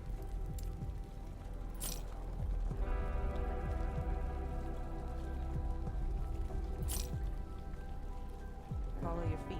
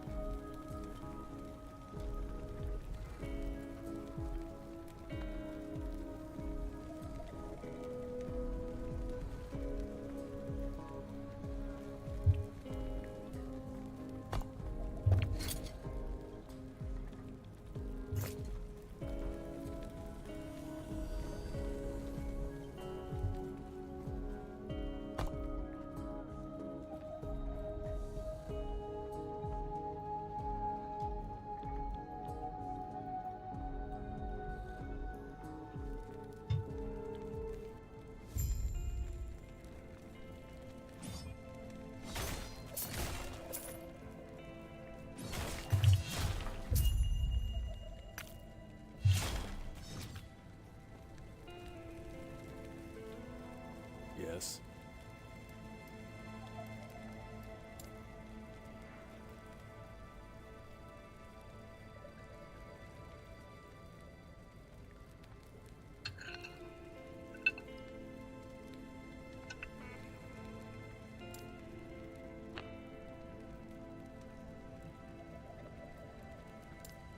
Farewell.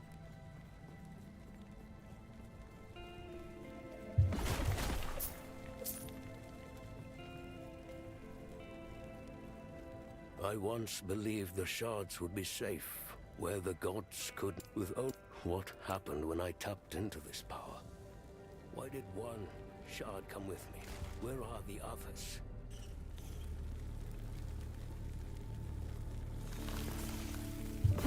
Stand down or die.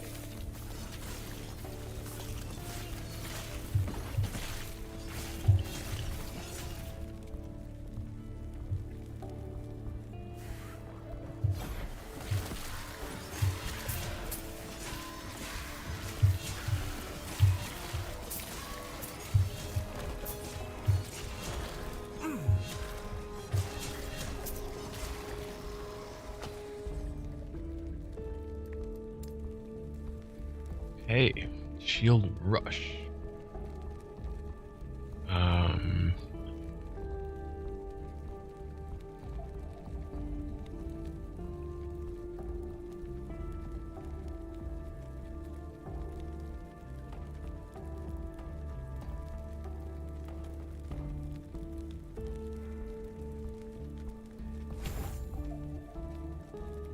think I want to refund that.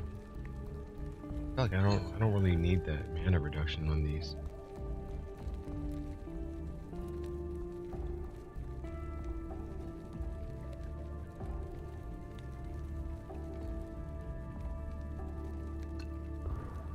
But looking at this, there's a 6-point investment. So if I do max it out, it's at 120% max mana efficiency, right? That means I gain mana on a shield rush, I think.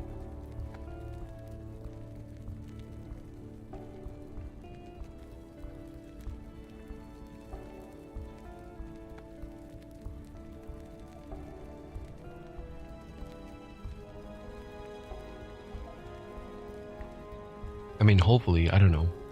It might not be there, but why give it a 6-point investment? And then a 20% increment per point. Oh, if it's super efficient, if it's that efficient, that means it would cost nothing and it would gain 6 mana. It would gain about 6 mana per shield rush cast.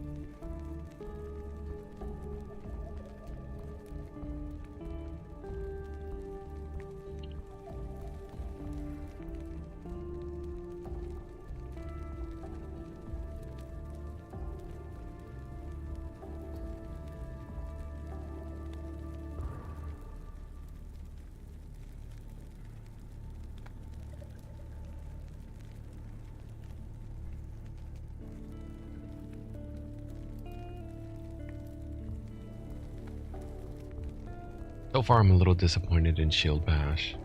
I feel like Shield Bash shouldn't have a mana cost, or it shouldn't be so expensive. The mana, it shouldn't require that much. I've removed the cooldown, and that increased the mana cost. It came at removing the cooldown comes at such an expensive cost because it not only increases the damn mana cost, but it no longer it says no guaranteed stun. So what is my stun chance though?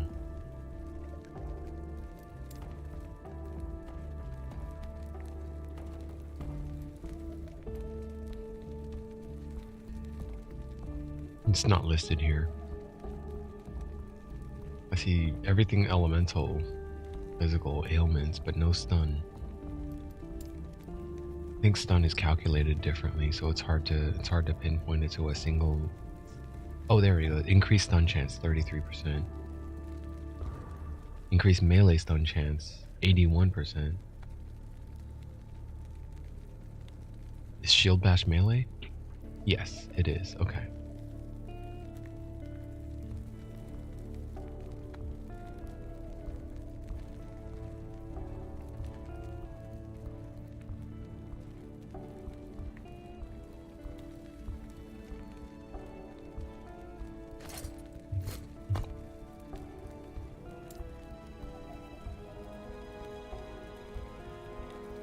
I don't know, for Shield Rush, let me just take out my points here. No mana regeneration, or no mana efficiency. And let's just play that out and see how that goes. Because I don't really cast it that often.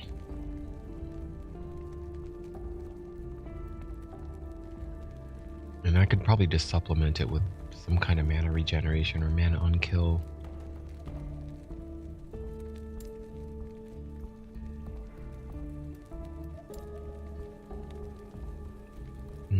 One more point.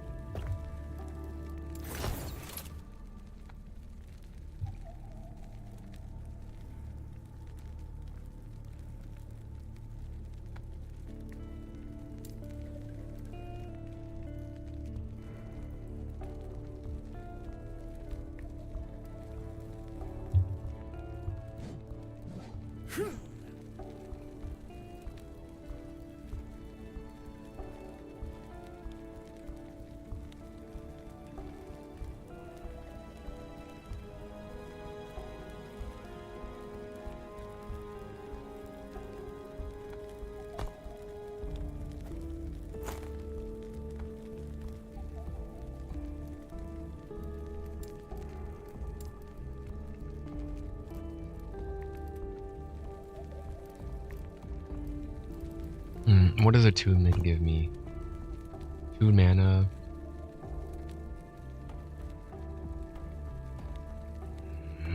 I wish it kind of improved mana regeneration. I don't think it does.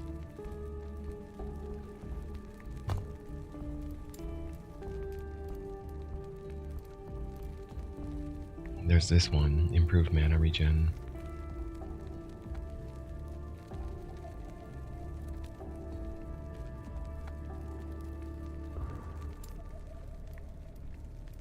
Are there any other better choices though?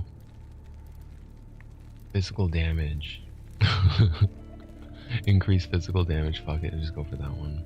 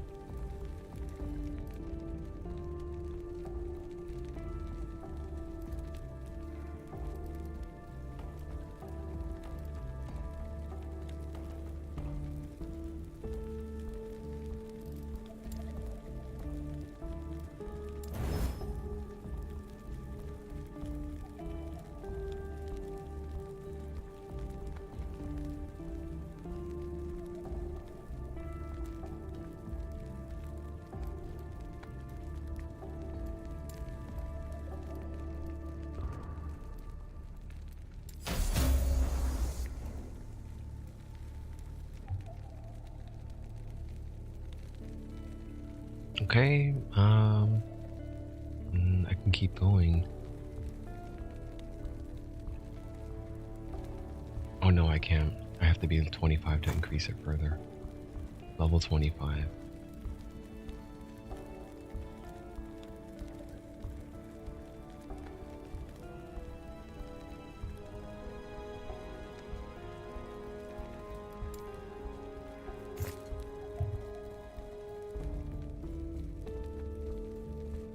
Let's test out this multi-strike. Are you serious? That's it?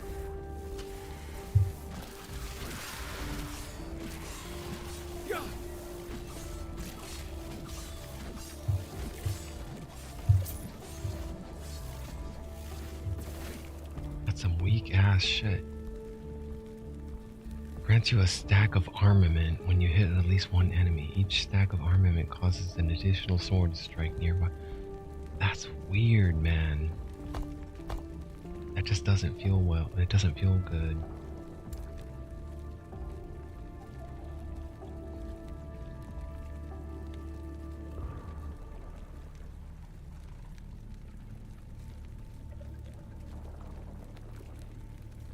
And it looks better than Rive though, but Rive performs much better.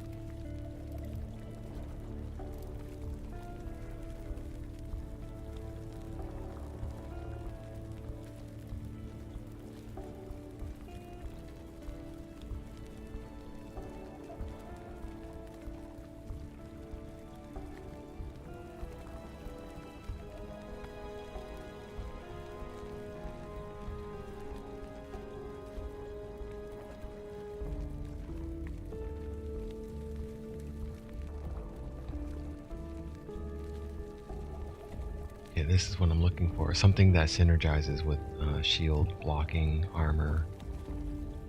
Mana gain. When you drop below 0 mana, you consume all stacks of armament to restore mana.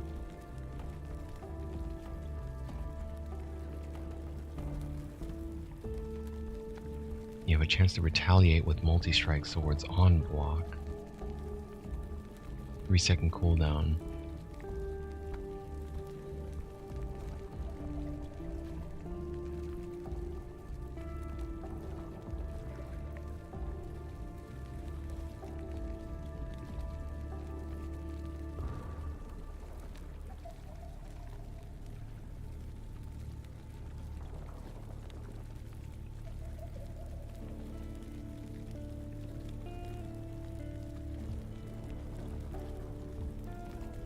I might be able to work with this instead of Rive as my main attack. Let me see Rive. Does Rive have anything like that where it benefits block and retaliation? I don't think it does.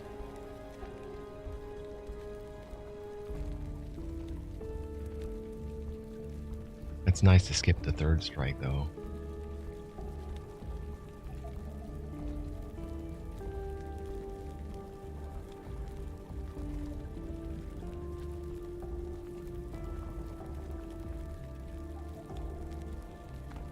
Mana gain.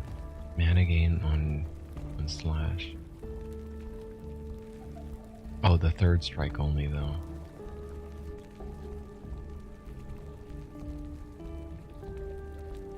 Strike 2 pulls the enemies in at 5 mana cost.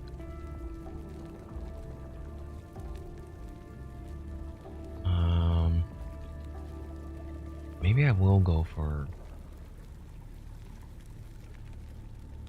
I think I might go for multi-strike then.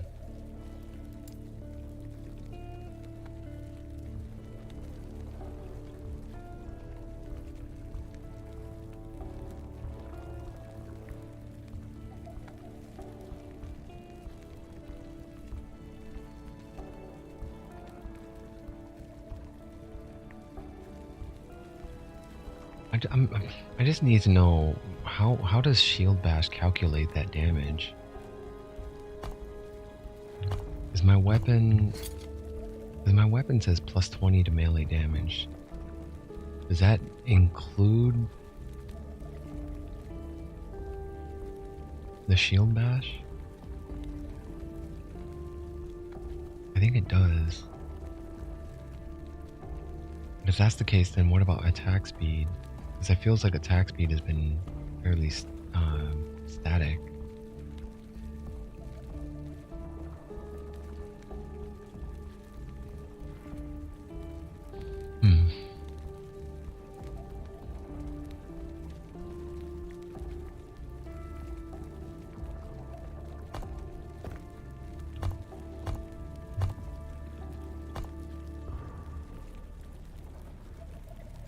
Let's play with it a little bit longer and then figure out whether or not I want to keep it or not. For now, let's just go with, I don't know, Whirlwind Warpath.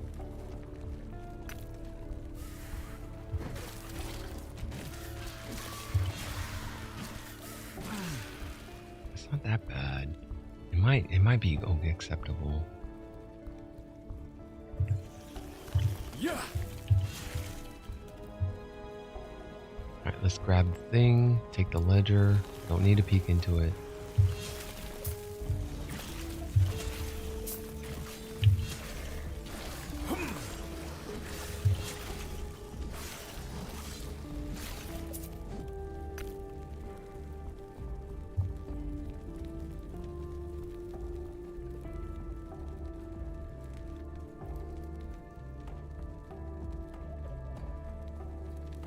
With the way this skill behaves, it doesn't feel like it's a pure physical attack. It feels like there's some magic involved. Like, why is there a spectral sword attacking another enemy? It's not a spectral sword, but it's just like, why is there a magically hit other persons?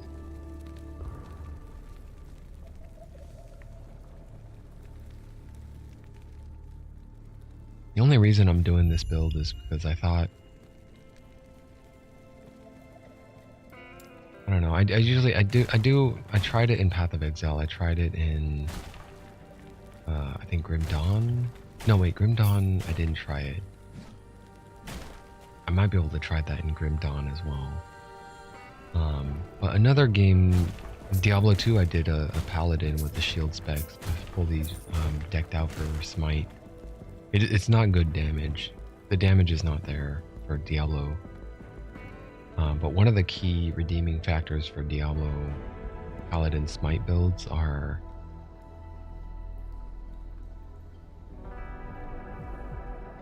Uber boss locking an Uber demon. But mainly, I guess that's for support and party builds then. Hey there, want to try your luck?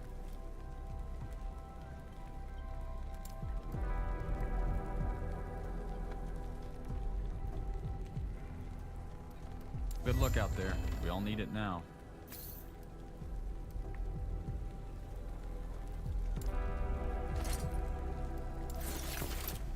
Gambler's Fallacy. 100% critical strike chance if you have not dealt a critical strike recently, 50% less critical strike if you have dealt a critical strike. 13 health gain on crit. I'll stick with what I got now. This means you're due for a big one, don't worry. I mean, crits aren't that valuable for right now anyway. I don't even have that many crit multipliers, do I? I don't think I have any, really. I need to find something to do with these uniques. It seems like there's a lot of trashy-ass uniques.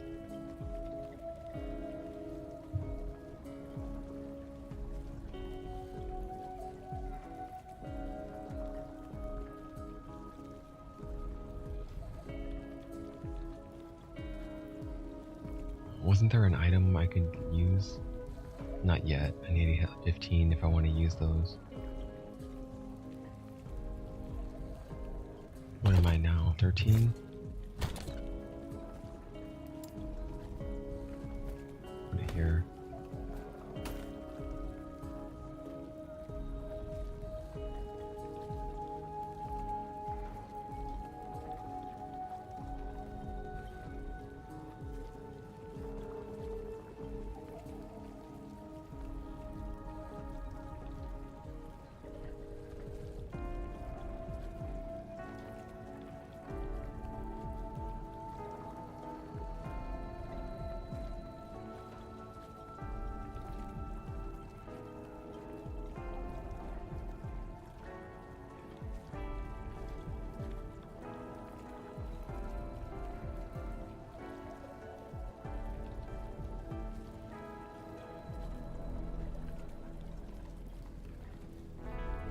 I haven't tried this yet.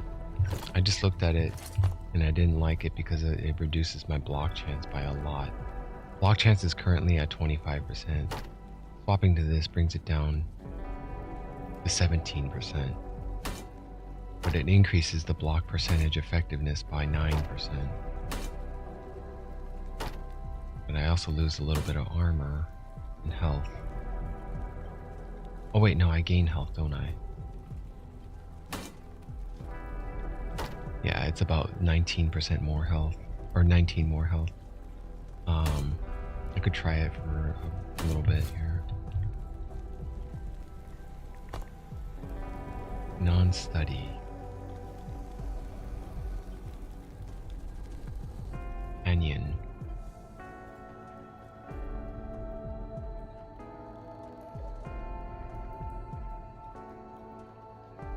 Alright, so 2 more levels and I get I can equip that attack speed glove. Whatever that's called. Swaddling of the Erased.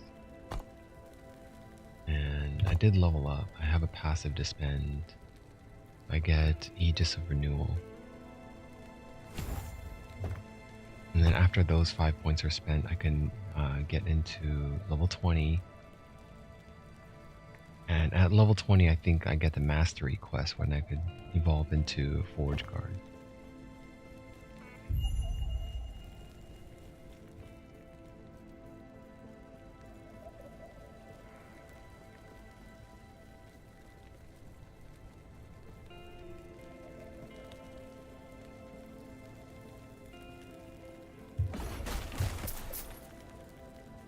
one of the things I do appreciate about being plate and heavy and shield doesn't really it doesn't have any impact on my my move speed.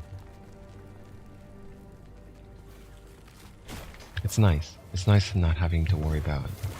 It's like, I think all of us got conditioned by Diablo thinking like, oh no, you wear a shield, you're gonna run slower. You wear like plate armor, you're gonna run a little slower. And it was so much to the effect that Path of Exile copied that, and they did that to the degree. Wearing a shield makes it so that you can you move a little bit slower.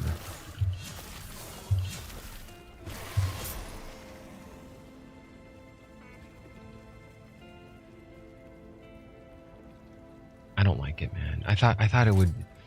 For some reason, I thought that block effectiveness. I thought it meant like I could shield bash harder or something, but it doesn't seem to be the case. 154 damage per shield bash. Swap to shield. 169. It's a trash shield. A slab of rock.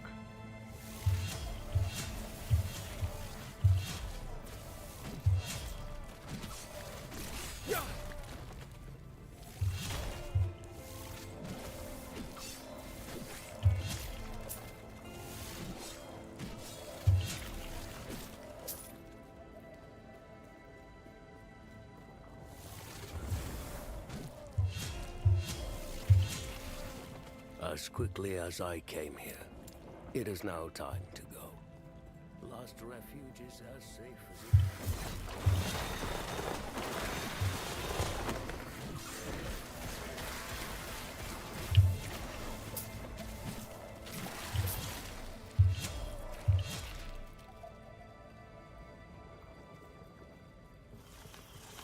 Yeah. Pretty satisfying. It's actually working out alright. I just need to find a better way to manage the mana.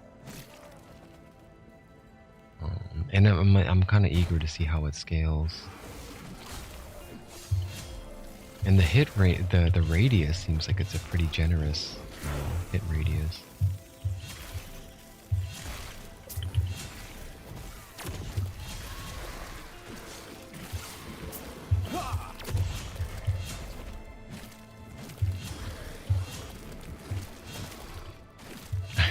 The dude is charging up and I could just stun him back out of it.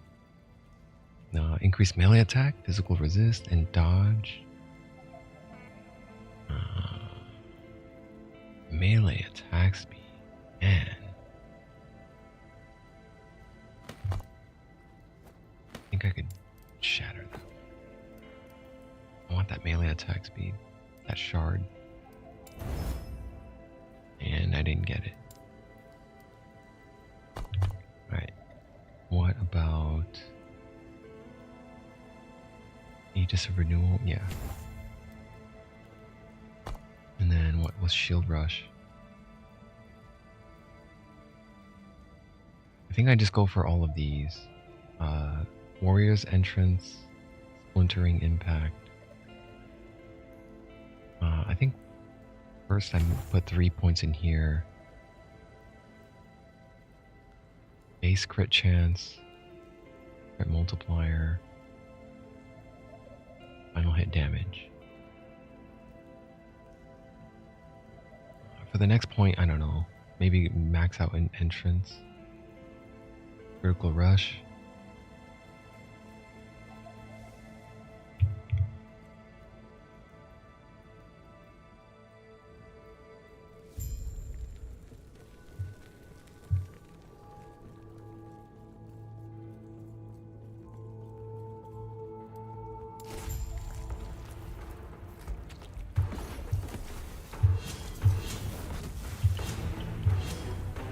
Is from pretty weak ass damage against these guys.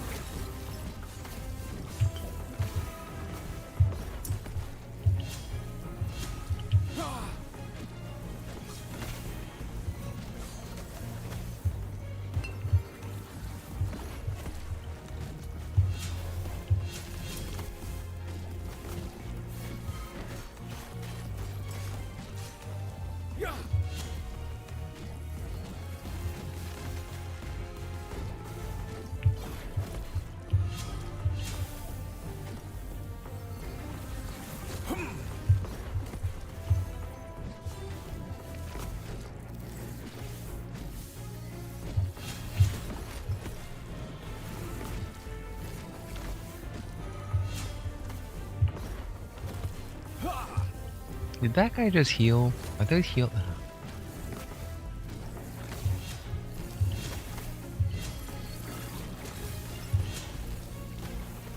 There. Oh, yeah, yeah. He's like regenerating health or something by doing that channeling spell. Yeah.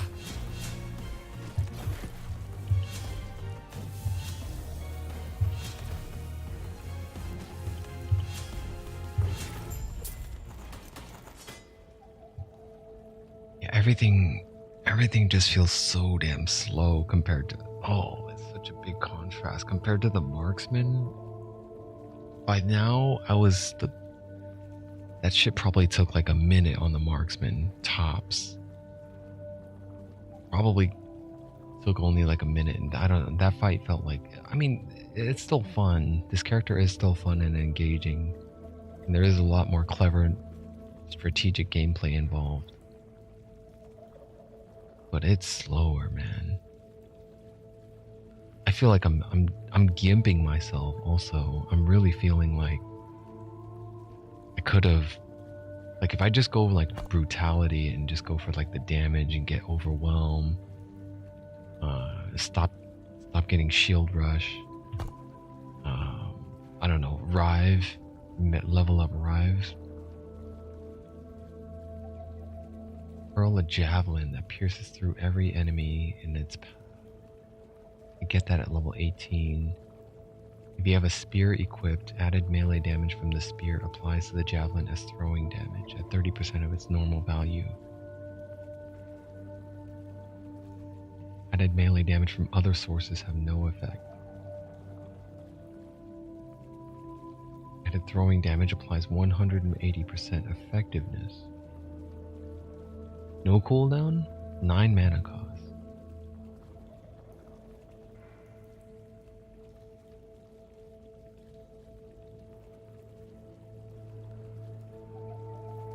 Rebuke is also not that impressive.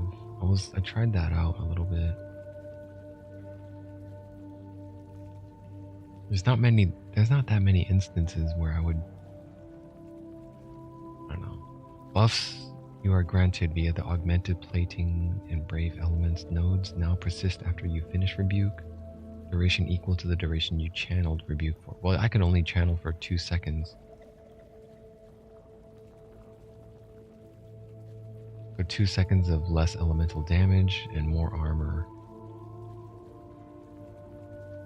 Augmented plating, yeah. And then what happens after that? Move speed. After you finish channeling, you gain increased move speed, attack speed, and cast speed for what, 2 seconds? Okay. Buffs via the burst of speed and protective legacy nodes last longer after you finish casting. 5-point investment, so twice as long at 100%. So we're looking at a 4% burst of speed, protective legacy. Burst of speed, protective legacy.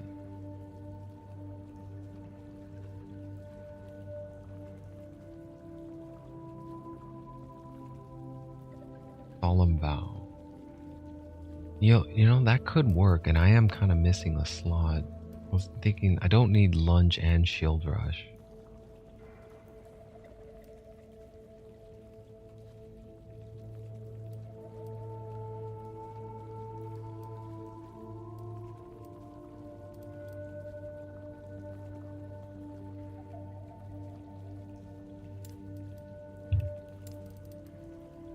I'll go back to Rive.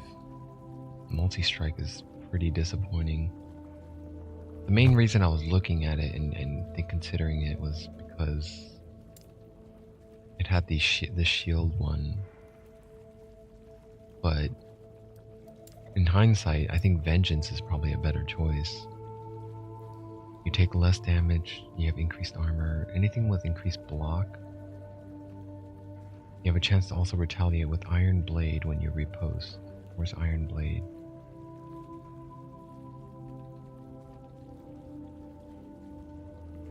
Iron Blade is a melee attack that releases a sword that pierces through enemies, dealing physical damage. Does not scale with nodes. Any synergy with shields, blocking, shield bashing, shield rushing.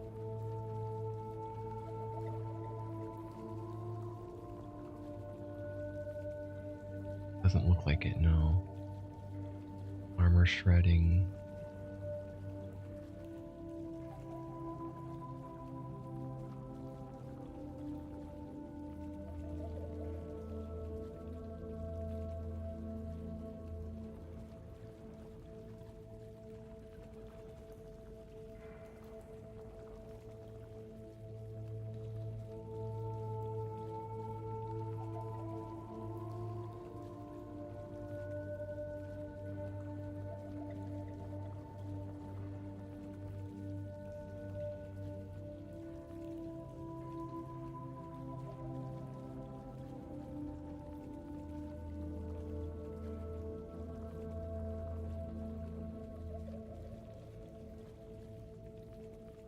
Okay, so that one looks like it might work. Global increased damage when preparing to riposte. When I land a hit with the vengeance, riposte is prepared, and I have 2 seconds before it wears off. Within those 2 seconds, I can shield bash.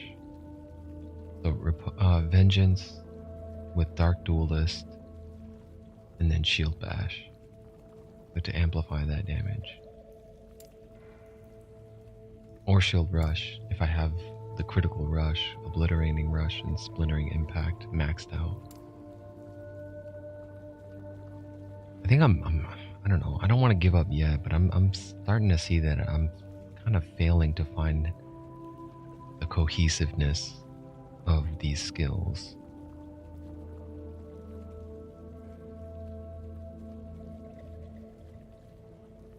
And I have not really prepared.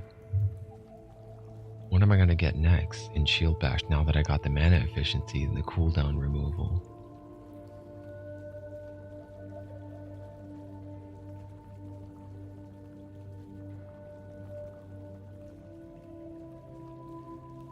Oh, get another point for cutting edge for even further mana cost reduction. Yeah.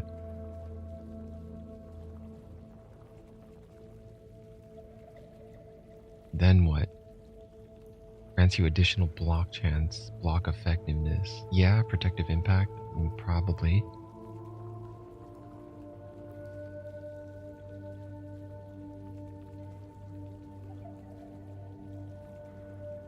That looks pretty tempting. If I get Ring of Shields. Oh, but they make me get 3 points of daze. That might not be a bad idea, though. Shield Bash deals damage in a wider area. Deals additional melee fire damage.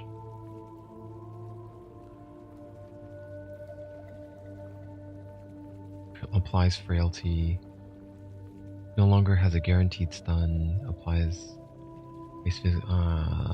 okay. More ignite.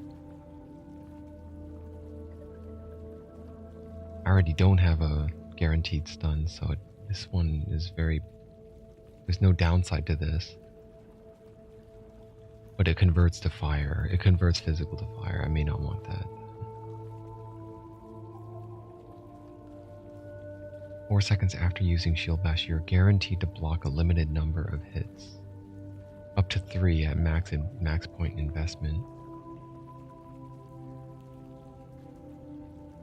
Next shield throw ricochets 5 times after using Shield Bash.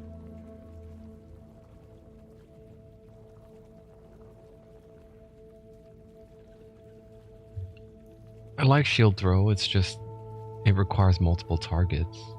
It sucks against a single boss target. Deals damage in a larger area. Wider area, larger, wider or longer.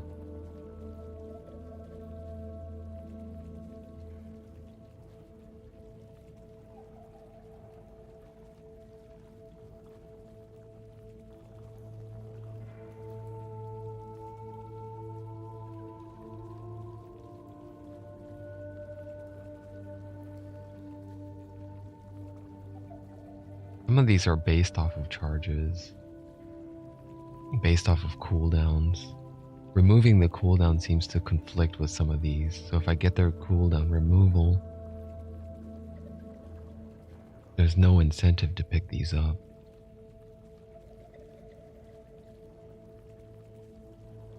Oh, here it is, steel coating.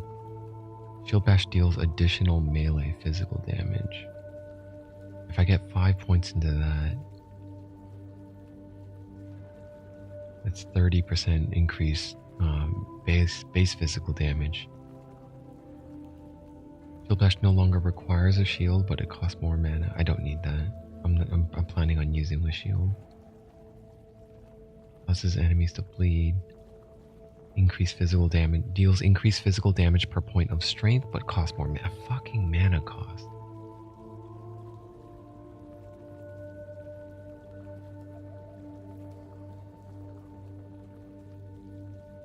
There's no other mana cost reductions here. After I get the last cutting edge skill. Return to Elder Gaspar.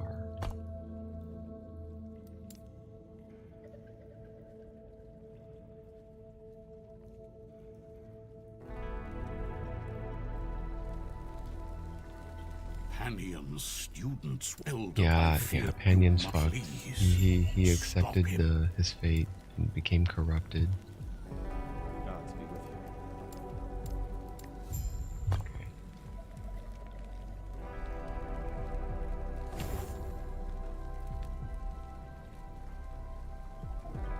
You regain health and mana when you directly use Rive, Vengeance, Smite, or Multi-Strike. 5-point investment for mana regen on the free attacks. And equip swords. Oh, here it is. Gladiator, dual wielding. Trading off an extra offhand for dual wielding. Dude, I might, fucking hell, man. I might respec and I might pick that up. Grab Overwhelm. Enemies hit with Retribution. Retribution, I may not go. I may go for Rive and Warpath. Dual wield Warpathing, just whirlwinding it. I mean, that's viable, right? Sword attack and cast speed.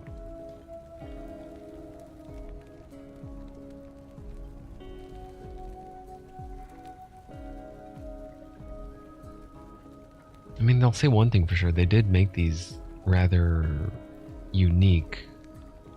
All of these builds and all of the different possibilities and synergies that exist. It feels very new and unique, and it's different, right? There's a lot of things that we've seen all before in all these other previous ARPGs. There's a lot of choices, more than the choices that are presented in D4, and more than the choices that are, I don't know if it's more, but it feels like it, than more than Grim Dawn also. Grim Dawn only has like a few choices. When you choose a specialization, you can choose a secondary specialization, but this kind of handles that. Your starting specialization still holds value, in addition to the second mastery of the 3 chosen down here.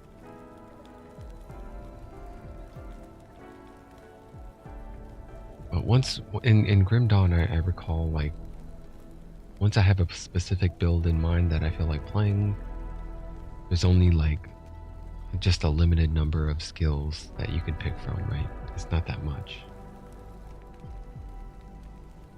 Anyway, I'm at 9 hours for this cast. Not to mention the other, 3 to 5 hours I streamed before the internet cut out. What am I, level 14? I got one more level till I could use gloves. Even then, it's not going to be that great. But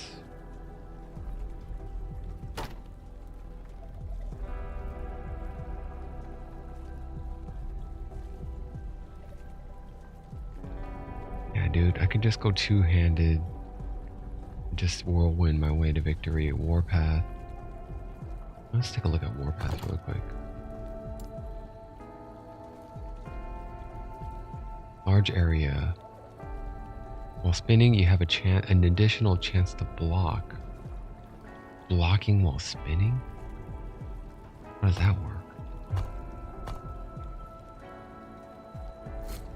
What if I use a two-handed weapon, though? I don't think I have any block chance. I mean, unless I use like a weapon like this that has block chance.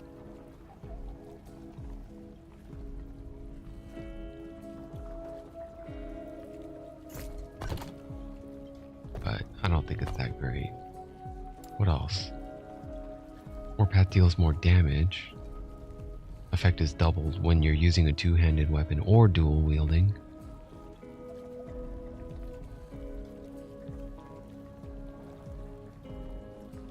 While spinning, you have an additional melee leech when wielding an axe, additional base crit when wielding a sword, or additional physical penetration while wielding a mace, additional fire penetration while wielding a scepter.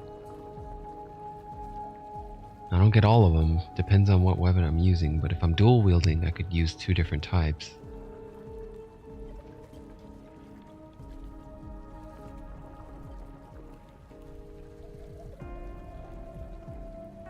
While spinning, you have an increased move speed, up to 30%.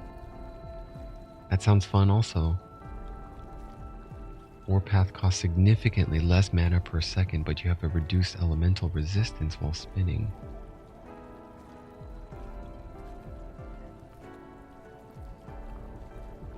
While spinning, you gain mana every 3 seconds while wielding a two-handed weapon.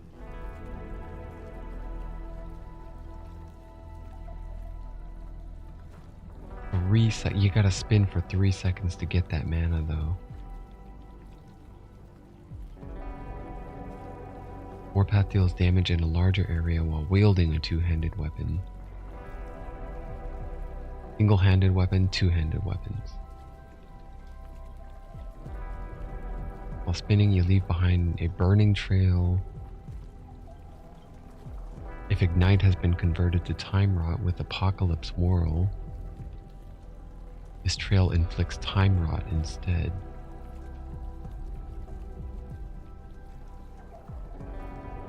While spinning, you and your allies are healed each second within Warpath's area of effect.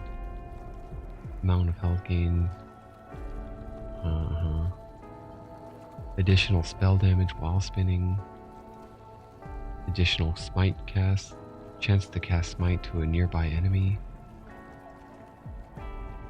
Convert to fire. Bleed chances converted to ignite.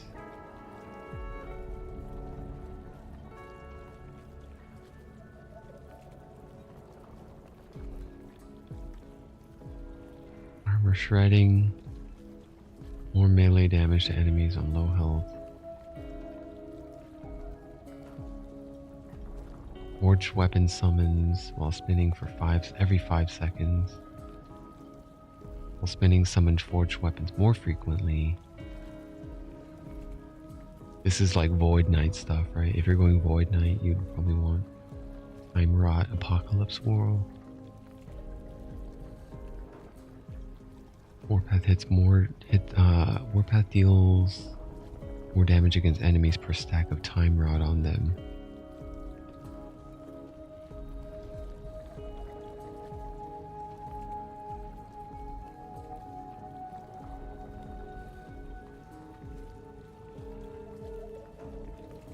Dude, that looks pretty good.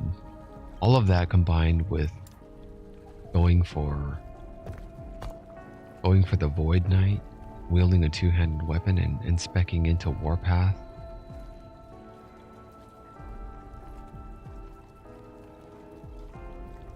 Man, they really got creative with this stuff. There is a lot of stuff. There's a lot of potential.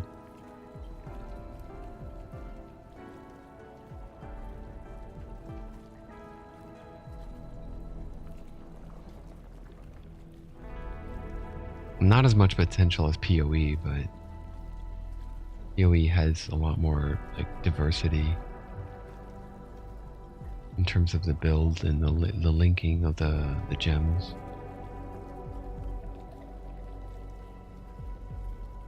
All right, I gotta go. I already went overtime. I said I was gonna end, but then when I was playing the Marksman, and then now here I am playing for another 2 hours on the Sentinel. Even though my pacing has been really slow, and I'm just learning how to play instead of grinding and rushing. But I'm having a fun time with it though. This is really fun. I'm saying that now, but I said the same thing when I was first playing Diablo 4. I'm having a lot of fun with Diablo 4 when I was playing that. It was fun. And that's what I remember about it. Everyone calling it trash, but ask whoever, no, any shit talkers? No, no one right now. Oh, someone is saying, anyone else getting disconnected out of nowhere? Yeah, we're up for a very rocky launch. It's gonna be a mess. It's gonna be so much fun. That too. Yeah, the people are anticipating that. People are anticipating that server load is gonna be bad. They're not ready for the people who are logging in.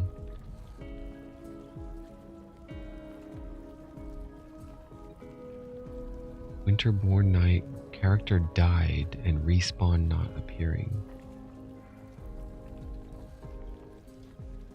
What does that mean? Someone died on hardcore? Is that a hardcore death announcement?